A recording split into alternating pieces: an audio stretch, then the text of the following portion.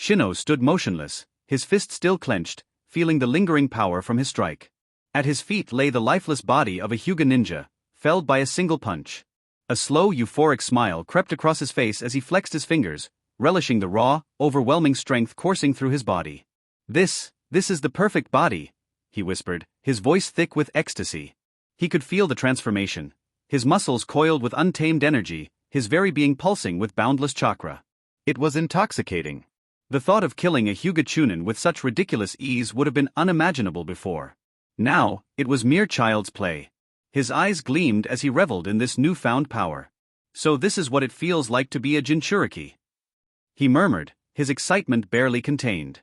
Before he could relish his moment any further, another Hyuga Chunin, this one preoccupied with evacuating villagers, spotted him. His gaze locked onto Shino, wariness flashing in his pale Byakugan eyes. What are you do?" The words barely left his lips before a fist crashed into his chest. Crack! A sickening sound echoed through the air as Shino's strike caved in the Chunin's ribcage. His body jerked, eyes wide in shock, as blood and saliva spurted from his mouth.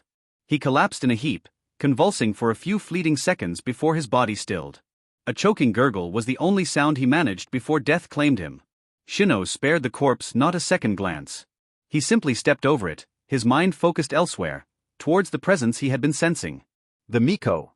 His body tensed with anticipation.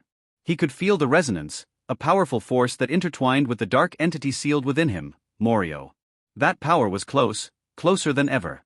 With a predatory smile, he strode forward, each step carrying him closer to his objective. It didn't take long before his journey brought him to a familiar house, the residence of Hyuga Kuroto.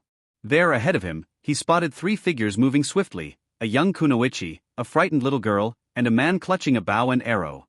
They were running, likely toward the emergency shelter where the other villagers had been directed. Shino chuckled. Fools. He flexed his legs and launched himself forward.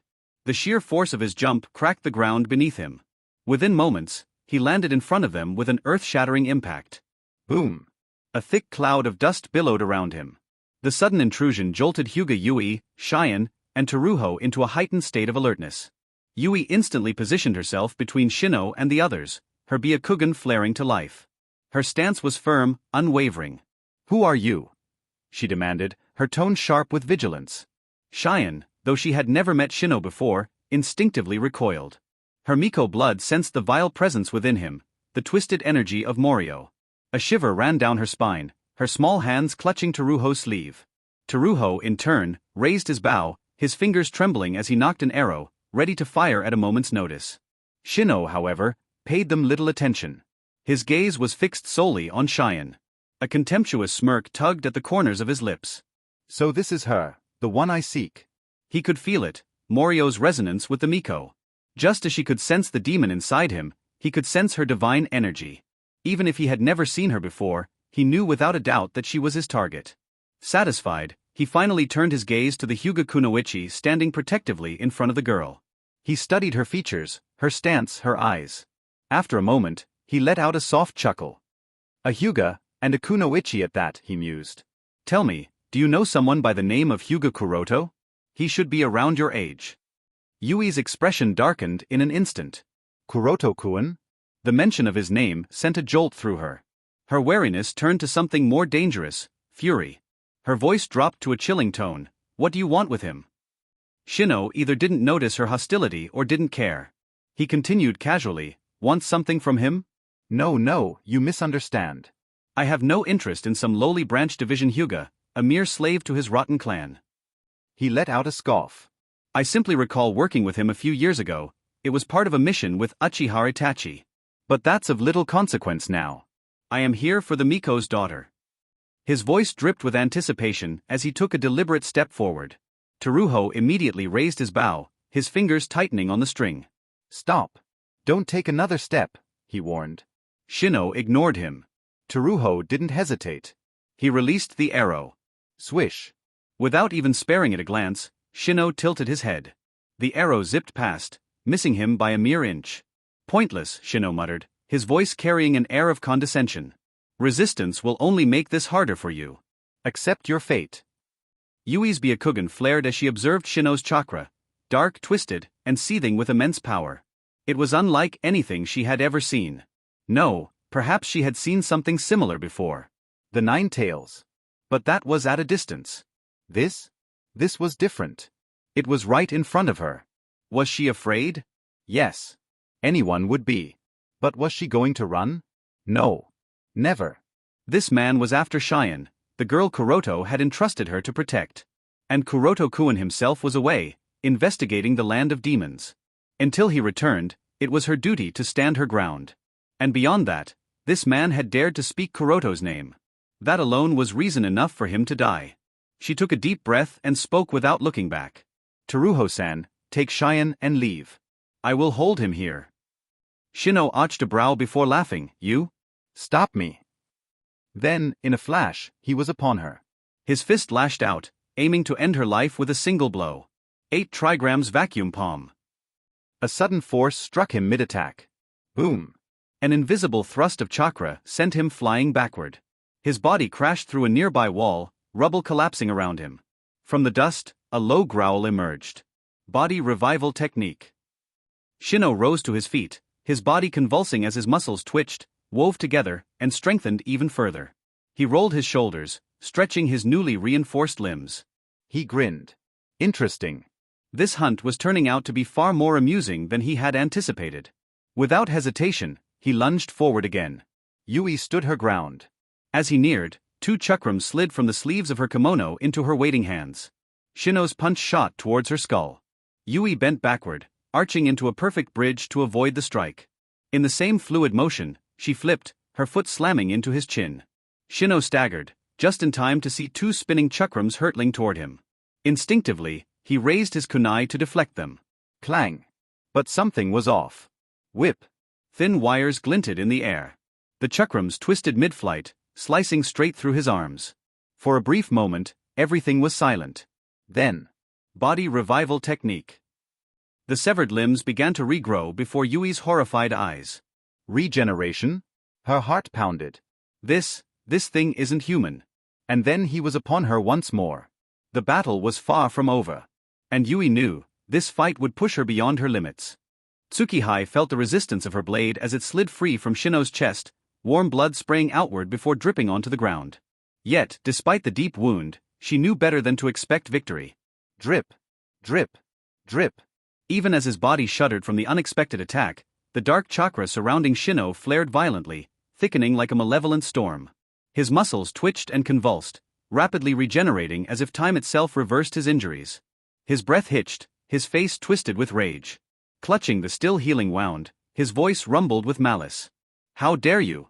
Tsukihei remained unfazed. With a flick of her wrist, she wiped the blood from her katana, her sharp gaze locked onto him, analyzing every detail. The wound was already sealing, flesh knitting itself together unnaturally fast. This was expected. Her attack wasn't meant to kill, but to test the limits of his regeneration. She knew from Orochimaru that the secret technique of physical regeneration, originally derived from Shino, was nearly unparalleled in its ability to restore the body. If that wasn't enough, there was also the possibility that he had merged the Chimera technique with Morio's dark chakra, making him even more resilient. Killing him won't be easy. Within mere seconds, the gaping wound was gone. Yet, the dark energy around him surged even higher, and his muscles continued to wriggle and bulge unnaturally. Tsukihei narrowed her eyes. Then, without hesitation, she turned on her heel and sprinted away, but not in the same direction as Yui, Cheyenne, and Teruho. She had no intention of letting this fight endanger them. The beast unleashed. Shino's eyes flared red, veins bulging with fury. Running away? He felt humiliated. The stab itself was nothing, it hadn't truly hurt him, but this damn Uchiha bitch had repeatedly annoyed him, interrupting his moment of power, disrupting his focus. Now she thought she could run? No. He wouldn't allow it. Boom. With a single bound, he crushed the ground beneath him and charged forward like an unstoppable force. His sheer speed and brute strength tore through everything in his path. Houses crumbled, walls shattered, the very earth trembled under his advance. Smash. Boom. Crack. Torn debris rained down as Shino plowed through buildings like a berserker, leaving a trail of destruction in his wake. A calculated gamble. Up ahead, Tsukihei glanced back mid-run, her eyes widening slightly at the sheer destruction behind her. Brute force is one thing, but this. She had expected strength. But this was mindless rampage. What caught her attention wasn't just his physical prowess, it was his recklessness.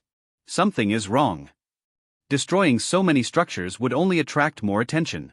If Shino's goal was secrecy, then his actions were counterproductive. Is his mind being affected by Morio? It was a strong possibility. Morio's dark chakra was far more corrupting than the mere Reibi Shino had once controlled. Morio was pure evil, a malevolent entity with an overwhelming presence. And it was sealed inside him. Could it be affecting his mind? Tsukihai's gaze flickered toward the collapsing buildings. Yet, despite all the destruction, she noticed a strange pattern. The houses were empty. No civilians. No casualties. The village had been evacuated. Why? Emergency evacuation orders were only issued when Konoha faced an existential crisis. But, what was the crisis? She listened. There were no large-scale battles. No sign of another village's forces attacking. What the hell happened while I was gone? A dark thought crept into her mind. Could this be related to the Uchiha coup? Was it possible that the Akatsuki orchestrated an attack and pinned the blame on the Uchiha clan? If so, then Konoha was already caught in a deadly scheme. But she had no time to dwell on this. Shino was gaining on her. Team 11's dilemma. Elsewhere, Team 11 had their own problems. Kakashi, still clad in his dog Umbu gear, stood with a calculating expression as his team gathered. The eagle-masked Umbu beside him frowned, shaking his head. Something's wrong. It's a trap, most likely, the eagle-masked Umbu muttered. But I can't be sure. Something is interfering with my perception. Dog frowned. Most likely. The purple-haired cat-masked Umbu spoke up, her voice low. Captain, let me handle the rescue. If it's a trap, it won't work on me. Kakashi studied her for a moment, then nodded. All right. But be careful. With a single step, Cat vanished. A deadly gamble. She reappeared 4 meters away from the tree where Uzumaki Naruto was bound. Naruto's eyes widened at her arrival. He thrashed against his restraints, muffled screams escaping his gagged mouth. Something was wrong. Cat activated her Manjikyu Sharingan. Her vision sharpened. She scanned the surroundings. No traps. Her frown deepened. That's strange. She turned her gaze to Naruto. Still no traps. This doesn't feel right. Even so, she cautiously approached, ready to cut him free. Then she heard it. Hiss. Her blood ran cold. Explosive tags. Boom. Boom. Boom. A chain reaction of violent explosions engulfed the area in a blinding inferno. Dog Sharingan spun rapidly as he rushed forward, panic flashing in his usually calm demeanor. Cat. Naruto. As the smoke cleared, something else happened. A spiraling vortex appeared behind the eagle-masked Umbu. A hand emerged from the distortion, reaching out. A voice murmured. 1 down, 3 to go. Hey everyone, Quantum Audiobook here. Sorry for interrupting, but if you're enjoying this content, please consider subscribing to the channel. Also, feel free to share your thoughts on this novel in the comments, and don't forget to like the video. The moment that hand was about to touch the should of eagle-masked Umbu, monkey-masked Umbu suddenly came out of nowhere, caught her, and flashed away. Chirp. And the very next instant, the sharp sound chirping of thousands of birds was resounded in the forest, and with dangerously dazzling thunder wrapped around his hand, the dog-masked Umbu, who had turned back a few moments ago, quickly rushed towards the masked man. If it isn't the long-lost Chidori, whispered masked man to no one in particular while looking at the lightning wrapped around the right arm of dog-masked Umbu. Dog-masked Umbu didn't seem to notice the masked man's fluctuating emotions. His speed was extremely fast, and in just an instant, he had already arrived in front of the masked man, but the fact that the masked man did not even attempt to dodge, retreat or block the attack made him feel confused. Whoosh! Dog's eyes shrank. The attack that was supposed to kill, or at least injure the masked man, did not even touch him. In fact, it just phased right through him, as if what was standing before them was nothing more than a projection. What sort of ninjutsu is that? Muttered Dog in confusion. But before he could reanalyze things, he suddenly felt a harsh kick on his waist, and with just one blow, Dog was blown away and severely crashed on the nearby tree. The masked man muttered in anger and disappointment. Pathetic, useless as always, can't stop anything, can't save anyone. At this time the dust on the opposite side cleared, and Cat Umbu, who had a dark green skeletal structure covering him, was revealed. His back was covered in small burns but nothing too dangerous. He also saw the weird scene where Captain's attack phased right through the body of the masked man, and to be honest, he even with his Manjikyu Sharingan was unable to figure out the exact mechanism. He was certain that it wasn't due to some sort of genjutsu or mere image projection. The masked man is indeed standing there, but the attack still phased right through him. This was strange. He understood that they have encountered a powerful enemy with strange abilities, so he did not dare to be careless, and said to the panicked Uzumaki Naruto, who was held by him, "I and my teammates will deal with him. Meanwhile you will run in the direction of the village. Can you do that?" Cat knew that the reinforcements from the village will be on their way, so as long as Uzumaki Naruto runs in the direction of the village, he will soon meet up with them, and thus will be escorted back to the village safely. Although Naruto is a kid, and he was unaware that this masked shinobi was secretly protecting and watching him for months now, but he saw the scene where this masked shinobi did not hesitate to risk his life in order to save him just a few moments ago, he was still touched. And with the calm and gentle tone he spoke to Naruto, Naruto instinctively nodded. For some reason, Naruto felt that this person was different from the rest of the villagers. He was like Hyuga Kuroto, yeah, like Hyuga Kuroto, and Ramen guy. So out of trust, Naruto nodded, and as soon as the cat masked shinobi put him down, he ran away. It's just that the ignorant kid did not know the right direction at all, and although he ran extremely fast, he did not run in the right direction. Cat looked helpless, but at this time it was already too late to stop the kid, so Cat could only sigh and look at the captain. Dog nodded towards the cat, then glanced at Eagle, go after the kid, and make sure that he reaches the village safely. The eagle-masked Umbu hesitated a little, but looking at the resolute eyes of 3 of her seniors, she nodded and disappeared in the direction Naruto went. The masked man did not stop her, he just lazily stood in the center of the 3 Umbu. With Naruto and Eagle gone, Cat asked with a sharp tone, "Just who are you, and what do you want with that kid? I don't believe you are from Amatsukami." The masked man did not even bother to look at Cat, or any of the other 2 members of Team 11. From beginning to end, his gaze was on Uzumaki Naruto and the Eagle Umbu that went after Naruto. To be honest, the Jinchuriki kid wasn't really his target. Bringing Naruto here was just part of his plan, and letting him escape was also part of his plan, so he did not have any intention of stopping Naruto from beginning to end. At this moment, sudden noise was heard, and from the looks of it, a large number of shinobi were on their way here. The masked man chuckled loudly, "It's about time," and immediately activated some strange technique. As soon as the technique was activated, his figure distorted and disappeared in a spiraling whirl. The second part of his plan has just begun. Confronting Uchiha Shisui and Heitake Kakashi wasn't really necessary, as such the masked man tacitly disappeared, because his objective was achieved. "Damn, it's a space-time jutsu again," muttered Cat with a frown. No matter how much either of 3 thinks about it, there doesn't seem to be a way to counter this technique. Whoosh, whoosh, whoosh. Accompanied by the sound of breaking past wind, several figures, led by Elder Danzo, arrived at the battlefield. Shimura Danzo looked at the state of the battlefield, and with just a glance he figured out some things. Then he turned towards the captain of Umbu Team 11, and questioned, "Where is the attacker? Where is the Jinchuriki?"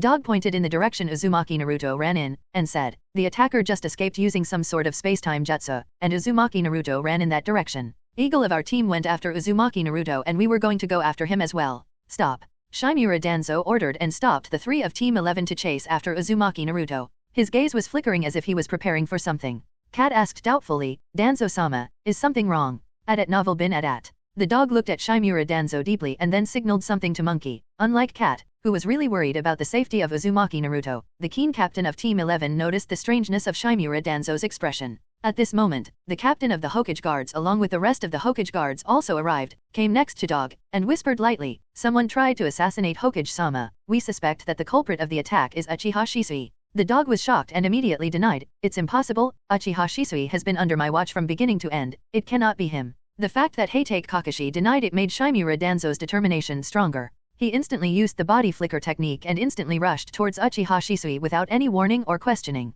With his crutch pointing towards Shisui, Uchiha Shisui did not expect Elder Danzo to attack him so suddenly, for seemingly no reason, and that too at such a critical moment when the life of Kyuubi's Jinchuriki was at stake. As a result, he was highly shocked. But even if shocked, Shisui still managed to directly use Genjutsu to subdue Shimura Danzo instantly. Instantly, Shimura Danzo, who had rushed towards Shisui, came to a halt, his head bent down, and it seemed he has lost consciousness. With Shisui's Genjutsu mastery, he managed to instantly subdue Shimura Danzo even with hastily launched Genjutsu. And just as Shisui wanted to figure out why Elder Danzo suddenly attacked him, the figure of Danzo standing in front of him suddenly disappeared, and this disappearance was so strange that neither was there any smoke nor any signs of other techniques being used. It was as if Shimura Danzo wasn't even present there. Shisui's eyes widened. "This is Iza was all he could speak when Shimura Danzo suddenly appeared behind him out of nowhere and fiercely struck his crutch on Shisui's spinal cord. Shisui wasn't able to avoid this attack. He had barely managed to avoid being hit at the spinal cord, but he was still in severe pain, and weakly asked, "Why?"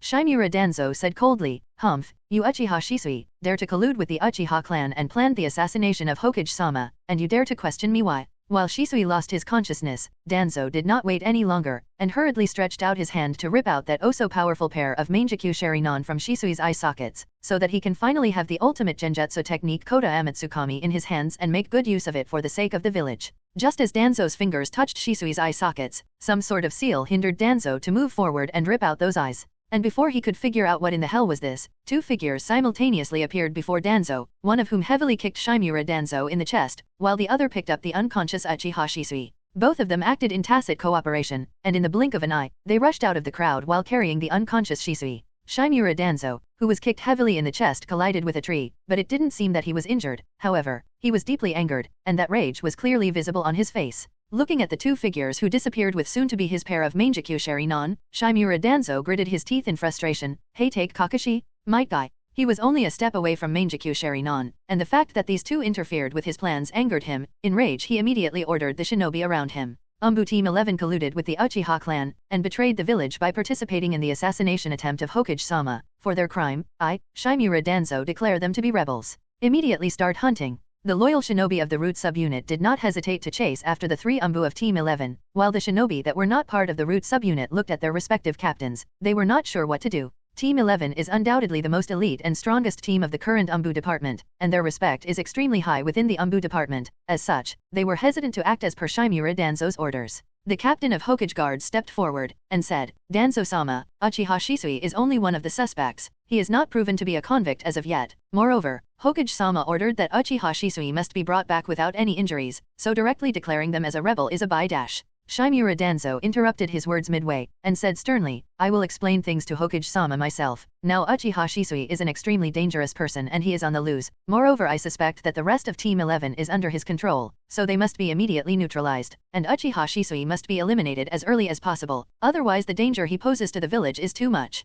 Speaking so, Danzo did not care about the opposite party's words and immediately rushed in the direction of Heitake Kakashi and Might Guy. Seeing Shimura Danzo's reaction, the Hokage guards, as well as other Umbu shinobi looked at each other helplessly. They were not sure what to do. The captain of the Hokage guard pondered for a moment and said, Hokage-sama tasked us with bringing Uchiha Shisui back safely, and we have to also see that the Jinchuriki is safe, so from here we are going to be divided into 3 teams. One will go after Team 11 to ensure their safety, one will go in the direction pointed by captain of Team 11 where Uzumaki Naruto went, while the last will go back and inform Hokage-sama. Is that clear? Yes. Everyone responded. The captain nodded, and immediately divided the teams to follow the orders. On the side of Uchiha clan territory, 2 figures, one after another, were running up and down in the forest. Bathed in the cold moonlight, their figures rising and falling from one tree to another, their speed extremely fast, so fast that ordinary shinobi wouldn't even be able to keep up with their figures. After a long distance of travel, the figure who was in front finally came to a stop. She quietly stood on the branch of a tree, holding a young kid, who was not being honest within her drip.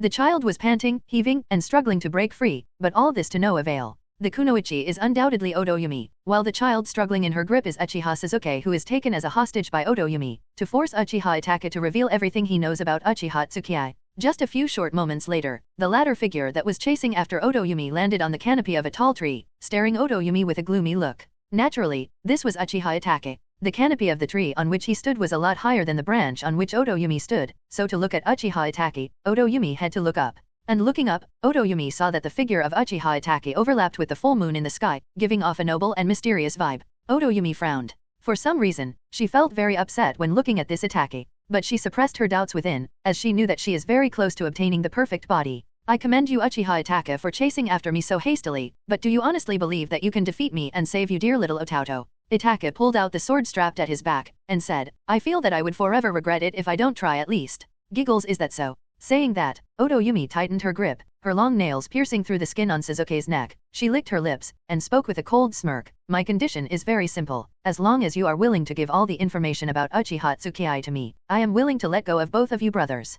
Humph, why don't you simply say that you are after her Mangekyou Shurinon? Itachi snorted disdainfully. Otoyumi's eyes shrank suddenly. Itachi's momentary disdain did not escape her eyes, and for some reason, Otoyumi believed that Uchiha Itachi indeed knows of someone with the name Uchiha Tsukiyai. In other words, there is indeed a young and genius kunoichi within the Uchiha clan. As soon as Yumi realized this, her tone became vicious. Uchiha Tsukiyai in exchange for the life of your dearest Otauto. What do you say? Otherwise, you can do everything you want, but nothing would stop your brother from turning into rotten meat in the belly of a snake. And further increased her grip, almost choking Uchiha Sasuke. Ha. N-I-S-A-N. The bare amount of air that Sasuke was getting in also disappeared, and he could no longer breathe. His struggle increased, he struck his fists violently, but to no avail. His face was red in desperation, kicking his feet wildly, struggling for even the slightest amount of air, but he was not getting anything, and he started to get weaker and weaker. The resistance he was putting also started to die down. Looking at Sasuke's state, Itachi felt that he was being choked. His heart was thumping rapidly. He was nervous, desperate. He wanted to save Sasuke. This desire was repeatedly being resounded in Itachi's mind. For Itachi, his family and friends are his bottom line. Nobody is allowed to harm them. And most of all, his Ototo, Sasuke, is the most sensitive, who should be under his protection. So someone is harming Sasuke means not only is he angering Itachi, but in fact, is seeking death. If Kuroto was here at this time, then he would have definitely teased Orochimaru for messing with the Uchiha Itachi, especially in regards to Sasuke. At novel bin at. But alas, Kuroto is not here, and Orochimaru would soon find out what happens when you offend Uchiha Itachi. While Itachi's emotions were flaring, Oto Yumi also noticed Itachi's strangeness. But before she could react, the figure of Itachi in front of her disappeared. Oto Yumi's expression shrank. This is because her perception was unable to keep up with the shadow. Oto Yumi can be sure that Uchiha Itachi is not so fast, so what increased his speed so much, so suddenly? Soon, she realized that her perception of time was altered by a genjutsu, and therefore, her eyes were unable to keep up with Itachi's speed. Whoosh, whoosh. Even if affected by a genjutsu, being a Sunin, she still managed to react and retreated backward with the use of the body flicker technique. His visual prowess has suddenly risen to such an extent. Yumi no longer had her previous calmness. Already having been subdued by Hiriko with a genjutsu, Yumi understands that as long as the visual prowess of the Sharingan is enough, it would be difficult for her to resist the genjutsu. And she also understands that because of using living corpse reincarnation to change her body several times and devouring the souls of their targets, the strength of her own soul is no longer as strong it used to be. This is one of the major reasons she is trying to obtain the body of an Uchiha. If she also gains Sharingan Kekkai Genkai, then this problem can be solved. While Yumi was shocked, Uchiha Itachi did not even bother to look at him. He squatted on a tree and said to someone, "Sasuke, follow this crow, it will lead you towards the village." Cough cough, but what about you Nii-san? Questioned Sasuke with a panicked look. Itachi flicked Sasuke's forehead and said as gently, "Don't worry, Nii-san will be fine, I will quickly take care of her and then join you back at home, alright." Sasuke hesitated, but looking at that gentle smile of his Nii-san he nodded repeatedly, and ran away, following the lead of the crow. Oto Yumi frowned and looked at the Uchiha Sasuke in her hand. Ka, ka, ka, ka, ka, ka, ka, ka, ka, ka, ka, ka, ka, ka, ka. As soon as Yumi looked, the figure of Sasuke broke into countless crows, surrounding her. Crow substitution technique. Yumi was stunned, then looked at Itachi and said, "You can actually use crow substitution techniques, Uchiha Itachi. Now I am sure that you have some connection with Uchiha Tsukiai, however times you may say otherwise, but I am certain. But putting that aside, at such an immature age you managed to trick me with your genjutsu. Uchiha Itachi, it seems I was underestimating your potential." On Uchiha Sasuke's side, putting his hand over his face, Sasuke hurriedly followed the crow. Because of being under excessive tension and fear only a few moments ago, his nerves were very tight, and he was feeling slightly dizzy. He was also unable to make out many of the things within the forest. All he wanted was to get as far away from that witch as possible and as soon as possible. Smash. Plop. Because of the darkness, Sasuke didn't see the thing before him, ran into it, and suddenly fell to the ground. Oh, it's you. But what are you doing here at this time? It's too late, Yano. Came a voice in annoyance. Sasuke, who fell down to the ground on his butt, suddenly heard a familiar voice, and he immediately looked up and said, "It's you? I should be asking you that same thing. What are you doing here?" The person with whom Sasuke collided was none other than Uzumaki Naruto, who was rescued by Uchiha Shisui. Hearing other parties' question, Naruto put his hand on the back of his head, and said nonchalantly, "I don't know what's going on. Someone with a mask suddenly kidnapped me, and I was brought outside the village, then another person with a mask rescued me, and told me to go towards the village. By the way, why are you crying? Who is bullying you?" Crying? Sasuke was shocked and confused. He immediately turned around, wiped away his tears, and said stiffly, "Nonsense, I am not crying at all, it's too dark and you are seeing things." Naruto walked around in front of Sasuke, squatted down, and pointed out after carefully staring at Sasuke's face, "Obviously you are crying." Sasuke immediately blushed. "No, don't tell anyone." Looking at Sasuke's embarrassed face, Naruto suddenly laughed loudly. "Ha ha ha, you are obviously crying. Ha ha ha, I did not expect that you who were so proud the other day would turn out to be a crybaby." Sasuke quickly said, "Shut up, shut up, shut up, I am not crying." But Naruto didn't believe Sasuke at all. Helpless, Sasuke said, Okay, but you can't tell anyone about it. Promise me this. As long as you promise to never disclose this matter to anyone, I am willing to accept any of your terms in return. Speak up, this is the promise of an Uchiha." As soon as he heard this, Naruto's eyes widened, and he asked while deeply staring at Sasuke, "You will promise any term?" nervous because of Naruto's intense gaze. The condition you put forward should not be too big or unreasonable, otherwise I will not be able to fulfill them. Hearing Sasuke's words, Naruto took up a thinking posture. It was as if he was seriously considering something. And when Sasuke saw such a serious thinking posture of Naruto, he somehow felt a little uneasy and nervous. Sasuke was afraid that Naruto would definitely put forward some unreasonable condition that he could not promise. Suddenly, Naruto seemed to have thought of something, and said loudly, "I have decided." "What?" asked Sasuke. Naruto pointed at Sasuke, and said, "My condition is that you have to become my friend." Sasuke was stunned, then spoke with an unsure expression. "What kind of condition is this?"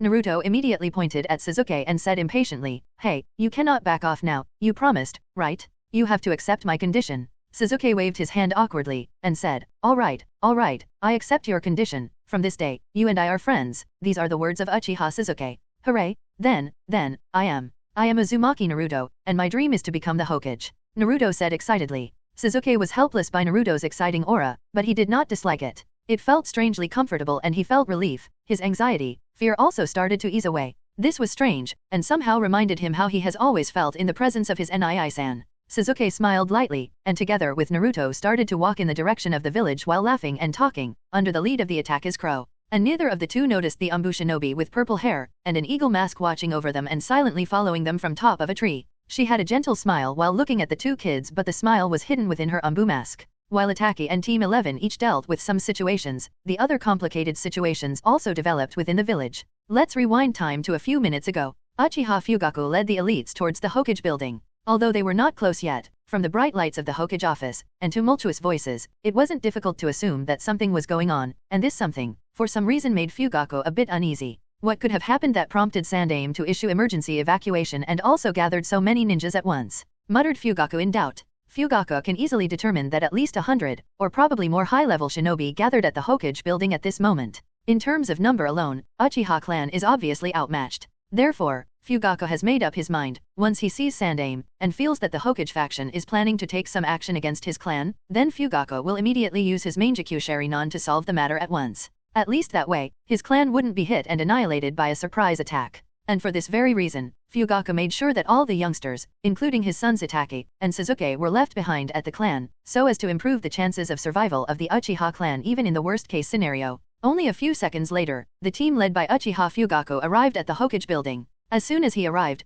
Fugaku saw Sandaime, the two elder consultants, as well as around 100 or so shinobi standing. Looking at Sandaime, Fugaku was silent, while he also started brewing his dojutsu, ready to cast at a moment's notice. Sandaime noticed Fugaku's silence, and there seemed to be some unusual tension in his expression. To ease away the tension, Sandaime took the initiative to speak. "Fugaku, you are finally here. I was wondering what was taking the Konoha military police force so long to arrive here." Fugaku frowned. He was a bit confused. "Forgive me for asking this, Hokage-sama, but I am a bit confused. I heard that you have issued the village to enter a state of emergency. What exactly happened, and why was the Konoha military police force not notified?" "The security of the village is under the jurisdiction of Konoha military police force, and yet we were not even informed of such." Sandaime frowned upon hearing Fugaku's words. The Umbu were ordered to summon all the clan heads, and Uchiha clan was no exception to that. As such, the order of summoning should have arrived at Uchiha clan. What? Fugaku was shocked. He turned to look at one of his men, who shook his head in response. From Fugaku's shocked expression, Sandaime understood that his guess was indeed correct. There is indeed some third party planning some things, and the Umbu responsible for passing the order to the Uchiha clan might have fallen in the hands of this third party. Now confirmed that the Uchiha clan is innocent, Sandaime spoke. "Well, I will briefly explain the situation to you. Not long ago, the Jinchuriki of Kyuubi was kidnapped by someone, and taken outside the village, and only a few minutes later, someone attempted to assassinate me inside the Hokage office. Although we were unable to figure out the identity of the assassin, a few things were still noticed. For one, he had a pair of 3 Tomo Sharingan, and for the other, the enemy was extremely powerful." "What?" Fugaku was taken aback now. Such a revelation was beyond what he expected. Sandaime continued. "From the disguise of the assassin, he didn't seem to be a member of a Matsukami, and form, his height and several other features including his speed made it seem as if he is Uchiha Shisui. To make the matters worse, the other party or probably his comrades deliberately led Shisui away from the village by kidnapping the Jinchuriki. By doing so, the witnesses of Shisui's presence were only the other 3 members of that team, and the blame will inevitably fall on the Uchiha clan. So overall, the situation is pretty messed up. It is hard to figure out whether the other party is targeting Kyuubi, or they are trying to induce infighting within the village, or maybe both.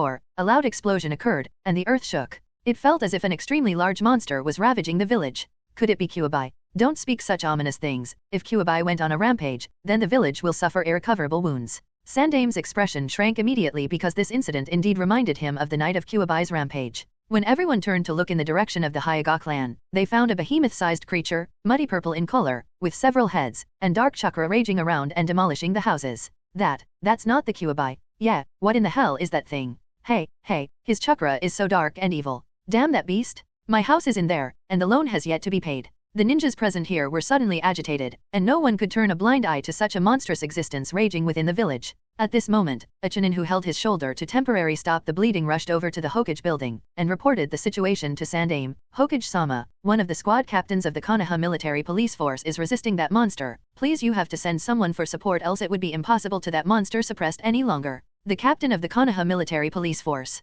Sandame was taken aback, and immediately turned towards Fugaku, who was standing next to him. Fugaku also had a confused expression. The Konoha military police force is under the control of the Uchiha clan, and all the squad captains are present here with him, and there are no other squad captains. Fugaku can be sure of this, as he, himself is the leader of the Konoha military police force. What's more, such a large monster cannot be suppressed or resisted by just any shinobi. Cage level strength is minimum. The injured Chunin did not seem to notice Fugaku's confused expression, and said to him, Fugaku-sama, this time thanks to the squad captain of Konoha military police force, many lives were saved and the people present around also had the opportunity to retreat as fast as they can, otherwise a lot of casualties would have occurred. I am afraid that none of our teams would have survived. So, please accept my heartfelt gratitude. Fugaku could only nod with an awkward expression. Sandame jumped on top of the roof of the adjacent building, and shouted, let's set off. Firstly, drive this monster out of the village 30 degrees south from position Alpha, and there the sealing class will prepare to seal that monster. Yes, Hokage-sama. Everyone, including Uchiha shinobi, nodded with a serious expression. The Uchiha were especially serious. The appearance of this monster has clearly indicated that there is a third party involved in the matter tonight, so everyone understood that someone was inducing infighting, and they were angered. This debt has to be repaid. The Uchiha clan has been under tremendous pressure for a while now, and now that they see the opportunity to let loose, they are pretty eager to beat the hell out of that punching bag. So under the leadership of Hokage-sama, a large number of shinobi rushed towards the rampaging monster.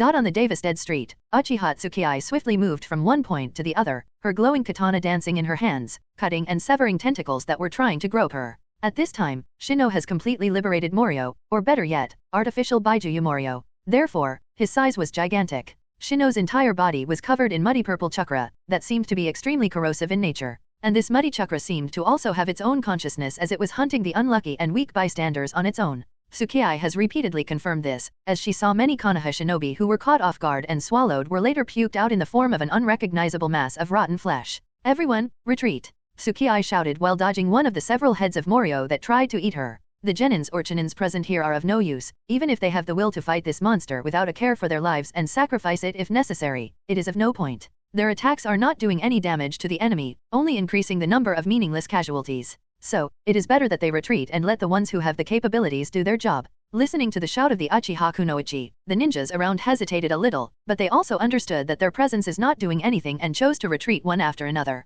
as they have long realized that with the level of their abilities it is impossible to participate in the battles of such level. Seeing that they started to retreat, Tsukii sighed in relief. Fortunately, the resident villagers of this block have already evacuated, and she has also led Shino outside the Hyuga territory. Whoosh! Using the body flicker technique again, Tsukii avoided another one of Morio's attacks and landed on one of the semi-collapsed walls. Currently, she was panting for breath, and tried to analyze the methods she can use to take down the enemy. Since Shino has completely liberated Morio, so Sandame must have noticed Morio raging in the village, and he would have no choice but to leave whatever he was doing and come here to deal with him. Therefore, Tsukii knows that as long as Shino is stalled for a while longer, backup would arrive and she would be able to retreat from here. While Tsukii pondered, one of Morio's dragon heads approached her and spoke arrogantly, "Uchiha Tsukii, do you see this? This is my power, superior to you Uchiha. Ha ha ha." Hearing Shino's voice, Tsukii's eyes shrank, and she muttered, "How did he completely dominate Morio's consciousness? Was it because of the Chimera Jutsu? For a Jinchuriki, liberating the Baijuyu means losing oneself. Therefore, only perfect Jinchuriki who have reached a deeper level of understanding with their Baijuyu sealed within them can liberate Baijuyu without any worry. Others all are not capable of this without losing their consciousness, so they would rarely resort to such a measure. Oh, I remember, there is one more trick," Shino said while laughing loudly, and immediately the corrosive chakra on Morio's body skyrocketed. Whoosh, whoosh, whoosh, whoosh. As the chakra on Morio's body soared, the surrounding earth and stones suddenly came to life and soon took the shape of stone soldiers. Shit, shit, shit, shit. Tsukii suddenly panicked as soon as she saw those soldiers of the ghost army, and quickly weaved the hand signs, fire release, great dragon fire technique. Instantly, a dragon-shaped fireball that covered a large part of the sky rushed towards Morio, but as soon as the dragon-shaped fireball arrived closer to Morio's body, the corrosive muddy purple chakra on his body started corroding the fire-style jutsu, and within just a few short breaths the jutsu disappeared. Damn it! Tsukii muttered in frustration. From the scene just now, Tsukii discovered that in addition to hunting bystanders and unlucky individuals, this corrosive chakra can also act as a protective covering to protect Morio's inner body and Shino within it. The number of attacks Tsukii can use is limited because of the absence of Ryu Mayaku. What's more, to deal with Baijuyu class monsters, ordinary ninjutsu attacks are of no use, unless you are Uchiha Madara, who can make any random B-class ninjutsu and display its power as strong as or probably even stronger than S-class attacks. I don't have any good way to deal with so many stone soldiers at once. Sandame will have to order his shinobi to take care of them," muttered Tsukii with a gloomy look. Being aware of what the ghost army is capable of, Tsukii understands that cutting off the main chakra source is the only effective method to get rid of these stone soldiers. There is no other effective method to stop them, and they might even cause large-scale damage to the village. Even the civilians and other shinobi will suffer under the siege of the ghost army. I guess I will have to accelerate the battle to reduce the damage and casualties. Making up her mind, Tsukii put back the katana inside the sheath strapped around her waist and slowly walked towards the head of Morio. Shino seemed to be surprised by Uchiha Tsukii's sudden actions, and spoke with a smile. What is this am I seeing? In the face of absolute strength, have you finally decided to give up, bow down and beg me to spare you? Is that it? Tsukii shook her head and said, "No, I am already bored of this pathetic fight, so I decided to get rid of you sooner rather than later. You hateful Uchiha bitch, you think you can stop me? I will kill you, swallow you, and then destroy this whole village," Shino roared in anger. This time, all the dragon heads of Morio cursed at the same time, so the sound spread all over the village, making every Konoha villager and shinobi look at each other in amazement and surprise. It was only now that they realized that the person who was openly resisting and suppressing the monster from rampaging all over the village is a kunoichi of the Uchiha clan. At novel bin at. After the roar, Shino ignored everything, and directly drove all the heads of Morio towards Uchiha Tsukii who stood completely defenseless. Looking at the wide-open jaw with countless large teeth, Tsukii smirked, and the Sharingan within her eye changed into the complex pattern of eternal Mangekyo Sharingan. Boom, smash, chomp, swallow. To those watching from a distance, it seemed as if the Uchiha Kunoichi enraged the monster and was instantly swallowed. While Shino on the other hand laughed loudly, after realizing that he had successfully swallowed the damn Uchiha Tsukii. So what if you are an Uchiha? So, what if you have the Sharingan? At the end of the day, it's all the same after being swallowed by me. Will just turn into my pre-dash. Ha ha ha ha ha ha ha. Stop that. Ha ha ha ha. I said stop that. Ha ha ha. But suddenly his voice came to a halt, and he suddenly felt that something was tickling him from within his stomach. Clutching his stomach, Morio started to roll madly in laughter. All the onlookers had their eyes turn into buttons in shock. Just a moment ago they felt sorry and sad for the death of the brave Uchiha Kunoichi, and now they don't even know what to make out of the sudden turn of event, but they did feel pity for this poor monster to have to go through such a horrible experience. Ha ha ha. Ah. Hot, hot, hot. It burns, it burns. Ah. And suddenly the monster's laughter turned into a terrible cry for pain. At this time, Uchiha Tsukii who was swallowed by Morio was under the protection of the basic ribcage Susanoo. According to her plan, the moment she was swallowed, she activated the Susanoo to protect herself from turning into rotten meat, but because of the lack of Ryuo Mayako, she only used the first stage Susanoo. Looking at her surroundings, Tsukii smmirked. Now you will understand that not everything you swallow will become the same in the end. Then began the process of taking down Morio, started with tickling the insides, then using the golden flames of Susanoo to burn the insides of Morio's body. Although, the golden flames of her Susanoo armor are not as strong as Ataka's infamous Amaterasu, they are also a force on their own, with the best ability of the golden flames being able to burn chakra. So even it is a Baijuyo, it doesn't have many ways to protect itself from these golden flames. And now that these golden flames have been lit within the stomach of Morio, Tsukii can be sure that Morio won't be eating anything in the future. Arg.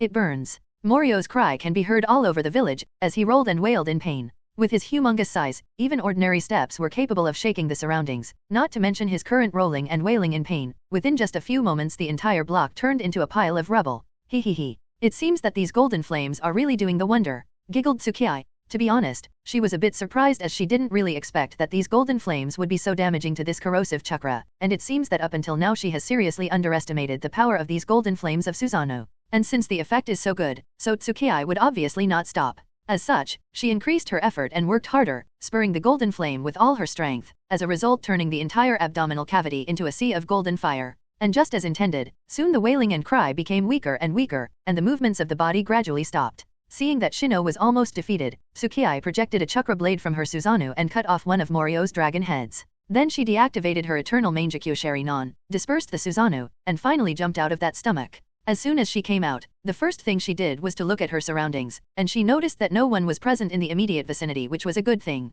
Next, all the stone soldiers of the ghost army also seemed to have crumbled and collapsed. At the same time, Morio's gigantic figure started disappearing, and along with it the golden flames also went out. Soon, there was only her and unconscious Shino were present here. It seems that I went a bit overboard, muttered Tsukii with a light chuckle. Caw, caw. At this time, a crow flew down and landed on Tsukii's shoulder. This crow was used by Tsukii to keep a watch over the surroundings, and now that the crow has landed on her shoulder, this indicates that a large number of shinobi will soon be approaching here. So, Tsukii glanced at the unconscious Shino for one last time, and after thinking over it a little, she decided to leave him here. Although this opportunity to take away Shino is good, however, if Shino disappears here then it will be revealed that the Uchiha Kunoichi fighting him is still alive, which is something Tsukii doesn't want everyone to think about. She wants everyone to think that the Uchiha Kunoichi fighting Shino was swallowed by him, and then as a last resort, the Kunoichi used some sort of kinjutsu that killed her and also defeated Shino. Doing this has many benefits. First and foremost, the reputation of the Uchiha clan will increase, as one of their shinobi sacrificed herself for the sake of the village.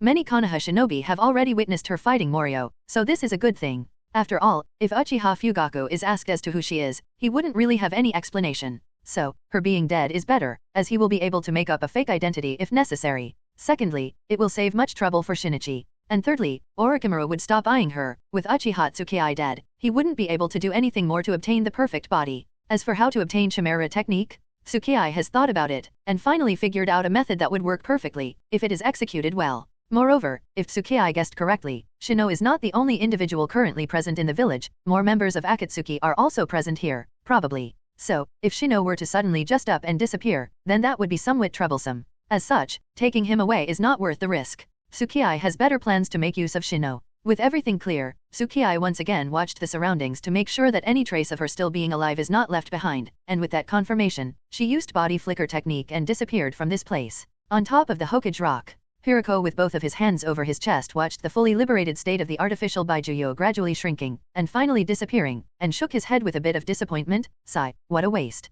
By his side stood Zetsu, who said helplessly, "Oh, the entire plan was ruined by fool Shino, and now he also seems to have lost." At novel bin at. The appearance of the giant monster in the village directly gave away signs of the presence of a third party, and with Sandame's wicked nature, it would be very easy for him to make out the entire situation and understand that a third party intended to cause chaos within Konoha by inducing internal conflict. So, it wouldn't be wrong to say that Shino's indiscriminate behavior and rampage completely ruined their plan. Hirako said, "Since the plan failed, I will go and see if he is still alive and bring him back." Zetsu looked at the distant moon, the eye on his half-black flickered for a while, and he said with a smile, "Please do so." Although Shino completely disrupted their plan, he is still a member of Akatsuki. Moreover, his strength this time also showed that he will be quite useful in the future. And because Shino also knows too much important information about Akatsuki, so he cannot be allowed to fall into the hands of Konoha, whether dead or alive. Otherwise, too much information about Akatsuki will become common knowledge among the 5 great shinobi villages. and this is unacceptable for the leader of Akatsuki.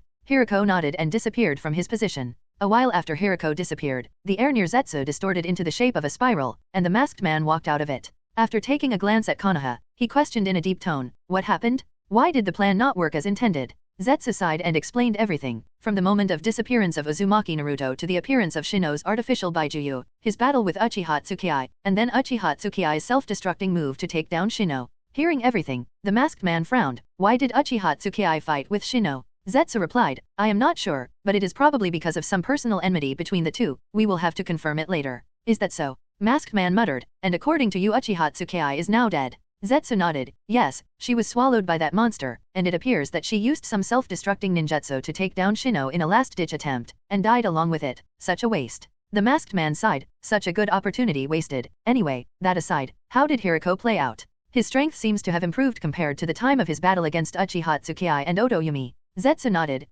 His abilities seem to have improved somewhat, especially in terms of speed. I reckon that soon he will be as fast as the Raikage himself. Hearing Zetsu's words, the masked man groaned a little and said, "This guy regards himself as a hardcore follower of Nagato. I must find a way to bring him under my command." After all, it was the masked man himself who convinced Pain to support Hirako's Kekii Genkai absorption ritual. Hirako does not know of the existence of the masked man and thinks that it was Tendo Pain with the eyes of Rakudo Sennin, who valued him and thus used the power of the organization to support his plans. Therefore, Hirako is eager to be recognized and regards himself as a hardcore follower and supporter of Pain. This is also why, when attacking Konoha this time, Hirako did not argue but directly disguised himself as Uchiha Shisui and attempted to assassinate Sandaime Hokage. Because this was Pain's order. Otherwise, how could Hirako agree to remain such low-key after completing his Kekii Genkai absorption ritual? While Masked Man and Zetsu discussed some things while observing the village, the ninjas led by Sandaime arrived at the scene of battle. Looking at the originally bustling neighborhood has now turned into a destruct site with not even a single building standing intact. Everyone felt extreme anger.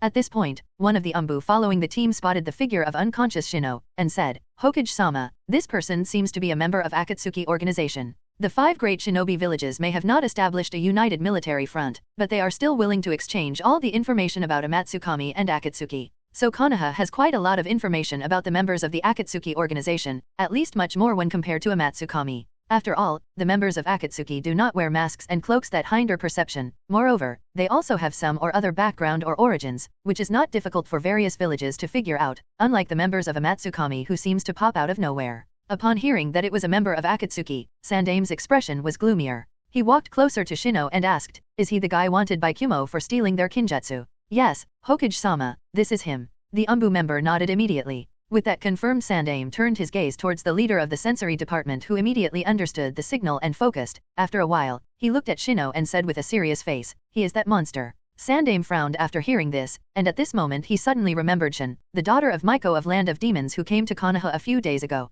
Because of the lack of manpower, Sandaime has been unable to send any team for an investigation into the territory of the Land of Demons. So only Hyuga Kuroto was sent to figure out the state of that country and confirm whether Maiko is still alive or has already died. But now that this monster is present here, Sandaime can't help but wonder, was that monster the same one that Maiko sealed a few years ago, because the description of that monster matches very well with this one. Thinking so, Sandaime suddenly turned towards Shino, and muttered, "If my guess is correct, then I am afraid that he has become a Jinchuriki to that monster, but it really makes me wonder as to how was he defeated so quickly even after liberating the demon." With a curious expression, Sandaime squeezed a smile, turned towards Uchiha Fugaku who stood on his side, and asked, "I want to meet the squad captain of the Konoha military police force who was fighting Shino." Before Fugaku could answer, another group of shinobi who were previously watching the battle from a distance arrived here and reported what they saw to everyone. After hearing their report, Sandaime was shocked. That is to say, the Uchiha Kunoichi who was fighting the monster was swallowed by him, and then she probably used some sort of technique as a last desperate measure to defeat the monster along with destroying herself.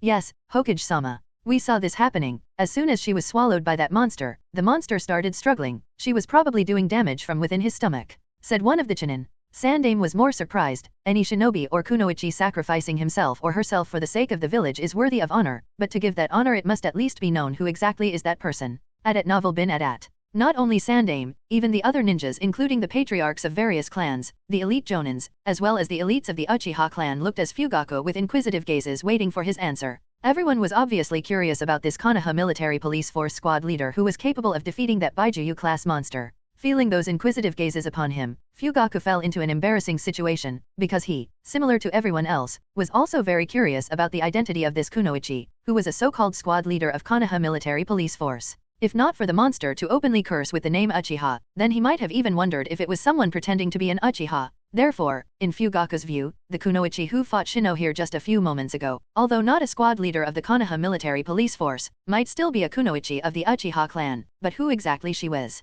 He is not sure about it. Who could it have been? Thought Fugaku. If they said that the person fighting Shino was a shinobi, not a kunoichi, Fugaku might have thought of it being Itake for a second, even though he knows how ridiculous that sounds. Itake may be an unmatched genius, but he is only 11 years old. But still, considering just how much of a freakish talent his son has, it is possible that it was Itake, but because it was a kunoichi, so it can't be Itake. Unless Itake has habits of dressing as females? No, that not possible. Itake is my son, he does not have such habits. Fugaku immediately erased that thought. But then who? Because Fugaku can't think of anyone. Seeing Fugaku's silence, Sandaime frowned. Although the Konoha military police force is under the control of the Uchiha clan, Sandaime is still very much aware of the identities of all the squad leaders of Konoha military police force. Because of this, he is even more curious about the identity of this kunoichi because he couldn't remember any kunoichi being squad leader in Konoha military police force. Although curious, he did not pressure Fugaku too much. It was possible that Fugaku was sad because of the death of this kunoichi. So, to give Fugaku some time to recover from his sadness, Sandaime did not disturb him, and this information can be confirmed at some other point. Right now there are more important things that they must take care of.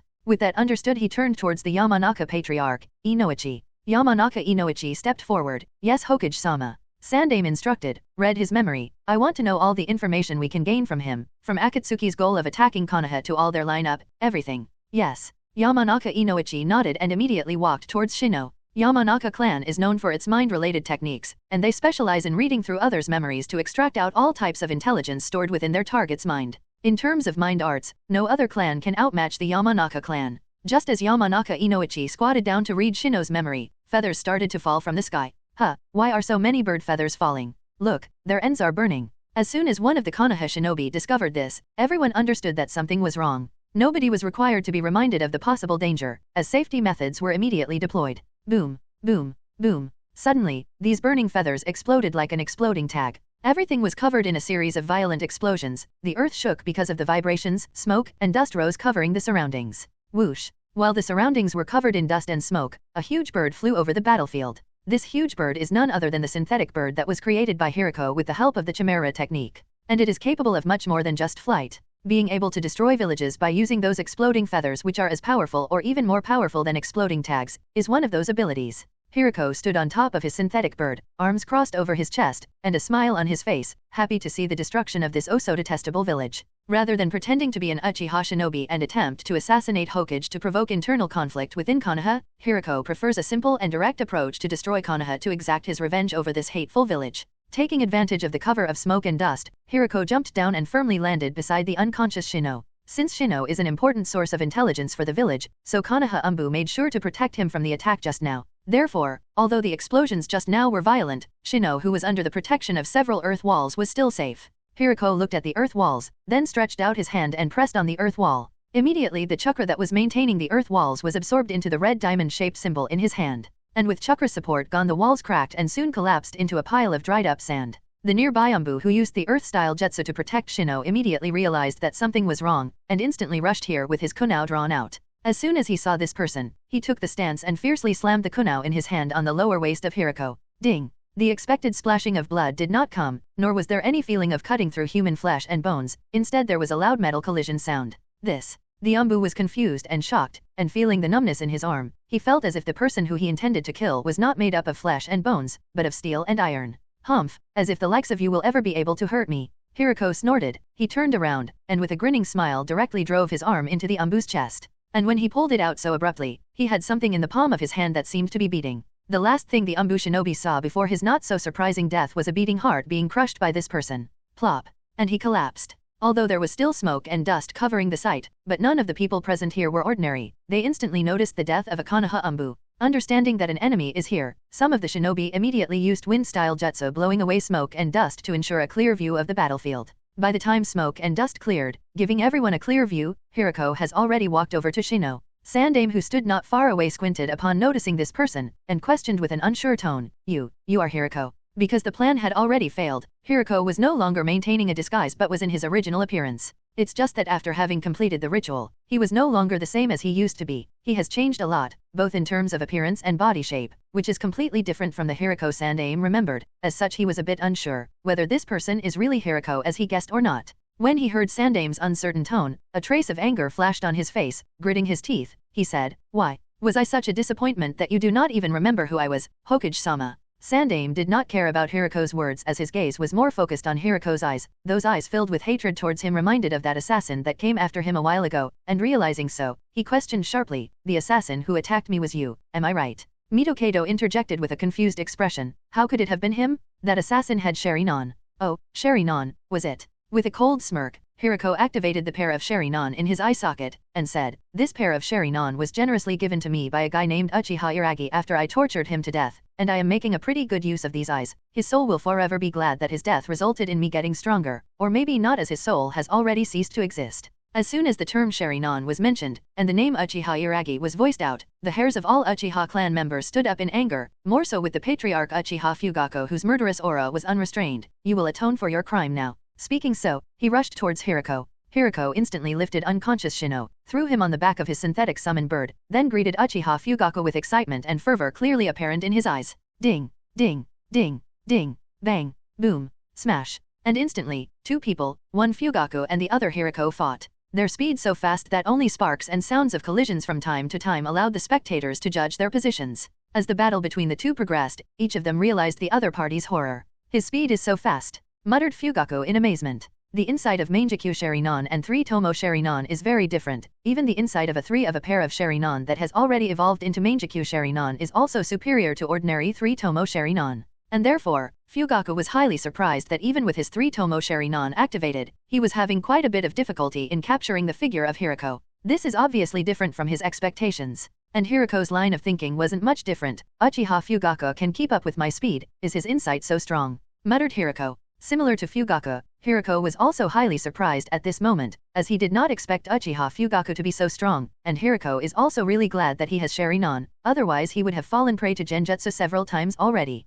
Hiriko did not expect this. According to him, Uchiha Fugaku didn't seem to be so extraordinary. Not in the time when he was still in the village. There was some reputation during the Third Great Shinobi War, but compared to the terror of Yellow Flash, Wicked Eye was not so much. Even the information that the Akatsuki has of the several cage-level shinobi also did not state much about the Wicked Eye Fugaku. But with this fight, Hiriko has found out just how much difficult it is to deal with Uchiha Fugaku. Fugaku's speed is extremely fast, top-class Shurikenjutsu mastery, extreme proficiency on fire chakra nature, Kenjutsu master, and most of all, Genjutsu specialist. Yudiden Koharu observed the two, and then said with a frown, "Hiriko can match up to Uchiha Fugaku? This is surprising. In my impression he should not have such capabilities." Mito-Kato Homura added, "And he also managed to transplant a pair of Sharingan. Just what kind of experiments was he doing Hiruzen? At novel bin at." Mito-Kato and Yudiden were surprised because under Nidaime-sama's era of power Konoha also conducted a lot of human experiments, among which the most famous ones were transplantation of Shodaime-sama's cells to cultivate a shinobi capable of using the legendary wood release, and transplantation of Sharingan. However, these experiments were unsuccessful and did not produce any satisfactory results. Although transplantation of Sharingan was much easier when compared to Hashirama cells, it was still very restraining upon a shinobi. In fact, only Heitake Kakashi, whose Sharingan was gifted to him by his teammate Uchiha Obito, is the only shinobi known to have Sharingan.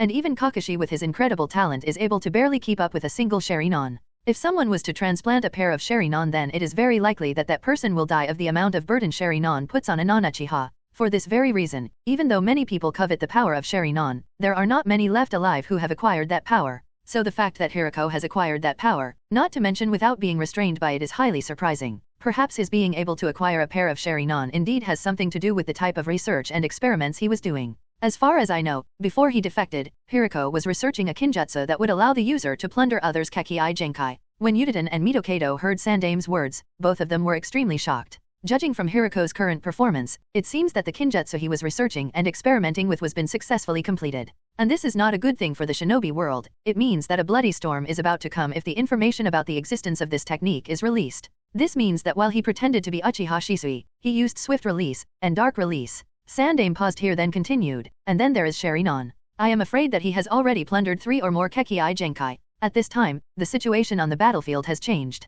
Hiriko insisted on defeating Uchiha Fugaku, so printing his hand signs, he shouted, "Storm Release Secret Technique, Demon Dragon Storm." Instantly, a massive thunder cloud capable of absorbing chakra to grow in size, strength, and ferocity covered the sky above the battlefield. And as per Hiruko's command, which he gave using different hand signs to summon multiple red pillars of chakra and lightning raining, Fugaku immediately realized the danger and retreated far away from Hiruko. By now Fugaku has concluded that defeating Hiruko without using his Mangekyo Sharingan would be almost impossible, but at the same time, Fugaku also feels that Hiruko lacks in the experience department. Whether it is his attacking moves, or defensive moves, or the overall rhythm of battle, what he seriously lacks is proper coordination and flow, which allowed Fugaku to make some extra moves, but because of that damn dark release and steel release, he couldn't completely exploit it to kill Hiruko at once. Genjutsu from simple Sharingan is not working on Hiruko. Should I use my Mangekyo? Such a thought emerged, but he immediately shook his head. Entire senior staff of Konoha is present here. If I use my Mangekyo Sharingan, it won't go unnoticed by them. And now that the situation of Uchiha clan has started to improve, I don't want to take any risk. That would again increase distrust between Uchiha clan and Hokage faction, especially now that Amatsukami and Akatsuki are waiting to destroy us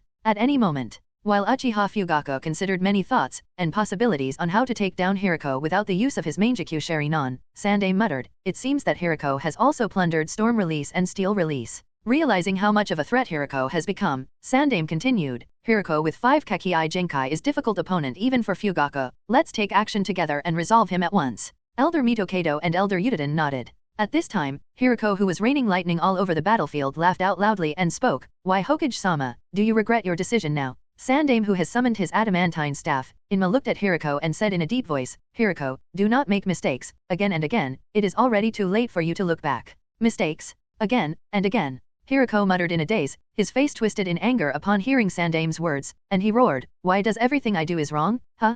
Is it because I am unwilling to be ordinary like most?" It seems that the thunderclouds in the sky were affected by Hiruko's mood and became more violent. The rain of lightning from the thunderclouds became stronger and more frequent. Standing at the center of the thunderclouds, Hiruko glanced at all the Konoha shinobi around him, and said viciously, "Today, I will make you realize just who is wrong." Speaking so, Hiruko increased the amount of chakra supporting the thunderclouds, thus further increasing the radius of thunderclouds and rain of lightning. Everywhere lightning fell, fire would be lit, and things would evaporate. Some of the shinobi even suffered heavily from the lightning, and instantly lost their breath. At this moment, Sandame signaled Fugaku, who instantly understood Sandame's intentions and rushed forward to engage in a battle with Hiruko. "Haven't had enough, huh?" Hiruko roared, and violently waved his steel hands that were covered in lightning. With Hiruko engaged in battle with Fugaku, Sandame also rushed towards Hiruko with his adamantine staff. With just a step forward, the length and girth of Inma increased and it seemed to be ready to slam Hiruko into a pulp. Seeing the staff coming towards, Hiruko grinned madly. He decided to not dodge that incoming staff, and shock Sandame. Just how hard is his steel release? Heavily kicking Uchiha Fugaku in the gut, Hiruko stood straight, with his arms opened wide, and said with a smile, "Any of you attack is meaningless against me." Smash, crack, break. Just as his voice fell, and Sandame's staff smashed on his waist, and instantly his face changed from a mocking look to a shocked and painful look. Boom, boom, boom, boom, boom. Before he could react, Hiruko flew out and collided with several walls far away. He broke through the first 4 walls and stooped at the 5th one with half his body buried inside that wall. As the dust and smoke cleared, Hiruko got up. This time he no longer had his previous arrogant look, but a painful one filled with embarrassment and anger. Damn it, damn it, damn it. Although the staff only broke a few of his bones, what hurt him more was that his pride was broken. Embarrassed in face of Sandame Hokage, the fact that he flew out so easily made him lose his face, and the last thing he wants now is to lose his face in the face of oh so detestable Hokage. Just as Hiruko wanted to fight back, several chains that were wrapped in some sort of shadow appeared out of the ground and instantly restricted his movements. His feet bound to the ground, and his hands restricted by the chains too. But the chains wrapped in shadow did not stop there and started coiling around him. At the same time, he felt someone invading inside his consciousness and had to severely resist not to lose himself. Trying to resist mental invasion made Hiruko's face twist in pain. But that wasn't it. The very next moment, Mitokato appeared behind Hiruko. He was carrying a very large scroll, and putting the scroll on the ground, he made hand signs and tapped on the ground. After having completed the ritual, Hiruko's perception has obviously increased very much, and sensing the chakra fluctuations coming from his back, he suddenly felt a great threat. He knows that if he doesn't do something immediately, then it is very likely that he will die here. So, Hiruko immediately looked up. The synthetic bird that was being bullied at the hands of Hyuga brothers, Akimichi Patriarch, and several other shinobi instantly swooped away from them and went towards him. With the arrival of the synthetic bird, Hiruko's hands and legs suddenly exploded, breaking away the shadow chains, as well as his 4 limbs. Now with all of his limbs gone, the leech stored within his body instantly took the empty place, and he leaped high up using those make-up limbs, landed on the half-injured bird's back, and hurriedly shouted, "Quickly go." As soon as he landed on the back of the synthetic bird, he immediately ordered it to go and did not even dare to look back. Boom! Just as he was going, the back of the synthetic bird suddenly exploded, but thankfully it wasn't that damaging and the bird could still continue its flight. Hirako never expected that even after having absorbed 5 Kekkei Genkai, he still couldn't manage to hold his own against those people, and had to retreat at the cost of sacrificing his 4 limbs. Outside Konoha village, Might Guy carried unconscious Shisui on his back, and followed Kakashi as they galloped through the woods. Behind them were a large number of Umbu of the root subunit led by Shimura Danzo. He was at a loss at this moment and muttered, "How did things turn out like this?" "Sigh, I don't know." Kakashi's face gloomy. Although he has yet to figure out the whole situation, he has keenly noticed that their Team 11 has become prey to a certain conspiracy. Guy asked, "Do you think that the mission Kuroto is assigned to has something to do with what's going on here?" Kakashi wasn't sure. The mission that Kuroto was suddenly assigned was unknown to the other members of the Team 11. And Uzuki Yujeo, who was temporarily assigned to Team 11 as a replacement for Kuroto's absence, was sent to watch over Uzumaki Naruto by him. Hopefully, she will safely bring Naruto back to the village. But there were more important things they have to consider now, which was the information about the assassination of Sandaime-sama. Whether that is true or not, what do you think about the information about Sandaime-sama's assassination? Guy glanced at Shisui and said, "We know that it wasn't Shisui, so there is no doubt about that?" Kakashi nodded. "Right, it wasn't Shisui, and I don't think that the Uchiha clan would choose to do anything of the sort at this point. So the only other possibility is a comrade of that masked man. He did have Sharingan, so it is possible that his other comrades also have Sharingan, and this attempt was likely either related to Akatsuki or Amatsukami. Sigh, I hope that Hokage-sama is safe, otherwise the situation could turn worse for the village." Guy said, "Do not worry, Kakashi, we must trust Hokage-sama, he will be safe." Kakashi helplessly shook his head at Guy's optimism, then glanced backward at the chasers that were following him, and muttered with a frown, "If this goes on, we will be overtaken by them sooner or later." Guy asked, "So what do you suggest?" Kakashi thought a little and said, "I will hold them, and you will take Shisui to Team 11's 4th rest house. After I lead them away, I will meet you there." Because Umbu shinobi have to perform several secret missions, so almost all Umbu have certain hideouts spread throughout the country, as they can't interact with general shinobi or common folks during any mission. Guy hesitated a little. "Kakashi, you alone." Before Guy could finish speaking, Kakashi has already turned around facing the shinobi coming towards them. He did not glance back at Guy but said, "That's an order. Treatment of Shisui's injuries cannot be delayed. Go, I will meet you at the hideout as discussed." After speaking that, Kakashi did not wait for Guy's response and rushed towards the crowd of shinobi, as a very familiar chirping of thousands of birds rang throughout the forest. Looking at the determined back of Kakashi, Guy nodded, "Do not die, Kakashi. You are my eternal rival. You are not allowed to be defeated by others." Leaving that sentence, he did not hesitate anymore and rushed towards the hideout.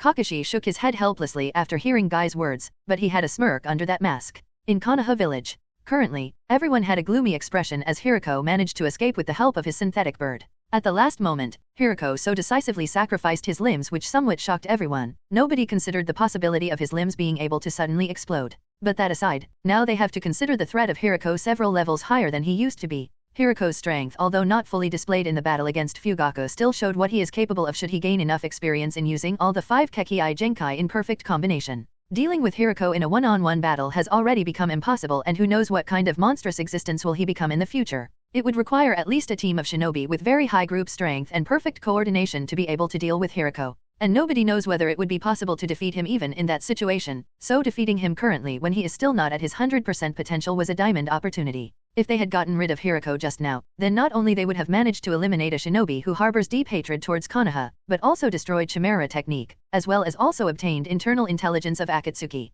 But unfortunately, the chance was missed, and now it would be extremely difficult to kill Hirako next time. With broken fragments of chains remaining in her hand, Elder Yudiden walked towards Sandaime and said, "Hiruzen, Hirako is too dangerous to be left alive. We must notify all the other shinobi villages about his existence and work together to eliminate him. No village will allow a shinobi who can plunder others' Kekkei Genkai to stay alive." Elder Mitokedo with the scroll in his hand also walked here. From the Kekkei Genkai he has used, we can now confirm that all the 4 shinobi other than Uchiha Iragi in that period have become his prey, and we have also confirmed that the shinobi who attacked Raikage's entourage was a member of Akatsuki, not of Amatsukami. Akatsuki and Amatsukami have become Sandaime's headaches. At this moment, 2 Umbu who went after Team 11 finally rushed back to the village and reported about Elder Shimura Danzo's brazen attack on Uchiha Shisui to Sandaime. Hearing of the attack, Sandaime brown wrinkled and he glanced at Fugaku and the other Uchiha and breathed a sigh of relief after confirming that they were not paying attention here. Understanding the complete situation, Sandaime ordered, "Call back Shimura Danzo under my order, also protect Team 11 from any accident until they safely arrive at the Konoha hospital.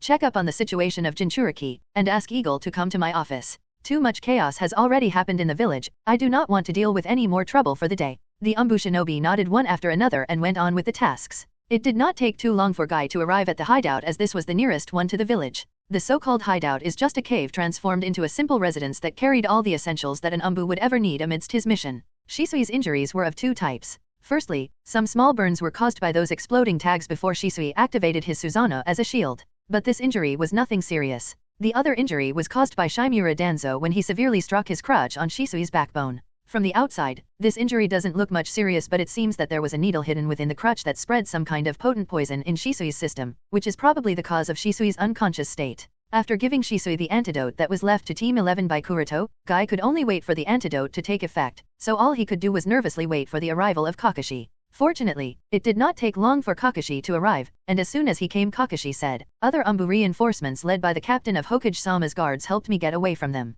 Guy nodded, and explained Shisui's injury to Kakashi in detail, and then added, "I was not sure whether the standard antidote distributed to Umbu would work, so I used the antidote given to us by Kuroto. I hope it works."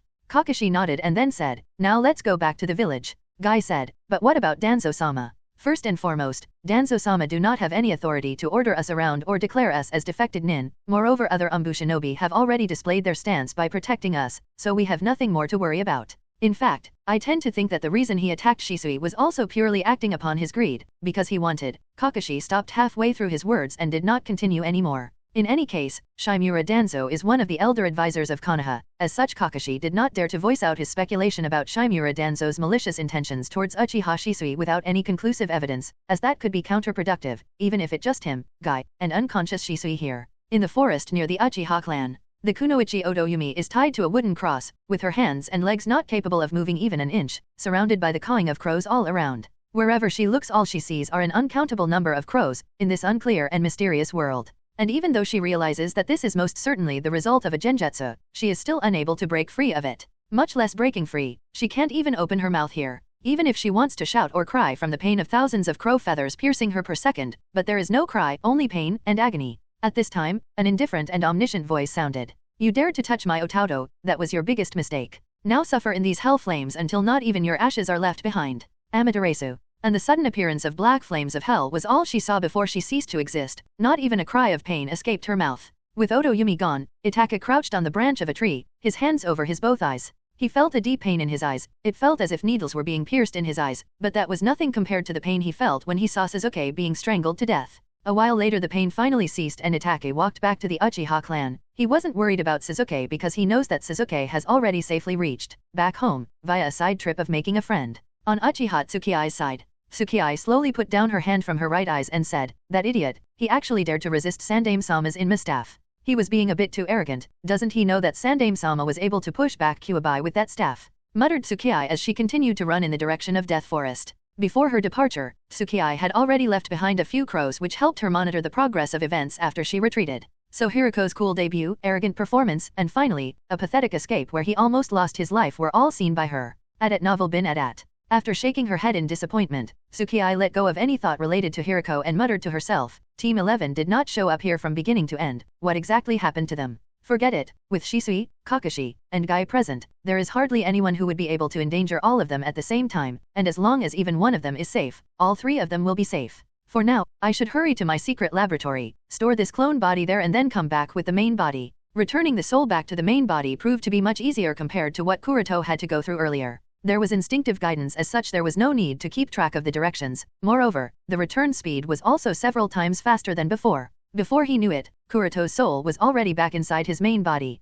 Whew! Coming out of the tree hole, Kuroto stretched his body and felt a bit refreshed. Since the seals placed around the tree hole were not damaged, so Kuroto was sure that no people or animal dared to approach the tree hole during the absence of his soul. For which Kuroto was really glad, as he wouldn't have to bother wasting time in hunting some irrelevant people or beasts that would later become either his test subjects or will be fed to Okinabuta. At this time, Okinabuta's nose twitched, and he instantly got up. Noticing that Kuroto has come out of the tree hole, he leaned over and tried to circle around Kuroto. But given his size, circling around shook the entire forest. Kuroto helplessly smiled and jumped on the back of this idiot boar. After patting the boar's head, Kuroto said, Yes, this time I owe you a favor. I will be sure to send you a treat." As soon as Kuroto said this, hot air escaped Okinabuta's snout, which indicated that he was happy and excited for the treat. Although Okinabuta hasn't been around Kuroto for very long, nor has Kuroto summoned for Buta's help very much, however, every time Kuroto has summoned Buta, he has been handy in one way or the other. There is also the fact that Buta seems to have Kuroto imprinted in his mind as some sort of master or owner, probably because Kuroto fed him a lot of poison while he was still young, which might have been an act of kindness from someone's perspective.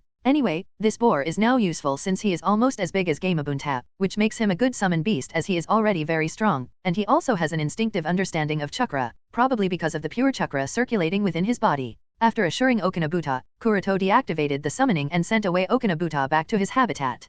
Kuroto himself also did not delay any longer, and after spending a few more days in the land of demons he decided to go back to Konoha. 2 weeks later, Kuroto returned to the village. The first thing he needed to do was to have a meeting with Sandaime-sama regarding the situation of Land of Demons, but it appeared that Sandaime-sama was seriously busy with village's matters as well as some other political matters, so he couldn't spare time to meet Kuroto right off the bat. As such, Kuroto submitted his report to Sandaime-sama and returned to his house. Whenever Sandaime-sama will have time, he would summon Kuroto. After coming back to the house, he was greeted with the sight of Yui, Shin, and Taraho eating lunch. Seeing Kuroto's return, Yui hurriedly got up from her seat and greeted Kuroto. "Kuroto-kun, you are finally back." Kuroto hugged her and rubbed Yui's back. There was a short silence as the two stayed in the same position. This was necessary to relieve Yui of her anxieties, but seeing Shin's expectant gaze, Kuroto separated from Yui and walked towards Shin. He didn't speak much. He just untied the Ryo Mayaka's gourd and gave it to Shin, told her and Taraho to take this upstairs and they will understand everything. The remnant spirit body of Maiko-sama was staying within that gourd, and it is difficult to predict just how long will she remain in the shinobi world, so Kuroto believes that instead of him explaining anything to Shin, it would be best for her mother, that is Maiko-sama, to do so herself. That would be the best choice, as Shin and Maiko-sama will at least have the last chance to talk things out. And Maiko-sama can also express the words she was reluctant to at first. Although Shin was a bit skeptical, out of trust in Kuroto she nodded and went to the room she was staying in for the past few weeks. After Shin and Taraho went upstairs, Kuroto asked Yui to recite everything that happened in the village in his absence. "Please explain everything to me very carefully." Yui nodded and quickly explained. There was suddenly an emergency flare lit up a few weeks ago which alarmed everyone. Immediately after that, village entered an emergency state and Hokage-sama ordered villagers to go to the evacuation site. Then while Yui, Shin, and Taraho were going to the evacuation site, there was this arrogant guy whose name was Shino. He came after Shino, although Yui resisted him and even almost killed him several times. However, he had some sort of regeneration technique that helped him always recover. Therefore, Yui wasn't sure what to do with him. Then this kunoichi by the name Uchiha Tsukii arrived and gave her the opportunity to retreat along with Shin and Taraho. As for what happened later, Yui didn't witness it, but she did hear that Uchiha Tsukii sacrificed herself to defeat that guy named Shino. Later everyone found out that he was a member of Akatsuki, and then more things happened. There was Hiriko who fought against the Uchiha Patriarch, and several other things also happened. Overall, the situation was chaotic, and too many things happened. Many shinobi also died, so the next day a funeral ceremony was conducted and their names were engraved in the memorial monument, especially Uchiha Tsukii's, who sacrificed herself for the sake of the village. Kuroto wasn't much surprised after hearing everything, which made Yui frown. She had an instinctive feeling that even though Kuroto-kun wasn't in the village, he was somehow informed of what all happened. Unable to understand the possible cause, Yui decided to let it go, as it didn't really matter much. As long as Kuroto-kun is fine, then that's all that matters. However, Kuroto's thoughts were a bit different. Yui's understanding of the situation is limited. I will have to ask Shisui for a better understanding of all the events. At this time, Yui spoke. By the way, Kuroto-kun, that person Shino also asked about you. I don't think that he was aware of who I was, but he seemed to know you. Kuroto nodded and explained the events of the first mission he took along with Uchiha Itaki after surviving the cleaning operation. When she heard the details, Yui nodded in understanding, as she was reminded of that mission where Kuroto-kun encountered Kimagakure's Nibi's Jinchuriki and was later praised by Jirei Yasama. Later Kuroto had some more discussion with Yui and then went on to search for Shisui. From Shisui, Kuroto get to know more information. It turns out that all the Umbu that went on to search for the whereabouts of Uzumaki Naruto searched all over the village and the surroundings but did not find him. Later, when they returned to the village and thought that Naruto went missing or was probably again kidnapped by someone of Akatsuki, they discovered that at some point Naruto had returned to his home and was immersed in a sound sleep along with another kid, who turned out to be Uchiha Suzuki. Seeing such a sight, everyone breathed a sigh of relief and asked the details from Temporary Eagle, who turned out to be Uzuki Yujeo, as she was assigned to cover up for Kuroto's absence in Team 11. Uzuki Yujeo explained as asked, and finally, the matter was resolved. But the situation was still not resolved, as the other 3 members of Team 11 were still missing. Later on, that same day when Team 11 was returning to the village, they again encountered Shimura Danzo and his root shinobi, and a fight broke out. Danzo was hellbent on eliminating Uchiha Shisui for the crime of betraying the village. Heitake Kakashi and Might Guy on the other side were also damn stubborn. They did not allow Shimura Danzo to even touch Uchiha Shisui, so even though both of them played very well, but because the two were heavily outnumbered, so they both suffered serious injuries.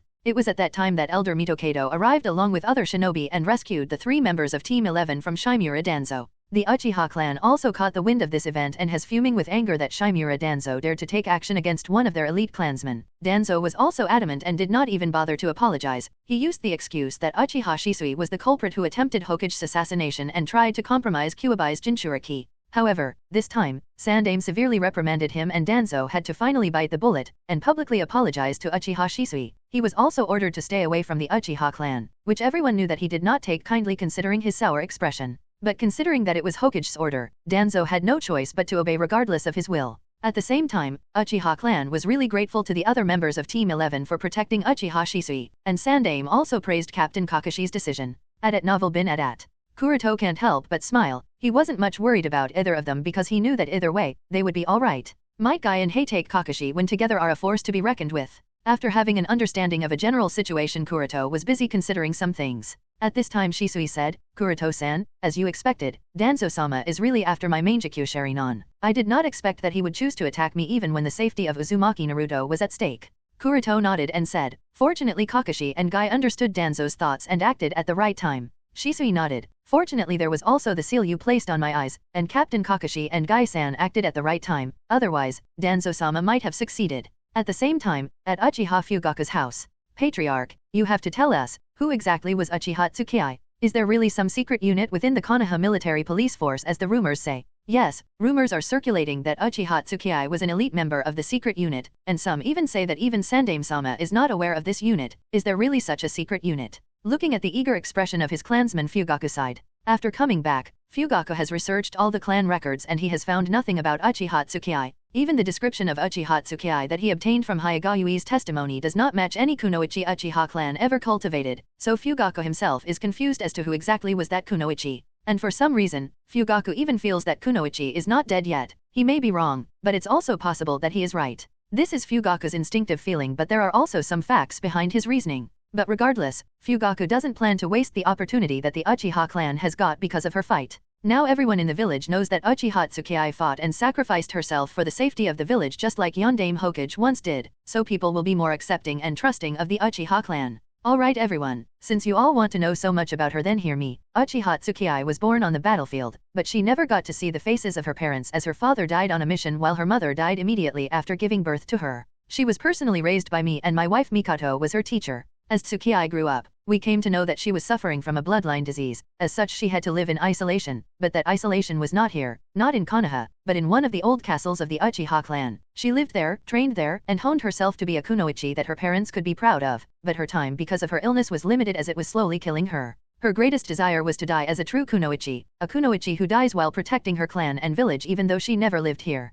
It's strange to think about it, but perhaps she did not think so. Maybe she wanted to leave behind something that all her clansmen could be proud of. She idolized Yondaime Hokage and coincidentally she died the same death. It was perhaps a coincidence that she was in the village recently. It might be because she caught wind of the incoming attack. I am not sure how, only she knows of this, but regardless, she died the death she wanted and we should be proud of her. She was a strong girl, a strong kunoichi, and a true Uchiha by heart. All Uchiha should strive to be as determined as her. By the time Fugaku finished, everyone was shocked by what they heard. Nobody expected that Uchiha Tsukii's life was so difficult, and everyone felt pride that she was an Uchiha, a true Uchiha. Looking at everyone's proud, Fugaku can't help but sigh helplessly. This is so unlike him. Bullshitting never pleases him, but what can he do? If that's necessary for the clan then he will do so, as that's what a patriarch's role is. After some more talks, Fugaku dismissed the now encouraged clansmen as he has to consider many things. With this open attack from Akatsuki, many things in the village will start to change, and he has to prepare himself and the Uchiha clan for it.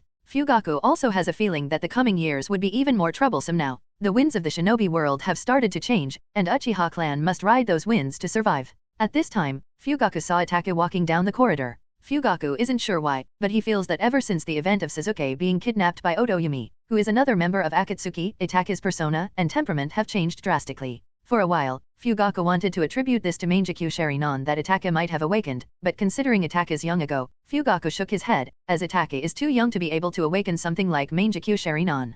As such, Fugaku is a bit worried about Itachi. After all, Itachi is his successor, the heir of the Uchiha clan. Fugaku even considered a possibility of mental trauma or guilt that Itachi might be suffering from, but he can't be sure. At least, Itachi's emotions seem stable, or rather too stable actually. Fugaku sighed. He will have to trust his son, because he knows that his son will never disappoint him. Someone who had the sight of a battlefield burned into his mind at the age of 4 will never be traumatized by such a small event. Who am I kidding? Perhaps it really is because of that. Standing in the corridor, Itake noticed Fugaku's helpless sigh and asked with a worried tone, "Ota-san, is everything all right?" Fugaku folded his arms around his chest and said, "Itake, thankfully you rescued Sasuke from the hands of Akatsuki, otherwise I don't know what might have happened to him." When Fugaku learned that his younger son Sasuke was almost kidnapped by a member of Akatsuki under the chaos of that night, Fugaku was both shocked, panicked, and angry. He doesn't know what he might have done or how he would have faced Mikoto should something have happened to Sasuke. Moreover, Fugaku is also frustrated at the shamelessness of these Akatsuki and Amatsukami members. The glorious, noble, and dignified Uchiha clan, from who everyone fears have now become a vegetable market. Anyone wants an Uchiha, just come and take away an Uchiha shinobi. You want a pair of Sharingan? Just go to Uchiha clan and you can find a pair of freshly harvested Sharingan. There is also the rare variety of Mangekyou Sharingan. If you can't take them away, then just incite those awakeners. They will follow you, and bam, you get a pair of freshly cultivated Mangekyou Sharingan. Firstly, Shinichi and Kuromi, then there is also Homu's Yubi, next Ryota, and Hideki, after which Iragi was kidnapped by Akatsuki. Then an unknown Uchiha Tsukii appears and sacrifices herself, and now Sasuke was almost kidnapped by another member of Akatsuki. If this is not a vegetable market, then what is? And Fugaku as the patriarch is helpless, which is making him extremely annoyed. Itake shook his head slightly and said, "It's my responsibility to protect Sasuke. I would do so at all cost. As expected of my son." The stern Fugaku showed a rare smile. "At least, my family is safe for now," was Fugaku's thought. Fugaku knows of Itake's talent, and if nothing too unexpected happens, Itake will surely grow into another Uchiha whose strength is no inferior to Shisui, and as the next generation of the Uchiha clan grows into strong individuals one by one, the value of Uchiha clan in the village will again increase. The status of the clan which was lost will also be recovered slowly. In that case, even if Hokage faction wants to suppress the Uchiha clan, they will no longer be able to do so. After all, there is only Heitake Kakashi who could be a Hokage candidate among the younger generation of the shinobi. But Fugaku knows this better than anyone than Heitake Kakashi, because the Sharingan that he keeps with him will never be able to match Shisui and Itake in their prime. So Fugaku has considered many things over the past few months, and he no longer has any desire for the coup. The major reason for this is obviously the heavy pressure from the external enemies, including Akatsuki and Amatsukami, especially with the new technique that Hiriko has created, which allows him to plunder others' Kekii Genkai. If this technique were to get in the hands of others, the Uchiha clan will be in extreme danger from all parties. After all, Sharingan is undoubtedly the most superior Kekii Genkai. So, to ensure the safety of his clan, Fugaku has even regarded Hiriko as the #1 enemy. Of course, Fugaku did not know that his worries in regards to Hiriko's techniques were almost unnecessary. It's because the ritual ceremony conducted by Hiriko has too many requirements and variables that are difficult to be met by others. Secrecy, time, location, manpower, willpower, and many other factors are involved, and even then, there is no guarantee, as there is also the factor of luck.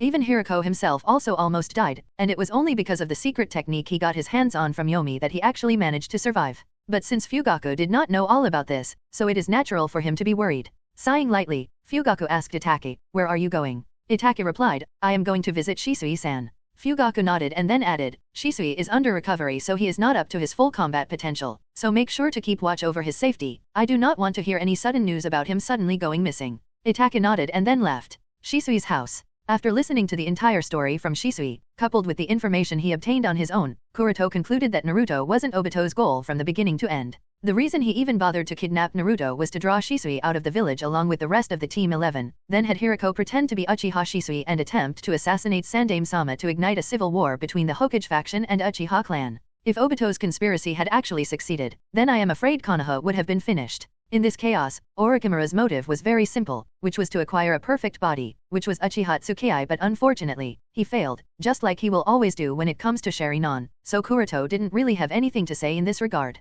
But anyway, it was perhaps through Shino that Orochimaru got to know of Akatsuki's plan and decided to secretly reap some benefits by taking advantage of fire. Shino's thoughts were probably the same. He also wanted to secretly swallow Shin to increase his strength by taking advantage of the chaos that Konoha was in at that time, but he also failed because of yours truly. As for Shimura Danzo's motive behind attacking Shisui, there was no need to even guess that. Fortunately, things turned out well, and Sandaime figured out everything at the right time, otherwise Konoha would have been swallowed in civil strife. With everything clear, Shisui asked, "Kuroto-san, so, what should we do next?" Kuroto observed Shisui's physical state using his Byakugan, and after understanding, he said, "Rest for now, we will talk about our future plans after you are in your tip-top condition." Shisui quickly interjected, "Kuroto-san, my injury is nothing, Akatsuki is too dangerous to be left behind to their own devices." Kuroto flicked Shisui's forehead and said while shaking his head, "We can't be hasty when it comes to Akatsuki. Their roots are much deeper than we think. For now, you should focus on your recovery, and we will discuss our future plans later." Shisui puffed his cheek in annoyance, then finally nodded. "Okay, fine." Kuroto nodded, and after passing on one of the latest created poison antidotes, he left Shisui's house, only to encounter Itake, who seemed to be here to visit Shisui. Seeing Kuroto, Itake hurriedly greeted, "Kuroto-san." Seeing Itake, Kuroto smiled and nodded. "Ah, Itake-kun, how are you?" Kuroto heard from Shisui that Uchiha Sasuke was abducted by Otoyumi, who is officially a peripheral member of the Akatsuki organization and Shino's subordinate. It's just that none of the Uchiha shinobi or the villagers knows that the very same periphery member was the Snake Sun in Orochimaru, therefore they don't particularly understand just how much danger Itake was facing at that time. In fact, Itake himself may not know this. In the original story also, Itake easily dealt with Orochimaru twice, but that was at the time when Itake had awakened Mangekyo Sharingan and was also a few years older than he is now. So, him being able to rescue Sasuke and defeat Orochimaru at his current age is highly surprising, even for Kuroto. Itake looked around, then said lightly, "Kuroto-san, I have something to tell you." Kuroto nodded, and said, "All right, follow me." Not long after, Kuroto and Itake came to the forest behind Uchiha clan grounds, and after Kuroto made sure that no one was around, he nodded towards Itake for him to speak whatever he wants to. After a bit of silence, Itake's eyes showed a determined, and after taking a deep breath he directly activated his Sharingan. And the next instant, Itake's Sharingan changed from 3 Tomo Sharingan to 3 spiraling curves around the pupil. Looking at those eyes, Kuroto was stunned, even he was a bit dazed, but quickly recovering he muttered, "You, Itake-kun, you awakened Mangekyo Sharingan." Itake deactivated his Mangekyo Sharingan and nodded. "Yes, the kunoichi I fought that night was very powerful. I almost died several times in her hands, and it seems that I awakened these eyes at that time." Itake actually did not know, it was at the moment when Otoyumi took away his Otauto. He had already awakened Mangekyo Sharingan. This is because Shino noticed the changed pattern in Itake's eyes when Itake went after Otoyumi. But all that aside, Kuroto is really shocked to see those eyes, because Itake awakened Mangekyo Sharingan almost a year earlier than he did in the original series. Thinking so, Kuroto asked Itake, "Did you kill her?" Itake nodded. "Is it even possible to kill Orochimaru?" thought Kuroto, because he can't think of anyone being capable of killing Orochimaru. At novel bin at. So, after groaning a little, he asked, "Are you really sure that she is dead?" Itake hesitated a little, then explained, "I used the ocular power of my right eye, which is called Amaterasu, to burn her completely. Amaterasu is the highest level of fire release and is capable of burning everything to ashes, therefore, she must be dead." So, Amaterasu, huh? Kuroto pondered a little and finally concluded that Orochimaru wouldn't die from mere Amaterasu. After all, if simply Amaterasu was capable of killing Orochimaru, then, in the original story, Itake wouldn't have used Totsuka's sword to seal Orochimaru into a genjutsu world. And Kuroto also thinks that aside from sealing, there is no other method to restrict Orochimaru. No matter what approach you use, he will come back. Converging his thought on the impossibility of Orochimaru dying, Kuroto focused his attention on Itake and asked, "Who else knows that you have awakened Mangekyo Sharingan?" Itake thought a little, then replied, "Other than Otoyumi, who is now dead, and probably Shino, only you know of this fact, Kuroto-san." Kuroto was surprised by Itake's reply. "You did not even inform Shisui of this fact." Hosan said that I must not inform anything related to assessment to anyone, not even to Shisui-san, so I did not mention about this secret to Shisui-san, said Itake. Kuroto smiled lightly, then nodded, "And why did you not inform Uchiha Patriarch about this? Aside from being your father, he is also the patriarch of Uchiha clan? I don't think you have any reason to doubt him, am I right, Itake-kun?" Itake nodded then said, "True, I do not have any reason to doubt Ota-san, but given the improving situation of clan, I do not want to break the balance by revealing the appearance of another Uchiha who has awakened Mangekyo Sharingan. Moreover, since I am going to be a member of a Matsukami, so it is best that I am not the center of all attention." Itake obviously carefully analyzed many things over the course of the past few months, and then reached this conclusion. Both Akatsuki and Amatsukami have repeatedly shown terrifying power, something neither Konoha nor Uchiha clan would be able to resist should they not resolve their internal conflicts. Therefore, both parties are left with no choice but to forcefully resolve their internal contradictions and fight with external enemies as a united front. This is their only option to ensure their survival. But if this balance in strength is again broken, and if one side starts becoming dominant, then contradictions will again appear, which is not something that Itake wants to see. Kuroto agreed, "I suppose that's true." Itake said, "By the way, Kuroto-san, did Hosan, or perhaps should I call her Tsukii-san, did she really sacrifice herself in the fight against Shino?" Kuroto did not answer but instead questioned, "What do you think, did she die?" Itake shook his head, "I don't think that she is dead. From all the information about her battle with Shino, there was no mention of her using the Susanoo, so I believe that she did not use all her strength. As such, it is very likely that she is alive." Kuroto nodded, "Right, she is very much alive. There are two reasons why she faked her death. Firstly, to let the people of Akatsuki think that she is dead, and second was to help the Uchiha clan uplift their lost reputation. And I would like to think that both of her purposes were achieved. And what about the rumor of her being a secret member of Konoha military police force? Is that really true? Questioned Itake. That's just a rumor. If you want to know her origins, I think it would be best to ask her yourself on your next mission together. I think she will be willing to satiate your curiosity if she feels like it, said Kuroto. Itake nodded, although he wasn't much interested in her background. As long as she doesn't have any harmful intention towards the village and the clan, everything is fine. At this time, Itake suddenly caught something in Kuroto's words and asked, in our next mission together? Does that mean I have passed the assessment?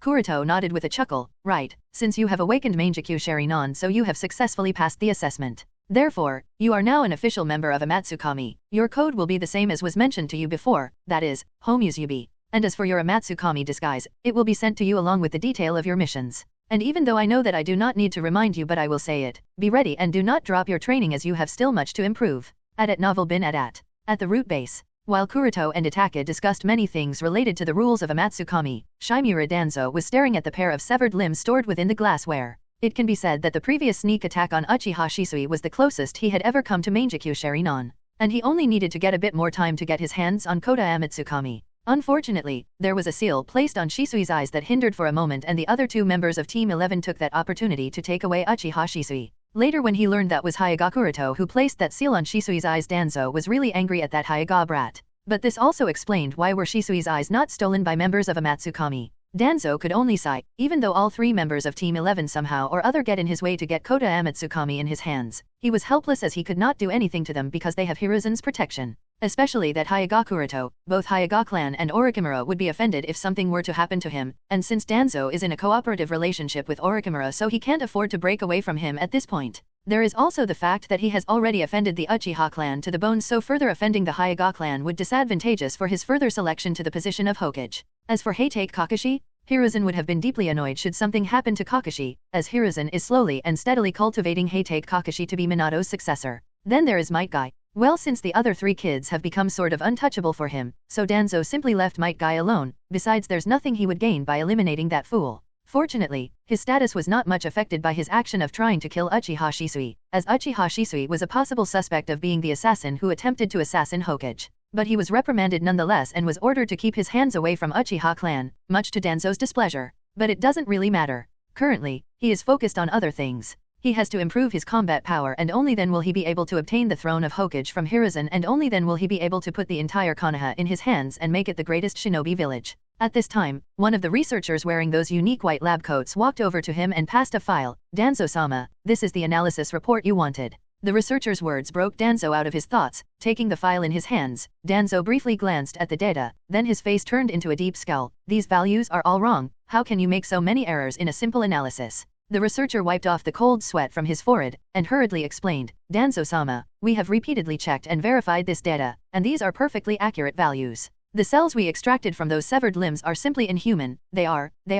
He wanted to use a better term to describe his thoughts, but no word came to his mind that accurately described the condition of those cells. Danzo's face sank. He reread the report carefully, then muttered to himself, human cells are impossible to survive at such life values. Just how did Hirako achieve such a feat? When Shimura Danzo heard that Hirako somehow created and completed a technique that could help him plunder others' Kekii Genkai, and the fact that he actually used that technique to plunder off 5 Kekii Genkai, including Uchiha's Sharinon, Danzo was shocked, but he was crazier and more jealous. Danzo feels that such a miraculous technique is simply a waste in the hands of useless and foolish people like Hirako, and only he who has the glorious dream of uniting the entire shinobi world should have such a technique in their hands. But unfortunately, he doesn't. But does that mean he can obtain it? Of course, he can. So to get his hands on that technique, Danzo immediately collected samples of those severed limbs left behind by Hirako, then summoned the researchers of the root department to study them and figure out a method to recreate that technique. However, the first step of the process has yet to proceed, as the life values of those cells are too contrasting from human standards. It's as if those cells do not even belong to humans, and therefore, no progress can be made, as their level of technology simply does not support those life values. Beep, beep, beep, beep, beep, beep, beep. At this moment the reading displayed by the instruments started to go chaotic, and soon alarming sirens sounded. Danzo did not panic, as the source of these alarms was right inside the glassware. Through the glassware, Danzo could clearly see that the cells stored within the glassware suddenly started to swell, and in just a few moments their volume expanded hundreds of times like cancer cells. Crack. The glassware could no longer hold them and started to crack as those cells started to break free. The researchers standing around tried various ways to stop this sudden change, but nothing they did worked as the cracks continued to expand. Crack, crack, crack, crack, crack, boom, and not long after those meatballs exploded, damaging the surroundings. With the only clue that he had in front of him to get his hands on Hiruko's technique now destroyed, Danzo's cold face became gloomier. In anger, he swept his crutch and smashed all these instruments in front of him. While Danzo roared in anger, the researchers standing around just gulped nervously. They did not dare to even breathe, much less speak something or move, obviously worried that they might become Danzo's next target to relieve his anger. After a while of venting out, Danzo finally calmed out and took deep breaths. By now the room was nothing short of a horror sight. But did Danzo care? Obviously no.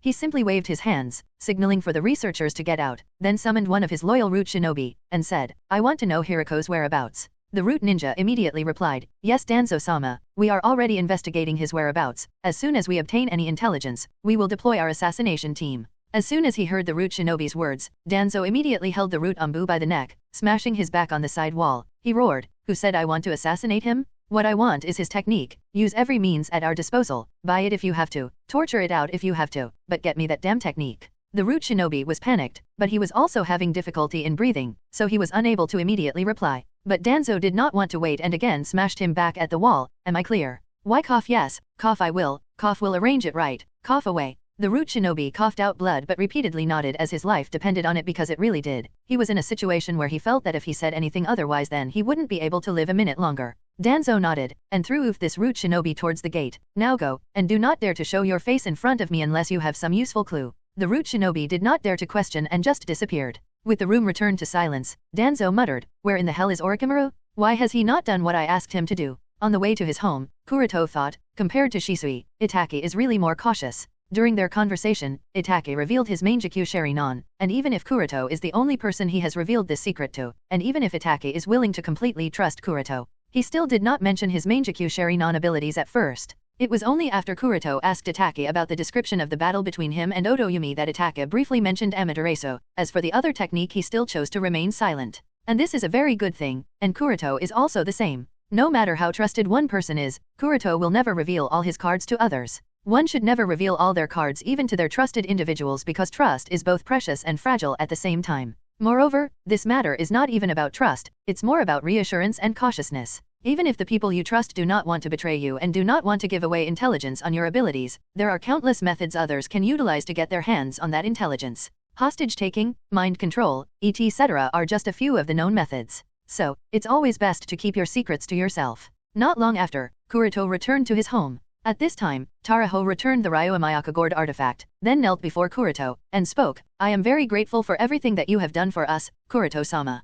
Kuroto nodded, and after taking the gourd in his hands, he sensed that the remnant spirit of Maiko-sama that was staying within the gourd was no longer there, which means that, Maiko-sama, she. Taraho nodded sadly, as a trickle of tear escaped his eyes, which he wiped away instantly. This meant that after her last conversation with her daughter, Maiko-sama's spirit body collapsed and she finally departed from this world to the afterlife. Kuroto was silent. He tied back the gourd around his waist, then asked after a while, "Where is Shin-chan?" Taraho replied, "After seeing Maiko-sama, Shin-sama cried a lot and just fell asleep." Kuroto nodded and immediately took out the bell artifact Maiko-sama gave to him, and said, "Maiko-sama should have mentioned this bell to Shin-chan, give this to her, and instruct her to always keep it close to her. This bell will seal Shin's power, as well as also protect her from Morio and Shino. Neither of them would be able to sense her position." Taraho quickly took the bell from Kuroto's hands, with a nod, "Yes, I will pass this on to Shin-sama." Kuroto asked again, with that out of the way, "Tell me, Taraho-kun, what are your plans now?" Taraho said without any hesitation, "As per Maiko-sama's instructions, everything is subject to your arrangements, Kuroto-sama." Kuroto nodded, "All right then, let's do it this way. For the time being both of you will live in my house until Shino's threat is resolved." After a pause, Kuroto continued, "As for Shin's education, I will await for Sandaime-sama's instructions, but one thing is decided, which is that next year Shin will enroll in the Ninja Academy. At Novel Bin at. Although Yomi was killed by Kuroto, Shino is still there, who has swallowed Morio's power and will definitely come after Shin again, and given the fact that an entire Akatsuki is standing behind Shino, Shin's safety is obviously not assured. There is obviously no point in sending both of them back to the land of demons, as that country is almost destroyed, so there is nothing left there. So Shin will be living in Konoha closer to him, that way he would be able to better protect her. As for the reason why Kuroto intends to enroll her into the Ninja Academy, this decision was also made after careful consideration because of various reasons. First is that Konoha's Ninja Academy is undoubtedly the best compared to the education system of other villages. Aside from teaching basics of shinobi training, there are also a lot of extracurricular and cultural classes that have been designed to cultivate the character of their shinobi. So, this will save a lot of trouble for Kuroto to personally educate Shin about various things that she can learn from the academy. The second reason is that Shin must learn to control her powers, so she definitely needs a strong foundation. There is also a need for companionship, which she will make at the academy. The third is that Shin is heir to the throne of Miko of the Land of Demons. So, it is natural that Sandaime will monitor her very closely, so enrolling her into the academy would be the best method to dispel many of Sandaime's worries. One more thing, I will have Yui instruct Shin-chan in etiquette and other teachings, like flower arrangement, tea ceremony, calligraphy, classical dance etc. that a woman of her status must be proficient in, so make sure that Shin-chan is prepared for everything, understand?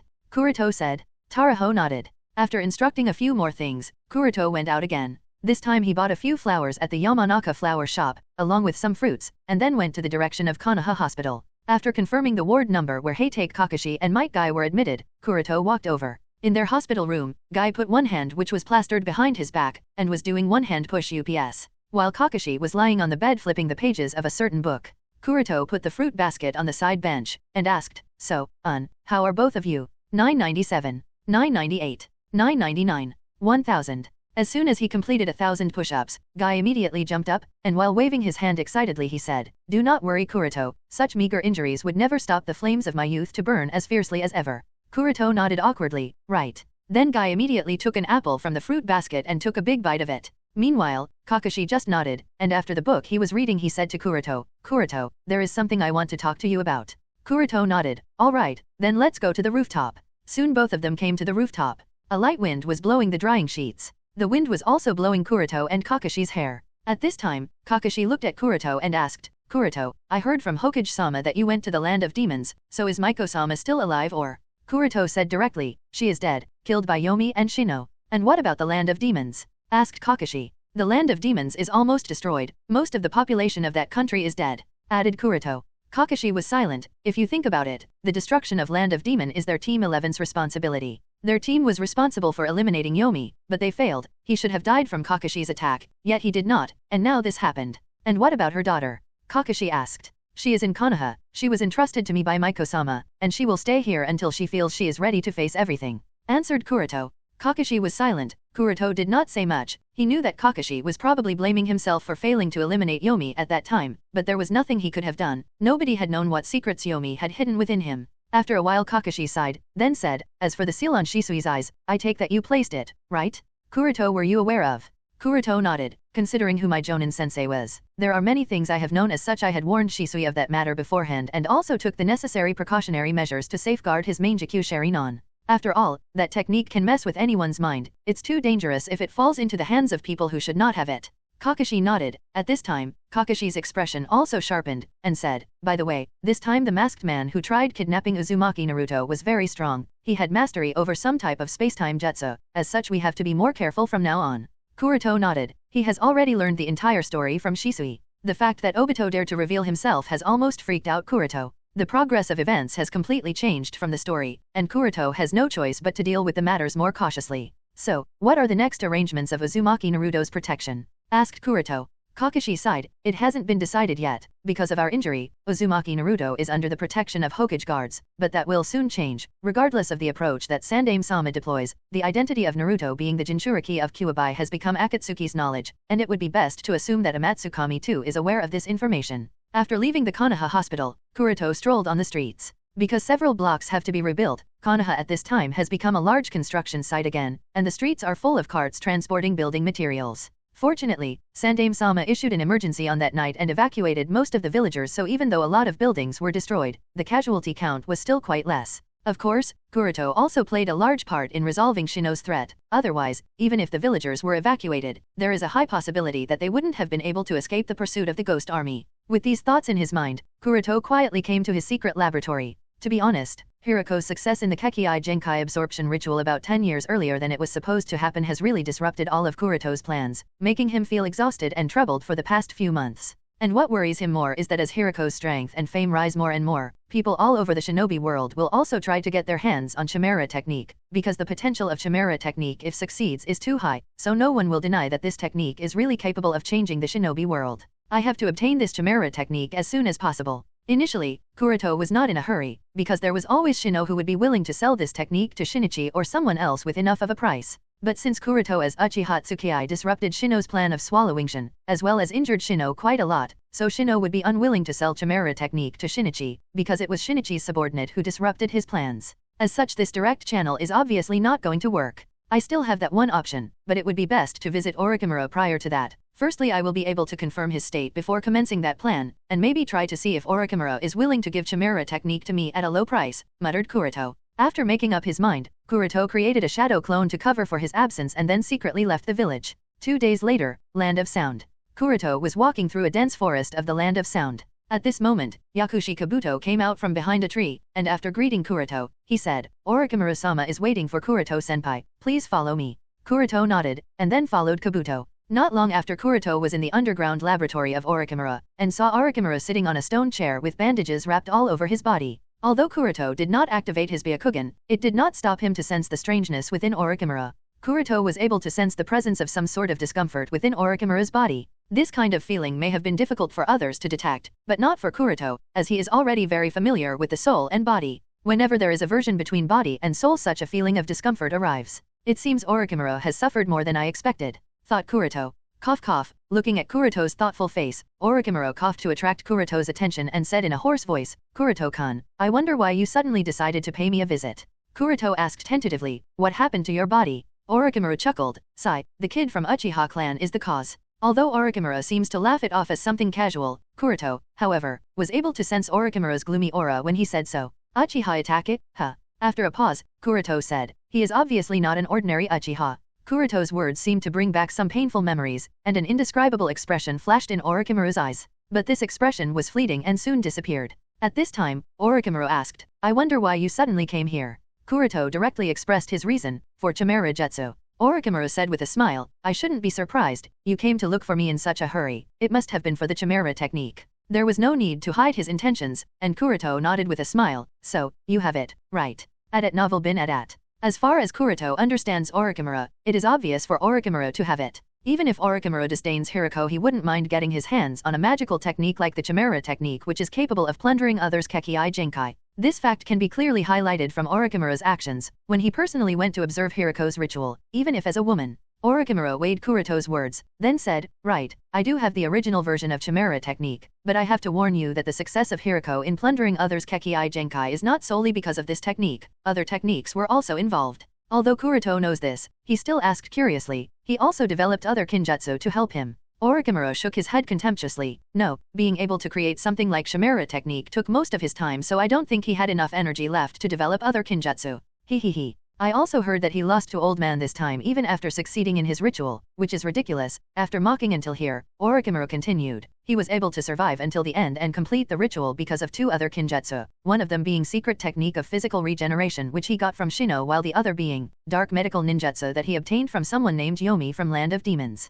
Kuroto thought, Hiriko used both the techniques? I thought it was only dark medical ninjutsu, but it appears that I was wrong. After pondering a little, Kuroto asked, what price do I have to pay to get chimera technique as well as dark medical ninjutsu? Meanwhile, in the Land of Rain, at a Megakur, inside Akatsuki's base, Tendo Pain looked into the distant sky and asked, so, the objective was a failure this time? Madara shrugged helplessly. Pain said indifferently, stop doing such meaningless actions. In Tendo Pain's eyes, the actions of Madara to induce civil strife in Konoha are all meaningless. Pain's philosophy is pretty simple, that is, to suppress all forms of dissatisfaction and conflicts with absolute strength, pain, and fear. Only when people experiences others' pain can they ever hope to understand others' pain, and only then will peace prevail over war. Madara didn't answer Pain's words. Instead, he said, Shino is hiding something. For that something he decided to carry out unauthorized actions which exposed him to the people of Konoha and gave away the presence of the third party. So overall, it was because of his actions that the plan failed. Pain frowned, and said, I will have Hiriko investigate him. When Hiriko was mentioned, Madara thought a little and said, Hiriko seriously lacks in combat experience, you would better send him to perform some tasks, the way he lost this time was too ridiculous. I don't want to see his potential being wasted. Standing at the top of the rain tower, Pain lifted both of his hands and said, it does not matter, soon Domazo will be ready, and we can finally start collecting the 9 Baijuyu. Once Juobi is resurrected, nothing will stop Akatsuki from bringing peace to the shinobi world. Madara reminded, do not forget Amatsukami, they have remained silent for a while now, and I wouldn't be surprised if they act suddenly. They have already declared that their next goals are the 9 Baijuyo. We will need as much manpower as we can to deal with Amatsukami. Kuroto calmly looked at Orochimaru, patiently waiting for his answer. My condition is very simple, I want Uchiha Itachi. Earlier I wanted Uchiha Tsukiai, but now that she is dead, I want Uchiha Itachi. Bring Uchiha Itachi to me, and I will give you any and all technique that you want from me, of course, Chimera technique and dark medical ninjutsu being part of that condition. It seemed Orochimaru was speaking in a casual tone, but the slight change in his expression was not hidden when he mentioned Uchiha Itachi. Sigh, I should have known that he has not suffered enough to forget Sharingan, thought Kuroto. If before, Orochimaru was after Uchiha Tsukiai because of his instincts telling him that it would have been worth it, but now that Uchiha Tsukiai is dead, and given the fact that Orochimaru is aware of Itachi's Mangekyou Sharingan, so it is obvious that now he is after Uchiha Itachi. Besides, Itachi's indifference, coldness, and ruthlessness must have seriously wounded Orochimaru's pride, so it is not strange that Orochimaru is now pursuing Itachi's body. Sighing at the impossible dream of his sensei, Kuroto said with a bitter smile, you are overestimating me, sensei. If, even you couldn't defeat Uchiha Itachi, then who am I in front of him? Orochimaru sneered, Kuroto-kun, I may not know your abilities, but I perfectly understand that so long as you are truly willing, you can find a way. Kuroto smirked, maybe you are right, but I do not have such an early death wish, and I have a piece of advice for you too, Orochimaru-sama, but you may not like to hear it. Orochimaru said, try me, let's hear it. I would suggest that you give up on Uchiha Itachi. Pausing till here, Kuroto continued, you are staring at him just like an injured mouse stare at a cat, the result is pretty obvious. Kuroto is not satirizing Orochimaru, but it is a piece of serious advice for Orochimaru from Kuroto. If Orochimaru really wants to take over Uchiha Itachi's body, firstly he will have to subdue Itachi in a battle. Even if Orochimaru somehow manages to do so, the last step of devouring Itachi's soul is still unavoidable. So, a battle of the soul will obviously break out between the two parties, which is something Orochimaru would lose without a doubt. Why? Because Orochimaru lost the same battle against Uchiha Sasuke in the original series, compared to Sasuke who only had a 3-tomo Sharingan at that time. Itachi with Mangekyou Sharingan will be multiple times difficult opponent, not to mention Itachi will not leave a danger conscious remain within his body. So Orochimaru's defeat is decided even before he would try something. But who would explain Orochimaru such a thing? Kuroto obviously won't, and Orochimaru naturally did not take Kuroto's advice kindly. As soon as he heard Kuroto's words, his expression shrank. Kuroto-kun, it seems that even you have begun to look down on me. Kuroto shook his head in denial. No, sensei, I have never underestimated you, not once in my life. But I think that you should not waste your time on something impossible, and if you are so adamant about obtaining Sharingan, why not change your goal to someone else? Anyway, there are so many Uchiha clansmen in the Uchiha clan. Why do you always target the most difficult ones? Humph, it seems that you have forgotten many of your old experiences, so it seems that there is a need to remind you of them. After a snort, Orochimaru continued, forget it, if you want to those techniques, my conditions are the same. Bring Uchiha Itachi to me, and you can have them. Kuroto was silent now, he was calculating many things. Kuroto knew that Orochimaru would not understand his kindness unless he suffers heavily. Seeing Kuroto's silence, Orochimaru smirked, and said, of course, you can also try to steal these scrolls from me, if you want to. After a long silence, Kuroto sighed, you are my sensei, and you have protected me from many things. Even if I want to obtain Chimera technique so badly, I still have my bottom line, so I am not going to do it. Leaving this sentence, Kuroto did not wait for Orochimaru's reply, he directly turned over and disappeared. A few seconds after Kuroto left, Yakushi Kabuto walked out of the shadows, and said, Orochimaru-sama, it seems that we were able to fool him. Cough cough, Orochimaru coughed out violently, wiping away the blood from the corner of his mouth. Orochimaru said with a sulky look, unfortunately that isn't the case. Hyuga Kuroto easily saw through my bluff, do not look down on him, the current him is a younger version of myself. From the way he acted in my presence, I can be certain that he saw through us. Kabuto froze in surprise, then why did he not act? Orochimaru groaned a little and said, perhaps he has some other means to obtain the technique, or maybe. Kabuto asked in confusion. Nothing, by the way, how was the investigation on Yomi's whereabouts? Asked Orochimaru changing the subject. Kabuto answered, he has gone missing, Maiko's shrine is also destroyed, so the most likely conclusion is that he is dead. Who could it be? Orochimaru muttered thoughtfully, then asked, what about Maiko's daughter? If I recall correctly, she is in Konoha, right? Kabuto nodded, yes, she is in Konoha, in fact, you would be surprised to hear that she is under Hyuga Kuroto's protection. Oh, that's surprising, muttered Orochimaru. In fact, I also heard that during the chaos a few days ago, Hyuga Kuroto was not in Konoha as he was personally assigned a mission by Sandaime Hokage, and another kunoichi was temporarily placed in Team 11. If I have to guess, then it is most likely the land of demons where Hyuga Kuroto went in that period, so Yomi was most likely killed by Hyuga Kuroto, added Kabuto. Orochimaru nodded, that explains why Kuroto-kun was not surprised at the mention of dark medical ninjutsu, he probably has some understanding of that kinjutsu. Anyway, clear off all of his connection with his visit to the land of demons, and to Yomi's death, and put the blame on Amatsukami. I do not want Akatsuki to go after Kuroto-kun in regards to Yomi's death. He is still not ready to face the likes of Akatsuki. Yes, it will be done. Kabuto nodded, and proceeded to walk out of the laboratory, but suddenly came to a stop and asked, by the way Orochimaru-sama, Shimura Danzo sent a messenger and wanted to know when will you commence with the plan. Orochimaru sighed, although I really want to fight Sandaime Hokage, it is still not the right time. Firstly, I need a new body so that I can play at my full strength, otherwise, it is unlikely that I would be able to get rid of the him. Although the Kinjutsu living corpse reincarnation does make it impossible for him to die, not all bodies he takes over allows him to retain 100% of his strength. And the body he is in currently does not allow him to use 100% of his strength, so fighting Sarutobi Hiruzen would be simply seeking death, which is not something Orochimaru would do. This is not his style. At novel bin at. On Kuroto's side. After leaving Orochimaru's laboratory, Kuroto started to devise his plan to obtain Chimera technique. Since Orochimaru is unwilling to give him the technique, so next target is obviously Shino. Kuroto has already thought up a plan, now it's time to implement it. With everything decided, Kuroto increased his speed and went in the direction of Konoha. Omegakur, Hiriko's laboratory. There were several painful cries from one of the sealed rooms in the laboratory. Even those listening from a distance could understand that the source of these screams was feeling devastating pain. In the corridor, next to the sealed room, Shino stood quietly. He was leaning on the wall and analyzing the seals placed on the gate in front of him. Staring at his wristwatch, Shino muttered, "It has already been 7 hours, and this has now become a daily occurrence. It seems that the hidden dangers within Hiriko's body are quite bigger than he expected. At present only, Shino has noticed those hidden dangers, others in the Akatsuki are not aware of it. It seems that the Chimera technique is still not fully developed, and there are also flaws in Hiriko's approach to plunder others' Kekei Genkai. As a researcher and observer, Shino has been able to notice many details that Hiriko himself has ignored. As such, Shino can conclude that there are many flaws with Hiriko's approach." Tap, tap, tap, tap.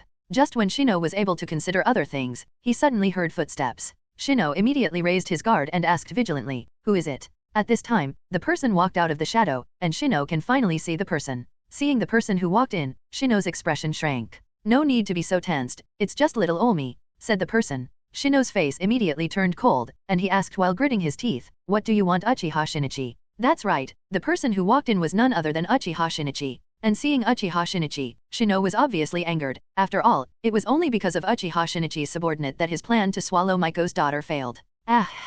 When the two people stared at each other coldly, a heart-wrenching sound came. A distorted hand appeared on the glass window, and lights in the corridor blinked. As soon as Shinichi arrived, he heard a painful cry, so he was taken aback for a moment, and it seemed he forgot to say the thing he was here to say. Shino asked in annoyance, "This is experimental division, please leave." Experimental division. With a chuckle, Shinichi shook his head. Not only did he not follow Shino's words, but in fact, he walked closer to Shino, and asked in wonder, "That scream just now sounded like Hiriko's. I wonder what's wrong with him? You seem to have some idea, would you care to explain it to me?" Shino replied coldly, "I have got nothing to say to you." Shinichi did not care about Shino's coldness, and he spoke with a Cheshire grin, "Oh, is that right? But I think you have plenty of explaining to do. For example, the little secret you have been trying to hide. I wonder what Pain would think when he hears about it." Shino squinted, and asked in confusion, "What secret?" Shinichi grinned, "No need to act innocent, you know very well what I am talking about here. The other half, right? How did it feel to swallow the first half? Did you like it so much that you want to devour the other half too?" Shino's eyes widened, and his anger rose. "Are you trying to threaten me?" "Maybe," Shinichi said as his grin widened. "What do you think? Am I threatening you? Anyway, I have control over your fate, so if you want to think that I am threatening you, then so be it. I am threatening you. You killed my subordinate, although I don't really care about her life or death, I still have to make use of her death." Shino tried to suppress his anger, and asked while gritting his teeth, "What do you want?" "I want Chimera technique along with dark medical ninjutsu. You went to the land of demon, and swallowed down the demon Morio, destroyed the whole country that has nothing to do with the conflicts of the shinobi world.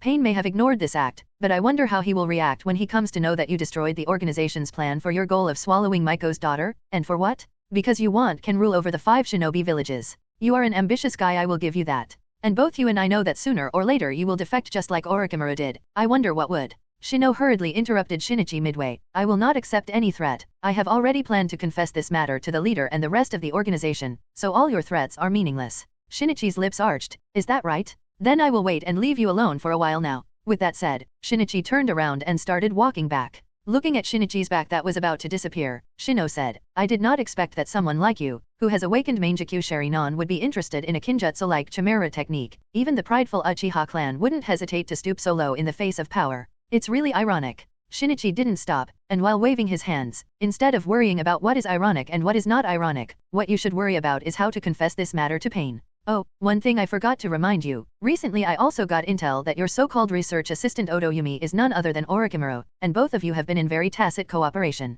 You would better speak this matter to and hope that Pain spares you for repeatedly betraying the organization. Leaving this sentence, Shinichi disappeared. But Shino did not breathe a sigh of relief, especially after Shinichi mentioned Orochimaru. The mere fact that Shinichi realized that Otoyumi was Orochimaru really panicked Shino. After confirming that Shinichi had really left the base, Shino muttered to himself, once all these matters are revealed, even if the organization does not eliminate me, they will no longer trust me. If they find out that I have been in cooperation with Orochimaru and even dare to bring him to witness Hiruko's ritual, things will become very troublesome. In fact, they will also raise their guard against me, always keep me under surveillance, and my movements will be limited. And there is also no guarantee that Uchiha Shinichi would not expose me after I fulfill his condition. Similar to Orochimaru, Shino doesn't really have any attachment to Akatsuki. Now that he has already exploited Akatsuki to his benefit, and his own safety is at stake, Shino doesn't feel that Akatsuki could offer him anything more. Moreover, when the organization starts collecting Baijuyo, they will be in constant conflict with the 5 great shinobi villages and Amatsukami at the same time, which would be very troublesome to deal with for now. After weighing up everything, Shino concluded, maybe it's time to revive the Land of Sky. Since the Land of Demon is almost destroyed, and Maiko is already dead, so the little girlshin who is supposedly the next Maiko is alone. Even if she is under Konoha's protection, so Shino feels that as long as he is patient, he will have a perfect opportunity to devour her. Now that he has decided to leave Akatsuki, so the first step is obviously to transfer all his things. But Shino also knows that if he takes away everything, then that could possibly alert others. Understanding that Uchiha Shinichi won't give him much time, Shino obviously cannot afford to take away everything. So he hurriedly packed up all the things that he found to be extremely important inside the storage scroll. After everything was prepared, Shino took a deep breath, and after adjusting his mental state, he calmly walked towards the main tower of Omegakure where the leader of the organization stays. Not long after, Shino met with Pain. Pain looked at Shino, and asked indifferently, what is the matter? Shino said while maintaining a respectful tone, Hiruko's injury is more serious than our initial expectations, so there is a need for some special materials. The problem is that those materials are so rare that they are not sold in the market, they can only be collected by going to specific locations. So, to treat Hiruko, I will have to leave the Land of Rain for a while. To leave the Land of Rain, he must have a believable reason, otherwise, without any mission assigned to him, Shino can't leave the Land of Rain without alerting Pain. And since he is already under suspicion, coupled with Uchiha Shinichi ready to stab him at a moment's notice, Shino understands that even if he has swallowed Morio, he won't be able to escape the combined pursuit of Pain, Shinichi, Baiwajuzo, and Konan at the same time, not to mention that there will also be Zetsu who can track him. So, using Hiruko's injury is an excellent excuse to make his way out of Land of Rain. With Hiruko's current state, even if he survives those hidden dangers, it will take a long time of recuperation and cultivation for him to recover, so during that time, no one will doubt his whereabouts. And even a quarter of that time will be more than enough for Shino to revive Land of Sky. Adat novel bin Adat. Pain nodded. Shino breathed a sigh of relief. When he was about to turn around and leave, Konan, who stood on Pain's side, suddenly said, your emotions seem to be fluctuating. I would say you are nervous. Why is that? Shino reluctantly turned back, and explained with a bitter smile, I do not understand this myself, but whenever I stand in the presence of the leader, I always get nervous. Perhaps it is because of the pressure from those eyes. After all, the powers that the eyes of Rakudo Sennin give off is simply too much for anyone to be able to bear it head on. Konan snorted coldly, I hope that you do not have any unnecessary thoughts like you did the last time and concentrate on things that you are supposed to be doing. Shino nodded quickly, that time was my responsibility, please forgive me for outstepping my boundaries, there will be no next time. I hope so, because there will no next opportunities. Konan said, I assure you. Shino nodded. With that said, Shino excused himself, and after putting on Akatsuki's rain gear he galloped in the direction of Land of Fire. Just a few moments after Shino exited the building, Shinichi, who stood on the balcony of one of the higher floors, stared at Shino's departing back, and muttered with a smirk, good luck out there, Shino. Konohagakure. Poof. With a poof of white smoke, the very familiar greedy orange cat appeared in front of Kuroto. Even before Kasai asked for money, Kuroto had already placed 2,000 ryo bills on the table out of habit. Naya, thank you for utilizing my service, here is your scroll. Kasai spoke, she lifted the 2 bills and passed the scroll to Kuroto. Kuroto hurriedly unfolded the scroll, and after reading the content, Kuroto's lips arched, it's about time I get myself a better laboratory. Because the 3 members of Team 11 were seriously injured, so Team 11 was given a short respite period by Sandaime-sama. During this period, Kuroto also got the opportunity to finally meet Sandaime-sama and recited all the things he witnessed in the Land of Demons. Sandaime sighed after hearing those, although he had already read the report submitted by Kuroto, hearing it is another thing. Destruction of an entire country is not something that can be taken lightly. Finally, Sandame said, I will discuss this matter with the other cages so you do not have to worry about these things. Now what do you plan to do with the daughter of Maiko? Kuroto answered, Shin is the heir of Maiko, so it is inevitable for her to inherit that position in the future. But considering the enemies, it would be best to enroll her in the Ninja Academy.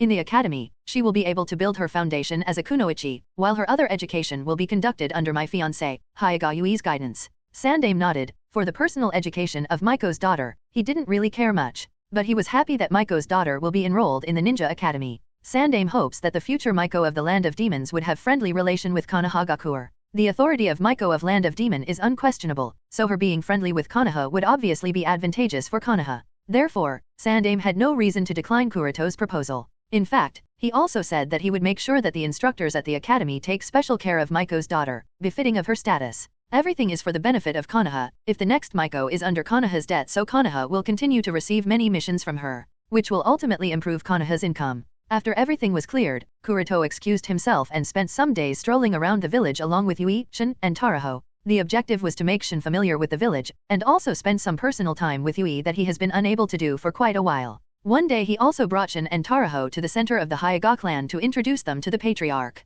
Although Shin's identity was concealed from most, the higher UPS of the Hyuga clan were obviously aware of the existence of the daughter of Maiko of the Land of Demons. Hyuga Hisashi personally escorted Shin and Taraho and led her to the patriarch, Hyuga Hayashi's mansion. At this time, in the training field of Patriarch's house, 2 kids, 1 girl, and the other boy, both around the same age as Shin, were fighting each other using Hyuga Gentle Fist. The 2 kids were none other than Hyuga Hinata and Hyuga Niji. The 2 kids stood opposite each other, and after a ceremonious bow, both of them took their respective stance and were ready for combat. Begin, shouted the referee. Byakugan. Niji. Byakugan. Hinata. Both of them activated their respective eyes almost at the same time. Be careful, Hinata-sama. Niji said gently. Yes, Niji Nii-san. Hinata nodded. With that, Niji stopped talking and immediately started attacking. Among the spectators, Kuroto smiled looking at Niji. Niji is really good for his age. In fact, I bet that he is even better compared to how strong he was at this age in the original story. Niji's talent is undoubtedly very good. At such a young age, he has already mastered pace, rhythm, coordination, and basic chakra control required to practice Gentle Fist Taijutsu. And the reason why his strength is higher compared to his canon counterpart is because of the presence of Hyuga Hisashi. Since he has not died, so Niji is constantly being trained and supervised by his father, therefore, his strength is obviously better. In contrast, there seems to be no change when it comes to Hinata. She is still weaker compared to Niji. But it's not that Hinata's talent is bad, the main reason is a bit of reluctance within her. Hinata is a gentle girl, and that gentleness is stopping her to make the most out of her talent. This is also reflected here, and slowly flaws have started to appear. Until Hinata hardens her resolve, she would not be able to accomplish what she is truly capable of.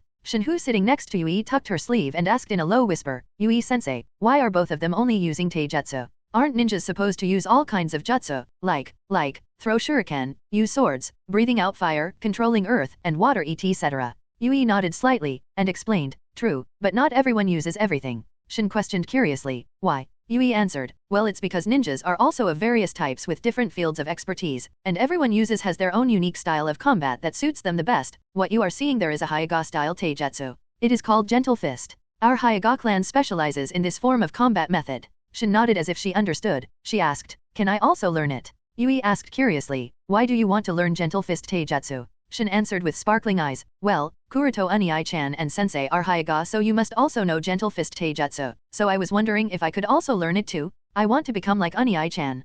Kawaii, was Yui's first thought as she looked at Shin, but she immediately recollected herself and after putting one finger over her cheek she said, theoretically speaking you can indeed learn Gentle Fist taijutsu style, however, in practice, it wouldn't be feasible for you Shin-chan. The Gentle Fist of the Hyuga taijutsu highly relies upon Byakugan, that is our clan-specific Kekii Genkai, and our innate ability to expel chakra from all our tenketsu. Putting aside our innate ability, Byakugan alone brings a worldly difference to our Gentle Fist style. Shin asked in confusion, what is Byakugan? Yui realized her mistake, and answered, you have been in Konoha for a while now, and you must have noticed that many people living in this area of the village have these white-colored eyes, right? These are called Byakugan, and almost all Hyugas have them. But that's the thing, only Hyugas have them. These eyes are necessary to be able to use Hyuga-style Gentle Fist. Without these, mastering Gentle Fist would be very difficult. So, you'd be far better off spending your time learning new ninjutsu and still become much stronger. Oh, Shin nodded with a pout. At novel bin at. Yui smiled slightly while looking at Shin's disappointed look, and she said lightly, don't worry Shin-chan, as I mentioned, there are still many other forms of combat, and you will definitely find something that will suit your style. Of course, if you don't find something else, and if you are still adamant about learning the gentle fist despite how difficult it may be for you, then I definitely do my best to teach you. Shin raised her head and asked expectantly, really? Yui nodded, really. Smash. Smash. Plop. At this time, Hinata was knocked out because of momentary carelessness. Niji himself was taken aback. He expected Hinata to be able to dodge those palm strikes, but she didn't, and now he was a bit panicked that Hinata may have gotten injured. So he hurriedly stepped forward to help get up. Do not help her, let her stand up by herself. At this time, a cold voice sounded from the spectator's side. Niji froze, and he had to step back. His expression was at a loss. While Hinata bit her lip and got up, Hyuga Hisashi saw that Hinata was both tired and injured and he wanted to let Hinata take a break. Hayashi obviously couldn't voice out his thoughts, and Hisashi also understood that if he asked Hinata to take a rest then the elder sitting on the side would object. Kuroto understood the dilemma of the two brothers, and volunteered, Hayashi-sama, with your permission may I check up on Niji's progress? Hayashi was silent for a while, then nodded. With a smile, Kuroto got up and walked to the court. Taking advantage of the gap when Kuroto was instructing Niji, Hinata retreated with her injured arm and sat next to her father, who did not even bother to glance at her from beginning to end. On Kuroto's side, Niji ceremoniously bowed to Kuroto, and said respectfully, Sensei, please advise. Kuroto nodded, and said, attack with determination to kill, anything less than that is unacceptable, understand? Niji nodded, and after taking a deep breath his eyes turned serious and the veins around his eyes bulged. Whoosh. After activating his Byakugan, Niji fiercely rushed towards Kuroto and started a flurry of attacks. From just the first few moments, it can be seen that he was holding himself back when fighting Hinata. But when fighting with Kuroto, Niji understood that he can go all out, as such his speed was faster, attacks were more precise, such that his arms had turned into afterimages. However, all of Niji's effort was ineffective as his attacks couldn't even graze Kuroto, who deflected all of his attacks with little ease. Kuroto did not even have to activate his Byakugan to be able to do so. Kuroto only dodged or deflected Niji's attacks and also gave occasional advice. Huff. Huff. Soon Niji could no longer keep up the same pace, and his breathing became rugged, but he still had a fighting spirit burning in his eyes. Kuroto nodded and said, you can go faster, can you not? Niji spoke, I can, but in which case, my form will be improper, and pace will also be disturbed. True, form and pace are two very important aspects of gentle fists. However, you must understand that having a good form and perfect pace would be of no use if you cannot even touch your enemy. Think about it, would they be of any use if your opponent can dodge it or block it all?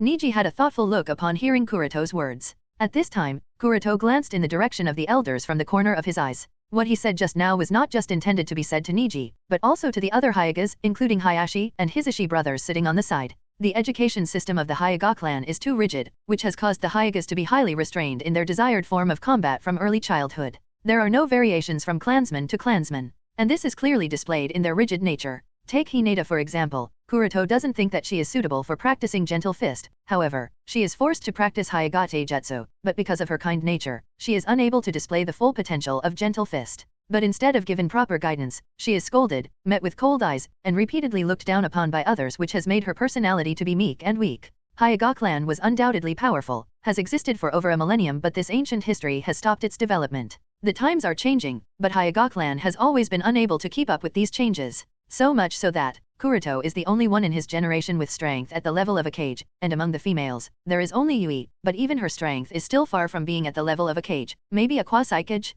Anyway, the overall strength of the Hyuga clan has declined so much. Compared to the Uchiha clan that has been causing storms all over the shinobi world, and has been regarded as the strongest shinobi clan of this era, Hyuga clan is nothing special. In fact, Hyuga clan is almost regarded as nothing more than a clan censor shinobi. The Byakugan, one of the three great dojutsu, is now only used for detection, which is laughable, considering that the Chakra ancestor also has a pair of Byakugan, and Byakugan is one of the three great dojutsu. Because the three members of Team 11 were seriously injured, so Team 11 was given a short respite period by Sandaime-sama. During this period, Kuroto also got the opportunity to finally meet Sandaime-sama and recited all the things he witnessed in the land of demons. Sandaime sighed after hearing those, although he had already read the report submitted by Kuroto, hearing it is another thing. Destruction of an entire country is not something that can be taken lightly. Finally, Sandaime said, I will discuss this matter with the other cages so you do not have to worry about these things. Now what do you plan to do with the daughter of Maiko? Kuroto answered, Shin is the heir of Maiko, so it is inevitable for her to inherit that position in the future. But considering the enemies, it would be best to enroll her in the Ninja Academy. In the academy, she will be able to build her foundation as a kunoichi, while her other education will be conducted under my fiancé, Hyuga Yui's guidance. Sandaime nodded. For the personal education of Maiko's daughter, he didn't really care much, but he was happy that Maiko's daughter will be enrolled in the Ninja Academy. Sandaime hopes that the future Maiko of the Land of Demons would have friendly relation with Konohagakure. The authority of Maiko of Land of Demon is unquestionable, so her being friendly with Konoha would obviously be advantageous for Konoha. Therefore, Sandaime had no reason to decline Kuroto's proposal. In fact, he also said that he would make sure that the instructors at the academy take special care of Maiko's daughter, befitting of her status. Everything is for the benefit of Konoha. If the next Maiko is under Konoha's debt, so Konoha will continue to receive many missions from her, which will ultimately improve Konoha's income. After everything was cleared, Kuroto excused himself and spent some days strolling around the village along with Yui, Shin, and Taraho. The objective was to make Shin familiar with the village, and also spend some personal time with Yui that he has been unable to do for quite a while. One day he also brought Shin and Taraho to the center of the Hyuga clan to introduce them to the patriarch. Although Shin's identity was concealed from most, the higher UPS of the Hyuga clan were obviously aware of the existence of the daughter of Maiko of the Land of Demons. Hyuga Hisashi personally escorted Shin and Taraho and led her to the patriarch, Hyuga Hayashi's mansion. At this time, in the training field of Patriarch's house, 2 kids, 1 girl, and the other boy, both around the same age as Shin, were fighting each other using Hyuga Gentle Fist. The 2 kids were none other than Hyuga Hinata and Hyuga Niji. The 2 kids stood opposite each other, and after a ceremonious bow, both of them took their respective stance and were ready for combat. "Begin!" shouted the referee. Byakugan. Niji. Byakugan. Hinata. Both of them activated their respective eyes almost at the same time. "Be careful, Hinata-sama," Niji said gently. "Yes, Niji Nii-san." Hinata nodded. With that, Niji stopped talking and immediately started attacking. Among the spectators, Kuroto smiled looking at Niji. Niji is really good for his age. In fact, I bet that he is even better compared to how strong he was at this age in the original story. Niji's talent is undoubtedly very good. At such a young age, he has already mastered pace, rhythm, coordination, and basic chakra control required to practice Gentle Fist Taijutsu. And the reason why his strength is higher compared to his canon counterpart is because of the presence of Hyuga Hisashi. Since he has not died, so Niji is constantly being trained and supervised by his father, therefore, his strength is obviously better. In contrast, there seems to be no change when it comes to Hinata. She is still weaker compared to Niji. But it's not that Hinata's talent is bad, the main reason is a bit of reluctance within her. Hinata is a gentle girl, and that gentleness is stopping her to make the most out of her talent. This is also reflected here, and slowly flaws have started to appear. Until Hinata hardens her resolve, she would not be able to accomplish what she is truly capable of. Shinhu sitting next to Yui tucked her sleeve and asked in a low whisper, "Yui-sensei, why are both of them only using taijutsu? Aren't ninjas supposed to use all kinds of jutsu, like, throw shuriken, use swords, breathing out fire, controlling earth and water etc.? Yui nodded slightly, and explained, "True, but not everyone uses everything." Shin questioned curiously, "Why?" Yui answered, "Well, it's because ninjas are also of various types with different fields of expertise, and everyone has their own unique style of combat that suits them the best. What you are seeing there is a Hyuga-style taijutsu. It is called Gentle Fist. Our Hyuga clan specializes in this form of combat method." Shin nodded as if she understood. She asked, "Can I also learn it?" Yui asked curiously, "Why do you want to learn Gentle Fist Taijutsu?" Shin answered with sparkling eyes, "Well, Kuroto Unii-chan and Sensei are Hyuga, so you must also know Gentle Fist Taijutsu, so I was wondering if I could also learn it too. I want to become like Unii-chan."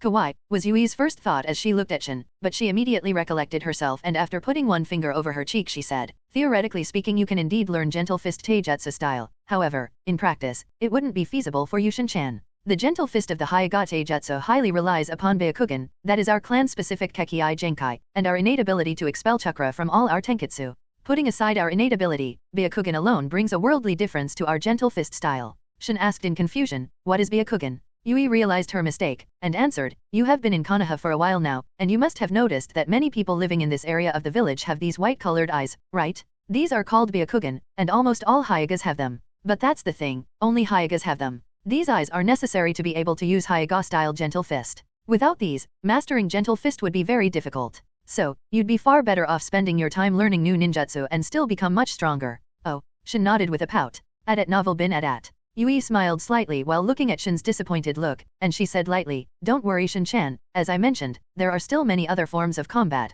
and you will definitely find something that will suit your style. Of course, if you don't find something else, and if you are still adamant about learning the Gentle Fist despite how difficult it may be for you, then I definitely do my best to teach you." Shin raised her head and asked expectantly, "Really?" Yui nodded, really. Smash. Smash. Plop. At this time, Hinata was knocked out because of momentary carelessness. Niji himself was taken aback. He expected Hinata to be able to dodge those palm strikes, but she didn't, and now he was a bit panicked that Hinata may have gotten injured. So he hurriedly stepped forward to help get up.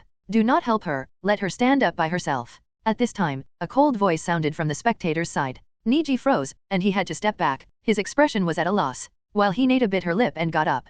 Hyuga Hisashi saw that Hinata was both tired and injured and he wanted to let Hinata take a break. Hayashi obviously couldn't voice out his thoughts, and Hisashi also understood that if he asked Hinata to take a rest then the elder sitting on the side would object. Kuroto understood the dilemma of the two brothers, and volunteered, Hayashi-sama, with your permission may I check up on Niji's progress. Hayashi was silent for a while, then nodded. With a smile, Kuroto got up and walked to the court. Taking advantage of the gap when Kuroto was instructing Niji, Hinata retreated with her injured arm and sat next to her father, who did not even bother to glance at her from beginning to end. On Kuroto's side, Niji ceremoniously bowed to Kuroto, and said respectfully, Sensei, please advise. Kuroto nodded, and said, attack with determination to kill, anything less than that is unacceptable, understand? Niji nodded, and after taking a deep breath his eyes turned serious and the veins around his eyes bulged. Whoosh. After activating his Byakugan, Niji fiercely rushed towards Kuroto and started a flurry of attacks. From just the first few moments, it can be seen that he was holding himself back when fighting Hinata. But when fighting with Kuroto, Niji understood that he can go all out, as such his speed was faster, attacks were more precise, such that his arms had turned into afterimages.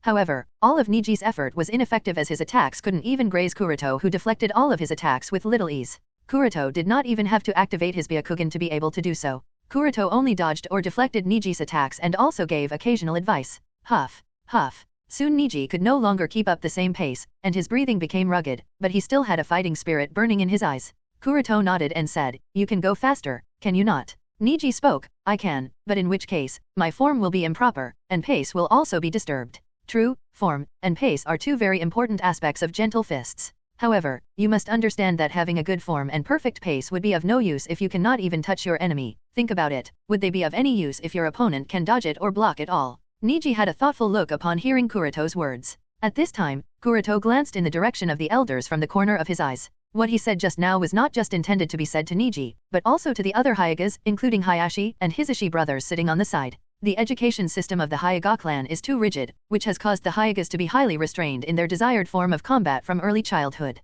There are no variations from clansman to clansman, and this is clearly displayed in their rigid nature. Take Hinata for example. Kuroto doesn't think that she is suitable for practicing gentle fist, however, she is forced to practice Hyuga Jutsu, but because of her kind nature, she is unable to display the full potential of gentle fist. But instead of given proper guidance, she is scolded, met with cold eyes, and repeatedly looked down upon by others, which has made her personality to be meek and weak. Hyuga clan was undoubtedly powerful, has existed for over a millennium, but this ancient history has stopped its development. The times are changing, but Hyuga clan has always been unable to keep up with these changes. So much so that Kuroto is the only one in his generation with strength at the level of a kage, and among the females, there is only Yui, but even her strength is still far from being at the level of a kage, maybe a quasi-kage? Anyway, the overall strength of the Hyuga clan has declined so much. Compared to the Uchiha clan that has been causing storms all over the shinobi world, and has been regarded as the strongest shinobi clan of this era, Hyuga clan is nothing special. In fact, Hyuga clan is almost regarded as nothing more than a clan censor shinobi. The Byakugan, one of the three great dojutsu, is now only used for detection, which is laughable, considering that the chakra ancestor also has a pair of Byakugan, and Byakugan is one of the three great dojutsu.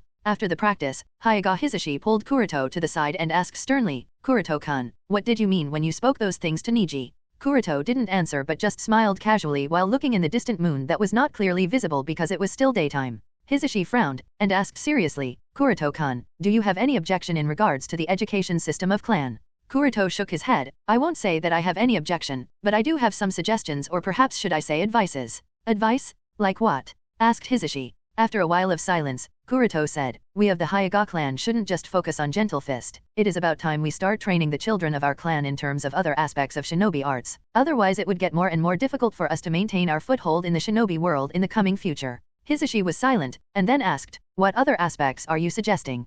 Compared to the more rigid clansmen of the main house, Hyuga Hisashi as a member of the branch house is more acceptable of the ideas of reform. However, because of his limited vision, Hisashi is also confused about where to start the reforms from.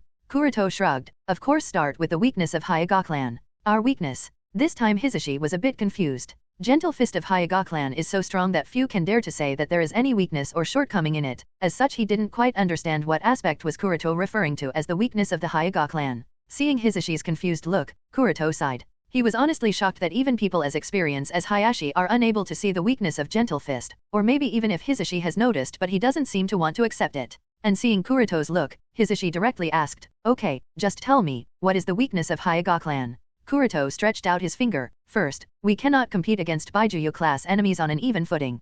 Hyuga's gentle fist can literally render a shinobi useless for the rest of his life, or kill him in just a few shots but fighting a Baijuyo class enemy. That's just unimaginable for the Hyuga clansman, as gentle fist will be pretty much useless in that level of battle. Hisashi was a bit speechless. Monsters of such level are simply not what normal shinobi can deal with. As such, it is normal for us Hyuga to be unable to deal with Baijuyo. However, Kuroto shook his head and said, "That's not true and you know it. There are a lot of Uchiha who can subdue Baijuyo class enemies. Why can't the Hyuga who are the bearers of one of the 3 great dojutsu just like the Uchiha cannot subdue Baijuyo class enemies?" Hisashi was silent. At this time, Kuroto stretched out another finger and continued, "We cannot deal with Uchiha shinobi who can use Susanoo. Why is that? We Hyuga claim ourselves be equal to the Uchiha clan. Then why is it that we are so weak in the face of Mangekyou Sharinon? Why treat Hyuga clan as ordinary? Are Hyugas just meant to be used as censor class? Because if that's really what we are hoping for, then instead of competing with Uchiha clan we should compete with Inuzuka clan and the Abarame clan. Because an Uchiha who can use later stages of Susanoo can destroy our Hyuga clan in moments. When faced with Susanoo, no matter how perfect gentle fist is, it is as weak as a twig. In fact, Uchiha Sasuke mocking Hinata a few months ago is not just a child's ignorance. With the emergence of more and more Uchiha who have awakened Mangekyou Sharinon, Hyuga clan, who used to be as strong as Uchiha clan, seems to be weaker and weaker as days pass. Hisashi opened his mouth as if he wanted to retort Kuroto's statement, but even after he thought a lot, he just couldn't think anything that would put up a solid argument. When faced with that massive Susanoo, he, himself feels that he would be pretty much useless. Kuroto didn't point out any more weakness, but said, "We Hyuga need more powerful ninjutsu. We need bigger summon beasts. We need to create stronger and more useful fuinjutsu. We need to better exploit the advantages of our dojutsu in different aspects of shinobi arts that aren't just limited to gentle fist. For example, Iryo ninjutsu, distant projectile attacks etc. You also understand that the direction in which this shinobi world is headed is very chaotic. If the Hyuga clan hopes to survive the upcoming storms, then we need shinobi capable of dealing with those monsters, otherwise, the Hyuga clan too will fade away just like most of those clans that have faded away in the long river of time." Kuroto has accurately worded out what he hopes for Hyuga clan to improve, especially in the field of summoning, Iryo ninjutsu, and fuinjutsu. As a noble shinobi clan with a long history, it is impossible that Hyuga clan does not have knowledge about the many summoning clans, and knowledge of stronger summons. And even if it isn't there, the Hyuga clan can invest its resources in locating summoning clans and making pacts with them. The same goes for Iryo ninjutsu. Hyuga shinobi have Byakugan, therefore they hold the caliber to become some of the best Iryo ninjutsu users, and yet there are close to no or very few Hyuga shinobi or kunoichi who opts to practice Iryo ninjutsu.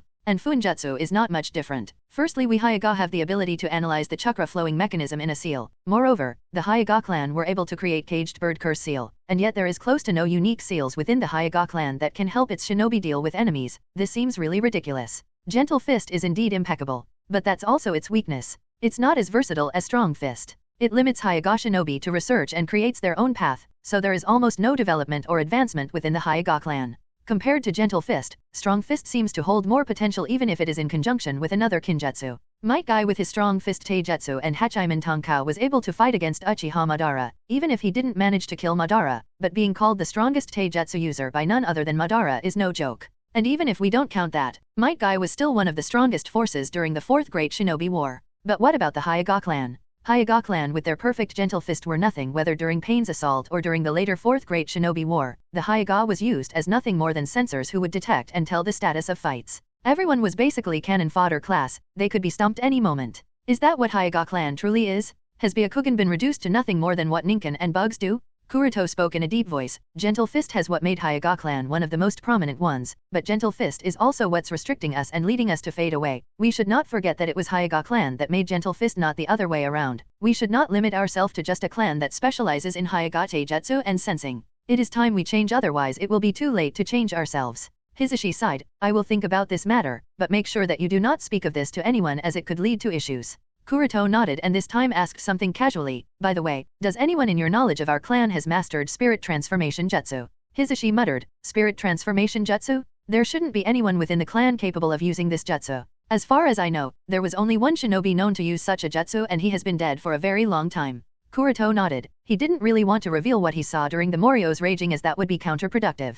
After that out of the way, Kuroto went back to Yui, Shin, and Taraho who were waiting for him. Yui asked curiously, Kuroto-kun, what were you talking with Hisashi-sama? Kuroto rubbed her head gently and said, don't worry, just some casual updates, nothing too serious. You don't need to worry about these things for now. Yui was silent for a while, then nodded with a cheerful smile. After that, the four went in the direction of Kuroto's house while talking and laughing. At the same time, somewhere within the hinterlands of Land of Tea, A shinobi wearing the forehead protector of an unknown shinobi village said, "Shino-sama, we have transported almost all the materials." Shino nodded. "Very good." The shinobi asked, "Shino-sama, this time are we finally going to stop hiding and take our revenge against Konohagakure?" Shino said while looking towards the distant moon that was yet not visible because it was currently daytime. "Do not worry, the land of sky will rise soon enough, and under my command, we will rule over the entire shinobi world." The corners of lips arched as he continued, "With my ultimate weapon, I will bury Konoha." At Novel bin at. The shinobi who stood on the side was excited. "Is it finally the time? Are you going to use that to destroy Konohagakure?"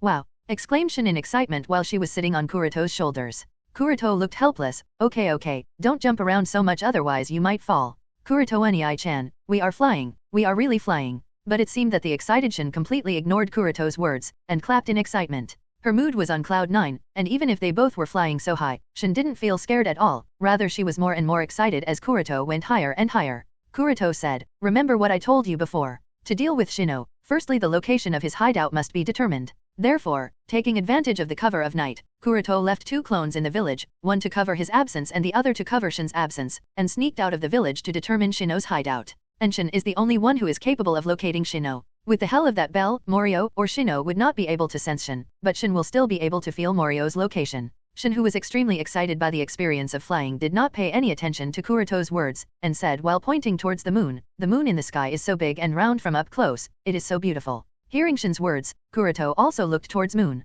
He of course understands that moon is more than just beautiful. Because of Tenseigan, Kuroto can always feel some sort of connection or better yet, a resonance with the giant Tenseigan on moon. But Kuroto has never dared to make a connection with the giant Tenseigan. The main reason is obviously the presence of the Otsutsuki clan on the moon. Those people are nothing more than ignorant people who aim to destroy the shinobi world because they misunderstand Hamura's ideals. And Kuroto has no wish to stimulate the nerves of such lunatics, as that would only prompt them to act earlier than they should according to the original story. But Shin of course doesn't know of all this and said while excitedly pointing towards the moon, "Kuroto Onii-chan, can we go to the moon? Please." Kuroto shook his head, "No, we cannot." Shin seemed a bit dejected.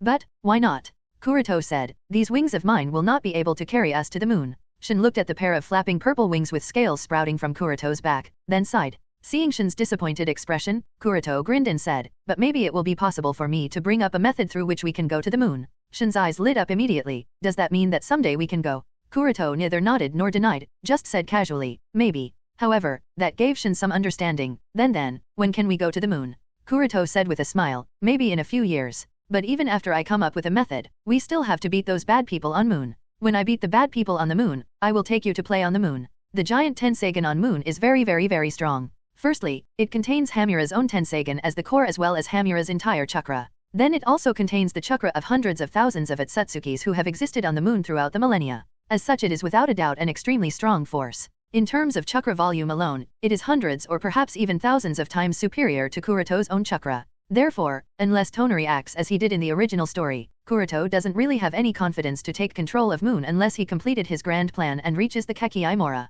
Shin asked, "How can there be bad people on the moon?" Kuroto questioned, "Who said there can't be bad people on moon?" Shin pouted and folded her hands over her chest. "Kuroto Onii-chan, you are making excuses. How can there be bad people on the moon? Doesn't the rabbit goddess live on the moon? How can there be bad people there when she lives there?" As soon as Kuroto heard Shin mention the rabbit goddess, he froze. "Shin-chan, who told you that the rabbit goddess lives on moon?" Shin said, "Of course it was Okasan. Maiko-sama told." Kuroto was more stunned. Did she knew of Otsutsuki Kagaya or was it just some sort of fairy tale? Kuroto can't be sure. If it was just some fairy tale then that's all there is to it, as there are countless fairy tales about Rakudo Sennin, his brother, his mother rabbit goddess, and the god tree. But if it was not just some fairy tale and Maiko-sama intended for Shin to remember such information, then Kuroto doesn't even know what to think about it. Deciding that he doesn't want to discuss this matter more as Shin probably doesn't understand this very deeply, Kuroto decided to divert the conversation, and said while pinching Shin's nose, "Maybe I am making excuses but we will talk all about that later. You remember why I came here tonight, right?" Shin nodded, "To find his location." Kuroto said, "Good, now it's time to get to work. Quickly try to sense the direction where Morio is positioned." Shin nodded and after sensing a little she pointed in the southeast. "He seems to be in that direction." Kuroto looked southeast and then asked, "How far is he in that direction?" At novel bin at. Shin thought a little and then said with a confused expression, "He is far, very far away." Kuroto nodded and thought, "Southeast of the land of fire? Is it near the land of whirlpool? Or maybe near land of tea, land of soup, and around? If you travel far enough then that would be the land of water, so it has to be before that? In the original story, the shinobi of Land of Sky launched an air raid on Konoha, and if Kuroto remembers correctly, the air raid was launched from the direction of sea to the east of the Land of Fire. It seems that Shino's current hideout is located somewhere in and around those island countries, thought Kuroto. Thinking of this, Kuroto flew in that direction. After crossing the border of Land of Fire, and traveling further, Kuroto stopped and waited for Shin to further confirm the direction. Shino sensed again and pointed. Kuroto noted the direction and muttered, that direction leads to the Land of Tea. Understanding this, Kuroto did not hesitate and flew further. Soon Zion said, I can sense him getting closer and closer. Getting closer and closer? Kuroto nodded and immediately landed on the ground as the purple wings behind his back disappeared. At this time, he was standing within a dense forest, and all he can look at was land filled with trees. Shin, who was held in carrying by him, suddenly hugged him closer. She buried her head in Kuroto's chest, her arms locked around Kuroto's neck and her body shivering in fear. Kuroto has noticed this. The closer they have been getting to Shino and Morio, the more afraid Shin got. If not for being under Kuroto's protection, she might have already cried. Kuroto gently rubbed Shin's back to ease her and said in a calming tone, Do not worry, Shin-chan, Unai-chan is here, right? Nothing will happen to you. Shin nodded lightly and asked in a low voice, Unai-chan, after finding his hideout, can really get rid of him? Kuroto immediately nodded, of course. Kuroto's words seemed to give some courage to Shin, and her shivering stopped. With Shin calm, Kuroto traveled through the forest and soon located a post. While hiding himself and Shin so that nobody on from the watchtower would be able to spot either of them, and then observed the situation through his Byakugan. In the watch post, Kuroto saw a few shinobi wearing the forehead protector of the Land of Sky, and he spotted many similar outposts through the forest. Two things were common in all of them, one being that all of them had shinobi of Land of Sky guarding, while the other being that they were transporting supplies. By now, Kuroto no longer needed for Shin to point anything more, and he was already certain about many things. As such, he no longer stayed here and left with Shin. After returning to the village, Kuroto made sure to make a pinky promise with Shin to keep their little adventure today a secret from everyone, including Yui-sensei, Taraho, and Hinata-chan, Shin's newest best friend. Shin of course complied and then went to sleep like the good girl she is. While Kuroto sneaked out again, but this time, he went to the back forest of the Uchiha clan and secretly summoned Uchiha Shisui and Uchiha Itachi. As soon as the two arrived one after another, Kuroto decided to not waste either of their time and directly cut to the chase. I have investigated the hiding place of Akatsuki organization's Shino. Shisui perked up, it's the guy who unleashed that demon inside the village. Kuroto nodded. Itachi asked, so, Kuroto-san, what is a Matsukami going to do? Kuroto said, of course, take action and eliminate the threat of Shino, as well as obtain intelligence on the other members of Akatsuki through Shino. Shisui asked, when will we take action? The sooner we act the better, as I have a feeling that Shino has some big plans, and considering his hatred towards Konoha, we can't take the risk of him acting first. After a pause here, Kuroto continued, but I also want the two of you to understand that other than the fact that Shino has become the Jinchuriki of Morio the demon, so his strength is obviously very high. Also, there will be hundreds of shinobi of the Land of Sky under him that we will be going up against, and we can't be careless. So Shisui, you will also participate in this operation. Shisui and Itachi looked at each other and nodded together. Kuroto said, and one more thing, Uchiha Tsukii will be in charge of this operation. The three Homusubi of a Matsukami will act on this mission. Shisui frowned. Uchiha Tsukii. Shisui has never personally met Uchiha Tsukii, so even though he heard of Uchiha Tsukii, and the fact that she faked her death for the sake of the Uchiha clan, he is still a bit skeptical about her.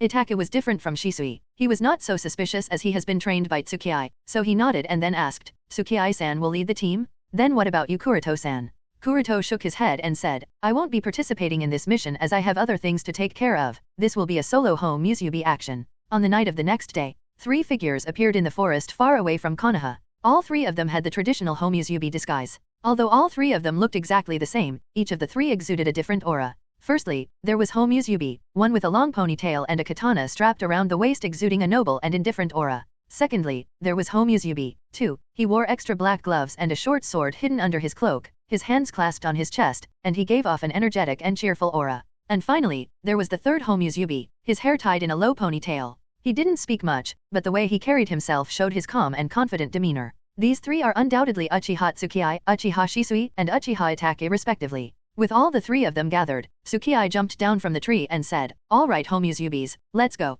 After leaving this sentence, Tsukii disappeared. Shisui didn't say much, he just used his signature body flicker technique and disappeared. Lastly, Itachi looked back in the direction of Konoha, then turned back his head and he too disappeared. Land of Tea. Sitting inside a tent, Shino was carefully examining the layout of something from the blueprints. This something is the main base of the Land of Sky, a giant temple named Anchor Ventian. Not only the main base, but this is also the ultimate weapon of the Land of Sky, and according to Shino, it wouldn't be wrong to describe it as the ultimate weapon of destruction. built after many years of research and construction, and it will be powered by Morio's chakra.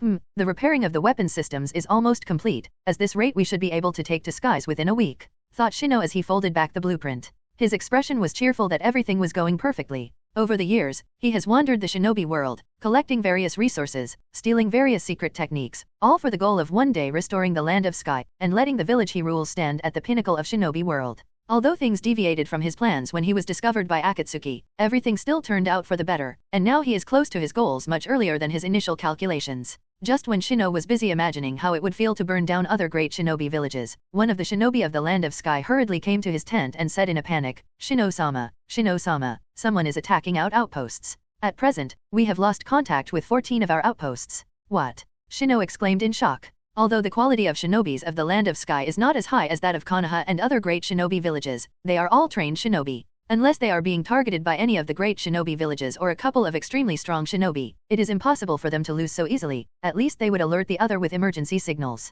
So, the fact that someone could capture so many outposts so easily, without even letting them alert others shows that the enemies are not just some ordinary shinobi. Is it possible that Akatsuki figured out that was just a clone of mine and now they have to deal with me? Realizing so, Shino questioned with a gloomy face, is there any intelligence about who the enemy is? The shinobi shook his head as he wiped away the cold sweat from his forehead. He was really afraid of angering Shino-sama. But before he could speak any further, another shinobi stumbled inside the tent and spoke, Shino-sama, we have figured out who the enemy is, but the thing is. Shino hurriedly questioned, but what? The shinobi said in a panic, the enemy is wearing the disguise of, he has a fire-patterned mask so, he seems to be Homusubi of a Matsukami. Shino completed the sentence for the shinobi. Shino's face sank understanding who the enemy is. Exactly what he feared has happened, although it wasn't Akatsuki. However, a Matsukami is no different. Shino really doesn't want to entangle with either of these organizations before he deals with the 5 great shinobi villages. This is because he has come to an understanding that both of these organizations are more than likely strong enough to destroy the great shinobi villages very easily if they so much as a desire to do so. According to Akatsuki's intelligence, any of the members of a Matsukami that has appeared up to now is a shinobi of cage level or higher level of combat power, especially Homusubi. It has already been confirmed that he is most likely very powerful, at least as powerful as Uchiha Shinichi. Angered, Shino lifted this shinobi with the collar, and asked while gritting his teeth, how many members of a Matsukami are here? The shinobi who was lifted by the collar stuttered, up to now we have only confirmed the presence of one. Just one? Is he really after me, or is he after Hiriko's kinjutsu and intelligence on Akatsuki? Instantly Shino thought of the many possible reasons why Homusubi would target him, and after some analysis, he muttered, whatever may be their reason, I cannot afford to get caught by a Matsukami. Making up his mind, Shino put down the shinobi and said, both of you stay here. The 2 shinobi looked at each other with fear apparent in their eyes, but they no longer had any choice left. It was either follow Shino's order or die, so all they could do was bite the bullet and nod, yes Shino-sama. After explaining everything, Shino picked up the blueprints and hurriedly left the tent. Originally, he wanted to wait for everything to be clear, but now the situation has changed. He can only hope to leave behind all things that are left behind and directly activate Anchor Ventian to escape. Running all the way, Shino soon came to the entrance of the ruins of the ancient temple structure. These ancient ruins of a temple that seemed to be covered with vines are just a cover to hide Anchor Ventian. Just as Shino was about to open the secret entrance to the temple, a figure revealed himself out of the shadows and stood in front of him. Shino's eyes shrank as soon as he saw this figure. How did you find this place? It was obviously none other than Homusubi who stood in front of Shino. While stroking the hilt of katana with one hand, Homusubi put his other hand on his chin and said, does it really matter? What I would like to know is that where are you going? You seem to be in quite a hurry. Did you expect to be able to escape here? Shino was silent, and then said with a forced smile, as you said it doesn't really matter. As for where I was going? I was just going inside the temple to collect some medicines. By the way, what are you doing here? I don't think I did something that would make me an enemy of a Matsukami. If you are here for something, we can speak. If I can I am willing to help. Homusubi tilted his head in confusion. True, but why would you want to help me? Aren't you a member of the Akatsuki organization? And as far as I am aware, Akatsuki and a Matsukami are hostile to one another? So why do you want to help me? Shino didn't let go of his smile, and said, you are mistaken. I did not choose to join Akatsuki. I was left with no other option as you must understand how dangerous they are. If you are willing, I can cooperate with you, and I already plan to leave Akatsuki as soon as I can. Homusubi chuckled, is that right? Then that's fine by me. You should be very clear about what I am here for. Shino nodded, if I did not guess wrong, you are here for the kinjutsu that Hiriko created, that is Chimera technique, right?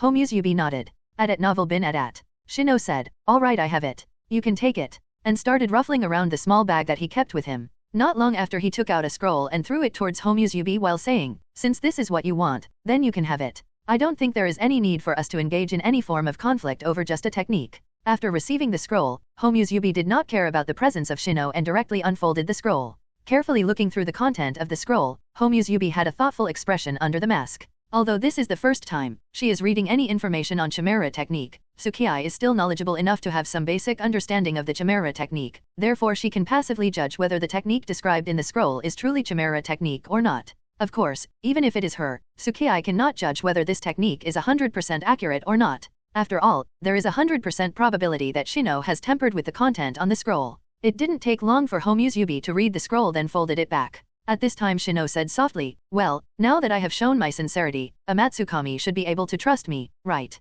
However, Homusubi tossed aside the scroll as it turned into ash, and said lightly, "So you say. But why do I get the feeling that you are not being as much sincere as you are showing yourself to be? Even slight tampering on the details and process can greatly change the effects of ninjutsu, and kinjutsu such as Chimera techniques that are too complex is easier to temper, especially for people with deep knowledge like Shino. No to mention, considering Shino's character, it is impossible for Homusubi to trust him. Shino dared to betray Akatsuki even after understanding the true power that Akatsuki holds. Tsukii will absolutely not believe in Shino. Shino's ultimate goal is to rule over the entire shinobi world, and everything that comes in his path to complete that objective is his enemy. And Amatsukami is no different from that. So, it is obvious that Shino would not give a perfect technique to Amatsukami so easily. Seeing that Homusubi burned the scroll as if it was nothing more than a piece of trash, Shino's face sank and he can't help but think, did he figure it out so easily? Shino obviously did not give an original version of the Chimera technique to Homusubi. Many of the but critical details were tempered by him in that scroll. According to Shino, if Homusubi or anyone else tried to perform Kekii Genkai absorption ritual based on the information in that scroll,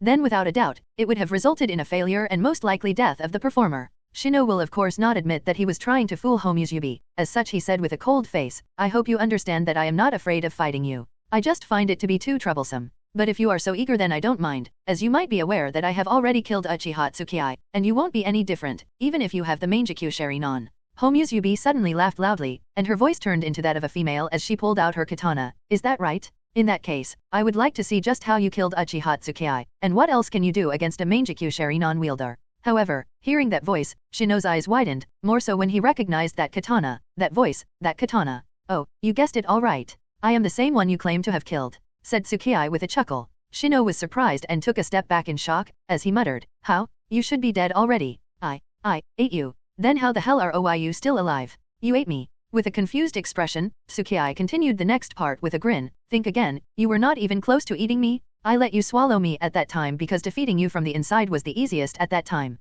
You're kidding, right?" Shino's expression was dazed, and he couldn't understand just what was happening. At novel bin at. However, suddenly he regained the color in his eyes and said, "I don't know what's happening, but appearing before me again is your greatest mistake. More so trying to fool me by pretending to be Homusubi. You will suffer, and I will see to it that you don't get to live to the sun of the next day." Since it was Uchiha Tsukii, so Shino obviously did not worry anymore. Uchiha Tsukii does not have Mangekyou Shurinon, so there was no need to fear here. In fact, Shino did not even consider her enough of a threat. Understanding this, Shino's arrogance has already started to resurface. However, Tsukii seemed unfazed by Shino's arrogance, and said with a mocking smirk, "You seem to be mistaken, Shino. If I recall correctly, the last time it was you who was defeated, not me, and don't think this time would be any different." Shino roared grimly, "You think? Then why don't you show me?" As he took his stance, and suddenly a black vapor burst out of his body, instantly shredding his upper clothes, and his hair floated upwards by the waves of winds. Huala, huala, huala. Instantly, strange symbols appeared on Shino's body, and his figure transformed into Super Shino.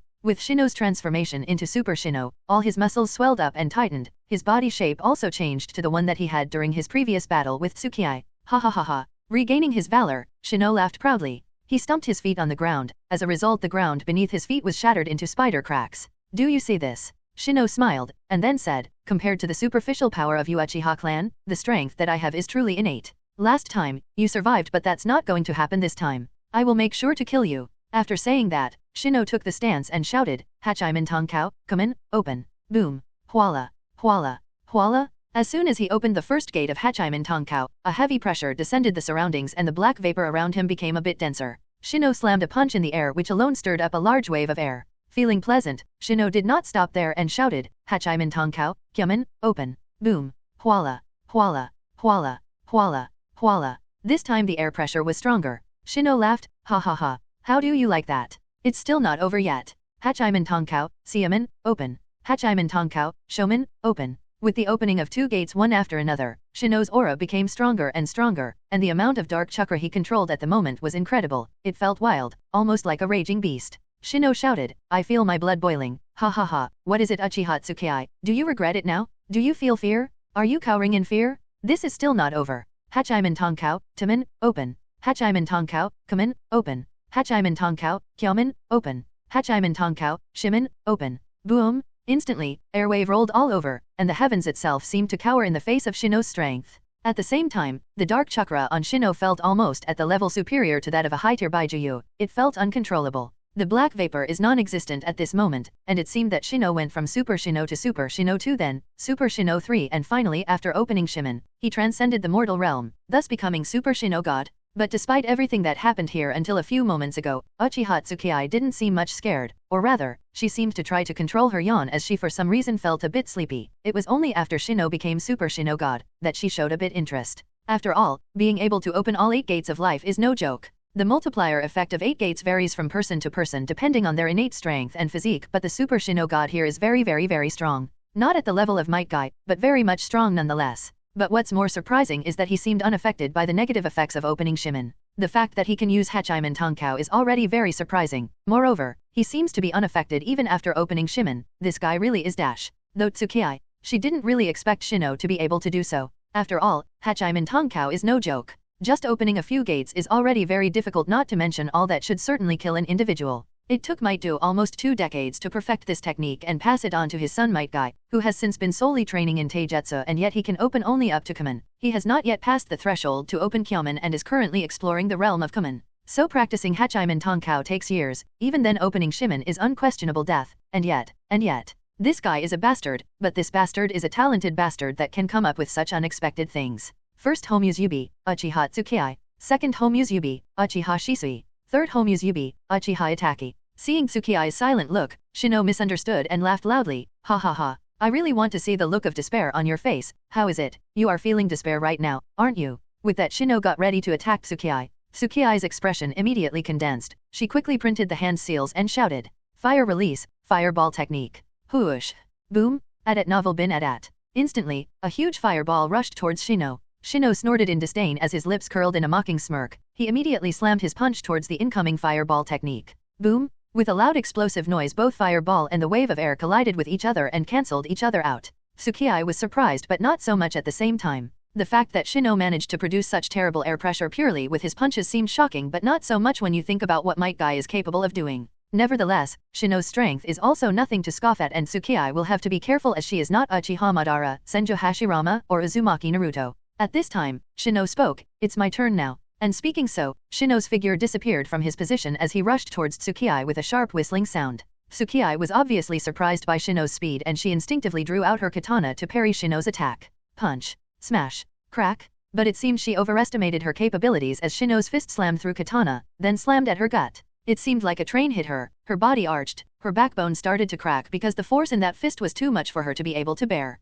Bang. Bang. Bang. Boom. Slammed with a heavy punch, Tsukiai flew out several hundred meters, collided with multiple trees, breaking all of them, and finally collided with the last one, which stopped her. Cough cough. Vomit. With violent coughing, Tsukiai spewed out a large amount of blood that dripped on the ground. Regaining her breathing, Tsukiai wiped away the blood that overflowed from the corners of her mask, then glanced at the katana in her hand. She didn't need to be surprised as the katana in her hand was twisted and broken. Although this katana was not as strong as a kusanagi sword, and even though this katana was not some kind of artifact, it was still a carefully forged katana by one of the top bladesmiths of the Land of Iron, so the face that this katana was easily broken by Shino really disappointed her. It couldn't even withstand one of Shino's punch. Shaking her hand helplessly, Tsukiai threw away the broken katana and said, looks like you really would be worth fighting, Shin dash. Tsukiai's words were not completed as Shino again appeared before her, and heavily pounced on her face. But this time, the expected sound of the mask or bones breaking was not heard, nor was there any feeling of hitting someone, because just the moment before Shino's punch was about to land,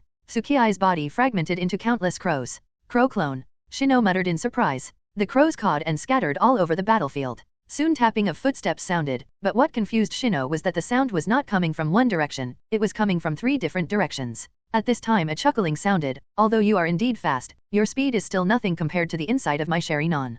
As the voice landed, one figure of Homuzubi walked out of the forest. Shino turned towards the source of that voice and frowned, because even with the appearance of Uchiha Tsukii in front of him, the sound of footsteps has not ceased, which means that there are more people here. At this time, one more person wearing the disguise of Homusubi walked out of the forest. This person had a short sword in his hand. There was a presence of blood on the blade of the short sword that dripped on the ground, clearly signifying that this short sword has killed a lot of individuals recently. Shino muttered in anger, another idiot pretending to be Homusubi? You think that just because you are wearing that disguise, I would be fooled into believing that you are the real Homusubi. Shino's words fell, and at this time one more person walked out of the third end. He too wore Homusubi's disguise, and as soon as he came, he looked at the first Homusubi and said, all the shinobis of the land of sky have been resolved. The first Homusubi nodded and looked at Shino, while saying, be careful of his speed and raw strength. This guy is able to open all the 8 gates of Hachiman Tonkao. A direct hit from him would prove to be critical. The second Homusubi looked at Shino and noticed the terrifying evil chakra that Shino was giving off. He immediately raised his guard against Shino,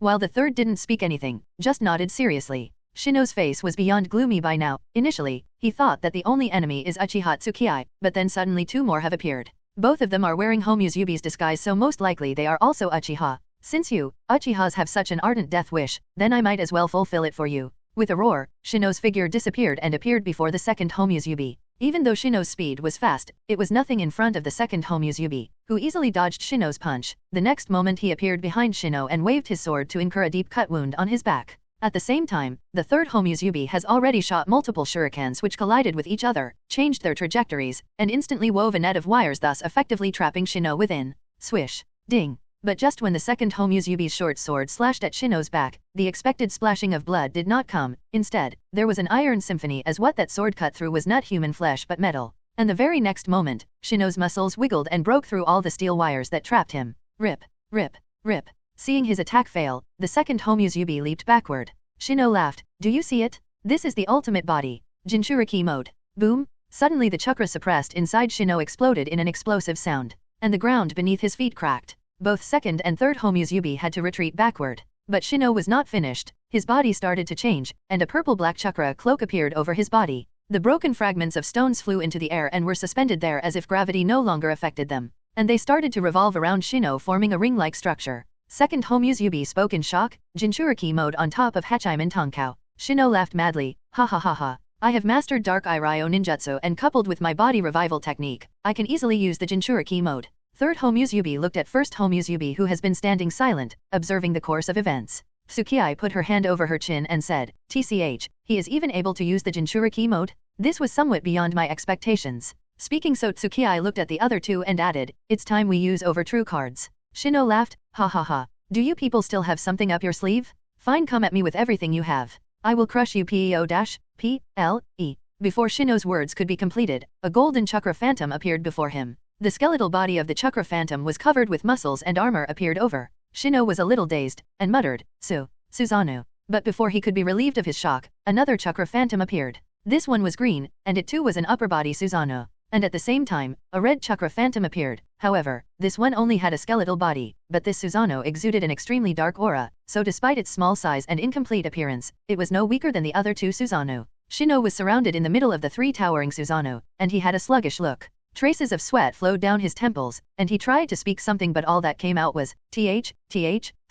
Susanoo. Looking at the 3 Susanoo with different colors and shapes surrounding him in a triangular siege, Shino had a sluggish expression. All he could murmur were some incoherent words. Susanoo, the embodiment of Uchiha's strongest dojutsu, is also one of the standard ocular power that a Mangekyo Sharinon grants to its user. Being able to use Susanoo means awakening Mangekyo Sharinon, so when the 3 Susanoo appeared here at the same time, Shino realized that Uchiha Tsukii, as well as the other 2 Homusubi, have Mangekyo Sharinon. From the color of Susanoo, Shino can guess that the golden Susanoo is that of Homusubi of Amatsukami, which means that Uchiha Tsukii is Homusubi in reality, while the green one is that of Uchiha Shisui, while the red one, probably Uchiha Itaki. But regardless of who they are, what Shino knows is that in the face of 3 Susanoo he is in great trouble. Facing 3 Uchiha with Mangekyo Sharinon? In such a situation, there are only a handful of people in the entire shinobi world who can survive, and Shino understands that he is obviously not one of those few. Perhaps Tendo Pain? Yeah, maybe only people at the level of Tendo Pain who have something like the Rinnegan can survive such a situation.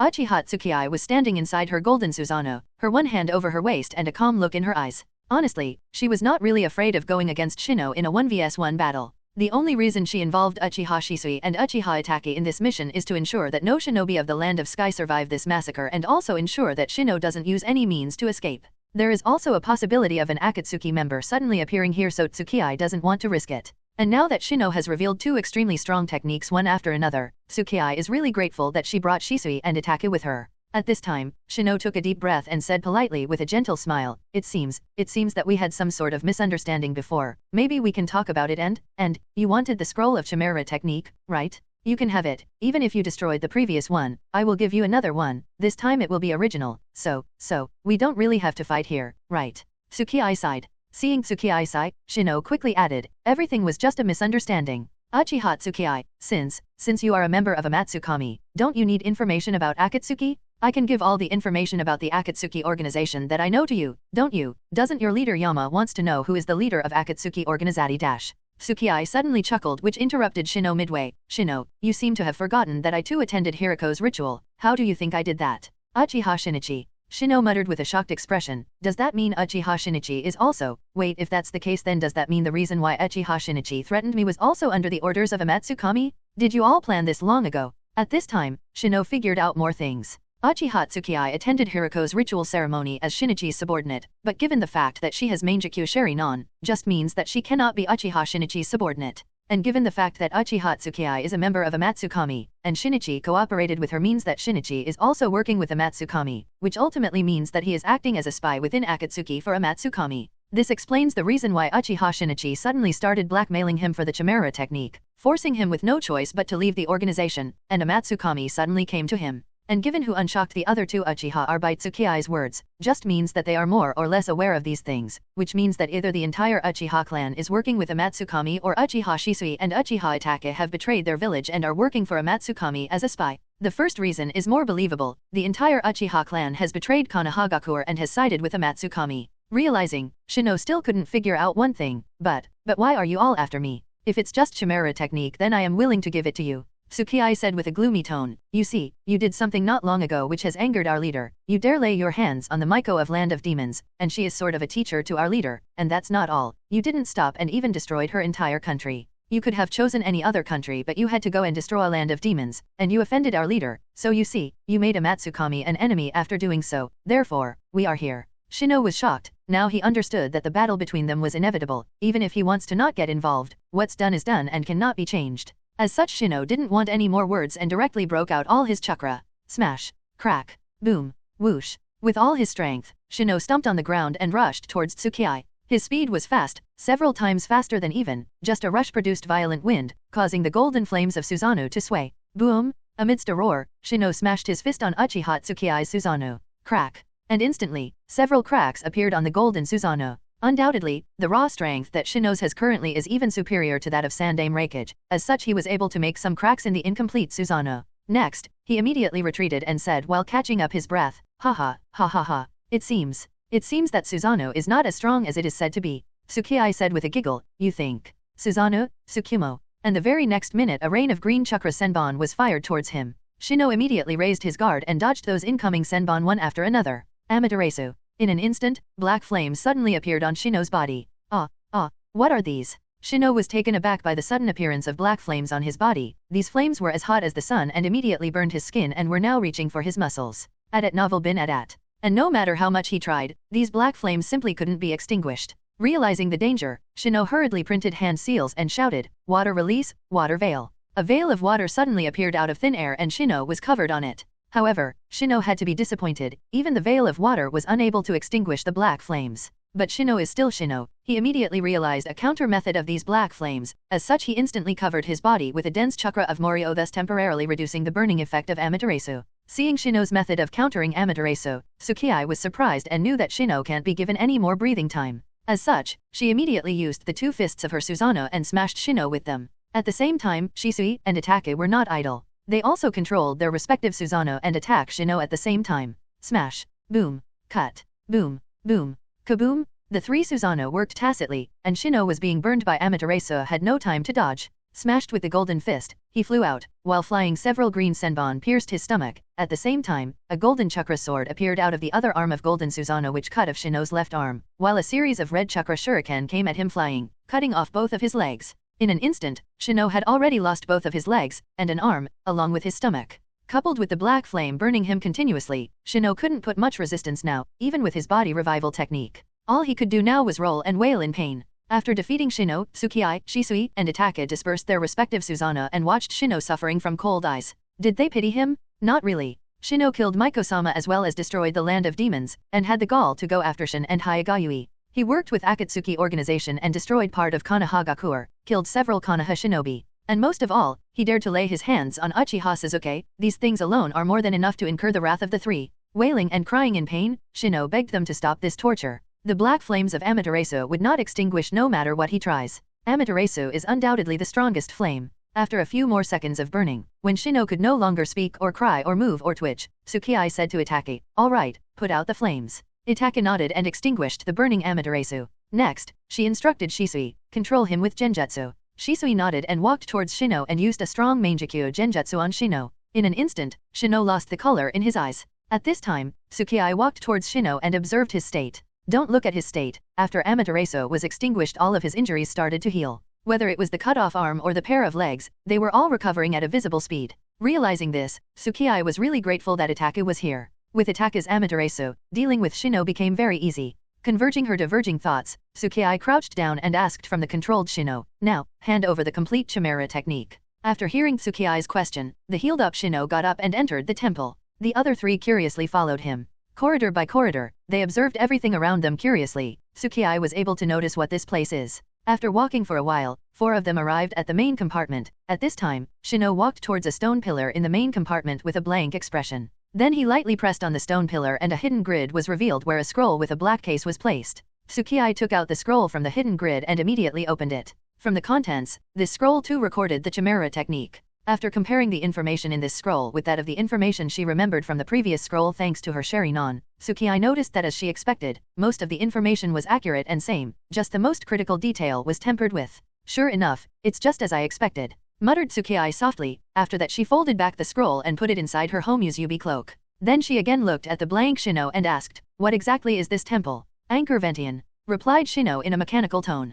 "Anchor Ventian." Shisui and Itachi muttered in confusion as they glanced at each other with a puzzled expression. Tsukii was silent. She knew that there was a giant air fortress in the Land of Sky, but she didn't know whether it was this temple or not. As such she asked, "What is Anchor Ventian?" Shino replied, "The Anchor Ventian is the aerial fortress of Land of Sky." "This is indeed aerial fortress," muttered Tsukii and then asked, "Can this fortress fly?" Shino nodded then shook his head as he added, "It is capable of flight but it's not ready yet as the power system of the fortress has yet to be completely optimized." Tsukii asked, "How to optimize the power system?" Shino said, "From the power room." "Then what are you waiting for? Lead the way," instructed Tsukii. Shino nodded and walked towards the exit of the main compartment. Under the leadership of Shino, the other 3 quickly arrived at the power room of Anchor Ventian. Looking around, Shisui said in surprise, "I never expected that the Land of Sky that was destroyed by us would still hide something like an aerial fortress." Itachi observed the seals engraved on the walls and asked, "Is this fortress really capable of flight?" Tsukii crouched down and took a closer look at the funjutsu engraved all over the power room. Theoretically it is capable of flight, but the amount of fuel it requires to do so is too much for a single individual or even a few individuals to provide. Shisui asked, "Which fuel is used here?" "Adat novel bin adat." Tsukii said, "Both mechanisms probably work. That is to say, both electricity and chakra would work. But in terms of efficiency using chakra would be better for the long-term functioning of this fortress, and that's where the problem arises. The chakra amount it requires would be humongous." Shisui also looked at the funjutsu engraved on the floorings and walls and asked, "Does that mean that this funjutsu is still effective?" Tsukii nodded. "Some parts are damaged, but most of it is still working. It would only require some work and testing and they can be continued to be used. However, if I have to say then it would be better to change the seals. Instead of repairing these seals, it would be better to redesign the entire mechanism as these seals are somewhat inefficient." Among the 3 of them, Tsukii's genjutsu proficiency is the least. Now it's not that she is weak in genjutsu, but Uchiha Shisui and Uchiha Itachi are just too good when it comes to genjutsu usage. Similarly, Tsukii is the most proficient in funjutsu among the 3. Now it's not that the other 2 lack funjutsu knowledge, it's just that Tsukii is much superior in funjutsu compared to them. As such, she can better analyze the seals in the power room. Therefore, she said that redrawing the seals would greatly improve efficiency and safety. Thinking of this, Tsukii was planning to design a new funjutsu mechanism. Casually asked Shino, "And what were you people planning to do after you have started Anchor Ventian?" Shino replied, "Bury the 5 great shinobi villages and a megakure. We planned to start with Konohagakure." As soon as they heard this, both Shisui and Itachi were shocked and uncontrollable killing intent was directed towards Shino. Unlike other Uchiha, the village comes before clan for both Shisui and Itachi, and whoever dares to harm the village is a greater enemy for them. Shisui said coldly, "You fool, you still plan to destroy Konoha? What you did the last time was not enough already. And do you really think that the likes of this decaying aerial fortress alone can destroy Konoha completely? You are being too arrogant." Shino instinctively shivered, and said, "The weapon system of Anchor Ventian is functioning properly. And this fortress contains a chakra cannon that can completely wipe out an entire shinobi village within seconds. Konohagakure wouldn't have held much longer even with their barrier cover. You." Shisui was suddenly speechless.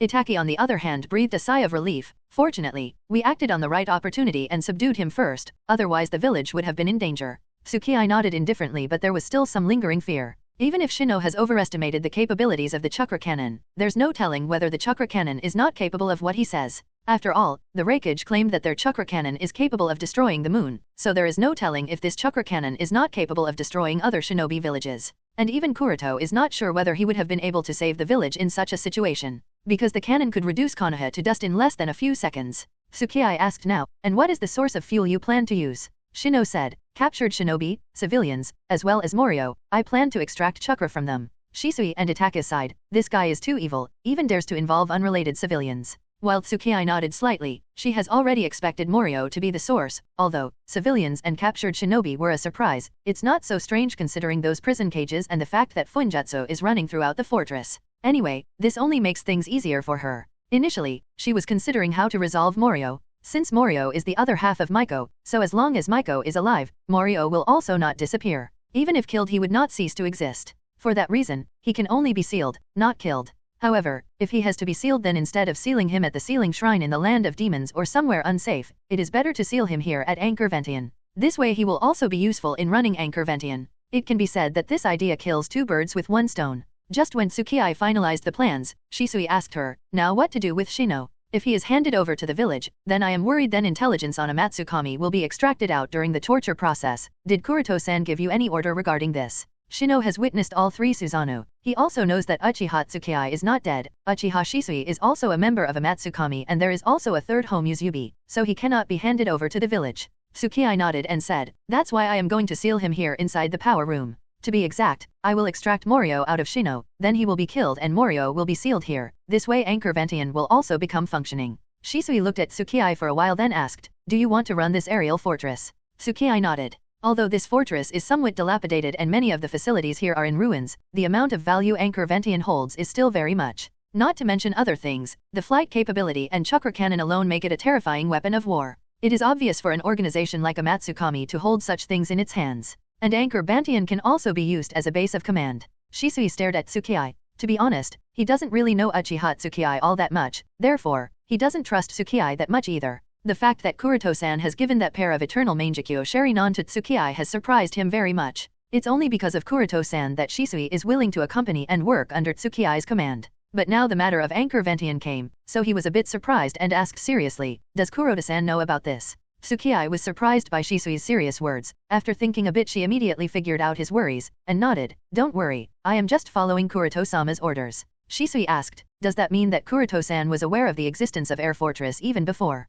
Tsukii nodded, There were various objectives of eliminating the Land of Sky. Taking control of Anchor Ventian was one of them. This place will now be a Matsukami's base. As for how he knows about the existence of Anchor Ventian, you should have heard Shino's words right. The part about Shinichi. After a pause, Shisui asked, "Does that mean Shinichi is also with us?" He also joined a Matsukami. Itachi also paid attention to the discussion. The defection of Uchiha Shinichi, who had awakened Mangekyo Sharinon, is definitely a very big loss for the Uchiha clan and the village. To this day, the Uchiha clan has not given up on bringing Shinichi back, but they have been unable to do so despite how much they try. Shisui has blamed himself for this. He feels that he is also partly responsible for Shinichi going rogue and joining Akatsuki organization. It was Shisui who took the responsibility to bring back Shinichi, but he failed to complete it. Tsukii shook her head. Uchiha Shinichi has not officially joined a Matsukami, but it seems that he had some sort of dispute with Shino. So, he provided some information to Kuroto-sama about Shino, and here we are. Both Itachi and Shisui were thoughtful after hearing this piece of news. This also explained many things to them.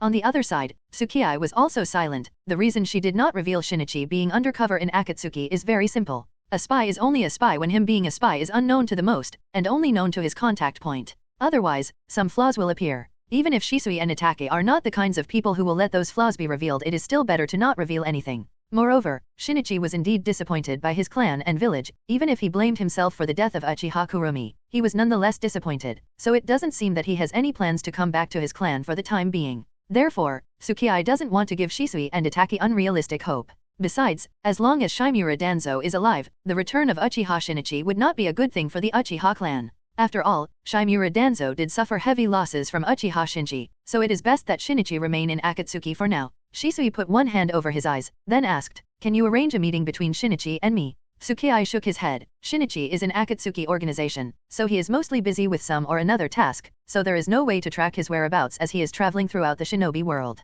Moreover, your identity is too sensitive, whether as Uchiha Shisui or as Homusubi. It would cause too much trouble for him, as well as Konoha.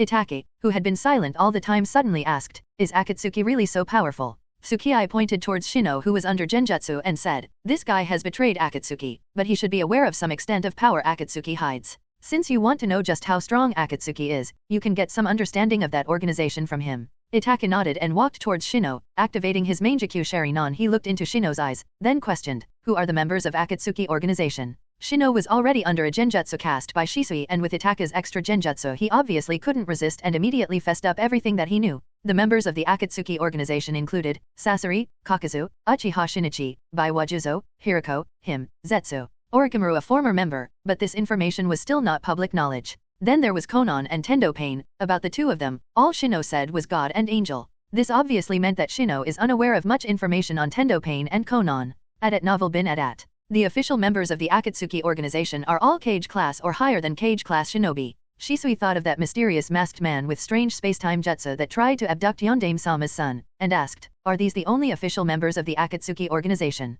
Shino nodded. Shisui asked again, "No, this can't be right. I know that there is a one-eyed spiral masked individual in Akatsuki organization. He uses a strange space-time jutsu. Who is he? Is he not in Akatsuki?" The existence of this masked man has really made Shisui very scared. Space-time jutsu is not a joke. Almost no one is your opponent unless he too masters space-time jutsu. Shino's face distorted, and it seemed he was trying very hard to think, but even after a long while of thinking he shook his head. There is no such individual in the organization. Tsukii thought, the existence of Obito is a secret even within Akatsuki. Currently, there are only 4 individuals in Akatsuki who are aware of his existence. And those 4 people are, Pain, Konan, Shinichi, and Zetsu. So it's no wonder that Shino isn't aware of one-eyed masked individual. Shisui was silent after hearing this. At this time, Itake asked, "What are the abilities of the leader of the Akatsuki organization?" Shino seemed to struggle here, but just a look from Itake was enough, and he immediately spoke. Tendo Pain claims to be God. He has God's eyes from the myth. The eyes of Rakudo Sennin, making him an extremely powerful shinobi, far superior to any of the existing Cage.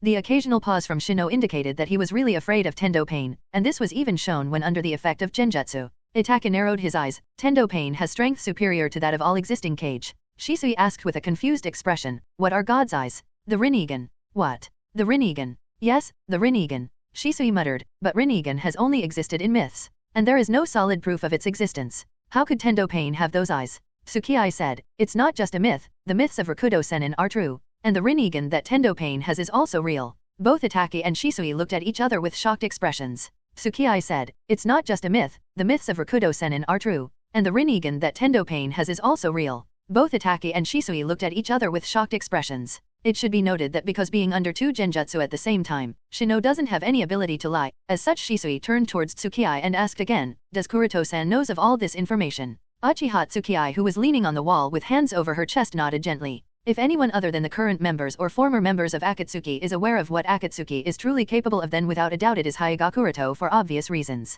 Their combined strength is more than enough to destroy entire shinobi villages like Konoha in a matter of a few hours. In the original story, it was Nagato's foolishness that led to the death of most of the Akatsuki members. And despite that, Akatsuki organization still managed to collect 7 of the 9 Baijuyo, and almost caught the Hakusabi and Kuwabai as well. They even managed to seal part of the chakra of all the 9 Baijuyo inside the Gadumazo, thus awakening Juobi. Tendo Pain alone killed thousands of Konoha shinobi, almost destroying Konohagakure, the strongest of the 5 great powers. If it weren't for Uzumaki Naruto's strongest jutsu, that being Talk no Jutsu, which made Nagato realize some things, prompting him to give up his life in exchange for bringing back those Konoha shinobi he killed, including Heitake Kakashi, Konoha would have existed in name only. So, it can be understood just how strong Akatsuki is. Uchiha Madara, Uchiha Obito and his Pain Rakudo, Nagato and his Pain Rakudo, Kabuto and his Edo Tensei army, which included multiple former Kages, many of the deceased Akatsuki shinobi as well as other Kage class, and elite Jonin class shinobi, 100,000 Zetsu army, Uchiha Sasuke and his team Taka, Orochimaru and his Otogakure, Uchiha Itachi, Konan, Kakuzu, Sasori, Baiwajuzo, Kisame, Haiden, Deidara, and most of all, the final boss.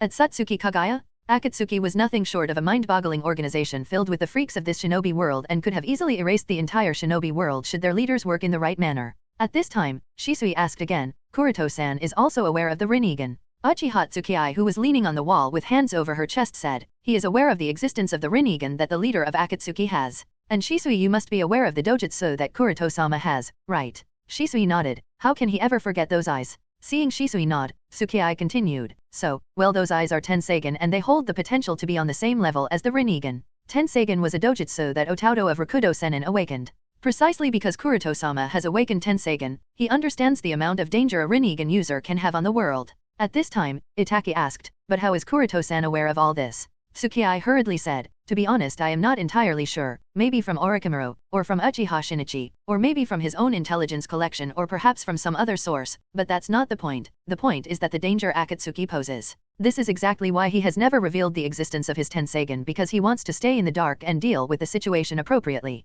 So, Kuroto-sama wants this aerial fortress, Anchor Ventian, to be the main base of Amatsukami. The existence of Anchor Ventian is unknown to most, other than us three, Shino and the shinobi of the Land of Sky, as well as Kuroto-sama and Uchiha Shinichi, and perhaps Orochimaru, but unlikely, are the only people aware of its existence. Shino would soon be dead. None of us are ever going to reveal such a thing. Orochimaru has betrayed Akatsuki, so it is unlikely that he would want to incur the enmity of Amatsukami at the same time. And Uchiha Shinichi has given his words to not reveal its existence to anyone, even in the Akatsuki. The shinobi of the Land of Sky are either all dead or will be dead soon enough, so almost no one would be aware of where the base of Amatsukami is, making it the perfect base. There is one more variable that Tsukii did not word out, Black Zetsu. Given what exactly Black Zetsu is, and for how long he has existed, it is possible that he is aware of the existence of Anchor Ventian. But even if he is, he has no way to reveal that to Akatsuki, as that would be suspicious. So Tsukii has to take that risk. And besides, even if Zetsu reveals the existence of Anchor Ventian, finding an aerial fortress in the sky over the entire shinobi continent would be next to impossible even for the Akatsuki and the 5 great shinobi villages. Itachi thought about it, then nodded, while Shisui did the same. At this time Itachi turned to Shino and spoke, there are a few more things I want to know about Tendo Pain. What are the specific powers of Rinnegan? After a long silence, Shino didn't speak anything indicating that he is not aware. At novel bin at. Tendo Pain rarely takes the shots himself. Only the old members of Akatsuki like Kakuzu, Sasori, Baiwajuzo, and Orochimaru are probably the only ones aware of some of Tendo Pain's powers. So, even though Shino was very interested in Rinnegan, he did not have any information about it. He has only ever met Pain 3 or 4 times face to face, as such he never even had the chance to explore Rinnegan. So it is completely logical that is unaware of the abilities of Rinnegan. Understanding that they can no longer obtain any other intelligence from Shino, Itachi, and Shisui's side. They are of course aware of where the base of Akatsuki is, but even if they know, what good does it do in the end? Tsukii shook her head, then said to Itachi, now that everything is clear, we have to hurry up. Itachi, you go out, clean up all our traces here and also make sure that no one has escaped. Our objective is to take away this aerial fortress without alerting anyone, so we cannot leave any of our traces behind. Also, leave out a few crow summons outside to make sure that we are aware if anyone comes nearby. Itachi did say that all the shinobi of the Land of Sky have been eliminated, but there is no harm in making sure. It would take some time before they take the flight, so they have to be careful. Yes. Itachi of course understood the situation, so he immediately nodded and left the power room. Then Tsukii said to Shisui, before we extract Morio out of Shino and seal him here, I need to rearrange the seals here and that will take some time. In the meantime, you take Shino and check the layout of this Anchor Ventian. Also make sure to see what all things have he stored here, since I have placed a seal on Shino restricting the use of Morio's chakra, so there is no need to worry about him getting out of control. Shisui nodded and left the power room with Shino. With Shisui and Itachi gone, Tsukii now paid attention to the power room. The space in the powder room is very large. It is enough to keep Morio sealed here. But to keep Morio sealed here, an extremely powerful seal array needs to be designed, and the seal array must be foolproof. Let's use 4-symbol seal as the core. After a while of consideration, Tsukii finally decided on 4-symbol seal. 4-symbol seal is the best seal that is specifically designed to keep the Baijuyu class beings restrained, and if arranged correctly, it also grants the user ability to extract chakra. But a single 4-symbol seal wouldn't be able to keep Morio restricted. It is one thing to seal a Baijuyu class being inside oneself, and it is another matter altogether to seal a Baijuyu class being outside. To restrain the huge body of Morio, an array of 4-symbol seal must be designed to ensure safety. to make sure that Morio doesn't break out even by overflowing the array with chakra. And isolation is also very important. Tsukii does not want others to be able to sense Morio's chakra, so chakra isolation is also required. With the plan formulated, Tsukii started arranging the seal array. After printing the hand seals, she immediately shouted, "Shadow clone technique." Poof, poof, poof, poof. With a burst of white smoke, 4 shadow clones of Tsukii appeared next to her. Counting herself, there were now 5 of them in the power room. The 4-symbol seal array to be arranged wouldn't be just simple stacking, but would rather be arranged in a definite shape. For this purpose, several 4-symbol seals have to be activated at the same time. For that purpose, there is a need to use shadow clone. With everything set, Tsukii and her 4 shadow clones started arranging 4-symbol seal array, and not long after, Tsukii arranged a pentagram array with 500 individual seals, making the huge power room covered in the sealing symbols that gave off a fluorescent glow. After the array was arranged, Tsukii breathed, wiped off the imaginary sweat from the top of her mask, and then deactivated the 4 shadow clones. Arranging 500 4-symbol seals, and keeping all of them activated is a huge burden, even for her. But it was all worth it as this array would perfectly restrain Morio. The chakra extracted from Morio would be more than enough for the functioning of Anchor Ventian, and there would also be no danger of him escaping here. By the time Tsukii completed the 4-symbol seal array, Shisui also brought Shino back to the power room. When Shisui looked at the power room that was almost covered with the fluorescent light of the found symbol seal array, he was literally dumbfounded. Did you just arrange this entire array in such a short time? Tsukii smiled and nodded triumphantly. How about it? It should be more than enough to seal Morio, right? You are capable of such a feat. No wonder Kuroto-san chose to give you the eternal Mangekyo Sharinon. Shisui suddenly looked at Uchiha Tsukii in a new light. In the field of Funjutsu, Shisui also has quite a lot of understanding. Therefore, he easily recognized the seals in the array are 4-symbol seal, but their sheer number really shocked him. The difficulty of keeping one 4-symbol seal active at a point is already quite high, not to mention keeping hundreds of them active. Such a feat is not something that just anyone can do. However, instead of acting proud, Tsukii casually said, "This pair of eternal Mangekyo Sharinon is only temporarily in my eye sockets. As long as you need it, or should the need arise for someone else to use, it will be given to that individual." Novel bin at. A pair of eternal Mangekyo Sharinon may hold immeasurable value for some, but for Hyuga Kuroto, it is just a useful tool for him and holds some research value. What's more, when Kuroto would use Chimera technique in the future, the eternal Mangekyo Sharinon will have to be removed, as any foreign DNA that does not consist of Kuroto's own DNA will not be used. As such, only the semi-finished pair of Byakugan that were initially present will be used. Therefore, eternal Mangekyo Sharinon holds no importance for Kuroto's final plan. However, Shisui didn't know that, and he was seriously shocked by what Tsukii said so casually. Even in the face of eternal Mangekyo Sharinon, you are still not greedy and can easily let go of it? I can't think of a better candidate for keeping those than you, said Shisui. Tsukii said, "You may not be able to, but I can think of better candidates. You are one, and Uchiha Itaki is the other one." Shisui shook his head and said, "I can't say for Itaki, but I do not want nor need those eyes. I have already talked about this with Kuroto-san, so you can rest assured. I just hope that you won't misuse them, and can continue to contribute to Konoha, and protect the village from the shadows." Seeing that pair of eternal Mangekyo Sharinon, Shisui is always reminded of Uchiha Ryuta and Uchiha Hideki. Therefore, he has sort of a subconscious resistance towards those eyes. After all, he was partly responsible for what they experienced. This makes him feel guilty. For this reason, Shisui has never once thought of transplanting this pair of eternal Mangekyo Sharinon, even when his eyesight has started to decline. Seeing that Shisui was a little depressed, Tsukii decided to change the subject and asked, "So have you checked the layout of Anchor Ventian?" Shisui immediately let go of those depressing thoughts and nodded, "Yes." Tsukii asked, "And did you find something useful?" Shisui nodded, If we are talking about useful, I wouldn't say much, but there are 3 warehouses that do store a lot of materials. From the looks of it, the 3rd was still being filled, but probably because of our attack, their work came to a halt midway. I asked and confirmed from Shino, those materials that are left to be transported here are not far away. That saves a lot of trouble for the matter of funds. Tsukii immediately perked up with a joyful smile. "Come on, let me see those warehouses." Shisui nodded and then walked together with Tsukii under the leadership of dazed Shino. The 3 of them quickly arrived at the place where the material that the shinobi of the Land of Sky did not have time to transfer was kept.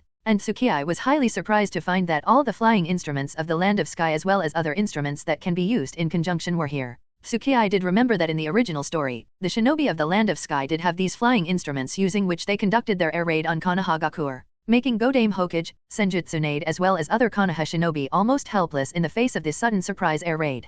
Picking up one of the flying tools, Tsukii tried weighing it approximately. These instruments are mostly made up of metal, and their wingspan when fully expanded is almost 2 meters wide. After some rough calculations, Tsukii estimated that each of these flying instruments contains around 20 kilograms of iron. Next, she did the same with the firearm. This is a type of gun that is capable of firing kunao, shuriken, and senbon as projectiles. There are also those bullets and small grenade-like bombs that do not have a lever. With all these instruments in hand, each shinobi can be regarded as a low-level Deidara. Tsukii turned her head to Shino and asked, all these flying instruments are functioning. Shino replied, there are about 100 sets here, a few of which needs to be repaired and they will be up and running. 100 sets. There was a flicker in Tsukii's eyes when she thought of this number. This number is more than enough to form a small-scale air force. Shisui was curious about these flying instruments and asked Shino, what is the working principle of these flying instruments? Shino pointed at the end of the instrument and started explaining, here is an ejection device. To reach a high altitude, the ejection device can give the necessary power output and air thrust.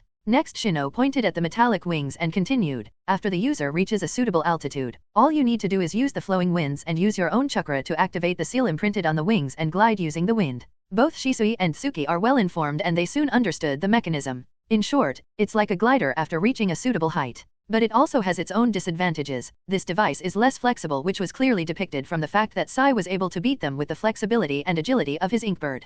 Tsukii thought, as long as there is a chakra input, these devices will function properly. If that's so, I can seal chakra and then use my Tenseigan to control these instruments as puppets. Just as Tsukii started to make plans for a suitable puppet air brigade, Itake returned. I have erased all the traces of our presence, and any and all those shinobis of the Land of Sky that were left alive have also been eliminated. It is unlikely that anyone escaped. Tsukii was broken out of her thoughts, and nodded. All right, next we must seal Morio in the power room, and then prepare to take off with Anchor Vantian. The sooner they leave the better. There is no telling if someone will chase behind Shino, and if they will, then how long will it take for them to catch up, so the sooner they disappear the better. Looking at the giant pile of flying instruments in front of him, Shisui said, it will take a lot of time to carry so many of these. As soon as Shisui's voice fell, the skeletal body Golden Susanoo appeared on the field. Both Shisui and Itake immediately understood Tsukii's thinking. Tsukii wants to use the Susanoo to carry these flying instruments inside Anchor Vantian, but using Susanoo, the strongest power of the Mangekyo Sharinon power for the coolie work, was sort of unacceptable for both Itake and Shisui.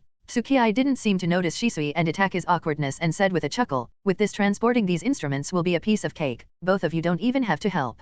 This is the advantage of having the eternal Mangekyo Sharinon. Because of the inevitable blindness, Shisui and Itake have to be frugal in regards to using Mangekyo Sharinon, as their eyesight will become weaker the more they use Mangekyo Sharinon. As such, unless absolutely necessary, they would generally avoid using techniques like Susanoo and other specific ocular powers. But Tsukii is different in this regard. With the eternal Mangekyo Sharinon at her disposal, the ocular power will always recover, so using Susanoo for such a task is full of possibility. Using the Susanoo, Tsukii easily moved all the materials into the third warehouse of Anchor Vantian. Next, the four of them moved back to the power room. Shisui asked at this time with a solemn expression, are you sure you want to seal Morio in the full-body state? Tsukii nodded and explained, I have arranged such an advanced four-symbol array for this very purpose. Extracting chakra from him in this state would be most efficient. Shisui nodded, all right, but Morio's chakra is too large to be controlled so easily. If I use Genjutsu and stimulate Shino to remove Morio from inside him, there is a possibility that something can happen, so you must be careful. Tsukii nodded and also signaled Itake on the side.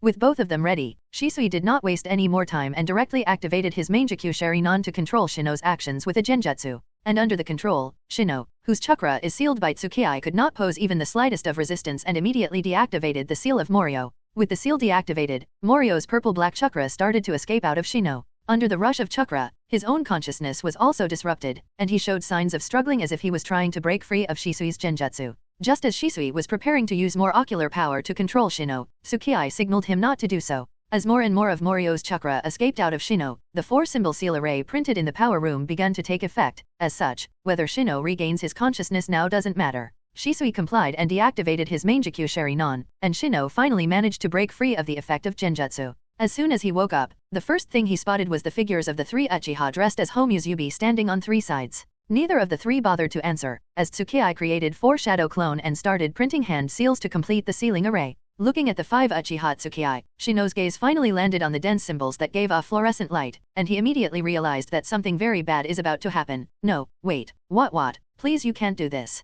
Kanahagakur, Hyuga clan. On the calm and peaceful night, the famous Hyuga brothers, Hayashi and Hisashi, sat in the courtyard of Hayashi's house, busy in some casual conversation. After a while, Hisashi finally took a deep breath and said, Nii-san, I have thought a lot in the past few days, and I think that the Hyuga clan must change. Hayashi was surprised. He raised his eyebrow and beckoned Hisashi to continue. What do you mean? Hisashi relayed Kuroto's exact words to Hayashi and added, I think Kuroto-kun's words are very reasonable. Although Gentle Fist is the foundation of Hyuga clan, it is also limiting us. If we hope to thrive during the upcoming chaotic years of the shinobi world, then we must adapt, and to do so we must change. Gentle Fist is also the limitation of the Hyuga clan and we must change that or else. However, before Hisashi could finish speaking, Hayashi interrupted him midway. Do not talk of such a matter here. What do you expect will happen should the elder hear you? Do you not understand the consequences? Hisashi quickly added, Nii-san, this is just a casual conversation between us, not a formal discussion during a clan assembly. I just want to know what are your opinions on this matter.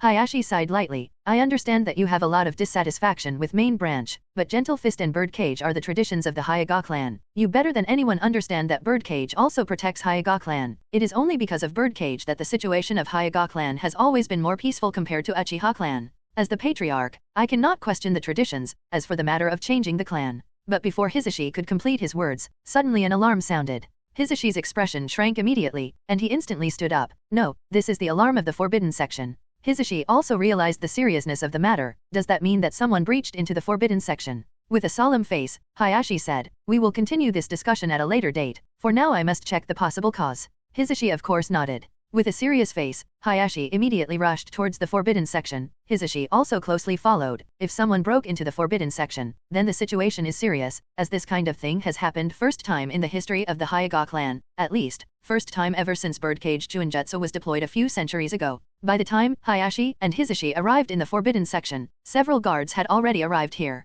Everyone found two bodies collapsed at the gate of the forbidden section, both of them dead, and their eyes turned gray. Next, there was an old man with a withered face lying in the outer hall of the forbidden section. This old man too had no breath, indicating that he is dead, but what's more serious is that his eye sockets are hollow. The pair of Byakugan in his eye sockets has disappeared. Asahi-sama! Hayashi exclaimed, and immediately ran into the outer hall of the forbidden section. Hyuga Asahi, who is lying dead in the outer hall of the forbidden section, was one of the senior elder of the Hyuga clan council. Although his overall strength as a shinobi had seriously declined over the years because of his senior age, he was by no means a pushover. What's more, here is the forbidden section inside the highly secure compound where the members of the main branch reside. It is almost impossible for anyone to be able to kill an elder without alerting anyone. This is still the Hyuga clan residence with Hyuga shinobi crawling all over the place. It must not be forgotten that if the members of the branch division will try to target the members of the main division, then they can easily be controlled using the Birdcage Juinjutsu. So it is very unlikely that someone from the branch division attacked Elder Asahi. Looking at those empty sockets, Hayashi had a gloomy look.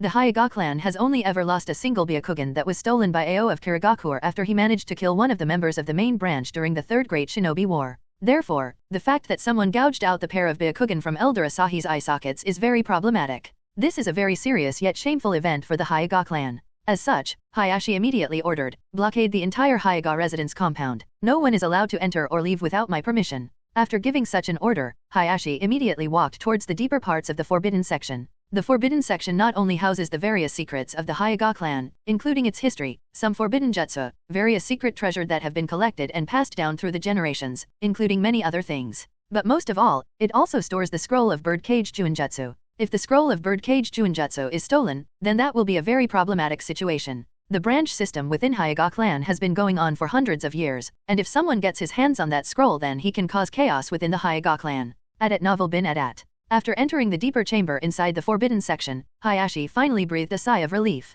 The vault that stored the scroll of Birdcage Juinjutsu wasn't opened by the intruder. It means that the scroll was not stolen. This is a blessing in the misfortune. After making sure that the scroll was not stolen, Hayashi further observed the vault to check if someone tried to steal this scroll. The size of the vault is not very big because there are not many things that are secretive enough to be stored here. The scroll of Birdcage Juinjutsu is the only one. This vault is locked using a very complex seal. Only the patriarch and some of the senior elders of the main branch can release that seal. After his careful observation, Hayashi found traces of tempering on the seal, which means that some did try to break it, which is the cause of the alarm being triggered. Although they failed, what's important is that someone really tried to break that seal, meaning their goal of breaking into the forbidden section was indeed related to Birdcage. Looking away from the vault, Hayashi further checked the other areas of the library, and soon he discovered that the shelf recording the millennium years long history of the Hyuga clan have been turned over. He walked quickly to the shelf and soon noticed that 3 scrolls were missing. What's more, all these 3 scrolls record the secrets of Byakugan as well as Birdcage seal. The purpose of the intruder is very clear. Although he failed at obtaining the exact thing he needed, he did obtain some resources, muttered Hayashi.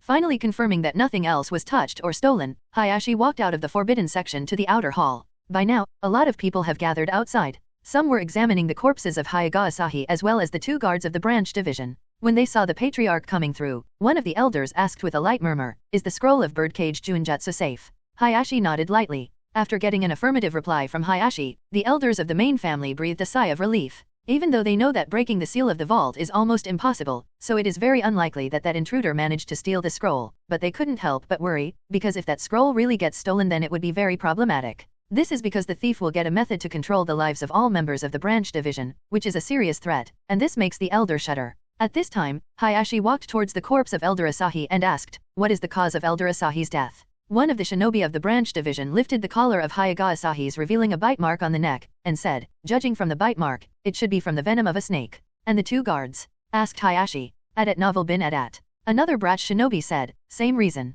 Hayashi frowned, "From a snake." At this time, one of the elder ordered, "The members of branch division leave the forbidden section for now." Hisashi asked angrily, "What do you mean? Do you suspect that we of the branch division are responsible?" When faced with Hisashi's question, this very elder was silent, but his eyes clearly showed his doubt and distrust towards the branch division. Needless to say, the intruder may have failed to steal the scroll of birdcage. He did plant a seed of doubt and suspicion between the main family and the branch division. When Hayashi thought that the intruder did break into the forbidden section for the scroll of birdcage, his expression turned cold and he ordered, "Hisashi, leave." In the face of his Hayashi's words, even Hisashi was helpless, and he had to lead the members of the branch division and leave the forbidden section. After all the members of the branch division were gone, Elder Haruto questioned Hayashi, "The scroll of birdcage is safe, but was something else stolen?" Hayashi didn't conceal it and told everyone that some of the scrolls recording the history of Byakugan and birdcage are missing, as well as the fact that someone tried to break the seal of the vault. Elder Haruto muttered, "So the objective was indeed the scroll of birdcage." Another elder, named Hyuga Kuroto, said, "I checked the list of visitors. No one outside of Hyuga clansmen has entered the residential area of main family today, so the intruder has to be someone of the branch division."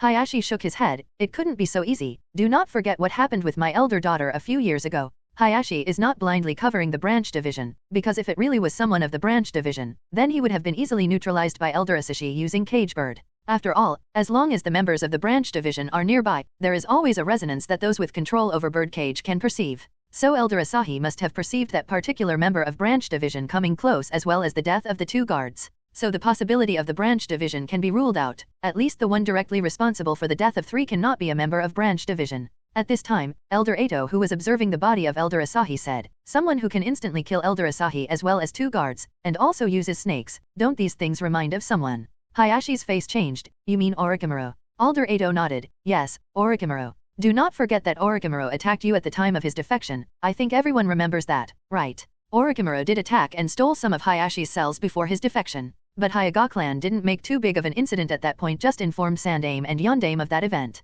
Hayashi asked Elder Eto, "Do you suspect someone of the branch division to be working with Orochimaru? Because he couldn't have sneaked here without being unnoticed." Elder Eto nodded. "Do not forget, Hyuga Kuroto was under Orochimaru, so it is possible that he is still working with Orochimaru." Hayashi thought about it a little, then shook his head. "I am sure it couldn't have been Hyuga Kuroto, but someone else of the branch division may be working with Orochimaru. Although the culprit being Orochimaru in the first place is very less likely. But we cannot ignore the matter that there is indeed a traitor in the clan. This very traitor might be the same person who was responsible for helping those shinobi of Kumigakure sneak inside and almost kidnapped Hinata." The elders all thought about it and then nodded. Indeed, at that time too it was Hyuga Kuroto who saved Hyuga clan from big trouble, so it has to be the traitor. After pondering for a while, Hayashi said, "I trust Hisashi and he wouldn't be the culprit either. Moreover, when this incident happened Hisashi was with me, so he can be ruled out. I will have Hisashi conduct an investigation." Land of Tea, Anchor Ventian. As the effect of the four-symbol seal pentagram array started, the roars of Morio, who was raging to run away, grew weaker and gradually became silent. On the other hand, Shino's body, who has lost the support of Morio's chakra, was lying limp. Tsukii looked at the limp Shino indifferently and used a fire-style jutsu to turn him into ashes without any shred of mercy in her heart. Over the years this guy has stolen from countless people, betrayed many, fooled many, and manipulated many, all for his grand purpose of ruling the shinobi world. Tsukii doesn't care about all those people. It would be hypocritical of her if she did. What she cares about is the fact that he dared to lay his hands on Miko-sama and the land of demon. That was Shino's biggest mistake. Tsukii utilized Shino's nature of deceiving and betraying people to her advantage and induced Shino to again betray Akatsuki. And then she finished Shino along with taking everything from him for her own use. Anyway, now that the revenge part is finished, let's focus on the matter at hand, thought Tsukii. With Morio sealed, the flow of chakra in the power room became stable, and it was easy to feel the chakra that was being transferred to the engine room. So that even the floor began to tremble. Shisui and Itaku looked at each other with surprise clearly evident in their eyes. At this time, Tsukii thought of the activation method of this aerial fortress that she obtained from Shino before killing him, then turned towards Shisui and Itaki. Alright, now let's go back to the main compartment. Shisui asked curiously, so are we going to make this fortress fly right now? Tsukii continued to walk towards the main compartment and replied, as I said before, we must take retreat as soon as possible because there is no telling when Akatsuki will start searching for Shino. I don't want them to know about Anchor Ventian, so we are going to do it now. Shisui nodded and the three people soon arrived at the main compartment. In the main compartment, Tsukii stood before the throne and the gold disc plated on the floor, then after biting her finger, she printed the hand seals and tapped her hand on the gold disc. Instantly, a light pattern emerged from the gold disc and it soon spread all over the flooring, walls, and roof of Anchor Ventian. Boom, boom, boom. The very next instant, the entire temple shook. Tsukii balanced herself to not fall, but more of her attention was on Anchor Ventian. She could clearly feel that this aerial fortress was slowly rising above the ground. Shisui and Itaki also noticed this. They immediately rushed out of the main compartment and came to the entrance of the temple. From here they were able to see that the ground was slowly being distanced, which clearly meant that the fortress was rising into the sky. Realizing this, both Shisui and Itaka can't help but feel surprised. Even if they expected such a thing to happen after getting all the information from Shino, but when it really happened, they were surprised. It did not take long for Anchor Ventian to take to the sky, and then higher beyond the clouds. Standing at the gate of the temple, looking at the bed of clouds before her, Tsukii thought, as long as Anchor Ventian is flying at this altitude, which means as long as it is flying above the level of clouds, it won't be noticed by anyone. So, there wouldn't be any threat of snooping and infiltration. In the shinobi world, not many are capable of flying, and those few who are capable of cannot fly at such high altitudes. As such, as long as Anchor Ventian keeps flying at a high altitude, it will be impossible to be noticed by anyone, which in terms of security is already much higher than Kuroto's secret laboratory hiding inside the Death Forest. Therefore, the secret laboratory will be transferred to Anchor Ventian for more space and better security purposes. While it was still nighttime, Anchor Ventian flew over to the Land of Fire under Tsukii's control. Tsukii made sure that the flying fortress was hovering at a high altitude over Mount Shami. Mount Shami is the mountain where Hirako conducted his ritual in the original movie. Since Mount Shami is generally covered in dense fog and is thus a difficult environment to tread to otherwise, therefore, the sky above it is more secure as thick clouds gather over it. With that done, Tsukii, Itake, and Shisui left the flying fortress and came back to Konoha. Since the mission was completed, so Itake and Shisui went to their respective houses, while Tsukii went to the secret laboratory in Death Forest. Transferring back the soul to the main body, Kuroto next sealed everything, all the pieces of equipment and all the materials inside storage scrolls, and then carrying those large number of storage scrolls, he left the secret laboratory along with Sandame Kaze Cage Puppet. It may be an extremely difficult task for anyone to fly to the air fortress that will be hovering at an altitude of several kilometers above the ground, but it is a piece of cake for Kuroto. With his main body, Kuroto can fly to such a height both with his dragon wings that comes from Ryuamayaku Chakra mode, as well as with the Tenseigan Chakra mode. Of course, Kuroto hasn't yet mastered the Ryuamayaku Chakra mode completely, but he has begun to understand it and can therefore sprout out those dragon wings from his back. Next, he can use magic mirror ice crystals from his Sujin clone to fly up to the air fortress, as he has learned to telekinetically control ice mirrors. So, they are now a nice surfboard for him. Then for the final, there is Susanoo for the Tsukii clone, so coming and going to the flying fortress is no big deal for Kuroto. Itake and Shisui are still not up to it as they still can't manifest the armored full body Susanoo with wings, but maybe they will be able to do so in the future. After transferring all those storage scrolls at Anchor Ventian, Kuroto left Kaze Cage Puppet along with a shadow clone of his at the flying fortress to arrange all of them. The Kaze Cage Puppet is capable of flight using his magnet release, so he is still the best guard for Anchor Ventian. After dealing with all this, Kuroto did not stay at the fortress any longer and immediately returned to Konoha. Although Team 11 has been granted a small break because of the emergency, there is no guarantee when Hokage-sama will resummon them, therefore it is best not to stay out of the village for too long. Since it is nearly the time of sunrise, so Kuroto should be at home.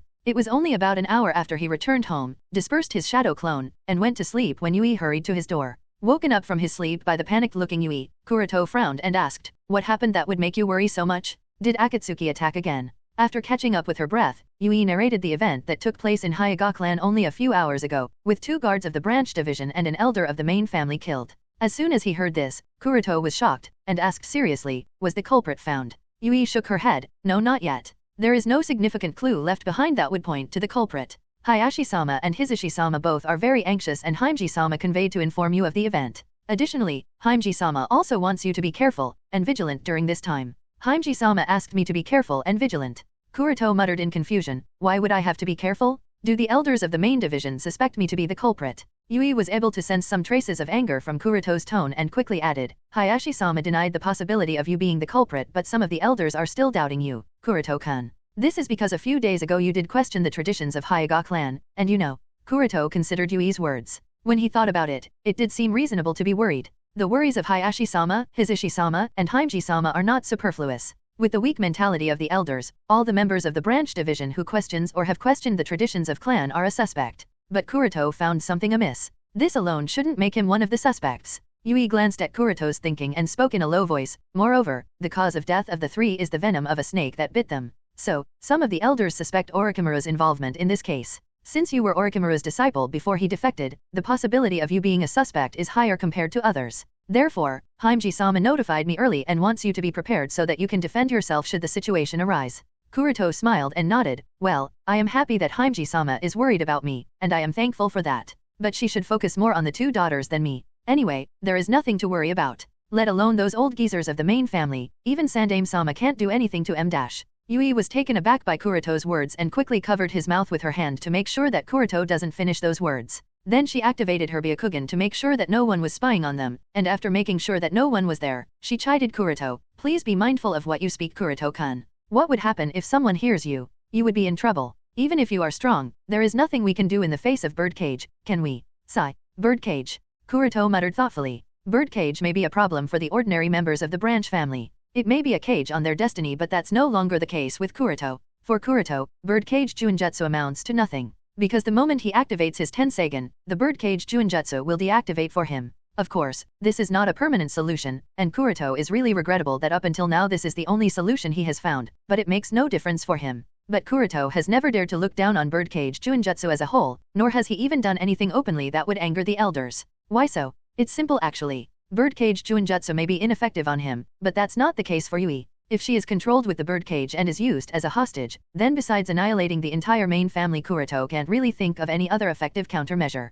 Yui didn't seem to notice Kuroto's thinking and said, anyway, Hizushi-sama also said that since you are a member of Umbu, so the people of the main family can't directly touch you. Even if they have some doubts, they will have to go to Hokage-sama first. So, as long as you stay careful, you should be fine.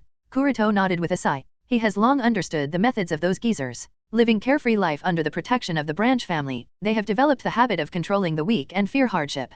Previously, Orochimaru attacked the patriarch, but because of Orochimaru's sensitive identity, the elders of the main family dared not do anything. They were even willing to sacrifice the prestige of the patriarch of the clan. Then there was Watanabe's incident. If not for Kuroto's intervention and solving the situation in a manner that made the incident seem completely unrelated to the Hyuga clan, the elders of the clan would have sacrificed Hizushi without a second thought. Additionally, everyone in the clan is aware of the Byakugan that is with Ao of Kirigakuer, but because of the diplomatic issues between the two nations, they did not dare to send anyone to Kirigakuer secretly and bring back that stolen eye. All the above incidents highlight the hypocrisy of those geezers. They put up a strong and rigid front, suppress the people of the branch family, but when it truly comes down to it, they are willing to sacrifice the people of Hyuga clan to ensure their own living, to ensure their own rule. As long as the external pressure is enough, they don't have any bottom line, and Kuroto even thinks that they wouldn't hesitate to even sacrifice the patriarch. Therefore, Hizushi-sama's speculations are not unreasonable. So long as Kuroto does nothing extraordinary for some time, his Umbu identity is his protection. Seeing Kuroto's distracted look, Yui was more worried. She thought that Kuroto didn't pay attention to anything she said. Kuroto-kun. Kuroto-kun? Were you listening to what I said just now? Kuroto smiled, and while gently patting Yui, he said, of course, I heard everything loud and clear. Don't worry, I will be fine. Hizushi-sama has also said that if the elders want to do anything they must first go past Hokage-sama. So, they wouldn't find it easy. The Umbu team I am part of is the strongest Umbu team there is, and Hokage-sama would be unwilling to let something happen to me without any solid evidence. Yui nodded. She does trust and understands Kuroto's abilities. Over the past few years, no matter how troublesome things Kuroto-kun has encountered, he has solved them easily. His strength and status have also improved over the years. Nobody speaks anything openly, but she is very clear that Kuroto-kun has become sort of a leader of the younger generation among the Hyuga clan. Moreover, he is also counted among one of the most genius shinobi of his generation, in the same rank as Heitake Kakashi and Uchiha Shisui. In terms of influence too, Kuroto has a pretty good relationship with the two most talented Uchiha of the younger generation, including Uchiha Shisui and Uchiha Itachi. Then his mentor-student relationship with the previous Maiko of Land of Demons also came to light not long ago. As an Umbu, he further holds high influence. So overall, Kuroto is quite strong both in terms of personal strength and also in terms of political strength. As such, touching him carelessly is no longer an option. That's why even the patriarch of the Hyuga clan values Kuroto very much. And therefore, he asked her to warn Kuroto of the possible events that might put him in some trouble. At this time, Kuroto spoke, anyway, I will be fine Yui. All I ask is that you be careful. Kuroto's words broke Yui out of her thought, and she nodded with a genuine smile. Looking at those eyes, Yui only said, I will be fine as long as you are safe, Kuroto-kun. Your well-being is the most important thing to me. Kuroto sighed and hugged her close. Yui didn't resist and laid next to Kuroto. With her head resting on Kuroto's arm, she slowly drifted into sleep. With Yui sleeping, Kuroto too tried to sleep but couldn't because of the various thoughts coming to his mind. He can't help but think of the whole thing Yui told him about. Kuroto's target of suspicion was obviously that traitor who helped Watanabe sneak inside the clan. The other party seemed to have mastered a spiritualization technique. But this also confused him. Since the other party has mastered this spiritualization technique, he should be able to kill the elder and the guards without the need of Snake's venom, or rather he should be able to sneak inside the forbidden section without any need of killing the guards and the elder. Snake, muttered Kuroto with a frown. Why use a snake to kill when you can kill using hundreds of other ways? Is it possible that Orochimaru is also involved here? Or does the other party wants to transfer the blame to Orochimaru and thus lead the investigation to lead to failure? If the blame is really transferred to Orochimaru, then the elders of the clan wouldn't dare to make a move against Orochimaru, so Kuroto can't rule out that possibility. As for the reason why Kuroto didn't consider himself as the target, well, he just didn't. Kuroto has a very reasonable explanation. He doesn't use snakes, nor does he use snake venom. And most of the people within the clan are aware of it. This was also once the object of great discussion. When people of the Hyuga clan heard that Kuroto doesn't use snake techniques despite being Orochimaru's subordinate and disciple, they were highly surprised.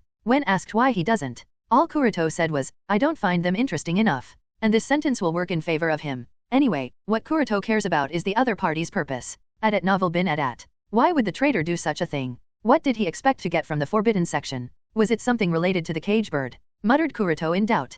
Kuroto is of course unaware of birdcage Chuinjutsu scroll hidden inside the forbidden section. How will he? It's not like he has ever been there in the first place, nor was there any information about this in the original story. And those who are aware of that scroll will obviously not tell him. Therefore, his mind turned towards other possibilities. Is the traitor looking for other opportunities he can exploit? In the original story, the traitor coordinated with Kumagakure and framed the Hyuga clan, which led to the death of Hyuga Hisashi. And nothing else happened. But here, there is another attack on the elder and 2 guards. Perhaps because Hyuga Hisashi was sacrificed, the traitor realized that there was no point in doing anything anymore. If even the blood brother can be abandoned, then is there any point in revenge? Sigh, whatever may be the case, this is another one of those butterfly effects. Inside of one of the houses within the Hyuga clan compound, in a dark room, a figure sat on a chair and took out a scroll from his bag. The scroll looked very ancient and its pages were yellowed. The figure didn't care about these things, and he focused his attention on the text. The figure was lost in the text, and after reading the first scroll completely he was lost in thought. What was recorded in the scroll was the origin of the Hyuga clan's main family and branch family system. Such a system has existed since the beginning, but there was no such thing as the cage bird Juinjutsu that branded and bound the branch family to be the servants of the main family. It was only after the Hyuga clan suffered a cataclysm that among the surviving members of the clan, the patriarch that was chosen at that time, worked with other shinobi of the Hyuga clan, with the help of some of the Uzumaki clan shinobi, and finally created the cage bird Juinjutsu that could protect the Byakugan from being gouged out by others. In other words, the origin of cage bird Juinjutsu is based on a catastrophe that the Hyuga clan once suffered. And the text did not end there. There is also an explanation as to how the original Juinjutsu didn't have anything that would allow the people of the main family to control those of the branch family. They didn't have such power. But with the passage of time, things changed. As the generations changed, and so did the situation of the Warring States era, and the patriarch felt the need to have some control over the lives of the members of branch division, as once they are kidnapped by enemies, extracting intelligence becomes very easy. So, the condition of controlling the life and death of the branch family members was added to the birdcage.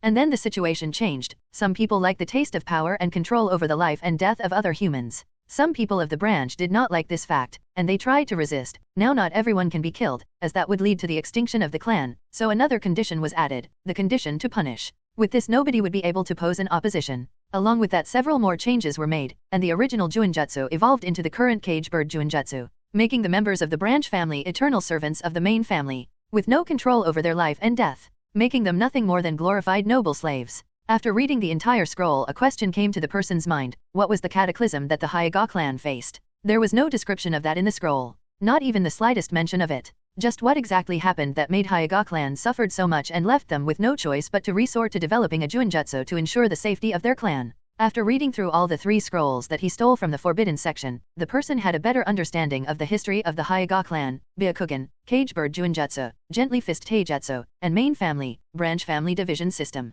Based on everything that he has read up to now, the cataclysm that led to the near destruction of the Hyuga clan was undoubtedly related to Byakugan as well. The fact that the cage bird Junjutsu was developed in order to protect the Byakugan from being gouged out indicates that the cataclysm was further because others wanted to steal Byakugan of the Hyuga clan. But this has further confused him. Since who exactly wanted to steal the Byakugan of the Hyuga clan is not described here, as such, there is no solid base for any speculation. After all, Hyuga clan too is a noble clan with a strong and unique Kekkei Genkai. There are countless who would want to have this Kekkei Genkai, but are they strong enough to threaten the survival of the entire clan? After all, even during the Warring States era, there were very few clans within the Land of Fire who could truly threaten the Hyuga clan. Since this matter is of the time before the birth of Uchiha Madara and Senjo Hashirama, so it can be said without a doubt that at that time, Uzumaki clan, Senjo clan, Uchiha clan along with the very few other shinobi clans had the power to fight against Hyuga clan on an even front. After all, a Byakugan is no inferior to a simple Sharinon. Hyuga Taijutsu also gives Hyuga shinobi enough mastery to go against the Senjus.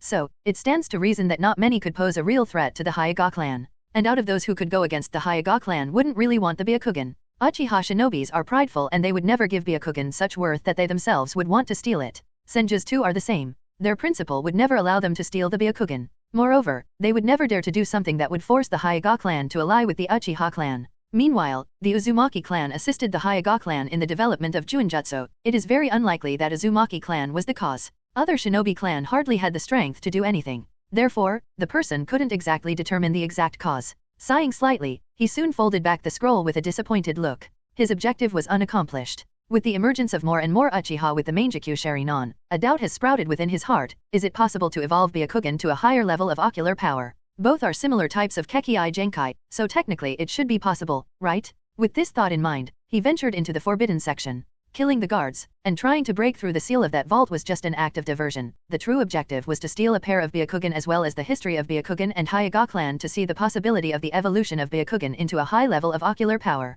So, although he managed to acquire a Byakugan pair by killing that elder and also stole these scrolls along with diverting the attention of all parties into thinking that his objective was the cage bird Junjutsu, but the end result still frustrated him. According to his records, in the millennium years long history of the Hyuga clan, there has never been a precedent of the evolution of Byakugan into a higher level of ocular power. Both Byakugan and Sharinon are Dojutsu type Kekkei Genkai, then why is it that Sharinon can evolve into Mangekyo Sharinon but Byakugan always remains Byakugan? Is it truly the case that Byakugan is inferior to Sharinon as the rumors have been circulating in the village? With a discouraged look, the person picked up the scrolls and was ready to destroy them, but just when he was ready to destroy the scroll, he suddenly saw a pattern on the case of one of the scrolls. With a raised eyebrow he halted and observed the pattern for a while. From the looks of it, it didn't really mean anything, but when he looked at the other two cases, he again saw patterns on those two scrolls. What's intriguing here was that the patterns on both the scrolls were different, and yet somewhat similar. Curious, he sat down again and drew the pattern from line to line on 3 different pieces of paper. Then he placed those 3 pieces of paper together only to find that it seemed to be part of a map. At novel bin at. But the map was obviously incomplete as it was still missing a large part. Why is there a map hidden here? Does it lead to somewhere? It seems that I must steal the other scrolls too, muttered the person as he realized that he has finally obtained some kind of clue to something. Kuroto's home. Understanding that this was the work of the traitor, Kuroto decided to put the matter to the side. It is obvious that the other party will be especially cautious for a while, as such it is impossible that they will make any mistakes that would give them out during this time. So, finding the traitor would obviously take a lot of time. Moreover, Kuroto is even unsure of what bait he should use to draw out the other party, so it is best to put the matter to the side for a while. Of course, he will take a precautionary measure such that neither he nor Yui is affected by this and everything else doesn't matter. As long as he and Yui are safe, and no matter how much trouble the traitor cases for the Hyuga clan, it will have little impact on Kuroto's plan. In contrast, now that he has finally got his hands on the scroll of Chimera technique, so researching and perfecting it is obviously Kuroto's top priority. If the prophecy of the great toad sage of Mount Myaboku remains true, then Juobi will inevitably be revived, Uchiha Madara will ultimately become the Juobi's Jinchuriki, Atsutsuki Kagaya will eventually be freed from her seal, and the other members of the Atsutsuki clan will sooner or later come to the shinobi world. Before all these people cause chaos to the shinobi world, Kuroto has to complete his plans and attain godhood, so every unimportant thing can be put to the side for now. Anyway, as long as he remains in the dark, no one will be truly vigilant of him, and that is his greatest advantage. And as long as he attains true godhood by achieving Kekkei Mora, there will be nothing that he wouldn't be able to accomplish in this shinobi world. The main objectives and side objectives are clear to Kuroto, and the main objective, for now, is to study the Chimera technique, as that is the path to attaining everything. With this thought in mind, Kuroto held the sleeping Yui tightly and he too entered the land of dreams. A few hours later, Kuroto was sitting in his study room with the scroll of Chimera technique. For the Chimera technique, Chimera buds or leech, the blue gluey material, is important as that is what acts as the mediator between the core, main body, and the target subject, target bodies to be absorbed, and help the core absorb the subject.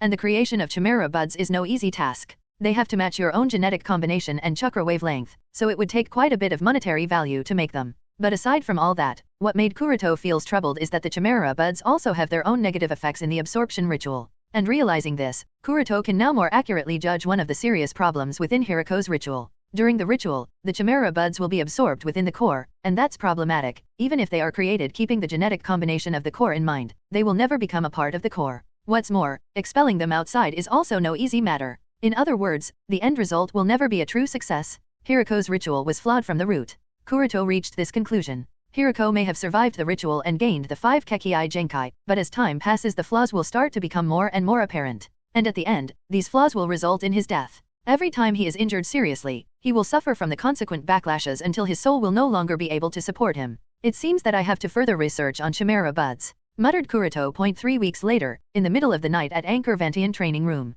Ha ha ha ha. Huff. Ha ha ha cough cough dash. Ha ha ha. While lying on the ground, Tsukii laughed uncontrollably amidst her breathlessness. Chest rising and falling due to haggard breath, all her clothes, as well as her body drenched in sweat, large amounts of sweat dripping through her skin forming a puddle on the ground, but there was a clear joy as well as relief in her eyes. It took a while, exactly 3 weeks, to figure it out, but finally, she figured out the basics of the blaze release. Finally, the first step to developing one of the most difficult Kekii Genkai was successfully claimed. The difficulty far exceeded her imagination. The most difficult part was to keep her Susanoo open all the time. After all, continuously bearing pain in every cell of her for the past 3 weeks is no joke. But it was all worth it. After all, she has finally touched the threshold of blaze release. Now the stage at which she can use blaze release is still very basic and has a few requirements. One of them is that the Susanoo must be active. Yeah, that's right. While using blaze release, she must have her Susanoo be active, which also has its own problems, but let's not discuss them for now. After calming down for a while, Tsukii got up and wiped away the sweat. Next she urged her eyes, and they soon changed into eternal Mangekyou Sharinon and activated the ribcage Susanoo after taking a deep breath.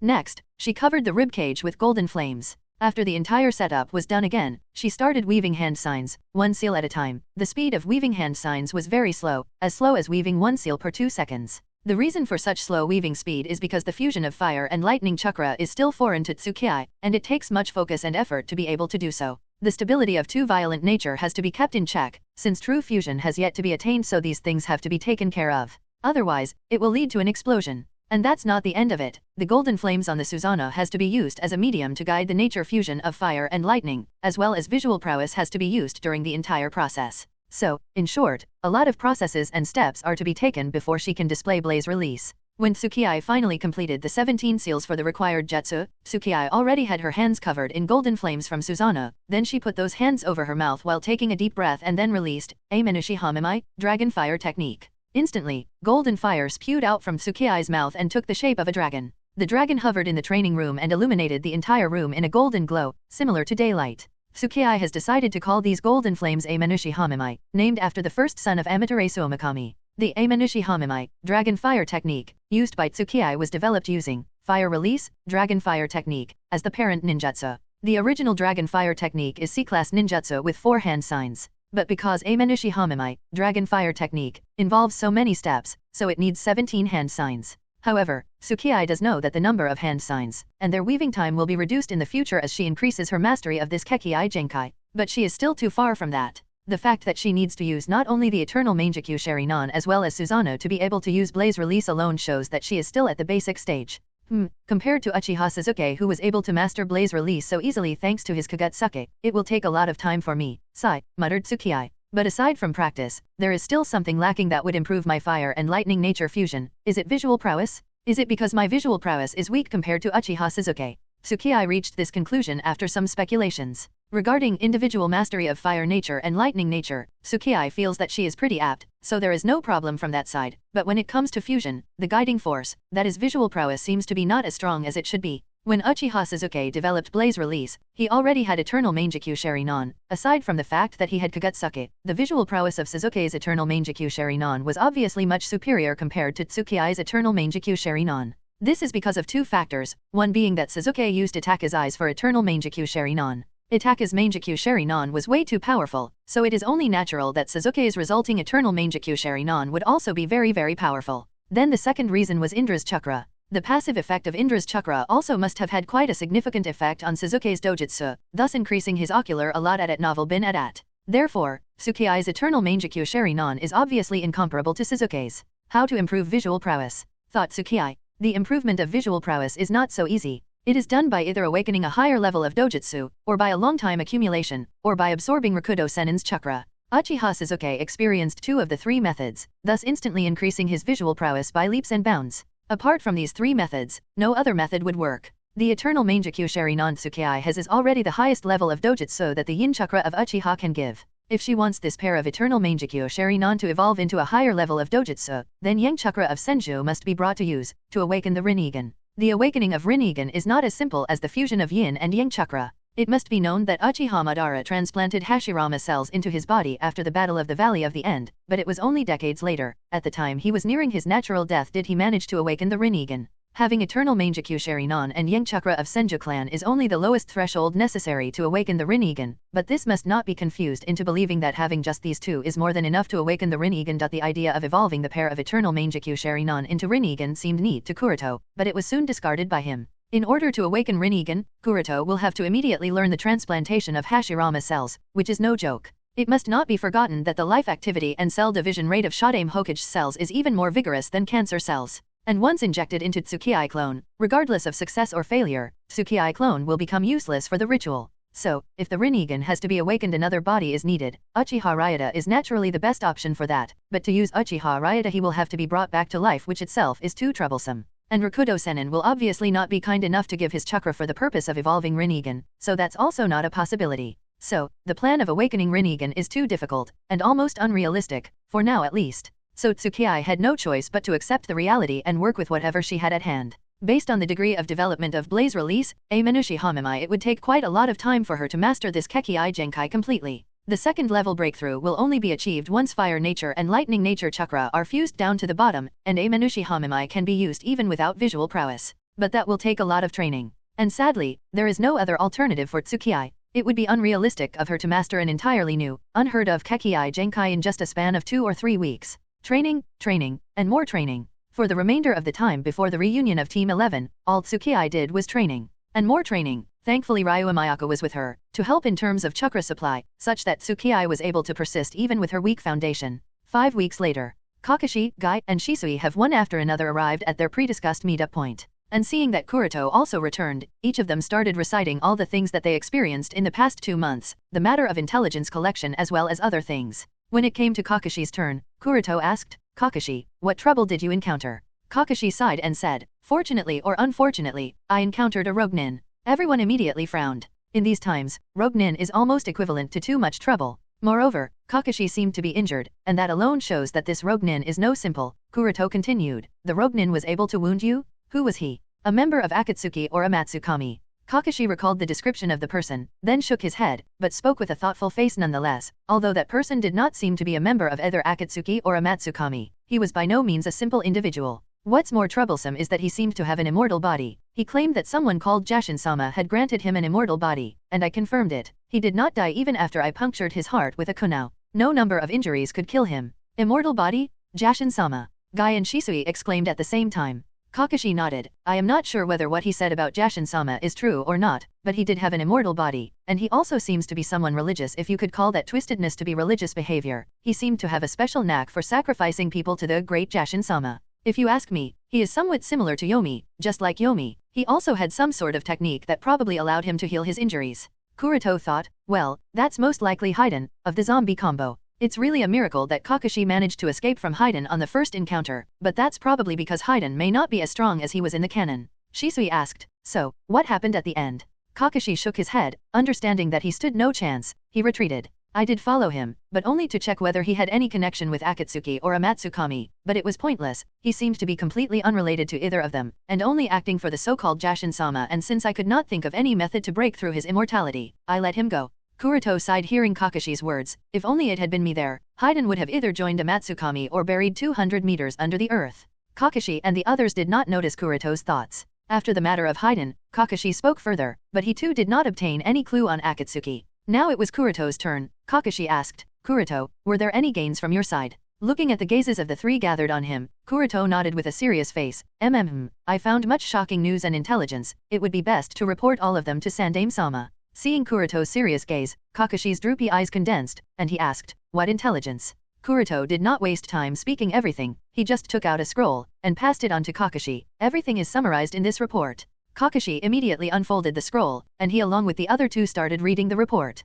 The first few lines already shocked Kakashi and Guy. Realizing that the location of Akatsuki's base is located in a megacore, Guy spoke, it's great, we finally found their base. But Kakashi was more puzzled. How could the base of Akatsuki be in a megacore? Hanzo is the leader of a megacore. He would not allow an organization like Akatsuki to take root in a megacore. Is it possible that Hanzo too is part of Akatsuki? Or maybe he is the leader? Kuroto shook his head and explained, no, Hanzo is long since dead, killed by the leader of Akatsuki, someone who is referred to as God by the people of a megacore. Kakashi and Guy took a deep breath upon learning of Hanzo's death. Who is Hanzo? One of the strongest shinobi to have ever lived in this shinobi world. The three Sunin may shake the entire shinobi world, but they were named Sunin by none other than Hanzo himself. And the three of them still carry the title, a title that is a reminder of their defeat at the hands of Hanzo, a reminder of Hanzo's mercy. The thought that someone like Hanzo, who was akin to a demigod, died and not even the voice of his dying breath was ever heard by anyone outside of a megacore nerved Kakashi. The fear of Akatsuki deepened again. Reading further of the information, Kakashi couldn't help but have a solemn face.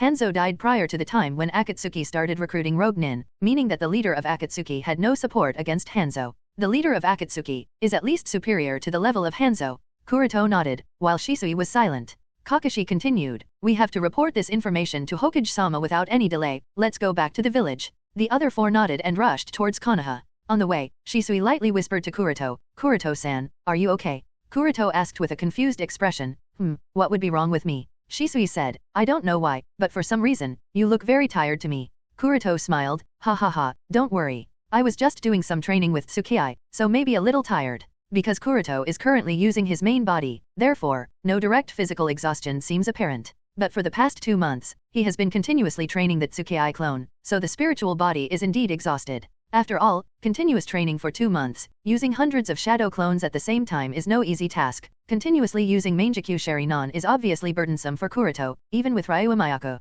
Putting aside the matter of whether he is exhausted or not, Kuroto is really surprised that Shisui was able to see through this so easily. Guy and Kakashi may have not noticed his spiritual exhaustion to such an extent, but Shisui did, indicating that even if Shisui's vision is declining, his visual prowess and insight is increasing, already touching the realm of soul. Thinking so, Kuroto thought, perhaps I should start preparing and testing for Hashirama cells for Shisui. He would need Hashirama cells transplantation soon enough as his vision would soon diminish completely. With this thought in his mind, Kuroto made a mental note for another task to be performed, on his way to Kuroto. The next day, Hokage office. Even with all the troubles Konoha is facing, the Hokage office is still the same as it was a few years ago. The only change would be the heavier pile of documents and the more wrinkled face of Sandaime. Seeing that Team 11 had returned from their 2-month-long mission and came to report the progress, Sandaime did not even look up. He just signaled for Kakashi to proceed with the report while Sandaime's eyesight still remained on the pile before him. Kakashi did not speak anything, he just passed on the scroll given to him by Kuroto. Sandaime frowned and took the scroll from Kakashi's hands. With tired eyes, he unfolded the thread on the scroll and went on to read the content. With his tobacco pipe in his mouth, Sandaime took a puff of smoke as he started reading the first line. But just as he read the first line, all that tiredness was washed away, his eyes instantly shot open. The next thing he did was to put down the tobacco pipe and clear both of his eyes with his hands, just to make sure that he was not daydreaming. Confirmed that he was not, Sandaime ordered for all the Umbu members on the watch to retreat and activated the silent seal, a seal that would block all the sounds and everything to escape out of this room. With that done, he asked, are you sure that the location of Akatsuki's hideout is a megacore? Kakashi said, as mentioned, it is a megacore. It was discovered by Kuroto. A megacore. Sandaime chewed out the few words. Similar to Kakashi, he too was puzzled about Hanzo. Before any further questioning, Sandaime continued to read the report and he landed on the line that mentioned Hanzo's death. Hanzo is dead. He muttered. Kuroto nodded, and explained, yes, Hanzo died at the hands of the leader of the Akatsuki organization. A few years ago, a civil war broke out within a megacore. The winning side was led by the leader, someone by the name of Pain. He killed Hanzo, and after Hanzo's death, he became the leader of a megacore, as well as established the Akatsuki organization to what we know it is today. Although some supporters of Hanzo come out from time to time, they are unilaterally neutralized by Pain. If it is said that Sandaime was just shocked, then that would be an understatement. Astonishment was clearly apparent from his face. Someone like Hanzo died and nobody outside AIM did not even hear the whispers of his death? A civil war broke out within AIM and none of the great shinobi villages ever heard of it? Calming down his nerves, Sandaime thought a lot, then asked, what is the credibility of the information? Kuroto said, I personally tortured it out of some high-level AIM shinobi, so the information is more than credible. In fact, the only reason why nobody ever heard of Hanzo's death is that the shinobi of AIM are instructed to treat as if Hanzo is still alive when they are out of a megacore for missions, but in reality, Hanzo has long been dead. At this time, Sandaime got up and walked towards the window. He had a distant look in his eyes. Even someone like Hanzo dies so silently. Sigh, the shinobi world we live in is really cruel. Neither of the four had anything to say to Sandaime's words. Each of the four members has had their individual losses. One lost his parents, other lost his father. One lost his friends, while the last one lost his father, friends, as well as teacher. The pain one suffers is not calculated based on how much one has lost, it is calculated based on how much one valued what he has lost at novel been at. Everyone's suffering. This is one hard truth of this war-little shinobi world. Sandaime took a deep breath, then turned towards the Kuroto and asked, and the mention of Uegakur and Kirigakur. Kuroto suppressed the sadness in his heart and answered, although it is not clearly apparent, however, there is some sort of cooperation between Uegakur and Kirigakur.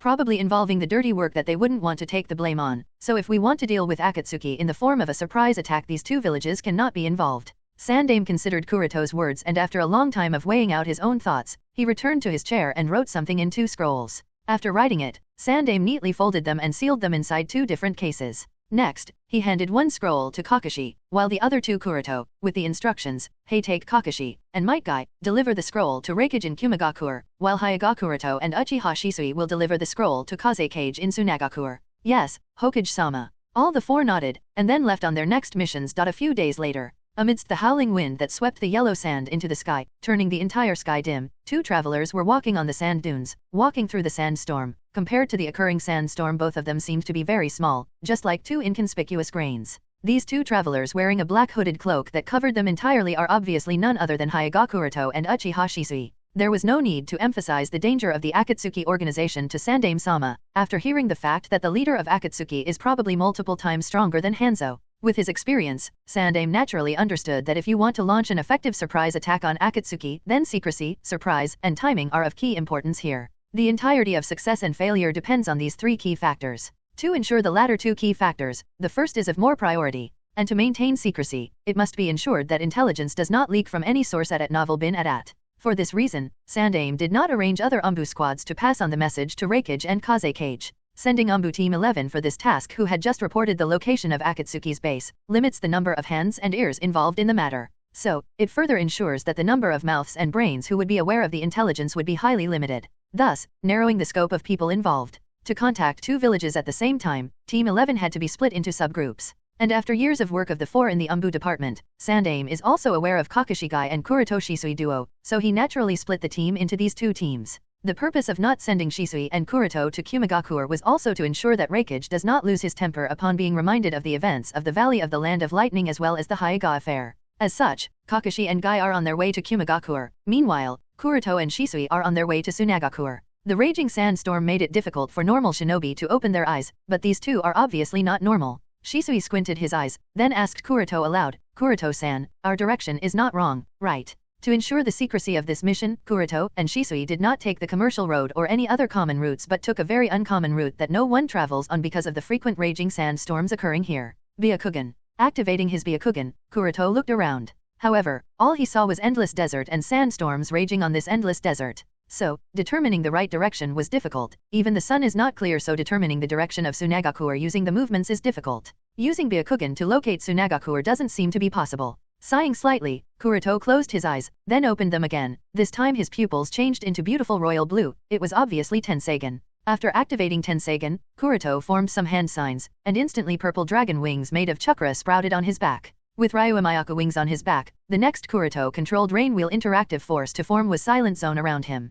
Within this Silent Zone, the raging winds of sandstorm stagnated, forming sort of a low wind zone. Next, he flapped the chakra wings on his back and flew vertically high, then looked at the direction they were moving in. Not long after, he landed back and dispersed the chakra wings, and said to Shisui, the direction we are moving in is correct, but the area that these sandstorms cover is vast, so it would take a few more hours for us to make out of it, then a few more days to reach Sunagakur. Shisui nodded, and they both started traveling. While walking next to Kuroto, Shisui can't help but think, I must get stronger. With the way I am only dragging down Kuroto-san. Although the previous display of techniques by Kuroto was nothing big, it still made Shisui feel powerless. Shisui knows that with just a wave of his hand, Kuroto-san can easily disperse the sandstorm. In fact, he doesn't even need to travel to Sunagakure on foot when he could just fly there. It is only because he is with Kuroto that Kuroto is using this method. With these thoughts in his mind, Shisui suddenly remembered something that Tsukii once said, those eyes are Tenseigan and they hold the potential to be on the same level as the Rinnegan. And he can't help but be curious. Kuroto-san, the leader of Akatsuki has Rinnegan, the eyes of Rakudo-senin, and Tsukii said that your Tenseigan holds the same potential as the Rinnegan, so what do you think? Which dojutsu is superior of the two, Pain's Rinnegan or your Tenseigan?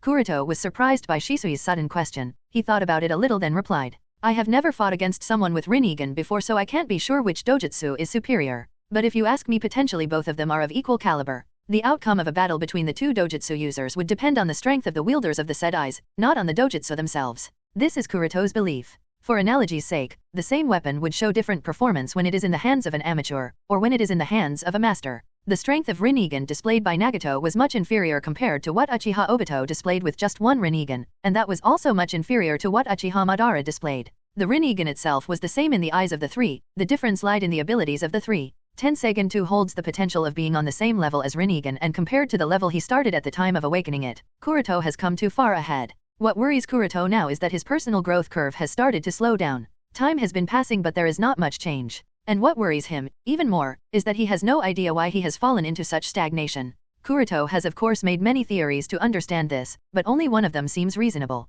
He feels that this is because of his lack of understanding of senjutsu. To cross the realm of Super Cage and to ascend to the Rakudo-senin realm, he has to learn to use Rakudo-senin mode. But is that easy? Obviously no. Even after awakening Rinnegan, even after being in contact with Gedo statue for so long, Madara still needed to become Juobi's Jinchuriki to learn to use Rakudo-senin mode. At this time Shisui said, I believe that you will not lose Kuroto-san. Kuroto smiled and nodded. Tendo Pain's Shinra Tensei could flatten the entire Konoha in one shot. Rakudo Pain then fought against Uzumaki Naruto in the Senin mode as well as Toads of Mount Mayaboku. Then he also fought and held off against the Berserk Kyuubi whose 8 tails were liberated. And even after that, he still had enough chakra to bring thousands of Konoha shinobi back to life. So, Nagato is also no joke.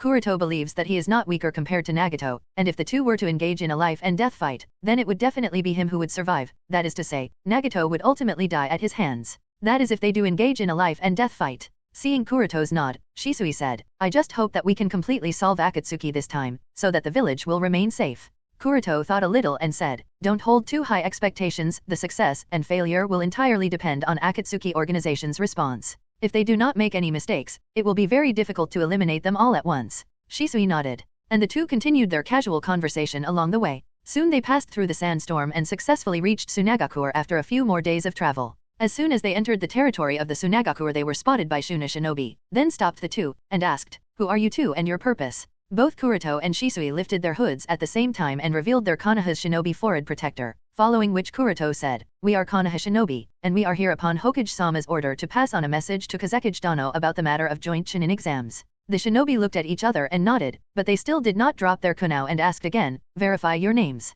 Hyuga Kuroto, Uchiha Shisui. The captain of the team noted down the details and then said, two of you, please follow me. Kuroto and Shisui nodded and followed the leader. Konoha and Suna are in an alliance, so it is somewhat normal for the shinobi of one village to travel to another village because of many different matters. Moreover, joint Chunin exams is a topic that has been in talks for a while now, so the leader of the team was not too surprised by the arrival of Konoha shinobi. Led by the patrol team of Sunagakure, Kuroto and Shisui entered into Sunagakure through the narrow cleft between the two cliff faces. As one of the 5 great shinobi villages, Sunagakure is naturally not small in size. Being surrounded by the desert on all sides, Sunagakure lies in a fortified valley behind cliffs of rock, with only a single passage in and out of the village, making it a very hard target of invasion by foreign enemies. Inside the village, the houses are made up of clay or stucco which help them keep a cool internal temperature. There are some small and large oases nearby that makes survival in this scorching hot desert possible. Walking through the village, Kuroto's first impression of the village was a depressive atmosphere. Although the desert's geographical location does give Sunagakure a natural deterrent against invasion, there are also many negative effects.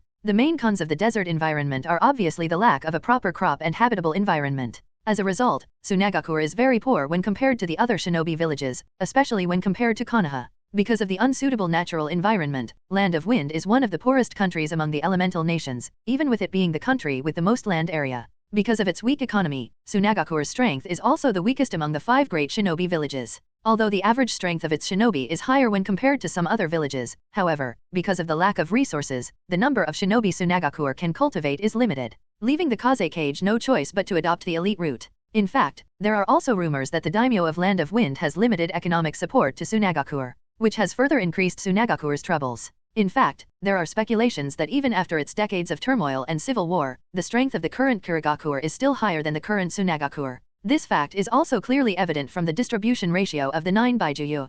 Kumigakure, Iwagakure, and Kirigakure each has 2 Baijuyu. Meanwhile, Konohagakure, Tsunagakure, and Takigakure have 1 Baijuyu each. The reason why Konoha has only 1 Baijuyu is courtesy of the Shodaime Hokage's foolishness. Regardless, Konoha still has Kuwabai, the strongest of the 9 Baijuyu, but the focus here is Tsunagakure, which is a great shinobi village, yet it has only 1 Baijuyu. Even at the time of distribution of Baijuyu, the then Kaze Cage demanded part of arable land from Konoha and 30% of Baijuyu purchase prices from the rest of the 4 great nations, clearly accentuating the poor condition of Tsunagakure. So overall, Tsunagakure is pretty poor, and this fact is still visible. Under the leadership of the captain of the patrol unit, Kuroto, and Shisui made an immediate request to meet the Kazekage Dano. The captain of the patrol unit obviously agreed and asked Kuroto and Shisui to wait at the guest house while Kazekage-sama is informed of the news of the arrival of 2 Konoha shinobi. Sitting in the room of the guest house, Shisui whispered lightly, "Kuroto-san, Tsunagakure's situation doesn't seem good. I would say that it is even more terrible than the last time we visited here." Kuroto nodded and said, "It seems that the rumors about daimyo cutting funds are true." Shisui nodded. Of course, he is also aware of this information, but doing so is sort of foolish on Wind Daimyo's part. Anyone with discerning eyes can see that Tsunagakure is getting weaker by the years. And if daimyo also decreases the support, then Tsunagakure will become nothing more than a lamb to be slaughtered and distributed among 4 sides, each one fighting for the biggest piece of the treat. Kuroto said, "Daimyo probably thinks that because Tsunagakure is in alliance with Konoha, so other nations will not dare to declare open war against the Land of Wind. Without the pressure of external threat, daimyo will obviously save what he can here and use those funds on other matters." Shisui sighed. "However, this is short-sighted behavior." Kuroto nodded. It is indeed short-sighted behavior." After a pause, Kuroto continued, "But this is because of the Land of Wind's basic problem. One of the main reasons why Tsunagakure is still intact is because of the current Kazekage's Kekei Genkai. Yondaime Kazekage's magnet release is based on gold dust, which is essentially gold, so with the help of his magnet release, Kaze Cage Raza contributes to the village finances." Kuroto also once thought of this approach, but it resulted in a major failure. The nature of magnet release is not a standard one, with different variations appearing with different users. Because of this, Sandaime Kaze Cage uses iron sand, while Yondaime Kaze Cage uses gold sand. Similar to how Uchiha Suzuki's blaze release is based on Amaterasu, while Uchiha Tsukai's blaze release is based on Amenushi Hamimai. Therefore, Sandaime Kazekage's puppet was unable to collect gold dust effectively as Kaze Cage Raza. To be honest, Kuroto really hoped that Sandaime Kaze Cage can master to control gold dust, as this is the most profitable Kekei Genkai. Can instantly make you rich. But alas, it doesn't seem to be possible. Kaze Cage Office. After dropping Hyuga Kuroto and Uchiha Shisui at the guest house, the captain of the patrol guard came to Kaze Cage Office to inform Kazekage-sama of the arrival of 2 Konoha shinobi. Kazekage-sama, Uchiha Shisui, and Hyuga Kuroto of Konoha have arrived with a message from Konoha's Hokage regarding the joint Chunin exams, said the captain of the patrol while he kneeled before Kaze Cage. But it seemed as if Kaze Cage Raza was busy in some thoughts. He didn't pay any particular attention to the words of the captain and just waved his hands, signaling him to leave at Novel Bin at. The captain nodded and left the Kaze Cage office. With the message delivered, his job here was done and he had to return to his post. After a while, one of the elders of Suna, named Cho, came to the Kaze Cage office. Realizing the deep look on Kaze Cage Raza's face, Cho asked, "Have you decided?" Brought out of his thoughts by Cho's words, Raza gazed at the village, then nodded. "Tonight is the day. If he can pass the test, he will live. Otherwise, I have no other choice than killing him as the way he is. He is a threat to the village." Cho sighed softly, then asked, "Who are you going to entrust with this task?" Kaze Cage Raza did not turn back and said indifferently, "Yoshimaru." Cho was surprised. "What? Do you intend to appoint Yoshimaru with this task? He is Karura's Otauto. Moreover, will he really be able to do something so cruel to the child?" Kaze Cage Raza said, "He is the only one who can do it. After all, Yoshimaru is the one who can do it. After all, he is the caretaker of that child. For the sake of the village, this test must be conducted." Listening to these words, Cho can only shake her helplessly. She then left the office and gave Raza the silence he needed. After all, pardoning the decision to kill your own child is not an easy matter. On the same night, guest house where Kuroto and Shisui are staying. Both of them are waiting for the summons from the Kaze Cage since morning. However, the sun has already set, and the sky has darkened, but there is still no response from the Kaze Cage. Even the shinobis around have no idea what's keeping the Kaze Cage occupied. After taking a sip of green tea, Shisui asked, Kuroto-san, is it possible that Kaze Cage is not in the village currently? Kuroto lifted his from the book his reading, then replied, it's possible. It stands to reason that Kuroto and Shisui are here with Hokage-sama's personal message for the Kaze Cage. So, in a way, they are here representing the Hokage, yet Kaze Cage has not responded. This is obviously strange. The only possibility that might be keeping him away could be his current absence from the village, otherwise, why would he allow two shinobi from another shinobi village to stay inside his village for so long for no reason?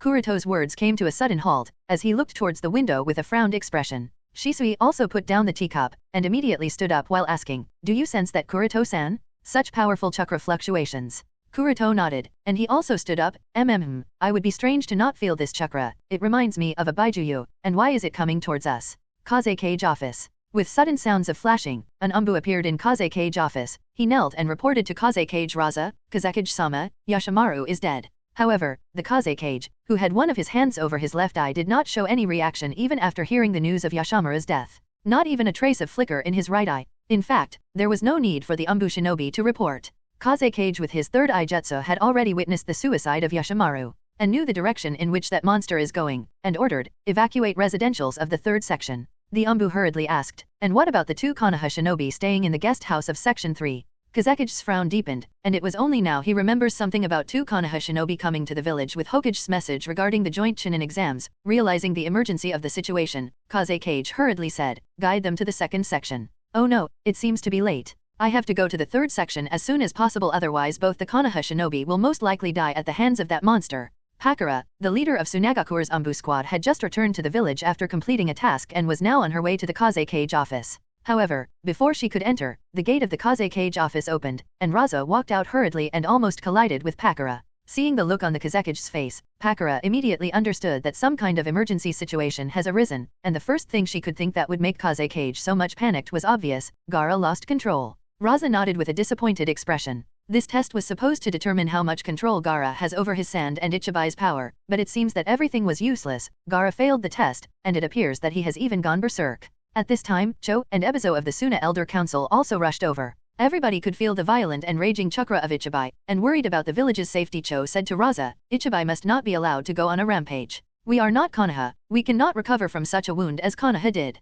Raza nodded and started running towards Gaara. Cho, Ebizo, Pakura, and other umbu shinobi obviously followed. Because of their combat style, Cho and Ebizo are not suitable to suppress a Baijuyu class monster. Even someone as strong as Cho is helpless in the face of a Baijuyu. She can very well protect herself but cannot fight and suppress a Baijuyu. Pakura is not so helpless anymore. She has tried to counter this weakness of hers in the past few years. After all, the encounter with Morio the demon did give her insights on her weaknesses, and she has worked her butt off to eliminate this weakness. But it is hard to tell if she will be able to suppress Ichiban in its home environment. So, the Kaze Cage Raza is obviously the best choice. In the entire Tsunagakure, he is the only one who can successfully suppress Ichiban using his magnet release. While running towards Gaara, Kaze Cage kept the use of his third eye, but it was soon noticed by something and was repeatedly destroyed by emerging sand. Raza would control gold sand to create a new eye, but it would be destroyed within a second by sand. Realizing this, Raza's expression only turned gloomier. Pakura asked, what's wrong? Kaze Cage replied, for one, he has noticed my third eye and is repeatedly destroying its sand, so it's no point keeping it active anymore.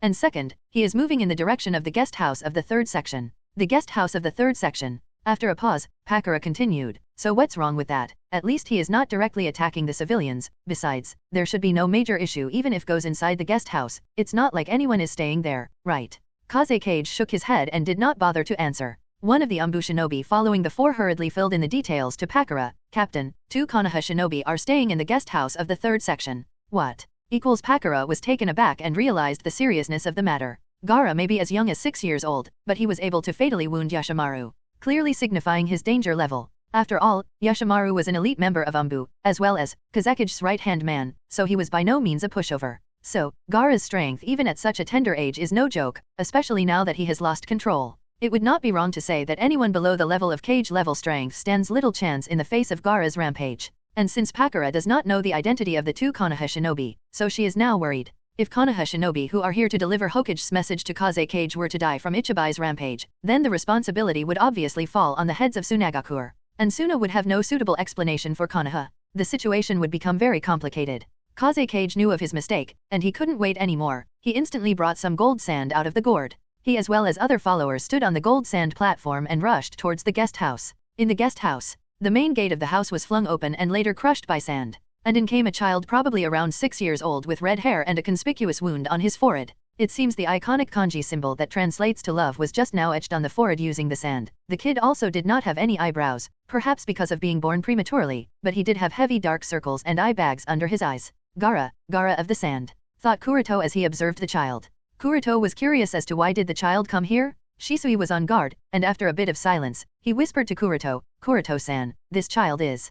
Kuroto nodded, he is the Jinchuriki of Ichibai. A fool can judge that Gaara's situation is abnormal. At this moment a hideous face with a twisted expression had taken over the child's face. The child is laughing maniacally, with saliva overflowing from the corners of his mouth. All his expression, as well as behavior, makes people shudder. But Shisui and Kuroto obviously realized that the kid is a Jinchuriki, and has probably lost control over the Baijuyo. Gaara looked at the two, then muttered coldly, both of you will die here. Following his words, sand surged from Gaara's feet and as if being telekinetically controlled, it rushed towards Kuroto and Shisui. Rush. Boom. But before it could even touch either of the two, Kuroto extended his right hand, with his palm facing towards Gaara, and immediately a force field appeared around the two. The force field easily blocked all the sand that came towards the two. Realizing the change in expression of Gaara, Kuroto muttered, it seems that he has not completely lost control. Kuroto also saw the pain and anger in Gaara's eyes, and realizing this, a thought flashed in Kuroto's mind. This seems to be a good opportunity to make Tsunagakure owe some favor to me. The next moment a smirk appeared on Kuroto's lips.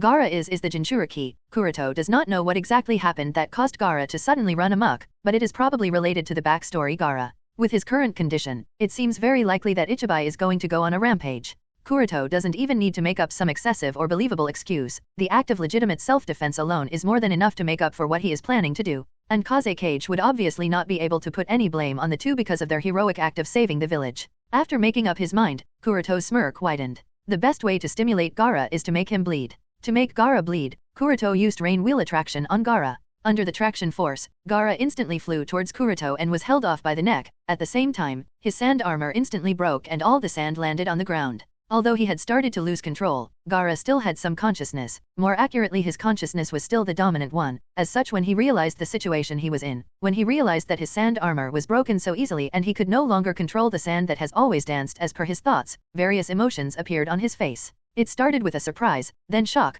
following which anger, and finally fear. Kuroto did not pity Gaara, he just said, sorry kid, I am going to be making use of you, for now, maybe I will compensate you in the future if I feel like it. Then Kuroto took a kunao out of his shinobi bag and put it over Gaara's shoulder, who was struggling to break free but was unable to do so. Before making the final cut, Kuroto instructed Shisui, get ready to suppress a fully liberated Baijuyo. Shisui nodded and activated his Mangekyou Sharingan. Gaara's heart shuddered when he looked at the sharp light of kunao. Without the protection of his sand armor, Gaara was nothing more than a lonely and tortured 6-year-old kid, who lacks love and care. He was really afraid, and helpless. But did Kuroto care? Obviously no. Without any pity, Kuroto pierced the kunao the very next moment. Pierce. Drip.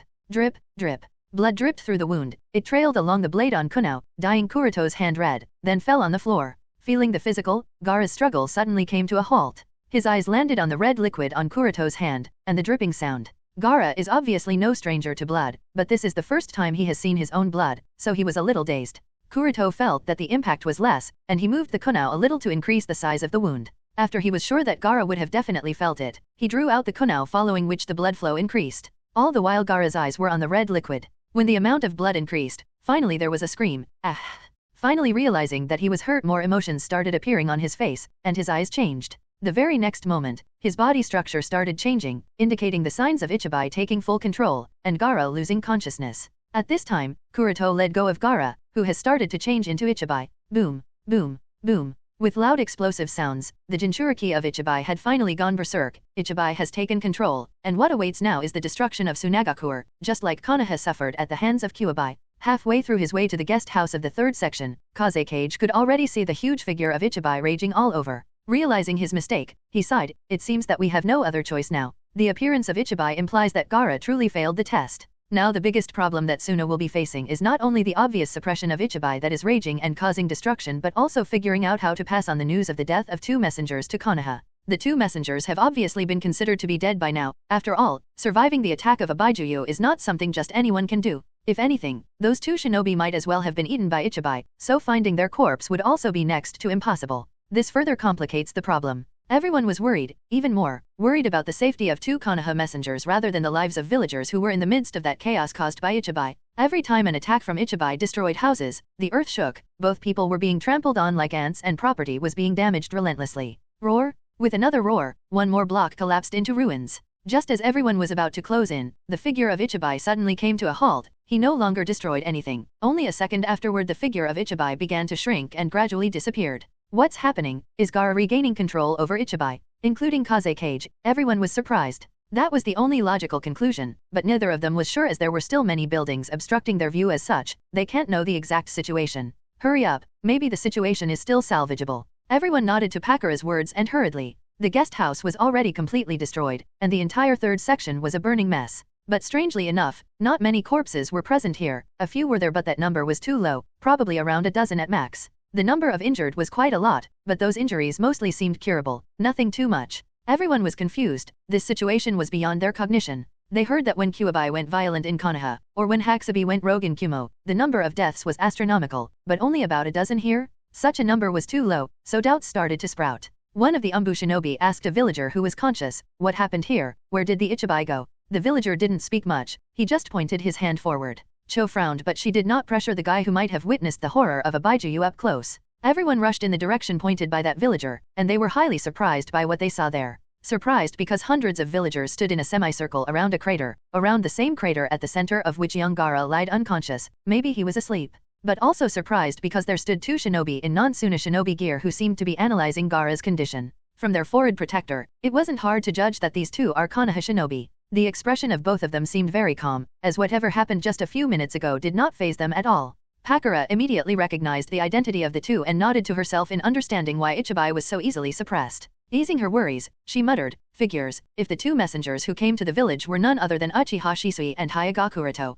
The expressions of others were not as calm as hers, but they did not have much time to think things through. The arrival of Raza was obviously noticed by everyone, and they all immediately ignored Gaara and looked towards their Kaze Cage, demanding an explanation why such a monster suddenly appeared in the middle of the village, and in the middle of the night no less. Meanwhile, Pakura took the charge and instructed all the Umbu and Suna shinobi to clean things up, and Cho went to the villagers to explain the situation and take care of their injuries. Kaze Cage Raza himself walked towards the crater. Perhaps it was because he had forgotten who Uchiha Shisui is that he panicked a little too much. In the shinobi world, the name of Uchiha Shisui is currently very loud, much more loud compared to the other 3 members of Konoha Umbu Team 11. After all, Uchiha Shisui is undoubtedly one of the strongest Konoha shinobi. And that's why Raza too can understand what exactly happened here, and why exactly was Ichibai suppressed before it could cause too many losses to Suna. At the same time, he can't help but have a deep fear of Mangekyou Sharinon. Baijuyu and their Jinchuriki are the strategic weapons of various shinobi villages, and those same strategic weapons that are feared by everyone, including the host villages themselves, are nothing in the face of an Uchiha with Mangekyou Sharinon.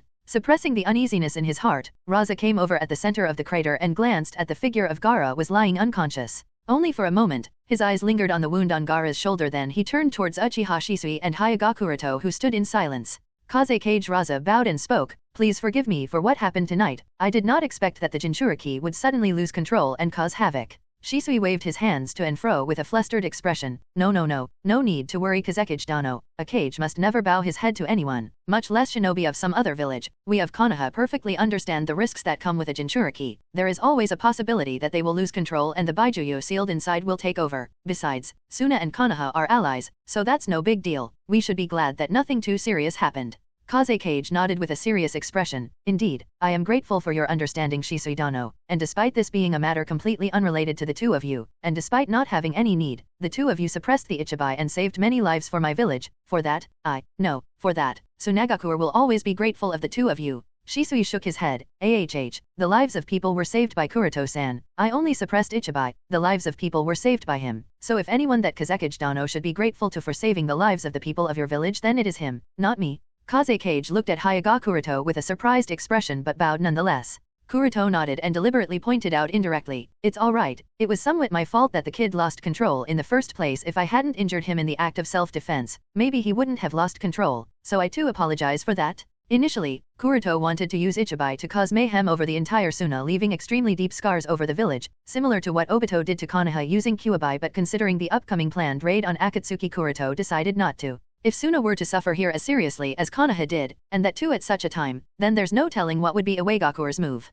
The hostility between Suna and IWA is pretty clear, so the raid planned on Akatsuki might just get limited to Konoha and Kumo, and that would result in failure without a doubt. So instead of causing any large-scale loss of lives of the people of Sunagakuer, Kuroto made sure that Ichibai causes a lot of damage to the property, making things more believable, and Suna still being grateful to the two. Besides, this way Kuroto and Shisui can play a hero in the hearts of a greater number of people. People who have faced death up close will always be more grateful to the ones who saved their lives in the face of death. Hearing Kuroto's words, Kazekage had an awkward expression.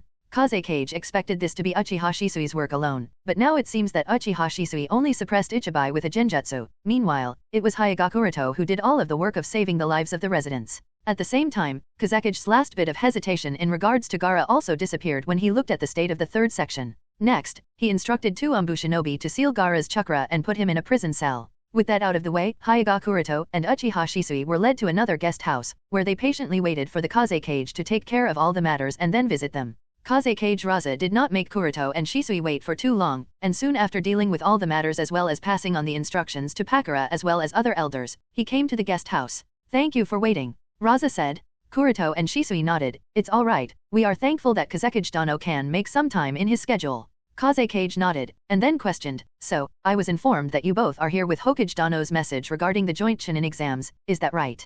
Kuroto and Shisui looked at each other, then Kuroto took out his scroll from his shinobi bag, and passed it on to Kazekage. This scroll enlists the details of the joint Chunin exam proposed by Hokage-sama. Raza nodded and took the scroll from Kuroto's hands. After making sure that the scroll was not rigged, he made a particular hand seal that lifted the seal on the scroll. Next, he unfolded the scroll and read the content. As he read through the content, Kazekage's face showed a mix of a lot of expressions, from his initial confusion to a serious expression, then to a surprise which soon turned into shock. Raza was most surprised by the news of the death of Hanzo of the Salamander. Why are other shinobi villages unwilling to provoke a megakur? Obviously because of the existence of Hanzo, even if the man might have gotten old compared to his youth, but he still had enough name and fear that nobody wants to cause trouble in a megakur if they don't have to. And now Kazekage is learning that Hanzo is dead for quite a few years, and dead at the hands of the leader of the Akatsuki organization. It is natural for him to be shocked. With a serious expression, Raza lifted his head, and asked the two, "Is the news true and verified?" Kuroto and Shisui nodded. "The news is true and verified. For this reason, Hokage-sama has the following plans that are enlisted in the scroll. Please read them carefully. We must hurry as soon as we can, otherwise it will be too late." Kazekage nodded and continued reading the information. Because of the existence of Sasori, there is simply no possibility of reconciliation between Sunagakuer and Akatsuki. For one, Sandaime Kazekage was his sensei, assumed, so avenging his sensei's murder is necessary. As such, he must get rid of Sasori. After reading the entire information on the scroll, Raza destroyed it immediately, then spoke after some consideration. "So aside from us and Konoha, only Kumo is in talks with in regards to the participation in the joint Chunin exams. So aside from us and Konoha, only Kumo will be part of the raid on Akatsuki." Kuroto nodded. The reasons for not approaching Kirigakuer and Uegakuer, as well as other shinobi villages for the joint Chunin exams, should have been described in the scroll. The reason why Kirigakuer and Uegakuer as well as other shinobi villages are not to be approached should have been described in the scroll. Raza nodded. There was no further need to describe. He has already read that there are details of Akatsuki having some contacts with Uegakuer and Kirigakuer, so neither of these two shinobi villages can be trusted for Hokage's plans. And is the matter of hiding like a mole technique true? Who is going to be the candidate? Is the information about spies true? Who is Sasori's spy in Suna? Unsure, but Hokage-sama hopes that one of the jonin of Suna can do so, answered Kuroto. Not exactly sure, but is one of the jonin of your village? Kazekage nodded. I will think about it. I will check and confirm. Shisui said, "Please do not reveal the matter of hiding like a mole technique to anyone before the Chunin exams commence. We want to keep it a secret until the first round of Chunin exams is finished. Please do not reveal the matter of the spy until the raid on Akatsuki is over. We do not want to alert Akatsuki before that by any means." Kazekage thought about it and nodded. It seems reasonable. All right. Then Kazekage took out a scroll, and after writing a response on the scroll he sealed it and passed it on to Kuroto. "Pass on this scroll of Hokage Dano. We of the Suna agree to participate in the joint Chunin exams. For some further discussions I will personally meet Hokage Dano at the agreed time and place to discuss the specific action plan." Alright, we of Suna agree to participate in the raid against Akatsuki, and to discuss the specific action plan I will personally meet Hokage Dano.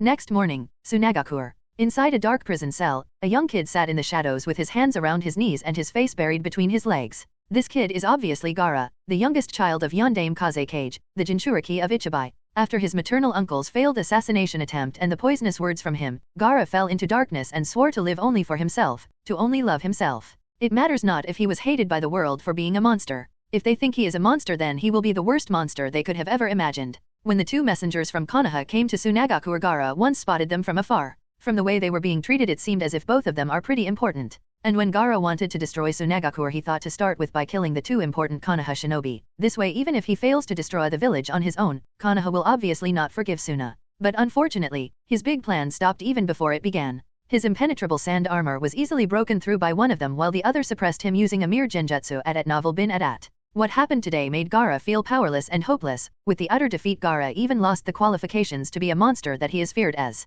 At the same time, he fell into confusion. He is unable to think anything. He can't understand why he was born. What is the purpose of his existence? If he doesn't have any qualification to be loved and also doesn't have the qualification to be hated, then why does he exist in the first place? Does it really matter whether he is alive or dead? Gaara can't think of anything. Nothing matters to him anymore. Life, death, love, hate, nothing. He felt empty within. It's as if his spiritual sustenance has already collapsed. If Gaara was in such turmoil, then why did Ichibai not take over? 2 reasons. First, because Gaara's chakra is currently sealed, and until that seal is lifted nothing can be done, not even the Baijuyu's chakra can be accessed. The second reason, Ichibai was obviously afraid of the Mangekyou Sharinon of the shinobi named Uchiha Shisui, so he dared not take over the boy's body and silently sat within while he also watched the boy's thoughts, who seemed to be in deep thoughts, pondering over the purpose of his existence. At this moment, the gate of the cell was opened and Kazekage Raza walked in. Nobody followed him. He wanted some time alone with the child. Gaara heard the sound of the cell opening, but he did not bother to raise his head to see who has come. It didn't matter to him.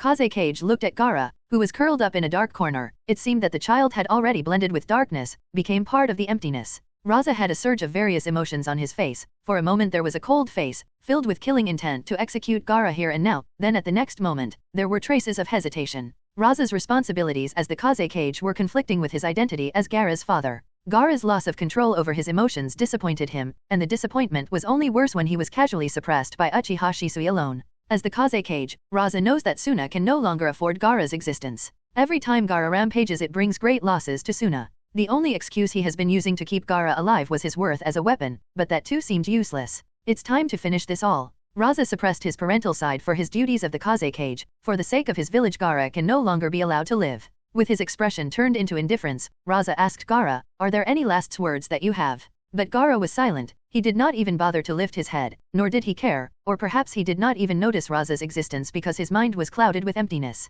Raza waited, but receiving no reply from Gaara, he turned around and left. Around half an hour later, a team of Umbu came to the prison cell and took Gaara outside. The indifferent child posed no resistance, nor did he have any power to resist. Being dragged along all the way, the team of Umbu brought Gaara outside the village and tied him to a wooden pillar in the middle of the desert. On a distant sand dune, Raza, Cho, Ebizo, Pakura as well as some other elders of the Suna Council stood, looking at the child tied to the wooden pillar. This part of the desert is Suna's execution rounds, and Gaara is brought here to be executed, of course. If it was a few days ago, even if Gaara had failed the test, Raza might not have been so much anxious to execute Gaara, but with him agreeing to participate in the joint Chunin exam, Suna will declare open enmity towards Akatsuki organization, and who knows how much troubles will be followed then. In such a Suna cannot keep Gaara, who can so easily lose control over himself, alive. The danger of Uchiha Shinichi is too much. Moreover, with one of the Jonin being a traitor, there is no telling what might happen. So Gaara has to be executed. After tying Gaara to the wooden pillar, the Umbu team immediately rushed back. At this time, Raza spoke out loud for Gaara to hear. "Gaara, for the act of killing shinobi and the people of the village, you are to be executed. Are there any last wishes that you have before our death?" No response. Raza waited for exactly 2 minutes and receiving no reply from Gaara, he signaled towards the Umbu vice-captain, "Execute him." The vice-captain of the Umbu nodded and signaled the team of Umbu waiting for the call. Sunagaku's method of executing people is very simple. The method involves tying the person at the wooden pillar, then raining hundreds of shuriken on him. The Umbu, upon receiving the signal, immediately shot hundreds of shuriken on Gaara. Gaara, who stood alone in the middle of the desert, did not even flinch upon noticing the incoming rain of shurikens, and there was even a trace of relief on his face. Perhaps death is the only meaning left for me. But the Baijuyu sealed inside him did not think the same. He did not want to die, even if 9 Baijus are masses of chakra and will eventually come back to life, but this does not mean that they are willing to accept death. Whoosh, whoosh, whoosh, whoosh, whoosh. Feeling threatened for his life, Ichibai roared, cursed, threatened, and struggled so much, but ultimately to no avail. He was unable to take control of Gaara's body. Pierce, blood splattered, cut, tuck, pierce, pierce, pierce, pierce. First the heart, then at the hands, legs, chest, in the left eye, then the right eye, left thigh, right thigh. One after another shuriken pierced through the child, cutting through the flesh, splattering blood, over and over and over and over and over and over and over and over and over and leaving no part of his body intact. But no trace of struggle. Only a relief as his breath ceased to exist. All signs of life disappeared. "It's over," murmured Raza. But it was far from over. As soon as Gaara died, raging winds started blowing all over the desert. Soon a storm started with that wooden post as the center started. The storm soon turned into a sandstorm, so large and so massive that it seemed that nothing would survive in it. Yet it was not doing any damage, but the storm was uncontrollable. "What's happening? Did he not die?" one of the elders questioned while trying to maintain his balance amidst the raging storm winds. Pakura, who was nearby, sensed and then said, "No, he is dead. Look around. The sandstorm is not doing any damage, nor..." Cho said, "Perhaps it's the result of Ichibay's death? Baijus are forces of nature, and it's possible that there are some effects upon their death. So, it's possible that the desert is mourning Ichibay's death." Following Cho's words, everyone thought about it and it seemed reasonable. After some time passed, the sandstorm subsided and the surroundings returned to silence. Kaze Kage instructed the Umbu, "Verify if he is dead or not." The Umbu captain nodded and went forward with a team of Umbu following behind her. Pakura went forward and verified. Gaara was still tied to the wooden pillar, was indeed dead. His body no longer had any signs of life. After verifying this, she returned back and nodded. "He is indeed dead." Raza sighed and spoke with some complex emotions. "Burn his body, do not even leave the ashes." Pakura nodded and signaled the Umbu shinobi to do so. With that out of the way, Kaze Kage and several others turned around and left. Nobody noted the cold smirk that Pakura had at this moment, manipulating the Suna elders to execute Gaara. "I hope you know what you are doing, Kuroto-sama." 2 days later, in a cave somewhere in the land of River, Kuroto sat on a small rock, throwing dried branches in the bonfire. This cave is around the border of the land of wind, as such the terrain is still deserted. For this reason, the temperature at night is extremely cold, and he is in no mood to bear the cold right now. Staring at the fire in front of him, Kuroto had a smirk. Kota Amatsukami is really useful. Now I have Pakura, the commander of Sunagakure's Umbu department, as my spy to fill me on everything I want to know happening in Sunagakure. And the biggest benefit is obviously acquiring him," thought Kuroto while he picked up sand on the ground on the floor as he stared at the unconscious figure lying on the other side of the bonfire. A few hours later there were some movements from him. Lazily rubbing his eyes, the boy got up with a sleepy expression. It took him a few seconds to realize that he was no longer in the prison cell. Moreover, his head felt heavy, but slowly and steadily images started to clear up. The last thing he remembers is being stared at by 3 pairs of eyes, each of a different color. They were orange, and red with black pattern in them, and finally, shining blue with a white flower pattern. After that everything is gone. Whose eyes were they? But there is some clarity. Before seeing the 3 pairs of eyes, Ota-san came to visit me, and he said that I will be executed soon enough, and then those Umbu shinobi came to the cell and took me to take me for the execution. Right, execution? Does that mean I am already dead? As soon as this thought crossed his mind, the kid noticed a person sitting on the other side of the bonfire and asked, "Anno, am I already?" But he did not look at the face of the other person, because if he did, he might have realized that this is the same person who made him bleed for the first time. Kuroto raised an eye at the question and asked, "Don't you remember what happened after you were taken out of your prison cell?" Gaara shook his head. "No, there are only vague images of 3 pairs of eyes staring down at me, and nothing more." Kuroto thought, maybe the genjutsu Shisui used to put Gaara in sleep was too strong for the kid to bear with his chakra sealed, or perhaps it is because this is the first time Gaara might have had a peaceful sleep ever since his birth. Nodding at his conclusion that seemed reasonable, Kuroto said, "Well, it doesn't matter if you don't remember. Long story short, I saved you." That entire execution was designed by Kuroto, the moment Gaara was taken out of the cell. Kuroto along with Shisui and Pakura, now loyal to Amatsukami because of being tortured by Kuroto and then being controlled by Shisui's Kota Amatsukami, acted together. Since Pakura is the Umbu commander, so things were very easy. The Umbu shinobis taking Gaara were instantly put into a genjutsu by Shisui. After that, Shisui disguised as one of the Umbu, while one of the Umbu that Shisui disguised into was turned into Gaara by Kuroto with the use of shape-shifting technique. Shisui, who was disguised as one of Umbu, made sure to continue using his Kota Amatsukami on all the elders present nearby, eliminating any chance of discovery, and when Gaara, or the person who tied to the wooden pillar in the shape of Gaara, died, his body was burnt into nothing more than ashes by Pakura. All the while the entire ordeal took place, Kuroto and Kaze Kage Puppet observed the entire thing from the sky.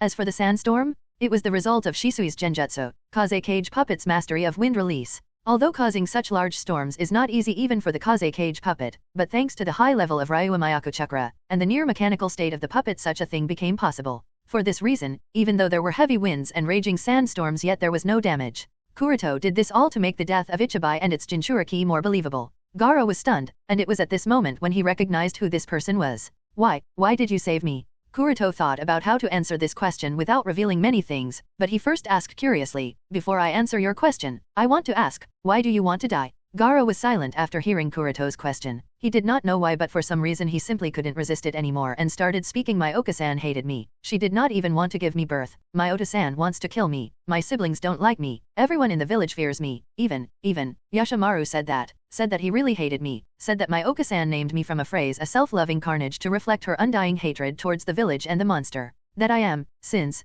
everyone treated me as a monster, I decided that I will be a monster, but I couldn't even be a monster. I can no longer find a purpose to live. Isn't death better than a life with no purpose? I no longer want to feel this emptiness. It's better to just die and disappear. It's not like anyone is ever going to mourn my death. It's not like I am wanted.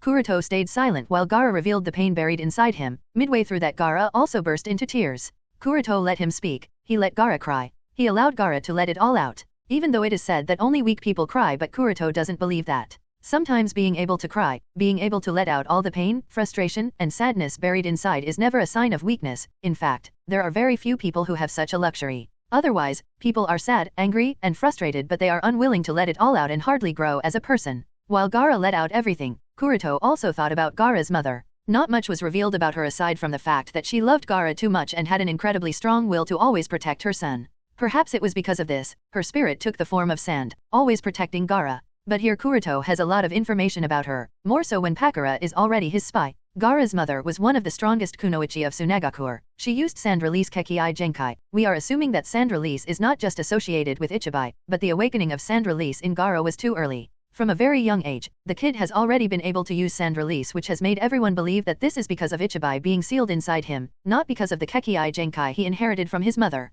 It might be because of both reasons, but what matters here is that her spirit took the form of the sand armor around Gaara. Perhaps for this reason Gaara's chakra is not ordinary. As for what Yashimaru said, that's obviously all a lie, as per the instructions of the Kaze cage. I understand your reason, and to be honest, kid, I think you are too young to figure out the purpose of your existence. I won't say that I know what your hardships have been, and even if I know what kinds of things you have gone through, I will never truly be able to understand them, but from my experience, you know too little of this world to determine anything. You asked me why I saved you, right? I will answer your question. It is nothing as fancy as you being the child of destiny or whatnot. The only reason I saved you is that I saw the potential within you. Potential to become one of the strongest shinobi to walk through this shinobi world. It would have been a waste to let you die out there so silently when you could have become something more. And if you need a purpose to live, you can find it along the way. As long as you are still alive, you will have a long time to figure things out, to figure out the meaning of your existence, said Kuroto. Gaara kept wiping the tears running through his eyes and shook his head after Kuroto finished. But I cannot. I can no longer bear this thing anymore.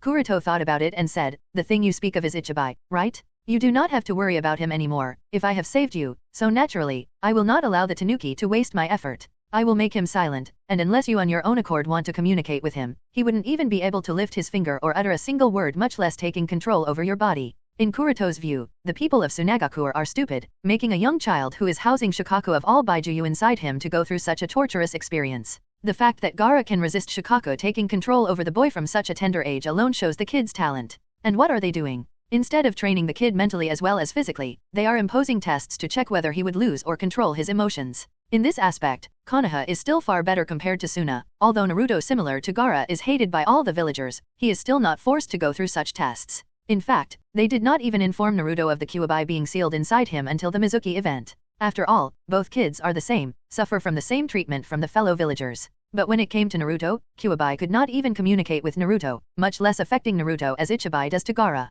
It was just that since no one trained Naruto to control his chakra that was influenced by Kyuubi's chakra because of the way Yondaime designed the seal, so Naruto was left at the bottom of his academy class. Gaara pondered on Kuroto's words, then asked a hesitation, "Can you really silence him?" Kuroto smirked. "Don't you remember what happened the last time we met? He wasn't able to do anything." Gaara recalled it, and indeed, Shikaku wasn't able to do anything on that night, but Gaara was still a bit doubtful. Kuroto sighed. He got up from his position and walked towards Gaara, then he lifted off the robe on Gaara's upper body. Next, he analyzed the existing seal. After doing so, he weaved the hand signs and placed his hand on Gaara's stomach. With that, the existing seal that sealed Shikaku was gone, and instead of that a newer one appeared. This was obviously Four Symbols seal. Immediately afterward, an instant imprint of the seal appeared over Gaara's entire body like crawling snakes, then it disappeared and was left with the Four Symbols seal pattern over Gaara's stomach. After doing so, Kuroto questioned, "How is it? Is it better now?" Gaara immediately nodded. His voice is gone. Kuroto thought a little and said, "That's good, this seal can work for now, and later we can use a better seal." Gaara nodded. The 4-symbol seal is good, and it has completely isolated Shikako, but it has also made it impossible for Gaara from extracting Shikaku's chakra. If a Jinchuriki cannot even take chakra from the Baijuyu sealed inside them, then there is no point in having a Baijuyu sealed within you. So, Kuroto will obviously change the seal. 4-symbol seal is nothing compared to the 8-trigram sealing style, or the Tori seal, which is probably one of the most powerful and best funjutsu to seal a Baijuyu inside the Jinchuriki, and Kuroto plans to use that seal on Gaara. Next, Kuroto asked, with that out of the way, are you going to come with me? Gaara looked at Kuroto with a bit of hesitation.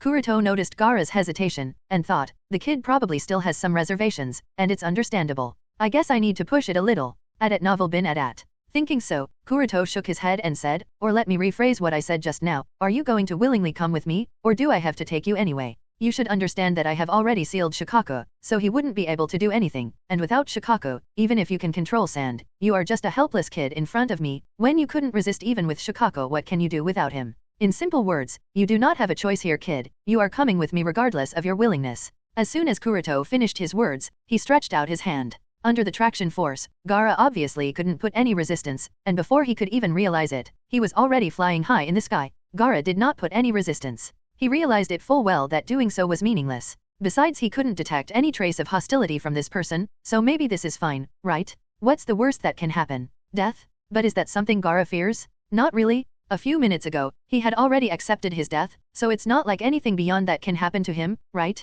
Besides, he was currently enjoying the flight. It's the first time he has got to fly, although it's not on his own, it is flying nonetheless, and it feels amazing. Coming out of the cage of Suna, Gaara probably felt relief. After flying all the way to Angkor Vantian for a few hours, Kuroto temporarily placed Gaara in an empty room and said, get comfortable here, kid. I have to leave for a while because of some things. In the meantime, I will be sending someone here. She will be the one to place the new seal. Gaara nodded and silently sat in the room while Kuroto left. With him now left alone, Gaara had some time to process all the events that have happened since Yashamura's death. On the other side, after Kuroto left, he went to his laboratory room and used Tenseigan Soul Descent to transfer his soul into the Tsukii clone.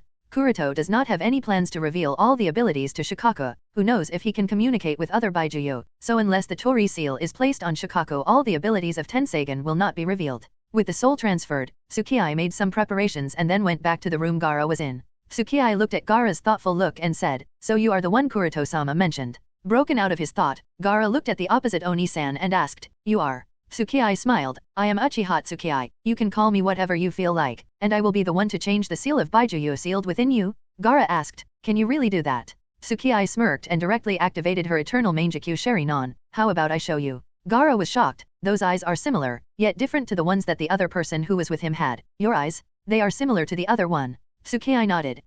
You are probably talking about Shisui. The ones he has are called Mangekyou Shurinon, dojutsu that only the people of the Uchiha clan can have. Few exceptions aside, my eyes are a bit different. But anyway, let's get started as I don't really have much time. Without waiting for Gaara to react, Tsukii entered into Gaara's subconscious plane. Tsukii of course made sure to cast a genjutsu over the soul body in order to not give away the obvious identity. The purpose of using Tsukii clone is simple, that is to not reveal all the abilities of Tenseigan to Shikako. Anyway, after entering Gaara's subconscious plane, Tsukii looked around. She wasn't much surprised with the state of Gaara's subconscious plane. After all, the seal placed on him earlier was to actually seal a Baijuyu safely. Compared to what was shown about Uzumaki Naruto's subconscious plane, Gaara's subconscious plane is much worse. It seemed to begin at a cave filled with thorns and pointed stones all around. Tsukii curiously watched everything, purple vines, walls filled with holes, sand all around, and whatnot. Overall, it wasn't a pleasant sight to behold. Subconscious plane is the clear indication of one's mental state. This devastated plane showcases Gaara's devastated psychological state. It might take quite a while to heal the kid of these psychological wounds. Perhaps a friend can help, mused Tsukii. After some time of walking, she finally came to the middle of the cave where the main part of the mental plane exists. The main plane was further divided into two caves. Tsukii does not yet know what's inside of the first cave, but she can see the young figure of Gaara curiously looking at the inside of the other cave, which means that Shikako is sealed there. This other cave is obviously noisy, because it houses none other than Shikako, and Tanuki's continuous shouts even made Tsukii feel annoyed. Tsukii walked towards Gaara, and said, you want to look at the state of Shikako, right? Come on, follow me. As long as I am here, the Ichibai wouldn't be able to do you anything. Leaving this sentence, she did not wait for Gaara's response and continued walking forward. Gaara seemed to have some hesitation. If it were up to him, he would rather always stay away from Ichibai, but upon looking at the confident expression of her, he somehow summoned up the courage and followed her silently. Upon walking inside, the two finally got the sight of Shikako. The tanuki was restricted within this cave as there were specific seals designed at the entrance of the cave that restricted Shikako to come outside, and being restricted here was obviously unacceptable to him, so he kept shouting and raging out loud. Perceiving the arrival of intruders, he roared and rushed over towards Tsukii and Gaara. As he moved, the entire cave shook, and dust rose. Compared to the huge size of Shikako, the Tsukii figure was too small, yet there was no sign of fear within her eyes. She looked at the incoming tanuki condescendingly. Shikako noticed Tsukii's eyes, and his tail immediately rushed towards Tsukii as he shouted, "I am so gonna kill you, Uchiha." The immensely large tail of Shikako fiercely rushed towards Tsukii and Gaara. But Tsukii's face remained unchanged. She weaved hand signs at an extremely fast speed, and as soon as she completed, torii gates fell from out of nowhere. 2 gates fell on Shikaku's tail, then 3 large gates fell on the main body of Shikako at Novel Bin Adat. With the torii gates placed, Shikaku's all movements were instantly restricted. He couldn't even move, but that was not the end, as an extra-large structure of torii gates kept forming that completely isolated Shikako even inside this cave. Being suppressed instantly, Shikako raged and tried whatnot, but Tsukii paid him no mind. In fact, she completely ignored him and further observed Gaara's subconscious plane. Gaara's subconscious plane was indeed a mess, completely different from Naruto's, where large iron doors isolated Kurama. It seems that his psychological care has to be put to focus at first. "I am going to kill you, kill you. This seal will not last permanently. I am going to break this and then I will take over his body. After that, I am going to kill you." Shikaku's roar. Tsukii shook her hand, and said, "Yeah, go ahead and try all you can, but you won't even be able to put a single scratch on these torii gates. Even Kyuubi is helpless in the face of these high level, and you are just a measly Ichibai, the Baijuyo with the least amount of chakra." However, it seemed that Tsukii's words fell upon a deaf ear. Shikako kept roaring and struggling but to no avail. However, those shouts have started to tick off Tsukii. She snapped her fingers and suddenly chakra chains extended out of the several torii gates and entwined around Shikaku's mouth. These chakra chains seemed to be a combination of countless small torii gates joined together. With the chains entwined around Shikaku, he no longer had the freedom to even open his mouth, so the cave entered a silence. With everything returned to silence, Tsukii sighed, like seriously, do you even know just how annoying you are? Now stay there quietly or else your state will only worsen. Then more struggle you put, the more you will be restricted. Behave like the good giant dog you are, do your job that you are supposed to do, the job of being a chakra battery, and you will be allowed to exist. Otherwise, only death awaits you.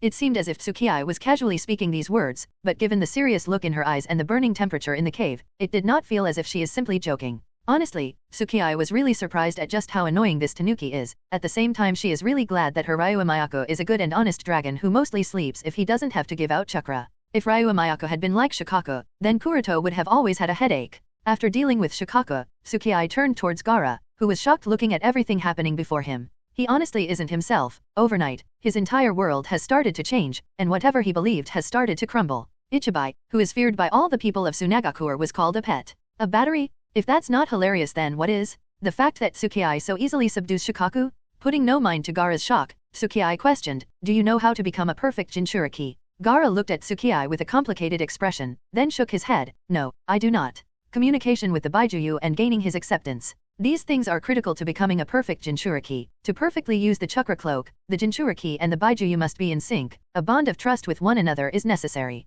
Taking a pause, Tsukii waited for Gaara to digest the information, then continued, treat them as monsters, they will be monsters. Treat them as friends, they will be friends. I know it sounds too cliché, but it's the hardcore truth. But even with all that true, you must make them understand that you do not fear them. Make them understand that you too are not someone to be looked down on. A bond of trust can only be formed when both parties understand and respect each other as equals. If one party has a too high evaluation of the other while the other party has a too low evaluation of the other, an equal bond will never form. So before becoming a perfect Jinchuriki, you must make him realize that you are no weakling. As Tsukii said so, flames of Amenushi Hamimai, Ashi Hamimai for short, suddenly emerged in Tsukii's hand. Gaara stared at the flickering golden flames on Tsukii's hand, and for some reason, he felt instinctive danger from these flames. Tsukii paid no mind to Gaara's change and continued, but that advice is for you, for me as well as most of the other people you will be meeting from here on. Baijuyu may be considered terrifying and forces of nature, but in our eyes, they are just batteries of chakra, and there is no need to fear batteries, right? But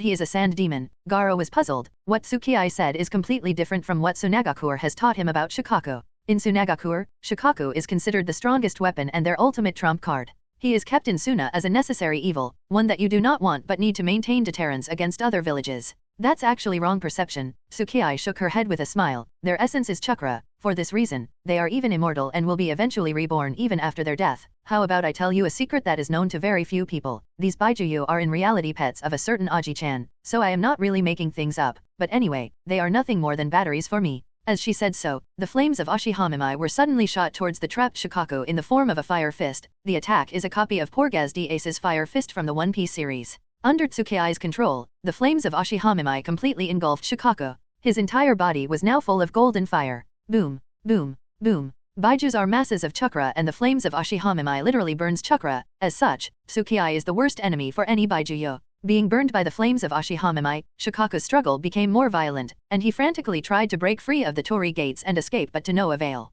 Looking at the frantically struggling and crying Shikaku, Gaara for once had an incredible expression. After a while, Tsukai turned around and squatted down to Gaara's eye level, then put both her and Gaara's shoulders and asked, "Do you see that? Shikaku is tied up, burning. He is even crying and struggling but still to no avail. Now tell me, is there any reason to be afraid of someone like him anymore? The entire reason why Shikaku is being tortured is to completely wipe out the fear Gaara has of Shikaku. After if you are restricted by fear, then how can you grow? Fear is never a healthy motivation." Gaara looked at Tsukai for a while, then at Shikaku's pathetic state, and for a moment he felt numbed. Tsukai urged Gaara to walk forward and take a deep look at Shikaku, while she faintly spoke, "Look at that sight and burn it down in your memories. You have no need to be afraid of him, he can't do anything." After looking at Shikaku for a while, Gaara turned to look at Tsukai and asked with an eager expression, Will I be able to do something like that in the future?" Tsukai thought for a while as she tapped her finger on her chin. All the while Gaara looked at Tsukai with a nervous expression. Looking at Gaara's nervous expression from the corner of her eye, Tsukai chuckled, then spoke, "It depends on how much effort you are willing to put. Although you wouldn't be able to do something like burning down Shikaku as your element is different, but if you truly try, you can definitely control the deserts, make sandstorms, and everything along the lines."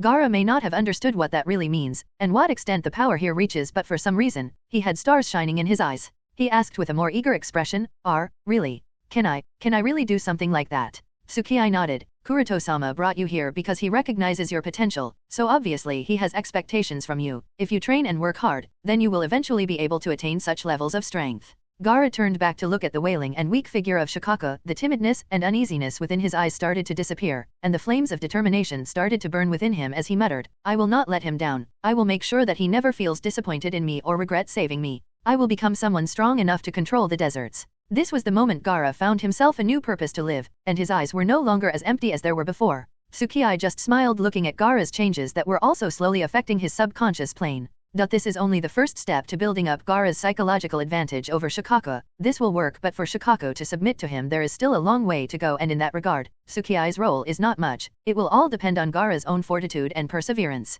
However, even if that is the case, the gap in strength between the kid Gaara and Shikaku who has lived for nearly a millennia is too great. Therefore, Gaara's path of growth has to be designed for stable growth so that he doesn't become overwhelmed in the face of power. Otherwise, the psychological advantage he might have gained over Shikaku will become meaningless. "I suppose it is time to stop grilling the tanuki." Although Tsukai thought so, she did not immediately stop. After being burned by the flames of Ashinomimi, Shikaku's struggle has gradually weakened. Although the golden flames of Ashihamimai are not as overbearing as the black flames of Amaterasu that represent the material world and light, the flames of Ashihamimai still have their advantage. Even if inferior, they have the special attribute of burning chakra, that is to say, as long as a chakra source is present they can continue to burn indefinitely. And what is a Baijuyu? A Baijuyu is nothing more than a large aggregate of chakra with consciousness. The point here is that they are nothing more than large aggregates of chakra. As such, once the golden flames are ignited the flames will continue to burn indefinitely the Baijuyu. There is no need for Tsukai to do any extra hard work. The chakra of Shikaku will keep the flames lit. Next, she waved her hand under the command of which the torii chains that entangled over Shikaku's mouth loosened, finally giving Shikaku some ability to speak. But it seemed that Tsukai expected too much out of this annoying tanuki. Even if he was weakened and crying, that did not stop it from cursing and shouting, "Damn you Uchiha! I will not forget this. Sooner or later I will dash." Tsukai did not wait for Shikaku to finish. She added the ocular power of her eternal Mangekyo Sharinon to intensify the golden flames while coldly saying, "It seems that you have yet to learn your place. Ah, damn it, hot." Immediately Shikaku's wailing and crying in pain intensified. The sounds echoed throughout the cave. While Shikaku cried, Tsukai asked Gaara, "What do you think? Isn't he just a pet? Or better yet, he doesn't even have the qualifications to become a pet unless he becomes honest and learns his true place." Gaara nodded nervously, but there was still excitement in his eyes. With Gaara's nod, Tsukai smirked at Gaara and said to him to deliberately incite the tanuki, "You have to get used to this. Do not fear him. If you fear something you will never be honest with him. Treat the other party as what he is. Besides, such things will be common from now on." Gaara asked curiously, "Does that mean you are going to punish him like this all the time?" Hearing Gaara's question, Shikaku's wailing stopped for a moment and he looked at Tsukai, waiting for her answer, or rather her sentence for him, at novel bin at. Tsukii cackled upon noticing Shikaku's resentful glare focused on her, and she revealed with a mocking tone, I will let you know that these golden flames are called Ashihamimai. I bet you have already noticed this, Shikaku, but these golden flames are not ordinary. They can continuously absorb and burn chakra, and you are a Baijuyo. You are massive chakra, meaning they will continue to burn endlessly unless extinguished, be that a month, a year, a decade, half a century, or even millennia. And the good thing is that I have set them in such a manner that you will never run out of chakra, meaning you will continue to burn for all eternity. Of course, that's a bit of an exaggeration. Once he is freed of the Tori seals, Tsukii believes that Shikaku will be able to extinguish them, but Shikaku doesn't know this. And since he doesn't know this, he suddenly started panicking and shouted, damn it, extinguish them immediately. Tsukii's intimidation obviously took effect. Against someone who can subdue him so easily, Shikaku did not seem to be as strong or dangerous as Gaara had previously imagined. Tsukii snorted coldly and said, is this the attitude to have when begging someone? Did no one teach you manners? Although Tsukii has never been in Shikaku's place, she understands Shikaku's current state, and for some reason, it was giving her a unique pleasure, and she was really enjoying torturing Shikaku. She is also sure that Shikaku will soon give in. The only question is how long will he endure before finally submitting, and wag his tail like a good little dog. At this time, Shikaku said with an unwilling expression, well, Uchiha-san, you win, please just stop. Tsukii said with an indifferent expression, you seem to be begging the wrong person here. Realizing what Tsukii meant, Shikaku's eyes widened, but they soon changed into angered. He was furious. What? You want me to beg this brat? He is nothing more than a mouse with a runny nose. He is not qualified. Succumbing to an Uchiha, who are the descendants of Rakudo Sennin, is barely acceptable to him. He knows that all the Baijuyo, including the strongest Kyuubi, are helpless in the face of the power of the Mangekyo Sharinon. But begging to the kid Gaara? This is completely unacceptable. Tsukii folded her over her chest, then laughed. Ha ha ha, that's funny coming from you, because the last I checked you are the same in front of me. Nothing more than an annoying tanuki. You are not qualified to put forward your terms in front of me. Either submit or burn to eternity. Shikaku was bewildered by what the Uchiha girl said, and he tried to incite Tsukii, kill the brat, become my Jinchuriki, you can have all of my chakra. Hearing Shikaku's words, Gaara looked at Tsukii's face only to see her yawn in boredom. Don't you have anything else to say? Anyway, I have no interest in acquiring your chakra. Shikaku looked at Tsukii with a more shocked expression. You. Tsukii interrupted Shikaku midway. Decide fast, I don't have much time to waste on you. There are more important that I have to do rather than looking at your pathetic state. If you don't hurry, then I will leave you as is. After a pause, Tsukii said coldly, and once gone, who knows after how much time will I come back, so be fast, you only have 10 seconds before I take my leave. Shikaku was now caught in entanglement. Being burned for days and more is really unbearable, but begging a brat is also unacceptable to him. 8. 7. IWA. Shikaku tried to speak something but suddenly stopped. 6. 3. 2. 1. Zerdash, please wait. Before Tsukii could count down the last digit, Gaara suddenly interrupted. Tsukii stopped and looked at Gaara with a curious expression. She was interested in what Gaara had to say. Please wait. Speaking so, Gaara started walking towards Shikaku, and spoke, Shikaku, I am no longer afraid of you, and I also understand that you do not want to accept me now because I am too weak. It's fine if you do not want to with the way I am currently, but I promise Shikaku, I will work hard and train, and finally gain your recognition. If one day, I personally defeat you, and also free you of all the cages, will you recognize me? Will you help me then? Will you agree to lend me your strength then?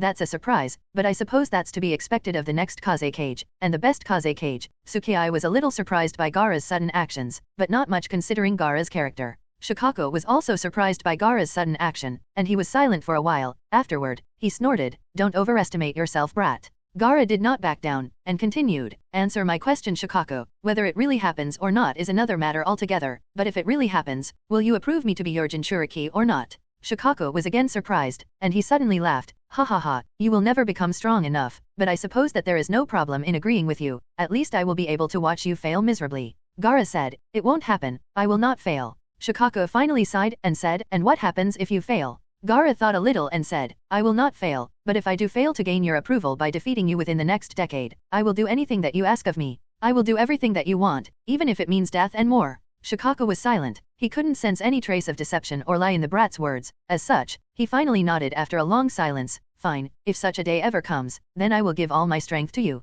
I will give you access to my entire chakra, but do not forget your condition, kid. You only have as much as a decade as you said. Anything more and you will fail. With Shikaku's nod, Gaara turned to look at Tsukii and said, Tsukii-san, please extinguish the flames. Tsukii hummed, since the kid is asking so I am forgiving you, but do not try to step out of your bounds. If I as much as hear that you are acting out of your bounds, there will be no next chance. Being burned to the eternity will await you. Shikaku was silent. He did not give any reply, but his eyes showed agreement to Tsukii's words. Satisfied that her point is clear to Shikaku, Tsukii extinguished the flames. As soon as the flames were extinguished, Shikaku's burned-up state became visible, and he finally collapsed to unconsciousness. Tsukii did not care, she just said to Gaara, "Come on, let's go Gaara-kun." Gaara nodded, then started walking towards Tsukii, and then walked towards the exit of the cave. While walking out, he took one final glance at Shikaku then left. After coming out of the cave, Tsukii spent some more time in Gaara's subconscious plane. Kuroto is already quite familiar with many subconscious planes. The last subconscious plane that Kuroto went into was of Pakura, where he entered using Tenseigan, but that's a story of another time.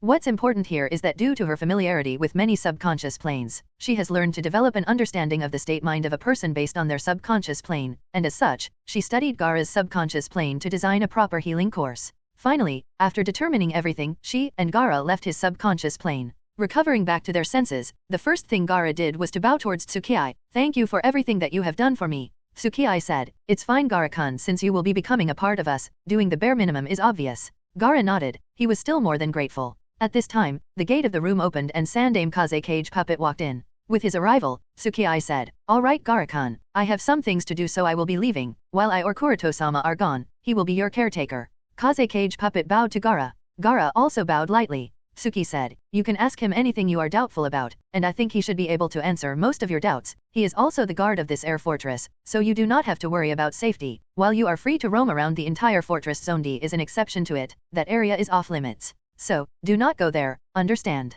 Gaara nodded as he curiously looked at the newly arrived person who for some reason reminded him of someone. It's just that he has been unable to figure out who that really is. Tsukii continued, "Also, your basic training will start soon enough, so rest easy so that we can begin your training plans soon." Gaara again nodded. After that Tsukii explained a few more things to Gaara, then soon left the kid in Kaze Cage Puppet's care. The reason for not immediately starting his training is that she wants to give the kid some time for himself to process the sudden changes and accept that he is no longer in Tsunagakur, along with many other things as these are all necessary. After leaving the room, Tsukii walked back to her lab. After transferring back her soul to the main body, Kuroto walked towards the exit of Anchor Vantian, and muttered, "Since I have taken Gaara under my wing, and since there is a need of a friend for him, so I suppose it's time that I also bring myself an assistant who can help me in all sorts of experiments." But the important matter is potential. Kuroto honestly doesn't have much time to search people, and most of the kids who have the potential are either part of some shinobi village or have already been taken in by Orochimaru. At this point, Kuroto can only think of one person who might not have been taken in by Orochimaru yet, and that one person might even become useful in many of Kuroto's upcoming plans and can be a good lab assistant if taught carefully.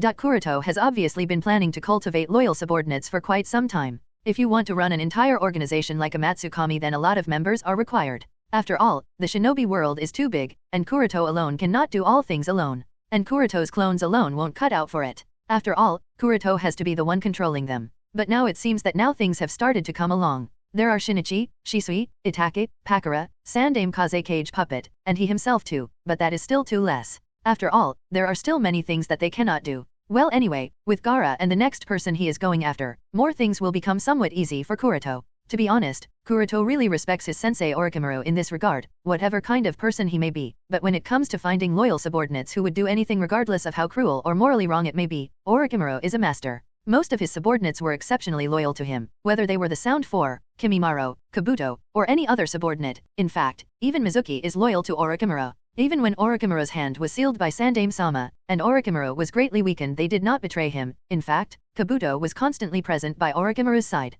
Considering this, and many other feats of Orochimaru, it wouldn't even be wrong to say that other than the times when Orochimaru went after the bodies of Uchiha, Orochimaru seldom stumbled in his life. In comparison to Orochimaru, the majestic Uchiha Madara is a complete loser in this regard. Except for his younger brother Uchiha Izuna, Madara never had the true loyalty of any subordinate. Even after his disagreement with the Shadame Hokage, when Uchiha Madara chose to leave Konoha, none of the Uchiha chose to follow the patriarch. Even later when he attempted to create Kurozetsu, he was fooled by Kurozetsu into believing that Kurozetsu is his creation, and not even a single one of the Shirozetsu was loyal to him either. Even Obito, to whom he had planned to leave as a subordinate to keep watch over Nagato, also betrayed him. Nagato himself was never informed of anything, but that doesn't matter anyway. Overall, all of Uchiha Madara's arrangements of coming back to life in his prime actually turned into nothing more than a joke. If it was not for Kabuto, this unexpected person to suddenly appear with Uchiha Madara's Edo Tensei, then things would have been too different. And how did Kabuto even obtain Uchiha Madara's cells for Edo Tensei? Obviously, because of Kurozetsu's lead, who wanted Madara to be the Jinchuriki of Juobi to revive Kaguya with Madara as the sacrifice.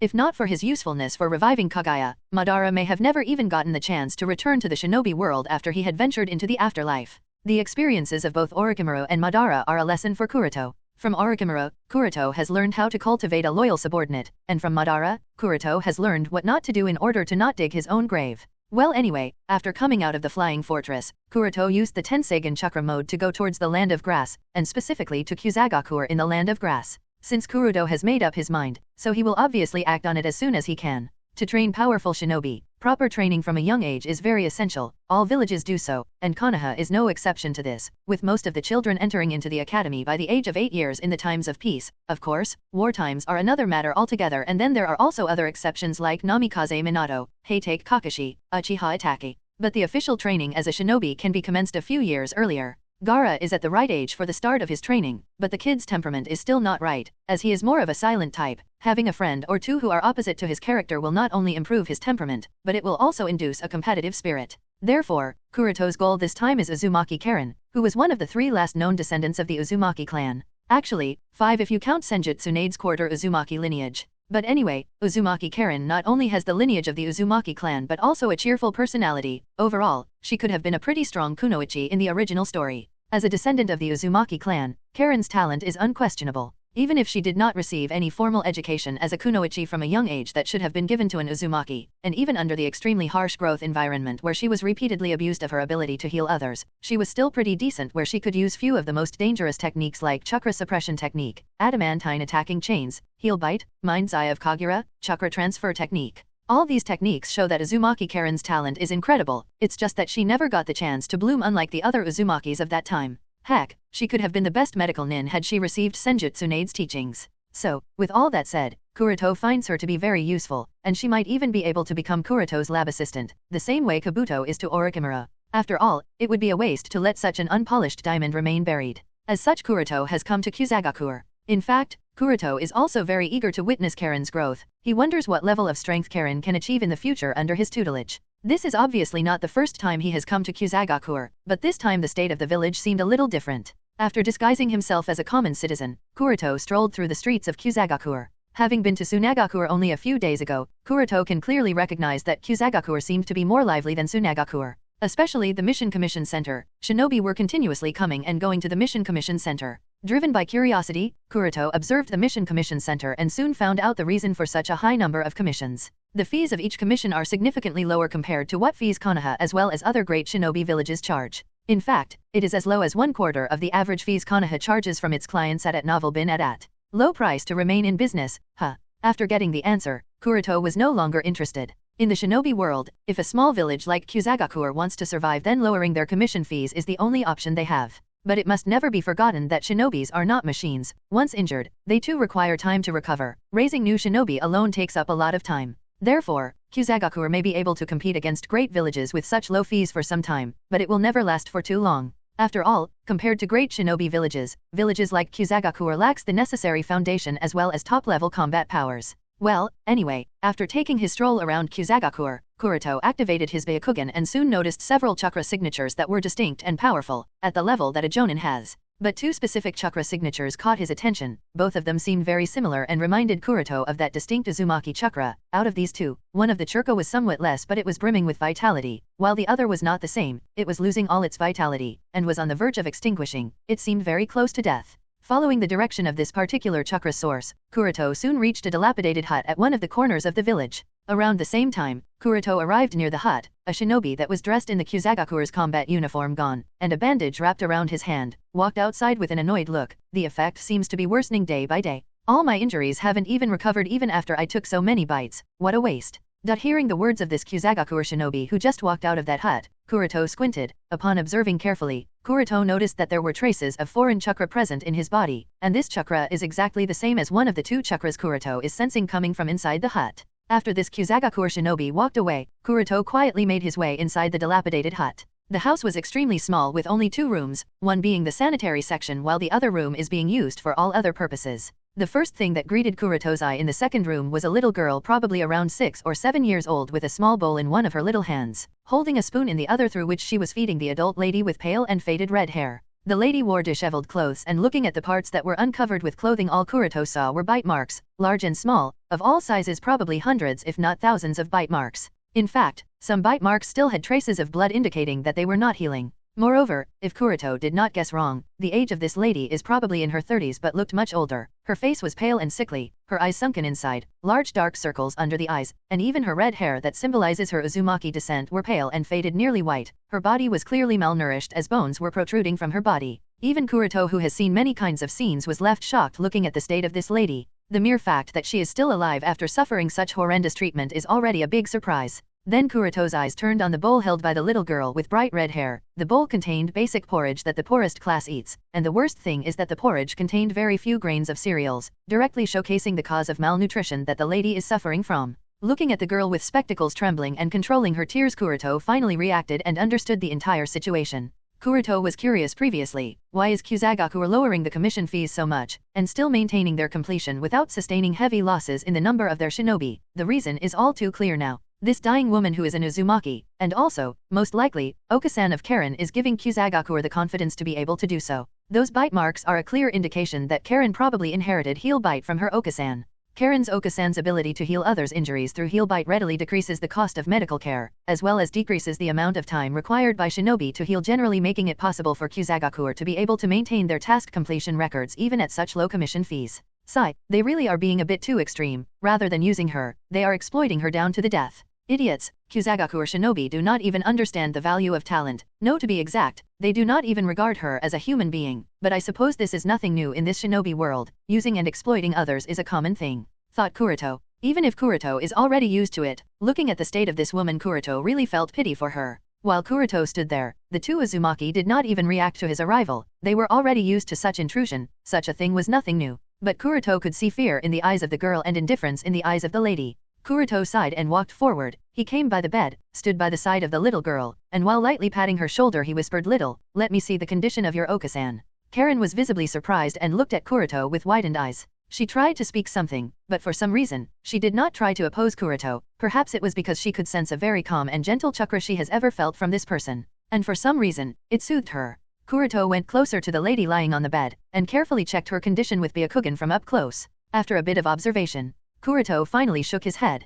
Karen's Okasan's vitality has almost run out. If anything, it wouldn't even be wrong to say that she is alive only by sheer will. All her body functions are on the verge of stopping. If anything, the most she can live is probably a day, or two at most, and that too if she doesn't heal others through heal bite. If she heals others with heal bite, then there is no telling how early she will die. If overused, heal bite overdraws vitality from the source. If heal bite is used properly, then there is no problem considering Uzumaki descent, but otherwise, it will only lead to death. At this time, a shinobi walked inside the house. He has black hair of shoulder length that was combed backward, with grey pupilless eyes, and he wore a Kyuzagaku forehead protector along with a black kimono. He did not even bother to knock on the door, just walked inside as if he was in his own house. While walking into the room that Kuroto, Karen, and her mother were, he spoke. "Come on, Katsumi," assumed as Karen's mother's name. "It's time. We have suffered heavy losses in a war. You have tea dash." And he suddenly came to a stop midway as he noticed a stranger. And because the stranger was not dressed as a Kyuzagaku or shinobi but as a normal civilian, Zosui, name of this Kyuzagaku or shinobi, asked with a frown while he raised his guard against the other party, "Hey, who are you? What are you doing here? Civilians are not allowed here." At novel bin at. Kuroto, who was currently in a civilian's disguise, did not bother to answer, as he just stretched out his hand towards Zosui and muttered, "Bansho tenin." Even before Zosui could make out the situation or put up a resistance, all he saw was a stinging coldness in those eyes looking at him with indifference before his neck was crushed with so much force that his head twisted backward, hanging. He was dead. Plop. After killing him, Kuroto released him and Zosui's corpse fell on the floor. Both Karen and her mother were extremely surprised and shocked by what suddenly happened. The mother even pulled out a kunao that was hidden beneath the pillow and got up to protect her daughter from this dangerous person. Positioning the kunao over Kuroto's neck, she asked vigilantly, "What do you want to do with us?" Kuroto did not try to resist, and while raising his hands upwards in surrender, he said, "Don't be afraid, I am no one dangerous, and I am certainly not here to hurt either of you," says the guy who is in a disguise and killed a Jonin-class shinobi in less than 2 seconds, that too without breaking any sweat. "I am the one who decides whether you are dangerous to us or not. Answer me, who are you? And what do you want from us?" questioned Katsumi. Although she was on verge of death, when it came to her daughter's safety she was nothing short of the fiercest and dangerous tigress out there. However, Kuroto did not panic. He just lifted off his disguise to show his true appearance and said, "My name is Kuroto, and I was here to save your daughter. I did not expect that I would find a mother here too. If only I had come a few days earlier, maybe. Before Kuroto could complete his sentence, Uzumaki Katsumi interrupted her midway. Why would a Konoha shinobi, more so of the Hyuga clan, come here to save us? No, the better question is, how in the world did you even figure out about us being here in Kyuzagakur?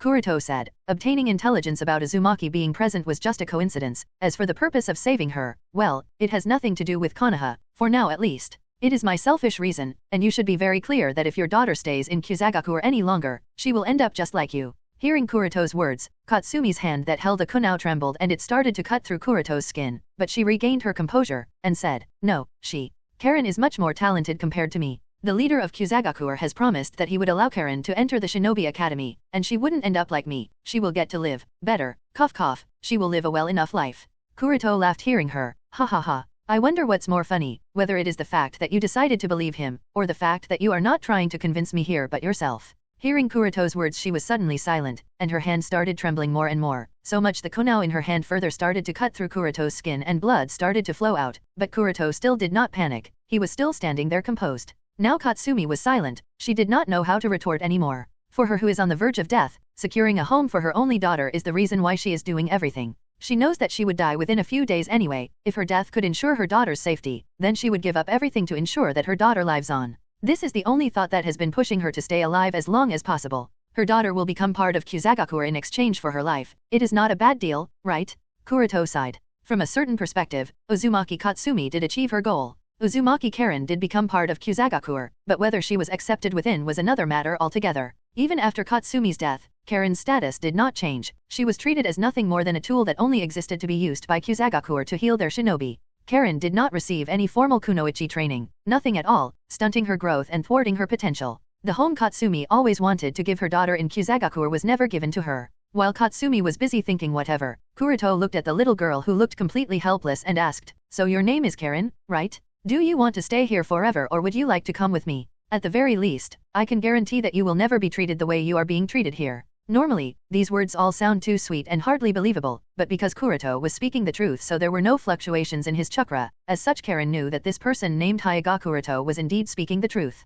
Besides, from beginning to end he did not attack either of the two, not even when the kunao her mother put over his neck had already started to cut through his neck and was reaching up to the bone, which further reassured her that he did not mean any harm to either of the two. After all, this person was able to kill a jonin with little to no effort, so Karen knew that if he wanted he could have forcefully taken her away and neither she nor her mother would have been able to put up any resistance. There was no need to ask her. But before she decides on anything, Karen asked one thing, will you take my Okasan with you? Kuroto doesn't really have any problem with it and nodded without a second thought, of course, she can come. Hearing a positive reply, Karen immediately urged Katsumi, Okasan, please let's go with him. You should also be able to sense that he is not lying. Please, let's just leave from here. Katsumi looked at Karen with a tangled expression, firstly because she did not expect that her daughter hated Kyuzagakur so much. Perhaps it was not surprising considering that this village has already killed her, and the second reason was that Katsumi knows that she is going to die soon. This person may have been honest to both of them, but even Katsumi realizes that he knows that she would not live more than a few days. And if we really go, then all my life was meaningless. I did everything for Dash. No, that's not the right way of thinking. Before my death, I can still do one thing for Karen, thought Katsumi with a determined expression. Kuroto noticed that change in expression and he was really curious what the dying mother is going to do. Katsumi stared at Kuroto and asked with a serious expression, can you assure my daughter's safety until she is strong enough to protect herself?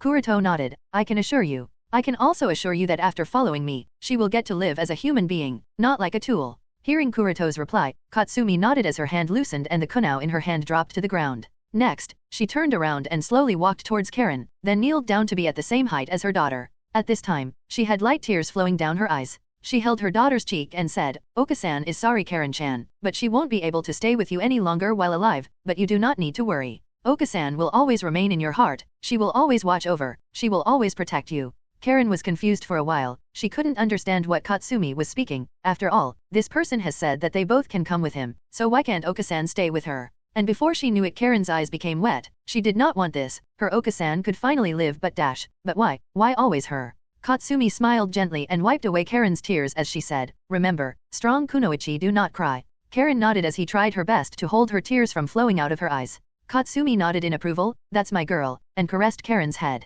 Then she hugged her daughter with all her strength, burying Karen's head in her bosom while Karen did everything she could to not cry. While continuing to caress her daughter's back, Katsumi tapped on Karen's neck with her index and middle finger immediately following which an Uzumaki clan symbol appeared at the back part of Karen's neck. Katsumi's action did not go unnoticed by Kuroto, and he was surprised to find that Katsumi's entire chakra and whatever life force she had left was flowing inside that Uzumaki clan symbol. After a full 2 minutes of transfer, the Uzumaki symbol glowed with a crimson light similar to Karen's hair, then soon vanished as if it did not exist at all. Immediately, after which, all of Katsumi's hair turned pure white, and her hollow eyes lost the color of life, indicating that she was now dead. But just before her death, Katsumi whispered to Kuroto, "Please protect my daughter." From Karen's reaction, Kuroto was sure that the little girl did not notice what her mother did. Karen may have not felt what her mother did, but she did notice the loss of life from her mother's body. And with Katsumi's death, Karen broke down, but she did not cry. She is a strong kunoichi. But, even if she had long expected that this day would come soon, she never expected that it would come so soon, just as things were going to change. After quietly taking away Katsumi's dead body out of Kyuzagakur along with Karen, the two buried Katsumi on top of a cliff in the land of fire where people seldom venture.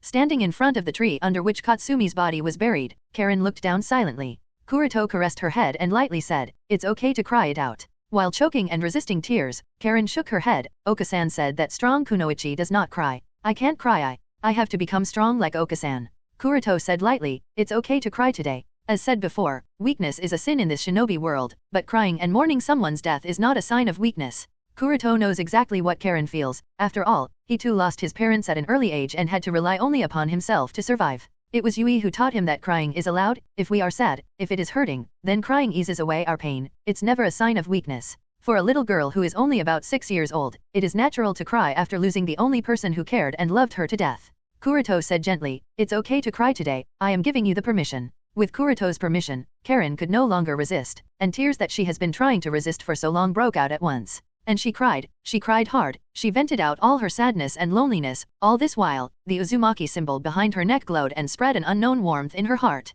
Karen remembers this warmth. It's what she felt with her Okasan by her side, and this warmth reassured Karen that even if gone, her Okasan was still with her. Kuroto curiously looked at the symbol, and he could perceive what was happening, but he did not speak anything. That Uzumaki clan symbol stores Uzumaki Katsumi's chakra as well as life force, and perhaps even a shard of her soul, which is why she can perceive Karen's emotion and act on it. After a while, when Karen had finally calmed down, she said to the stone tablet between the giant roots of the tree, "I will become the strongest kunoichi in existence, and I will make you proud, Okasan. Until next time." Leaving this sentence, she turned around and spoke to Kuroto, "Let's go, Kuroto-sama." Kuroto nodded while secretly glancing at the elusive image of Uzumaki Katsumi standing before the tree he was able to perceive. He did not tell Karen about this because Katsumi signaled him to keep quiet, to which he nodded. With Karen finally was ready to go, Kuroto took her to the Anchor Ventian. Karen was honestly very surprised by looking at Anchor Ventian. It was like from those fairy tales, floating castles. It just that the appearance of the castle looked quite shabby, but she did not mind.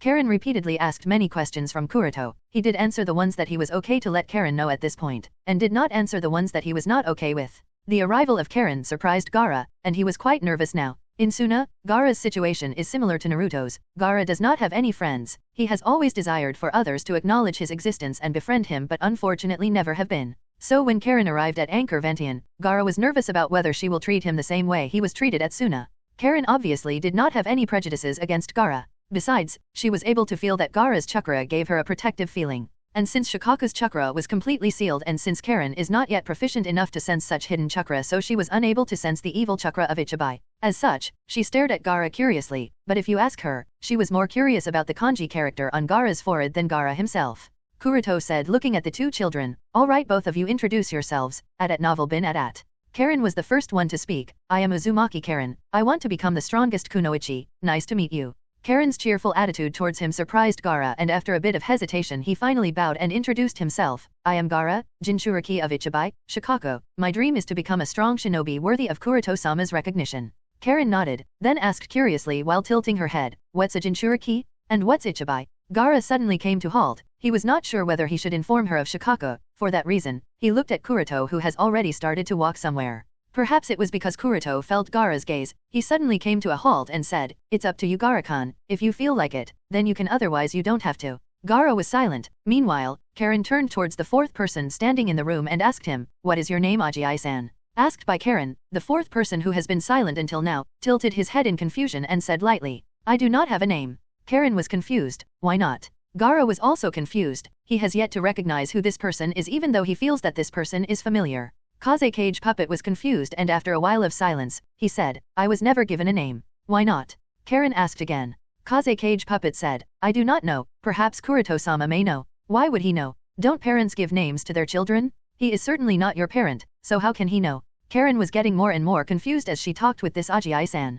Now even Gaara was looking at the conversation of the two, he was also very curious. While Kaze Cage Puppet looked at Kuroto for answers and explanations, he was too late as Kuroto had already left the room and gone somewhere else. On Kuroto's side, after having left the room to give some time to the two kids to befriend each, Kuroto was now thinking of the training plan for the two. Because of the early awakening of sand release within him, Gaara's starting point can be said to be second only to Uzumaki Naruto and Uchiha Shisui of the same generation. Even if Kuroto does not interfere, it wouldn't be wrong to say that Gaara can naturally grow into a very top-tier Cage-class shinobi on his own. But since Kuroto has taken Gaara under his wing, so obviously Kuroto is unsatisfied with anything below top-tier Super Cage class. After all, anything below the level of Super Cage is pretty much useless during the Fourth Great Shinobi War. And Kuroto obviously needs Gaara to at least be on the level of Senjutsu Enhanced Karama Mode Uzumaki Naruto, below that is pointless. With that intent in mind, and taking Gaara's fighting style in mind, Kuroto has to formulate a training plan. After thinking a little, Kuroto decided not to go with any fancy training plans but instead started with training Gaara's basic taijutsu skills with minimum reliance over sand armor.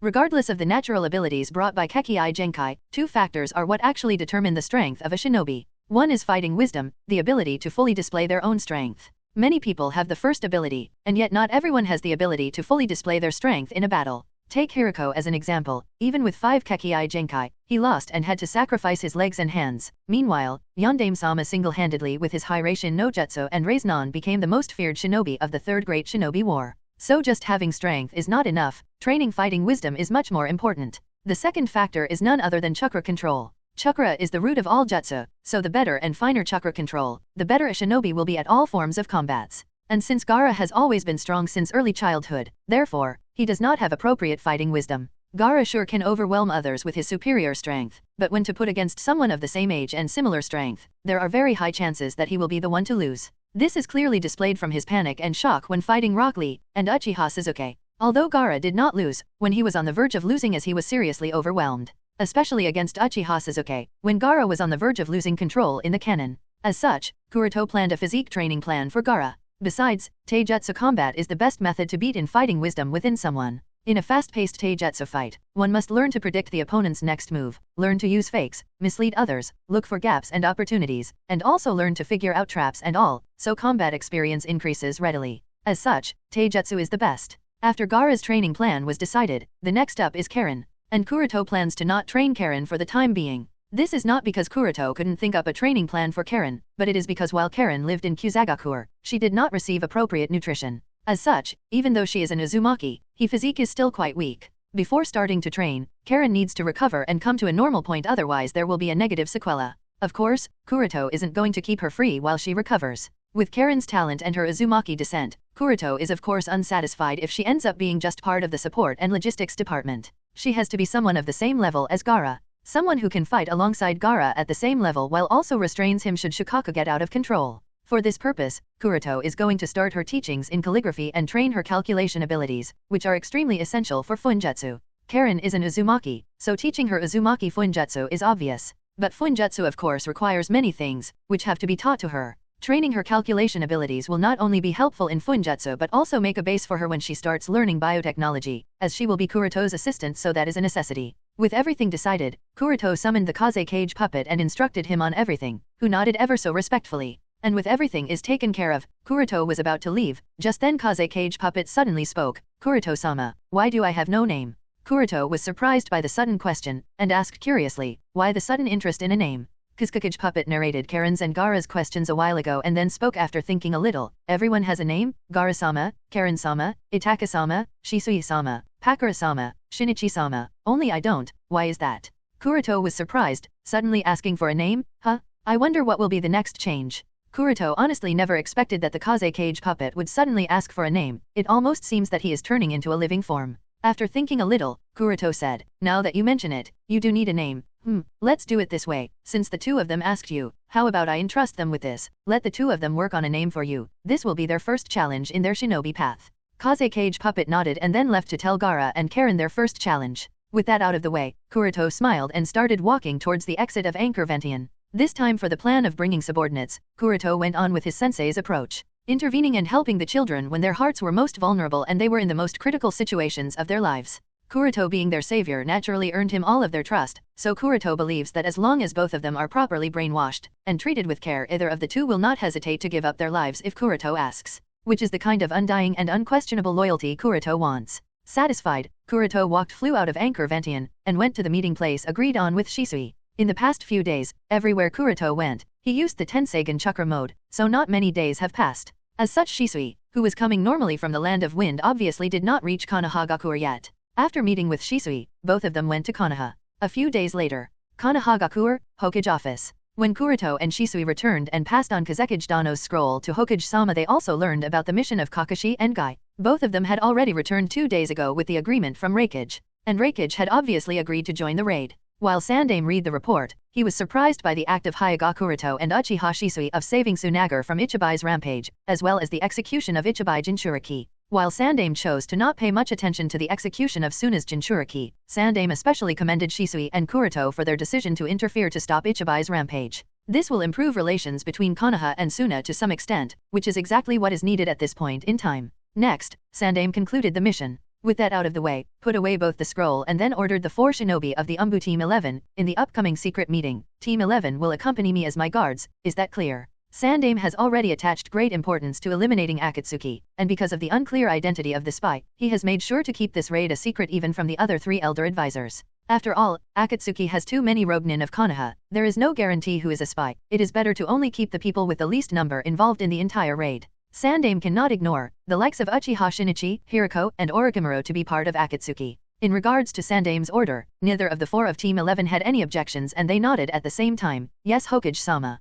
1 week later, somewhere around the western border of the Land of Fire, inside an underground cave sat 3 people with 3 people around a round stone table, while a single person stood at the back of each of the 3. The flickering flames of the candles made their shadows sway back and forth. These 3 people sitting around the round stone table are none other than the Sandame Hokage of Konoha, Yondame Reikage of Kumo, and Yondame Kazekage of Suna, while the people standing behind them are Nara Shikaku, Mabi, and Beiki respectively. After a long silence, Sandame Hokage Sarutobi Hiruzen was the first one to break the silence. While holding his tobacco pipe in one hand, he passed on all the information Konoha has collected of Akatsuki to the other 2 cages, and said, "Please look at this." Receiving the information, Kazekage briefly glanced at the data collected by Konoha, and his face can't help but become gloomy. Smack. Crush. While Reikage on the other hand smacked the table and shouted, "Akatsuki organization has grown to such a degree. Hokage, your Konoha has inescapable responsibility in this." Hokage nodded and said lightly, "I do not intend to shirk the responsibility that Konoha bears, but right now our top priority is to get rid of the threat of the Akatsuki organization that is destabilizing the shinobi world by tilting the balance of power."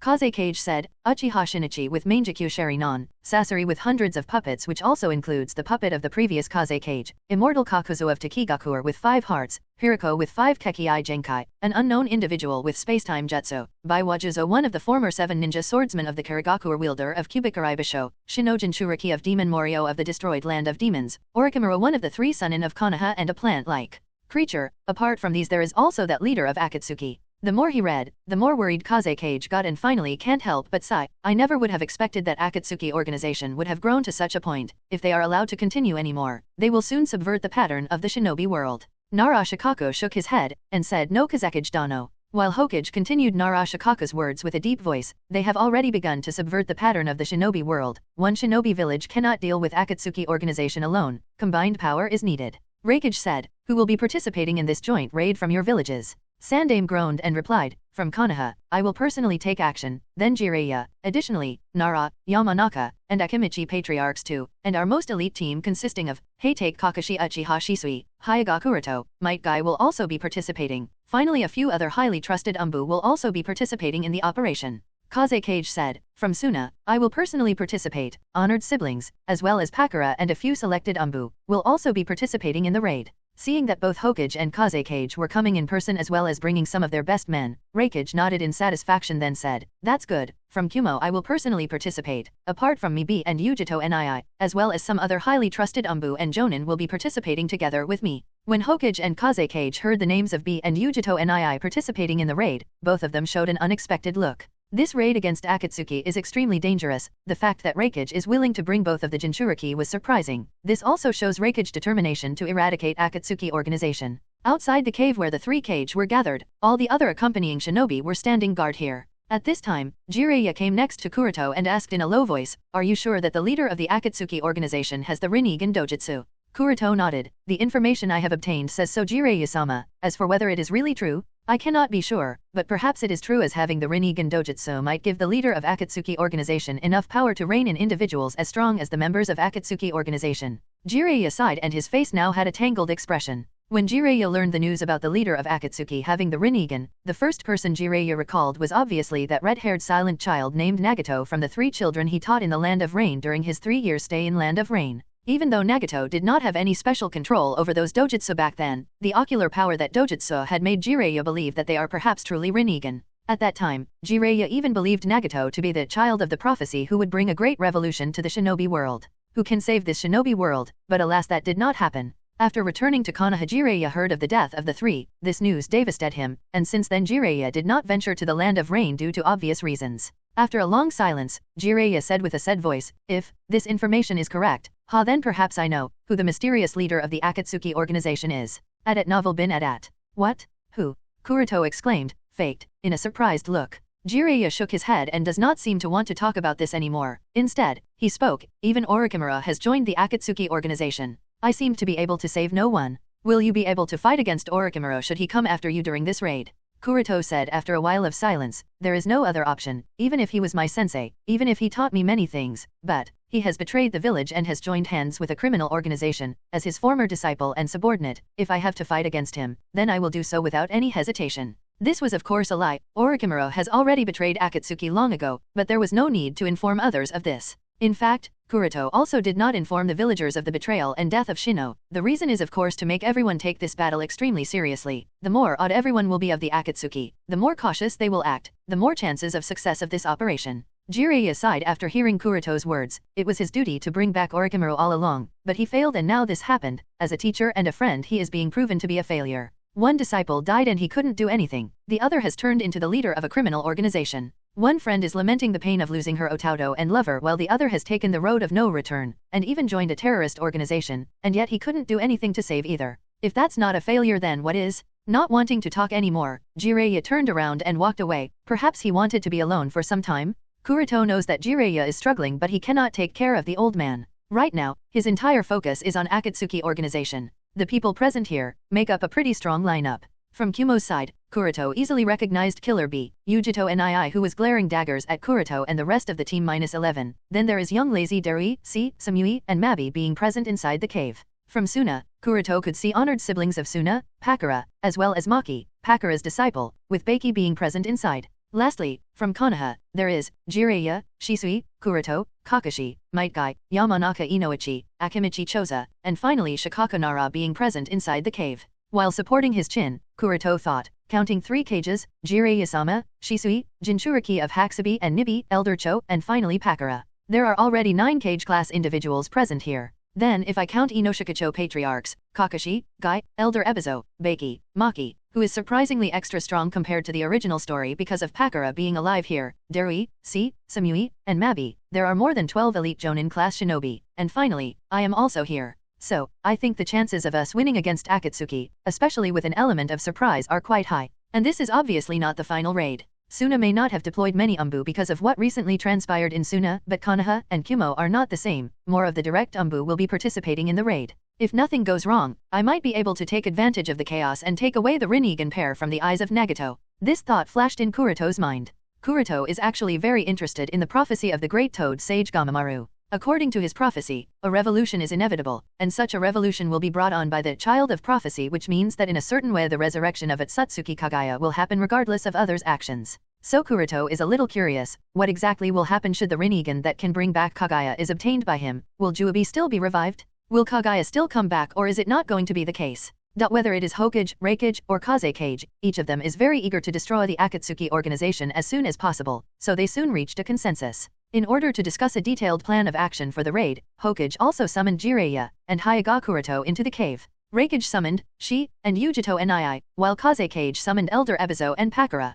Pointing at Kuroto, Sandaime introduced Kuroto to everyone. I think everyone here knows him, and for those who don't, I will introduce him. He is Hyuga Kuroto, and it was him who discovered the base of Akatsuki organization. If anyone has a question from him, they can directly ask him. The Reikage was the first to question, is the news about Hanzo's death at the hands of the leader of Akatsuki organization certain? Kuroto nodded calmly. Yes, Hanzo died in a civil war within a megacorps. The leader of the winning side is someone who calls himself Pain. It is said that Pain went on to execute all the relatives and friends of Hanzo in order to stop the ones who would later come back at him seeking revenge. Despite this, there are occasional appearances of supporters of Hanzo, but they are all unilaterally crushed by Pain himself. Anyway, after taking control over a megacorps, Pain went on to establish Akatsuki organization, which we know is currently. Kazekage questioned, and the news about the leader of Akatsuki having the Rinnegan Dojutsu. Kuroto nodded. I cannot be certain about this as I have never seen them personally, but I did hear some mentions of Pain having the Rinnegan Dojutsu, so it should be true. Elder Ebizo questioned, the specific locations within a megacorps where the members of the Akatsuki organization are in collective. Kuroto thought about it a little and said, as I mentioned previously, the entire megacorps is under Akatsuki organization's control, so the entire village is the base of Akatsuki. The members could be anywhere within the village if they are present in a megacorps. Yujito Nii, who was leaning on the side wall, said, without a specific location, how do we launch a surprise attack? The village is too big. Particular locations have to be determined first. Otherwise we will be discovered before we can reach up to the leader of Akatsuki. Everyone nodded in agreement with Yujito's words. Everyone present is an experienced shinobi, so everyone understands that the importance of intelligence is extremely important. Warfare between shinobi is majorly warfare of intelligence. If they do not know the accurate information of the point of attack, then they cannot launch the surprise raid. Looking at the crowd, Kuroto felt a headache. Of course, he also understands the importance of intelligence, but what he has said is already everything he knows. Understanding everyone's doubts, Kuroto said, I suggest that we gather all our forces and launch a surprise attack on a megacorps to ensure the success of the operation. Absurd. She immediately said. Kazekage also shook his head, the enemy we are facing is too dangerous. I think you understand this full well, Kuroto-kun. It is too risky to act without sufficient intelligence. Nara Patriarch nodded in agreement, and even Sandaime-sama's expression was the same. At this time, Jiraiya volunteered, in that case how about I sneak into a megacorps for preliminary investigation of the exact location of Akatsuki organization. Driven by his sense of responsibility, Jiraiya felt that he has to go to a megacorps in person, and if possible, persuade Nagato to return to the right path. Kuroto glanced at Jiraiya and sighed, does he really have such an ardent wish to die at the hands of his student? Sandaime nodded, all right, be sure to be vigilant. After all, it was just a reconnaissance mission, and Sandaime believed that with Jiraiya's abilities there should be no problem to sneak into a megacorps and inquire their intelligence. But Kuroto was so not having it, and directly interjected, I object. Obviously he is not going to allow Jiraiya to just go to death. It's fine if the old man wants to die, but Kuroto is not going to allow Jiraiya to waste their entire operation. It must not be forgotten that the current megacorps is much more dangerous compared to the time when Jiraiya sneaked into a megacorps in the main canon. Currently, almost all the members of Akatsuki are alive, and coupled with Hiriko also being there, if Jiraiya is discovered then he will die for sure. Jiraiya, as well as others, looked at Kuroto with a surprised expression, especially Sandaime. He has never seen Hyuga Kuroto act the way he was doing so here. Feeling all the eyes upon him, Kuroto said with a deep voice, once the investigation is discovered, and if the Akatsuki organization is alerted, the raid will fail without a doubt, and there might even be repercussions. Jiraiya waved his hands with a smile, and said, do not worry kid, my intelligence gathering abilities are very good. I won't be discovered by th. Before Jiraiya could finish his sentence, Kuroto interrupted him midway, I am not underestimating your abilities Jiraiya-sama, it's just that this mission is too difficult. With a pause, Kuroto swept his gaze at everyone, and continued, I am afraid to say that no one here has this ability. Reikage grunted, mind your tone brat. While Yujito Nii snorted, if you can discover the intelligence on Akatsuki, then why can't we? Asked by Yujito Nii, Kuroto immediately activated his Byakugan and said, I have Byakugan, in terms of sensory abilities, and intelligence gathering abilities no one here is as good as me. Now prove me wrong. You. Yujito Nii stopped midway with anger clearly appearance on her face. More so because she did not have any retort, as when the mention of Byakugan came she was left speechless. After all, the reputation of Byakugan is undeniable. Even the others couldn't support Yujito Nii's argument and just chuckled lightly. With Yujito Nii silent, Kuroto continued, I would like everyone here to know that the rain of a megacorps contains a special type of chakra that is very hard to perceive. I suspect that the rain is a sensory type ability through which the user can perceive the presence of foreign chakra sneaking into the village. I reckon that not even a megacorps shinobi and even other members of Akatsuki are not aware of this. I was able to see through the rain because of the extraordinarily high perception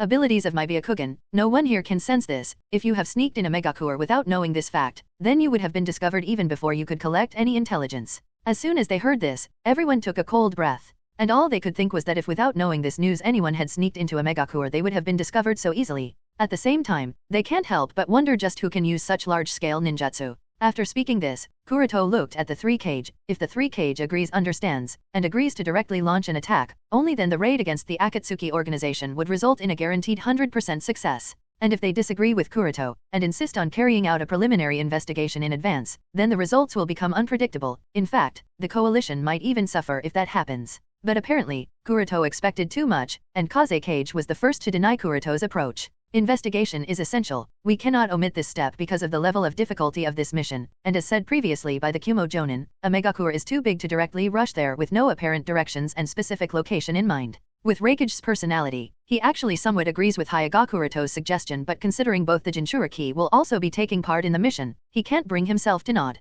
After all, the survival of Kumo also depends on that, so he had to be cautious. In the end, Hokage also shook his head. Blind assault is too risky. Kuroto sighed and did not say anything anymore. Kuroto understands that the success and failure of this operation completely depend on the element of surprise, but from the other's standpoint, rushing headfirst into the base of the enemy without any prior information about the enemy's specific location is uncharacteristic for a shinobi. Kuroto can understand the worry of the 3-cage because of the deterrence of the enemy, but Kuroto can no longer do anything about it anymore. At this point, Kuroto has already lowered his expectations for this raid. Akatsuki organization has a lot of hidden cards that even Kuroto is unaware of, so there is no telling what other things they will find there. Finally, an investigation team was made, and because of Kuroto's repeated insistence, the lineup was made to be quite good. The team leader for the preliminary investigation team is Elder Cho, together with him is Elder Ebizo of Suna. From Konoha, Jiraiya, Hyuga Kuroto, and Yamanaka Inoichi, for obvious reasons. Then there is Yujito Nii and Samui from Kumo. As two top-level puppeteers, the abilities of the honored siblings are unquestionable. Using their puppets they can carry out all sorts of infiltration and intelligence gathering, especially Elder Ebizo, who specializes in the use of infiltration-type puppets and was a great addition to the team. Then, Kuroto himself for already having ventured into a Megakure once, Jiraiya for his specialization in intelligence gathering, and finally Yamanaka Patriarch for keeping everyone sneaking into a Megakure stay connected with someone. As for Kumo's side, Samui was fine because of her calm persona and level-headedness. However, Kuroto did not want Yujito Nii to participate but was helpless as the latter was adamant in doing so, and snorted at Kuroto's attempt. Yujito Nii stated that her cat's sensory abilities provided by the Baijuyu sealed inside her will make investigation much easier. Finally annoyed at her behavior and arrogant attitude, Kuroto cursed under his breath. Fine, go ahead and offer yourself to Akatsuki for all I care. Time was pressing. With the investigative team established, the 3-cage issued the order of secretly transferring their base nearby the Land of Rain. Meanwhile, the investigative team also sneaked into the Land of Rain. Of course, the entire Land of Rain is not in range of the Rain Tiger at will technique, so sneaking inside the Land of Rain was very easy. Drip, drip, drip. Looking at the gloomy clouds up ahead and the light drizzle, Elder Cho said, "Further ahead is a Megakure." Jiraiya said, "I can sneak into a Megakure by using ninja toads, through the waterway." A Megakure is densely covered throughout with a dense waterway network, so sneaking inside the village through the waterway is the best option. The concealment will be guaranteed. So Elder Cho did not take too long to think and nodded immediately. As a result, the 7 people went into the mouth of the toad summoned by Jiraiya. The toad then sneaked into the water channel of a Megakure and released them outside a sewer which was covered by a roof. Byakugan. The first thing Kuroto did next was to activate the Byakugan and observe if there were any traces of chakra present in the raindrops. As expected, it was there. Elder Cho asked, "So?" Kuroto nodded. Chakra traces are present, which means the technique is activated. Others also tried to sense but they could hardly sense anything. Not even Yamanaka Patriarch could sense it, yet Hyuga Kuroto could see with his Byakugan. Yamanaka Patriarch said, "I suppose that you were accurate in this, Kuroto-kun." Jiraiya nodded. Since no normal perceptual barriers are covering a Megakure, so it is reasonable that the leader of the Akatsuki organization is using the ubiquitous rainwater as a means of sensing intruders. While everyone was talking, Kuroto thought to himself, it stands to reason that Nagato can't always maintain this technique. It should be a big burden even for him. The only reason I revealed the existence of this technique to the Alliance was to make them give up on the idea of preliminary investigation. But given the fact that the technique is active right now, is it just a coincidence or has he noticed something? Kuroto did not voice out his thoughts to others as everyone quickly came out of the sewer and hid inside a building without allowing the raindrops to land on them. From their point of view, the streets of a Megakure seemed quite busy with hundreds of people passing through. After gaining a full view, Elder Cho said, "Everyone split up, remember to not let the raindrops touch you, and remember to shoot a signal flare if there is an emergency. A Megakure is too big, so to increase the efficiency of their actions it is natural to split up." Therefore, the team was now divided into 4 sub-teams. Nii Yujito and Samui are part of the first team, Elder Cho and Elder Ebizo of the second team, Hyuga Kuroto and Yamanaka Inoichi part of the third team, and finally, Jiraiya who will act solo. With the 4 directions decided, the sub-teams then split up into 4 directions. Well, Inoichi-san, shall we go? Kuroto asked politely. Yamanaka Inoichi nodded and followed Hyuga Kuroto. While walking next to, Yamanaka Patriarch asked, "Say Kuroto-kun, do you mind if I ask a question?" Kuroto shook his head, and said, "Not at all Inoichi-san, go ahead. How did you sneak in a Megakur the last time you came here?" Yamanaka Inoichi questioned. Kuroto was surprised by the question of the Yamanaka Patriarch, then said, "I came from the front door as a businessman to issue a task commencement to a Megakur. While I came in, I left behind a shadow clone who used chakra suppression technique to hide his chakra. Since the rain only discovers foreign chakra signatures, and since my shadow clone was using chakra suppression technique, it wasn't found by the rain." Chakra suppression technique? If I remember correctly, doesn't this jutsu limit all the other abilities of the user? Inoichi questioned with a frown.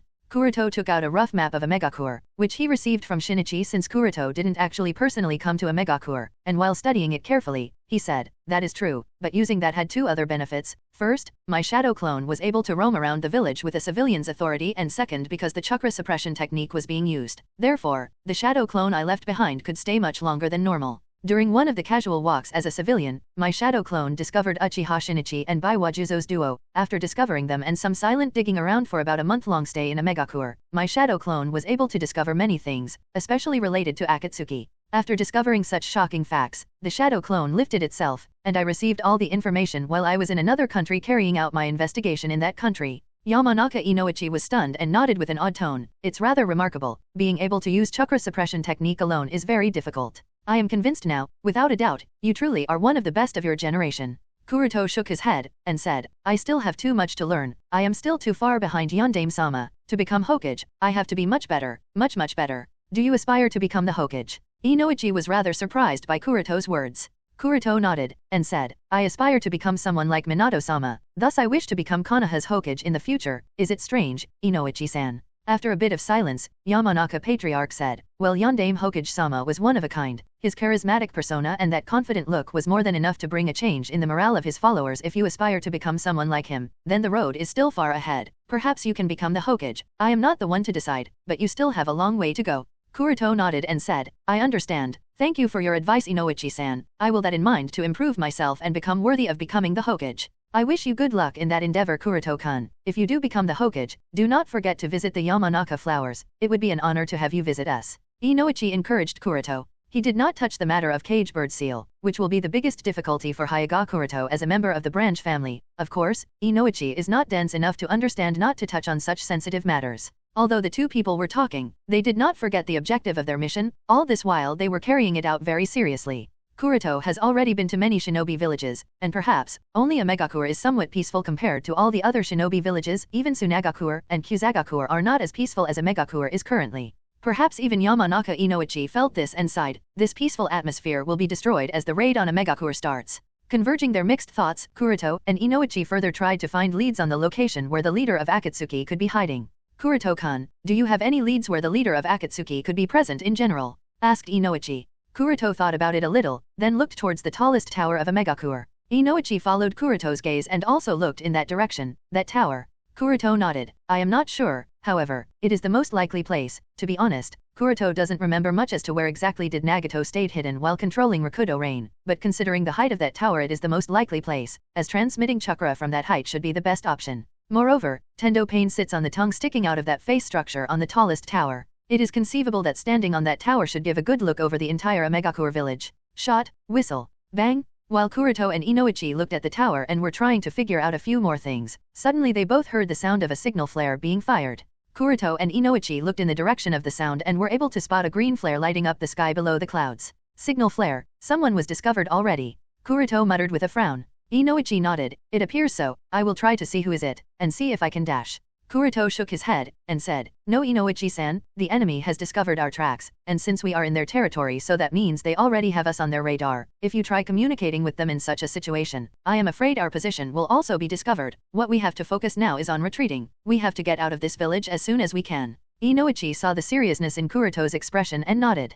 Kuroto no longer cared about the scouting mission. After all, someone has been discovered just now. It is no longer possible to continue the mission. In fact, doing so is even meaningless, but before Kuroto and Inoichi could go, Kuroto was able to sense someone coming towards them. Kuroto immediately alerted the Yamanaka Patriarch, Inoichi-san, be ready, we have company, and I suspect that since we have company, so the others are also being chased. Now, one of us has to retreat, while the other has to stay behind. I will be the one to stay behind as I am already quite familiar with a Megakure, and since I have also mastered chakra suppression technique, so I can find my way back to the retreat point without being noticed, so please retreat while I draw the attention of the enemy coming towards us. After saying so, Kuroto did not wait for the reply from the Yamanaka Patriarch, and directly ran forward while letting the rain fall on him. Yamanaka Inoichi deeply looked at Hyuga Kuroto's back, then with a determined expression, he also made his way to the retreat point without drawing any attention upon him. While Kuroto took another route to the retreat point, suddenly he saw hundreds of pieces of paper falling down near him, and soon those hundreds of papers took the appearance of a Konan, the angel of Akatsuki, and a Megakure. With Konan hovering in midair, Kuroto came to a sudden halt, and questioned, now what does this pretty lady want from someone like me? However, Konan does not seem to be in the mood of beating around the bush, and immediately questioned with a cold tone, show your true identity. Kuroto, who was currently disguised as Yato from Noragami, asked with a confused tone, what do you mean, pretty lady? I am just a wandering samurai here to take in the sights of a Megakure and, by the way, also challenge Hanzo Dano. That was your only chance, now die. With a cold snort, Konan immediately fired.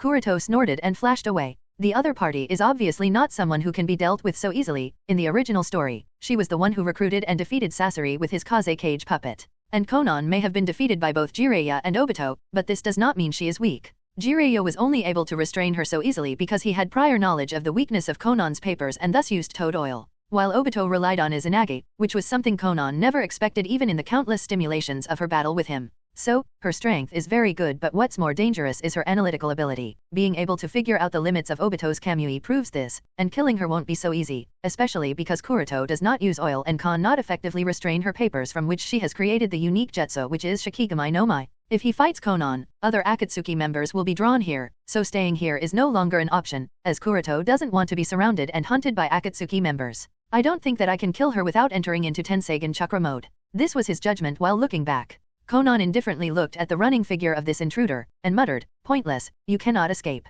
As she said that, she waved her hand, and instantly papers from her paper wings flew at the running Kuroto at an extremely fast speed, and at a large quantity. Kuroto immediately turned around and immediately drew the sword Kusanagi sword tied around his waist, and while standing at his position, he waved his swords at an extremely fast speed, such that his hands or blade couldn't even be perceived by normal vision. There were multiple after-images left behind. Huish, huish, huish, huish, huish. Huish, huish, huish, huish. The piece of paper that was cut into an extremely small size fell on the floor, but soon they ignited. Damn, I did not take the hidden random exploding tags into account. Since his Byakugan is currently deactivated, Kuroto was unable to distinguish between an ordinary paper and exploding tag. Seems like I have no choice. Thinking so, Kuroto instantly activated his Byakugan and muttered, Hakusho Kaiten. Suddenly a protective shield of spiraling chakra surrounded Kuroto, protecting him from the explosions of the exploding tags. Boom, boom, boom, boom. Boom. The sound of explosions resounded throughout the streets, alerting everyone around, who ran away from the battlefield as soon as they can. Konan, who was hovering in the air, stared at the ground with an indifferent expression. Although the area where the intruder stood had been covered in flames and dust because of the explosions, however, she could very well sense the spiraling chakra that was quite conspicuous. Therefore, she was sure that the explosions just now caused by her attacks shouldn't have been enough to have killed him. As such, the intruder was not dead yet. As soon as the explosions stopped, the spiraling chakra also stopped, and along with it dust also cleared. The figure of the intruder came into full view, and as she expected, he was alive. In fact, he did not even have as much as a scratch on him. Although expected, Konan was still surprised. On the other hand, Kuroto's face did not change. Shikigami no Mai is pretty baffling jutsu, transforming the entire body as well as clothing into numerous sheets of paper left the opponent in a daze and confusion, and it is very difficult to tell which sheets of paper are explosive tags and which are simple sheets of papers. Not only that, Shikigami no Mai gives Konan full leverage to turn her complete body into a stack of explosive tags, anytime, anywhere at novel bin at. And this is undoubtedly a very tricky jutsu. Just think about it, a fierce battle is going on against your opponent, and out of a sudden, your opponent turns out to be a stack of hundreds if not tens of thousands of explosive tags. Is that not shocking? From this very brief confrontation, Konan seems to have realized some things and asked, what is a shinobi of your caliber doing by sneaking into a Megakure?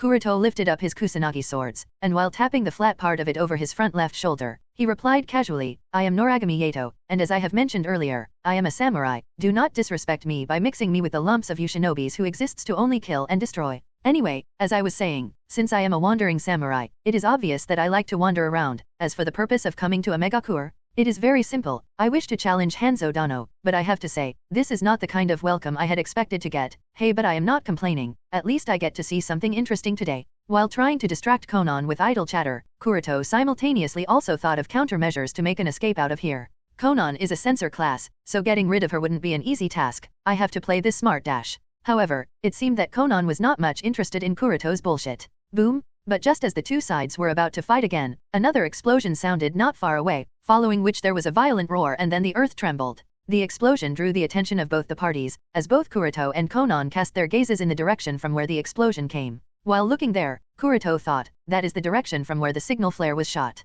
From the sounds of explosions and the trembling of the earth, it is not hard to guess that a fierce battle has broken out there. Because of keeping his Byakugan deactivated, Kuroto couldn't perceive the exact status of the battle, but from the high amount of chakra he was able to sense in general, it wasn't much hard to guess that one of them was the Jinchuriki, and since only one Jinchuriki was part of the investigation and infiltration team, so it is very obvious who that person was. Damn, I knew she shouldn't have been brought here. Kuroto cursed under his breath. It was obviously Nii Yujito who was exposed. Kuroto did not want to bring her to the investigation, but she wasn't willing to listen because of her arrogant and overconfident attitude. So despite Kuroto's strong objection, she became part of the investigation team, and now this happens. Unlike Kuroto's calm and indifferent look, Konan had a frown. It was rather strange to have someone with a Baijuyu sneak in here, although she wasn't really worried about the end result. With this, the Akatsuki has finally acquired their first Baijuyu. Suddenly there was a loud impact and instantly someone with an extremely fast speed with his sword drawn out slashed at Kuroto. Ding! Kuroto immediately used his own sword to block the slash, resulting in a loud ear-piercing metal collision sound to ring out throughout the street. This third wheel to arrive before Kuroto and Konan was none other than Uchiha Shinichi, with his Mangekyou Sharingan activated and a maniac grin on his face. Shinichi said to Konan while clashing swords with Kuroto, "Konan-chan, leave this guy to me. Ha ha ha, it's been a while since I have had the opportunity to move my muscles. I would like to have a good battle so as to not get any rusty. Alright, but make sure to kill him at the earliest." Konan obviously has faith in Shinichi's strength, and with a confident nod, she left a few butterflies behind in case of need for assistance, then spread her paper wings and left the battlefield. Shinichi did not turn back and nodded, "You got it, Konan-chan." After Konan left, Shinichi used a genjutsu on Kuroto to establish a mental link between the two parties, where the two could communicate without a need for direct speech. Kuroto obviously did not resist the genjutsu, and after the mental link was established, Shinichi hurriedly said while continuing his kenjutsu and taijutsu battle with Kuroto, "Say, what are you doing here? And what's up with all these intruders in a megakure? Are you going to finally deal with the Akatsuki organization?" Shinichi has obviously recognized that the real identity of the samurai named Noragami Yato is none other than Hyuga Kuroto. Kuroto did not really ask what gave away his identity, since he has been using the Tsukei clone for quite some time. Therefore, he realizes that once an Uchiha fights with someone, he will never forget that person, not for their entire life. The Sharingan just don't give them this leisure. So the reason why Kuroto's disguise was useless in front of Shinichi was obviously that his fighting style was easily recognized by Shinichi. Since Shinichi recognized that the other person was none other than Kuroto, he obviously intervened to help Kuroto get rid of Konan. What are the other hidden detection mechanisms present in a megakure aside from the rain that I once told you about?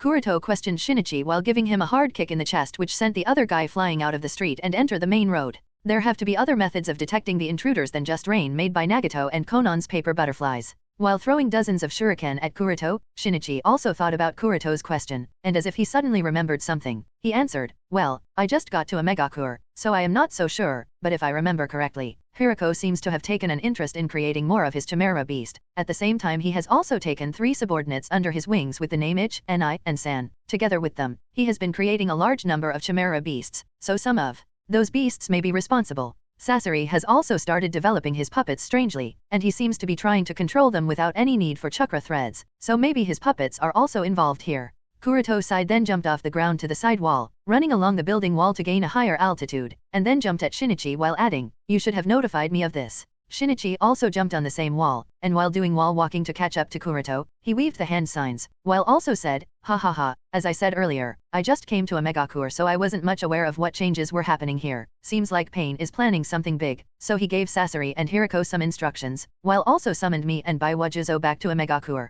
"Anyway, you didn't tell me what are you doing around here? And I am rather surprised that you were caught." Kuroto dodged the fireball that was fired at him, and while sending sword winds towards Shinichi, Kuroto asked with a surprised expression, "Pain is planning something big? Planning what?" Shinichi dodged each of those sword winds and while firing another jutsu, he said, I am not so sure, in fact, nobody is, we were just summoned to a Megakure out of the blue. Kuroto sighed and sent a massive sword wind that cut the jutsu in half, then said, sigh, we were planning a surprise joint raid on a Megakure, to deal with Akatsuki in one shot, but all three Kage insisted on carrying out a preliminary investigation despite my objection, and here we are sneaking into a Megakure. Now that we are exposed, I don't think this raid is going to be any effective. Now again engaged in a Kenjutsu fight, Shinichi said with a frown, planning a surprise joint raid? Well, that's surprising, considering that the villages are always at one another's throat. Anyway, you could have just asked me for the information, and I would have let you know. Kuroto denied while dodging a kick that came to his head, but the last time I checked, you were not in the land of this, so it was pointless. Besides,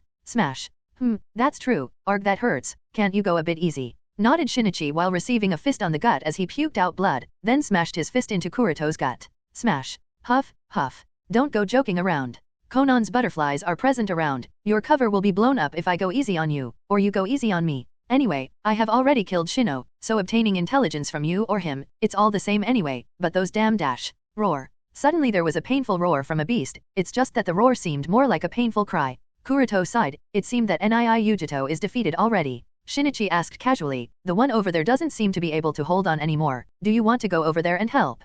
Kuroto shook his head, it was pointless anyway, as the chakra of Nibi was disappearing, meaning that Hyuga is defeated, and Nibi is already in Akatsuki's hand. Kuroto is not idiot enough to risk saving her. Shinichi said, well that's fine with me, I don't really care what happens to anyone as long as you are alive. Anyway, what are you going to do now? Kuroto said, Nibi's Jinchuriki has been captured, saving her will be an act of foolishness, I am going to be retreating now. Shinichi asked, and how do you plan to do that? I mean you don't really expect me to just let you walk away, right? Kuroto shook his head and said with a chuckle, even if you try to stop me, you really can't. I am mere Kage Bushin, my original should have already taken a different route to the retreat point. Shinichi's eyes widened, and he grinned suddenly, well I didn't see that one coming. Kuroto smiled, and said, so what are you waiting for? Just finish me already. Shinichi nodded and rushed towards Kuroto's shadow clone, while Kuroto's shadow clone did the same as it rushed towards Shinichi. And just when the two parties were about to close in at each other, a light green chakra covered Shinichi's body, and from that chakra, a chakra blade extended and instantly pierced right through Kage Bushin's chest. Translator's note, the conversation between Shinichi and Kuroto up to here has been through the mental link, now it will be normal. Ha ha ha, that's my win. Shinichi grinned. Kuroto, don't be so sure. I commend that you have excellent skills, but if you think that you have defeated the great samurai Noragami Yato, then you are too quick to judge, and leaving that sentence, the Kage Bushin disappeared with a poof sound. With the disappearance of Kage Bushin, Shinichi cursed, damn, just a Kage Bushin, huh. On the other side, after the Kage Bushin disappeared, Kuroto who was walking towards the retreat point received all the memories and muttered, it seems that Hyuga is captured. Not caring at all, he continued to the retreat point and soon arrived, there he met up with Yamanaka Patriarch, and both Elder Cho and Elder Ebizo were also there, but there was no trace of Jiraiya or Samui either. Seeing that Hyuga Kuroto has returned safely, the other three breathed a sigh of relief. Elder Cho said, Hyuga and Samui were captured, I observed through my puppet, but I couldn't find any opportunity to rescue either of the two, we may have to abandon them. As an experienced kunoichi, Elder Cho can obviously judge things. Kuroto naturally did not care about the safety of either of the two, instead, he asked the Yamanaka Patriarch, Inoichi-san, is there any news from Jiraiya-sama? Yamanaka Inoichi denied, there is some sort of chakra interference that is disrupting me from being able to communicate with others, so I did not try any longer. Elder Ebizo added, do not worry, Jiraiya did not intervene in the battle that the two kunoichi of Kumo had with the Akatsuki members, he is probably hidden somewhere within a Megakure, he is wise enough to act cautiously, we should retreat now, if we delay any longer then the enemy will come after us. Kuroto sighed in relief after hearing his, at least Jiraiya-sama was safe. Losing Hyuga and Samui was already a big loss, if something had happened to Jiraiya then this raid will become a total failure. Then Elder Cho said with a solemn expression, I have to admit that your previous judgment was indeed correct. A Megakure's security is much more stringent than I would have expected. The preliminary investigation mission resulted in a total failure. We must retreat immediately and pass on the intelligence of whatever we have found to the base. Kuroto nodded with a disappointed expression. Unfortunately, nobody listened to me. No longer wasting any more time, they all dived into the sewer and sneaked out of the village. A few seconds after they have left, a few pieces of paper stuck out of the wall, then morphed into a butterfly shape, and flew towards the tallest tower of a Megakure. At the Pain Tower, papers gathered from all over the village and took the form of Konan behind Tendo Pain who still sat on the tongue, indifferently looking at the village that was destroyed at many places. With the appearance of Konan, Tendo Pain stood up and walked to the inner chamber while asking, status. Konan said, they have left. Suddenly a spiraling whirl appeared in the void, and Madara walked out of it, and at the same time, a Venus flytrap emerged out of the ground. Madara asked, Nibi's Jinchuriki. Pain nodded, and said, captured as planned. Konan said, the shinobi that Uchiha Shinichi seems to be fighting was just a cage bushin, thus he has retreated. Zetsu said, ah, that's too bad. Konan added, regardless of whether it was a cage bushin or not, his strength was quite good. Uchiha Shinichi wasn't able to take the advantage all along, and it seemed that even at the end, the shinobi willingly got pierced. Madara nodded. Unexpectedly he could match Shinichi. Pain questioned, who was this shinobi? Konan said, well, he claimed to be a wandering samurai, but it should have been Hyuga Kuroto, one of the 7 people that sneaked into the village to carry out their preliminary investigation mission. Madara asked, and Hyuga Kuroto's cage bushin's strength could reach such a level? Konan nodded, and said, he wasn't weak by any means, although her fight with Hyuga Kuroto was very brief. Konan was somewhat surprised by the other party's strength, and she could feel that he was different, as he seemed all too calm about everything. Zetsu said, Hyuga Kuroto seems to have become rather strong. I reckon that his strength is only next to Uchiha Shisui in his team. Pain said, it matters not. Madara thought to himself, can a Hyuga really have such a level of strength? More so, Hyuga Kuroto of all Hyuga. Zetsu asked in wonder, but I still wonder, how did Hyuga Kuroto figure out the location of our base? Konan said, is it possible that he obtained this intelligence from Orochimaru or probably from Shino? Zetsu added, or probably from Yomi. As Yomi is dead, most likely to have been killed by Hyuga Kuroto considering that the daughter of Maiko of Land of Demons is under Hyuga Kuroto's protection in Konoha. Orochimaru, Shino, and Yomi are the only 3 possible sources of information. And all 3 seem to be possible. Madara said, it doesn't matter from where he learned, for now, we have to focus on the plan. Konan questioned, Konoha, Kumo, and Suna have joined hands, are you sure that IWA is not participating in this? Zetsu nodded, IWA is not even informed. Konan said, I wonder why the 3 villages did not approach Uegakur and Kirigakur. Madara said, regardless, even if they did include, I am quite certain that Oniki wouldn't have agreed as he is still negotiating with us to obtain Hiriko's Chimera no Jutsu. Perhaps Hokage was able to think this through and figured out our connection with IWA and Kiri. Zetsu questioned Madara, but why did you let them retreat? Madara said with a chuckle, Nibi is already caught. If all of them were to be caught here and now, the 3 Kage will get scared and run away. But now that only 2 are caught, and since both of them are from Kumo, so Raikage will insist on coming here, so Hakubi who is together with the rest will also be captured at the same time. Konan questioned, it will be difficult to resist all of them at once. Zetsu said, Baiwajuzo and Uchiha Shinichi have already arrived, while Kakuzu, Sasori, Hiriko, are also here. Madara said, we have our latest recruit too, and Tobi too will partake in the battle. Zetsu said, the other reinforcements too will be arriving within half an hour. Konan nodded, I suppose that should be more than enough, the civilian evacuation is already finished. With everything decided, Tendo Pain walked step by step to the tip of the tongue, overlooking the entire Megakur like a god, and said,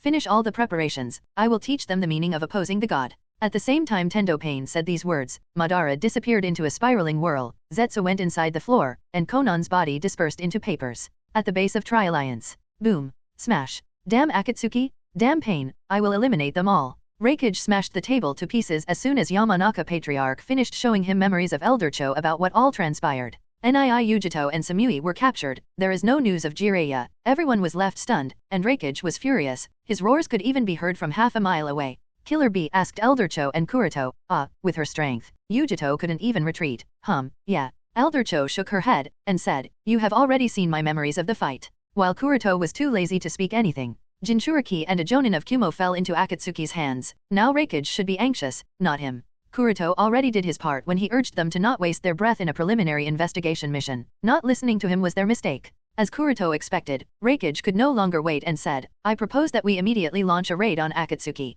Sandaime nodded. The disappearance of Jiraiya also made Sandaime uneasy, although nothing should have happened to Jiraiya based on the memories of Cho. However, there is still no guarantee, so he also agreed to Raikage's proposal. With Raikage's proposal, and Hokage's agreement, Kazekage discussed some things with his Umbu commander Pakura, then finally nodded and agreed to follow along. After everyone's united agreement Kuroto walked out of the cave. As soon as Kuroto came out, Shisui arrived next to Kuroto and whispered, Kuroto-san, I heard that the preliminary investigation mission failed. Kuroto nodded. The best opportunity to carry out a surprise attack is now wasted. Sigh. Now the chances of success have decreased significantly. Shisui thought a little, even if this opportunity failed, but if the joint raid is launched, it should still be possible, right? After all, not all members of the organization are always present in a megakur. Kuroto shook his head. I have confirmed, all the members of Akatsuki are present there, with a pause, and Pain seems to have planned something big. I really have a bad feeling about this all. Kuroto continued, Itaki and Kazekage Puppet should have also arrived in the Land of Rain. Stay in contact with Itaki. Shisui nodded and questioned, Amatsukami will also be participating here. Kuroto nodded, if Amatsukami does not intervene, the village will suffer a very big loss. Besides, I also have a special task for Itaki. It's about time Amatsukami that has been silent in the shinobi world for such a long time show up again. Shisui asked with a slightly curious tone, so the leader of Amatsukami will finally be revealed to the shinobi world. Kuroto nodded calmly, it's about time. The leader of Amatsukami and Akatsuki have a little face-to-face chat. Whoosh, whoosh, whoosh, whoosh, whoosh, whoosh, whoosh, whoosh, whoosh. With the sound of breaking wind, dozens of shadows shuttled through the raining forest, disturbing the resting or sleeping crows, their bodies covered with a black cloak, and masks of various patterns covering their faces. Their speed was extremely fast, and they soon disappeared into the gloomy rainforest. After the dozen or so shadows have gone away, hundreds of crows that were disturbed by the shadows converged together into the shape of a person on the branch of a tree. This figure was wearing Homusubi disguise of Amatsukami, and it was other than Uchiha Itake who has sneaked into the land of rain not long ago as per Kuroto's order and was currently waiting to meet up with the other member of Amatsukami together with whom he will be performing the mission entrusted to him by Kuroto. While looking in the direction of the disappearance of the shadows, Itaki under his mask had a serious expression. The dozen or so shadows that just went past him were other than Konoha Umbu. Itaki already has a deep understanding of the Umbu as well as its various rules, formations, and various passcodes, because they are ingrained into him by Kuroto and Shisui, all for the purpose of fooling village authorities, and to be able to sneak in and out of the village without alerting anyone. Considering the shortage of manpower especially in the Umbu department that the village has been facing for some time, because of so many deaths of the Umbu shinobi, most of the time at the hands of Akatsuki shinobi, it was surprising to see a dozen or so Umbu moving together. Anyone with some IQ can tell that the task these Umbu will be performing is definitely not simple. Itaki is obviously very clear of what all is transpiring in the shadows for the past few months, and seeing these Umbu, he wondered, more Umbu will be participating in the joint raid? It seems that Hokage-sama is quite serious about this after all. Just as Itaki was wondering a few things, a shadow appeared above him. Itaki was immediately vigilant and looked up only to see another person dressed in a similar disguise as him, with a few changes, of course, and iron sand wings at his back. Before any further communication, the other party made a hand seal, the particular hand seal which indicates that he is another member of Amatsukami, and Itaki did the same. Itaki noted the key differences between both of their disguises, one being the pattern of their mask, and the other being the symbol of wind on the chest part of the other party. After that person landed on the ground, and Itaki spoke politely, codename Homusubi, how may I refer to senpai? Itaki was rather surprised when he realized who the other part is. He expected to meet the Tsukii-san here and perform the mission under her leadership, but it seems that his partner will be different this time. The other person nodded towards Itaki and said, a pleasure to meet you, you can refer to me as Fujin, my element is wind. Itaki nodded, and asked, are the two of us will be the only members on this mission? Fujin nodded, and said, yes, we will be the only additional members, now we are already quite late, so let's go. After that, he controlled iron sand to form wings around his back and then flew in the direction of a megakur. While Itaki's body broke into hundreds of crows and those crows too flew in the direction of a megakur. The crows while flying towards a megakur all had the same thought, Yatagarasu is a useful jutsu, now traveling has become, what should be the right term? Fun, I suppose. Translator's note, Yatagarasu a jutsu that Itaki came up with upon Kuroto's insistence to Itaki in creating unique jutsu that Itaki will only use when in his Homusubi disguise. It is a combination of yin and yang release, not yin-yang, but yin and yang release. This jutsu is a permanent version of Karasukage Bushin no Jutsu, where even the main body of the user works in the same manner. For a much easier understanding, it is the crow version of Shikigami no Mai that Konan uses. At the same time on the other side of the land of rain, the head of the four-man team is a fat man with a fish-like appearance, he has small round eyes and sharp jagged teeth, he also has long orange hair that reaches to his back. He was carrying by far the most dangerous sword of Kirigakuer. Same Hada. This man is other than Sukazan Fugyuki, a member of the 7 ninja swordsmen of Kirigakuer. Following him are 3 shinobi of Kirigakuer, namely, Hoshigaki Kisama, Mamakai Zabuza, and finally Utakata the Jinchuriki of Rokubai. Whoosh, whoosh, whoosh, whoosh. Just when the 4 people were crossing through a river stream, Hoshigaki Kisama asked casually, why did Mizukage-sama suddenly give such an order? This mission is too unreasonable. Utakata who was at the last of the 4 voiced out his own thoughts, if we partake in such a mission, then I am afraid that it will provoke a war with other shinobi villages. With the current situation of the village, we don't stand much chance of surviving should that happen. Mamakai Zabuza was silent, and finally said, something seems to be wrong with Mizukage-sama for a while now, and now such a mission. As soon as Mamakai Zabuza's voice fell, the leader of the team, Sukazan Fugyuki rebuked the 3, shut up, questioning Mizukage-sama's order is equivalent to the death penalty. With the scolding of Fugyuki, the other 3 did not voice out their thoughts anymore, but under their silence, each of the 3 had his own thoughts. Ever since returning from the second Gakage conference, the Yondaime Mizukage Karatachi Yagura, who was originally committed to reforming Kirigakuer has now completely changed, he rarely shows up in public. On several occasions, there have been various public executions of those shinobi and individuals who tried questioning his orders, making everyone extremely afraid of him. The atmosphere of the village that had started to turn for the better not long ago has now become gloomier and more dangerous. No one dares to stand up to the Mizu cage, making the village return to its bloody times. And beneath these bloody changes, there are also several undercurrents taking the form of a soon-to-be-breathing rebellion. Land of Rain, headquarters of the Tri-Alliance. Now all the people gathered together, including all the Umbu, the number of shinobi present here has increased to more than 100. Reikage said, "We can't wait any longer, let's get this started." He understands that there are still many shinobi on their way here, but because the Jinchuriki of Nibi has been captured by the Akatsuki organization, and the status of life and death are unknown, so the coalition must hurry and rescue Hyuga before it's too late. Taking into account that the news of the raid is now known to the enemy, Hokage also understood that the longer they delay, the worse the situation will get, so he also immediately nodded. "Alright, let's set out now." After everyone got ready to set out, only a few people were left behind at the headquarters to keep track of all the movements, also respond to the incoming reinforcements, and guide them towards a Megakur. The Team 11 of which Kuroto is a member of is also part of the raid group, and because of Kuroto's Byakugan and his previous 2 ventures to a Megakur, Kuroto is at the forefront of the raid group. He is responsible for safely leading the entire raid team inside a Megakur and then further. Since the base of Tri-Alliance is located not too far from a Megakur, therefore, it did not take them too long to reach a Megakur. Drip, drip, pitar patter. As soon as they were about to reach a Megakur, the sky had become extremely gloomy with raindrops dripping on the puddles of water on the ground. Everyone was getting wet, but no one stopped. With their rain covers over, they kept progressing in the direction of a Megakur, eyes stern, ready for the upcoming battle. Everyone understands that this battle is going to be extremely dangerous, and no one below the level of a Jonin class will have any role in it. Therefore, those who came here are all around the Jonin class or higher, and even then, each of them is prepared for their death. After reaching the outskirts of the village without any obstacles, Hokage, Reikage, and Kazekage said unanimously, "Everyone, follow the plan." With that, Reikage and Kazekage nodded together and immediately led their respective subordinates and changed their routes. Meanwhile, Hokage continued forward under Kuroto's lead. The reason for Reikage and Kazekage to lead their subordinates away is obviously to create an encirclement around the entire village, to cover the maximum area and not allow even a single member of Akatsuki to escape.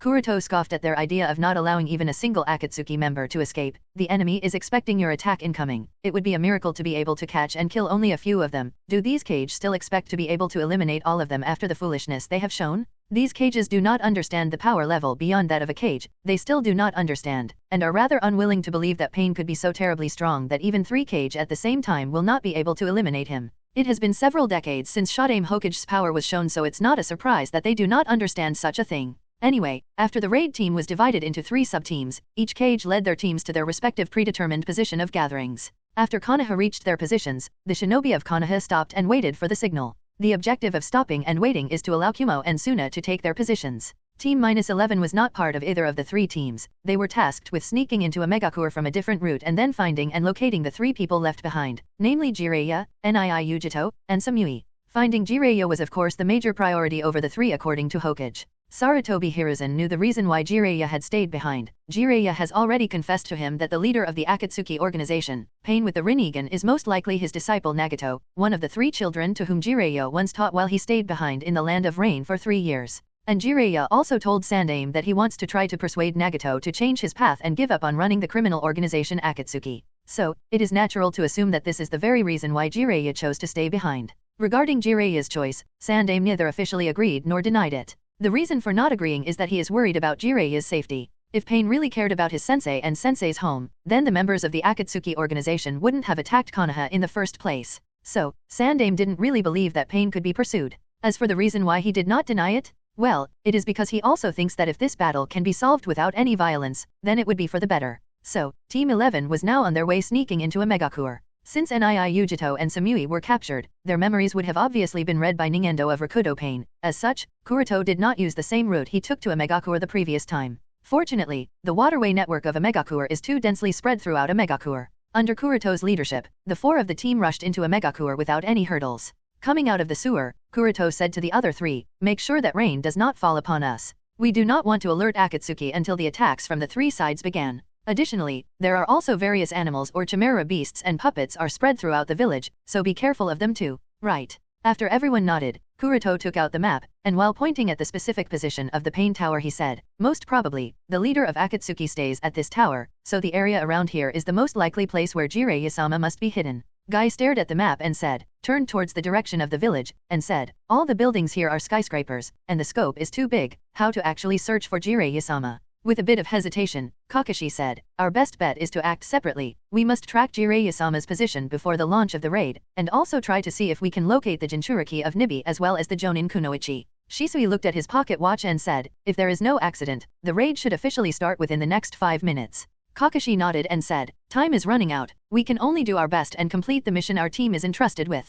Finding Jiraiya is extremely important, so after deciding the specific areas that they will be searching upon, Kakashi and Guy left one after another. With both of them gone, Shisui and Kuroto made a Kage Bushin each, and those Kage Bushin will be searching in their stead. After the 2 Kage Bushin have left, Shisui asked Kuroto, now, Kuroto-san, how are we going to act? Wait. We are going to wait for a perfect opportunity to take the head of the leader of the Akatsuki organization. Doing anything else is simply meaningless. Kuroto was not only waiting for the raid to officially start, but also for a message from Shinichi. According to Kuroto's previous instructions, Shinichi will be sending him Akatsuki's response and their deployment in the face of this raid. But of course, Kuroto didn't really have much expectation about this, as he also knows that the chances of any message coming at all are quite less. The reason is obviously that Shinichi must be in the presence of other members of Akatsuki. As such, he won't really have an opportunity to pass on the information. Shisui asked, I understand, but Kuroto-san, what are the chances of success of this operation? Kuroto shook his head, and said, I do not know either. There is no absolute certainty this time. It's possible for even me to die here, so stay vigilant at all times. I have also called for additional help from someone else, but I am not sure if that party will be willing to help or not, so stay vigilant either way. Shisui asked with a surprise, aside from those 2, who else have you called? Kuroto said, someone even I have to be incredibly careful against, as such stay on guard against snakes at all times. Snakes. Shisui tilted his head in confusion, then suddenly his eyes widened. You don't mean him, do you? Kuroto nodded, it's him all right. Shisui questioned, but will he really help? I don't think that he would be willing to help Konoha. At novel bin at. Kuroto shook his head and said, I don't think that's the case either, but considering that Akatsuki is also his enemy, so his priorities should be clear. Well, you just have to be careful against snakes, rest I don't think there is any need to worry. Shisui said after a short silence, all right. Kuroto then said, also make sure to directly use Kota Amatsukami on the masked man should he appear before you, understand? Shisui nodded, the one who tried kidnapping Uzumaki Naruto, right? And he is also the person directly responsible for the death of Yondaime Hokage-sama. Kuroto nodded, yes, that's the one. He can use Izanagi as well, so stay vigilant against that too. And there are even chances that Kota Amatsukami won't work on him, so do not drop your guard even after having used Kota Amatsukami on him. Shisui asked in confusion, are you worried about the possibility that he is immune to Kota Amatsukami? Although chances are extremely less, however, it is still a possibility. I don't know if Kota Amatsukami will work when he is hidden inside the other space, so be prepared. The last thing I want is for him to gain access to your Kota Amatsukami, because if that happens then it would be the end of everything. It wouldn't even take a month and Juobi will already be knocking on our doors. After all, Obito has Hashirama cells transplanted into him, giving him unlimited access to the dojutsu powers of Mangekyou Sharingan, meaning he will be able to exploit the power of Kota Amatsukami to the fullest, completely disrupting the order of the shinobi world. Shot, whistle, bang. Suddenly there was a sound of signal flare firing up, and immediately following which heavy vibrations can be felt. Shisui checked his pocket watch and said with a confused tone, no, it is still 2 minutes early. Kuroto said calmly, nothing strange. Why will Akatsuki organization obediently wait for us to attack them? Wei must have launched the attacks from their side. Shisui nodded, then said, should we stay here or go out? Kuroto said without any change, wait for a while, our goal is only the leader of Akatsuki organization, let the others handle the rest of their members. As Kuroto finished, the sounds of explosions and the vibrations they were able to feel increased and now could be heard from all directions. Shisui perceived the vibrations and said with a frown, it seems that all the explosions are coming from outside a megacure. Kuroto nodded, it seems that a battle on all sides has started even before they could sneak into the village. Hello, everyone. As we wrap up this video, I want to share a quick note. I have a Patreon account. If you'd like to support me and enjoy on-demand audiobooks, you can become a Patreon member. Alternatively, you can check out my Google Drive link, which has 500+ novel audiobooks available through my Ko-fi or Patreon shop. I appreciate your support.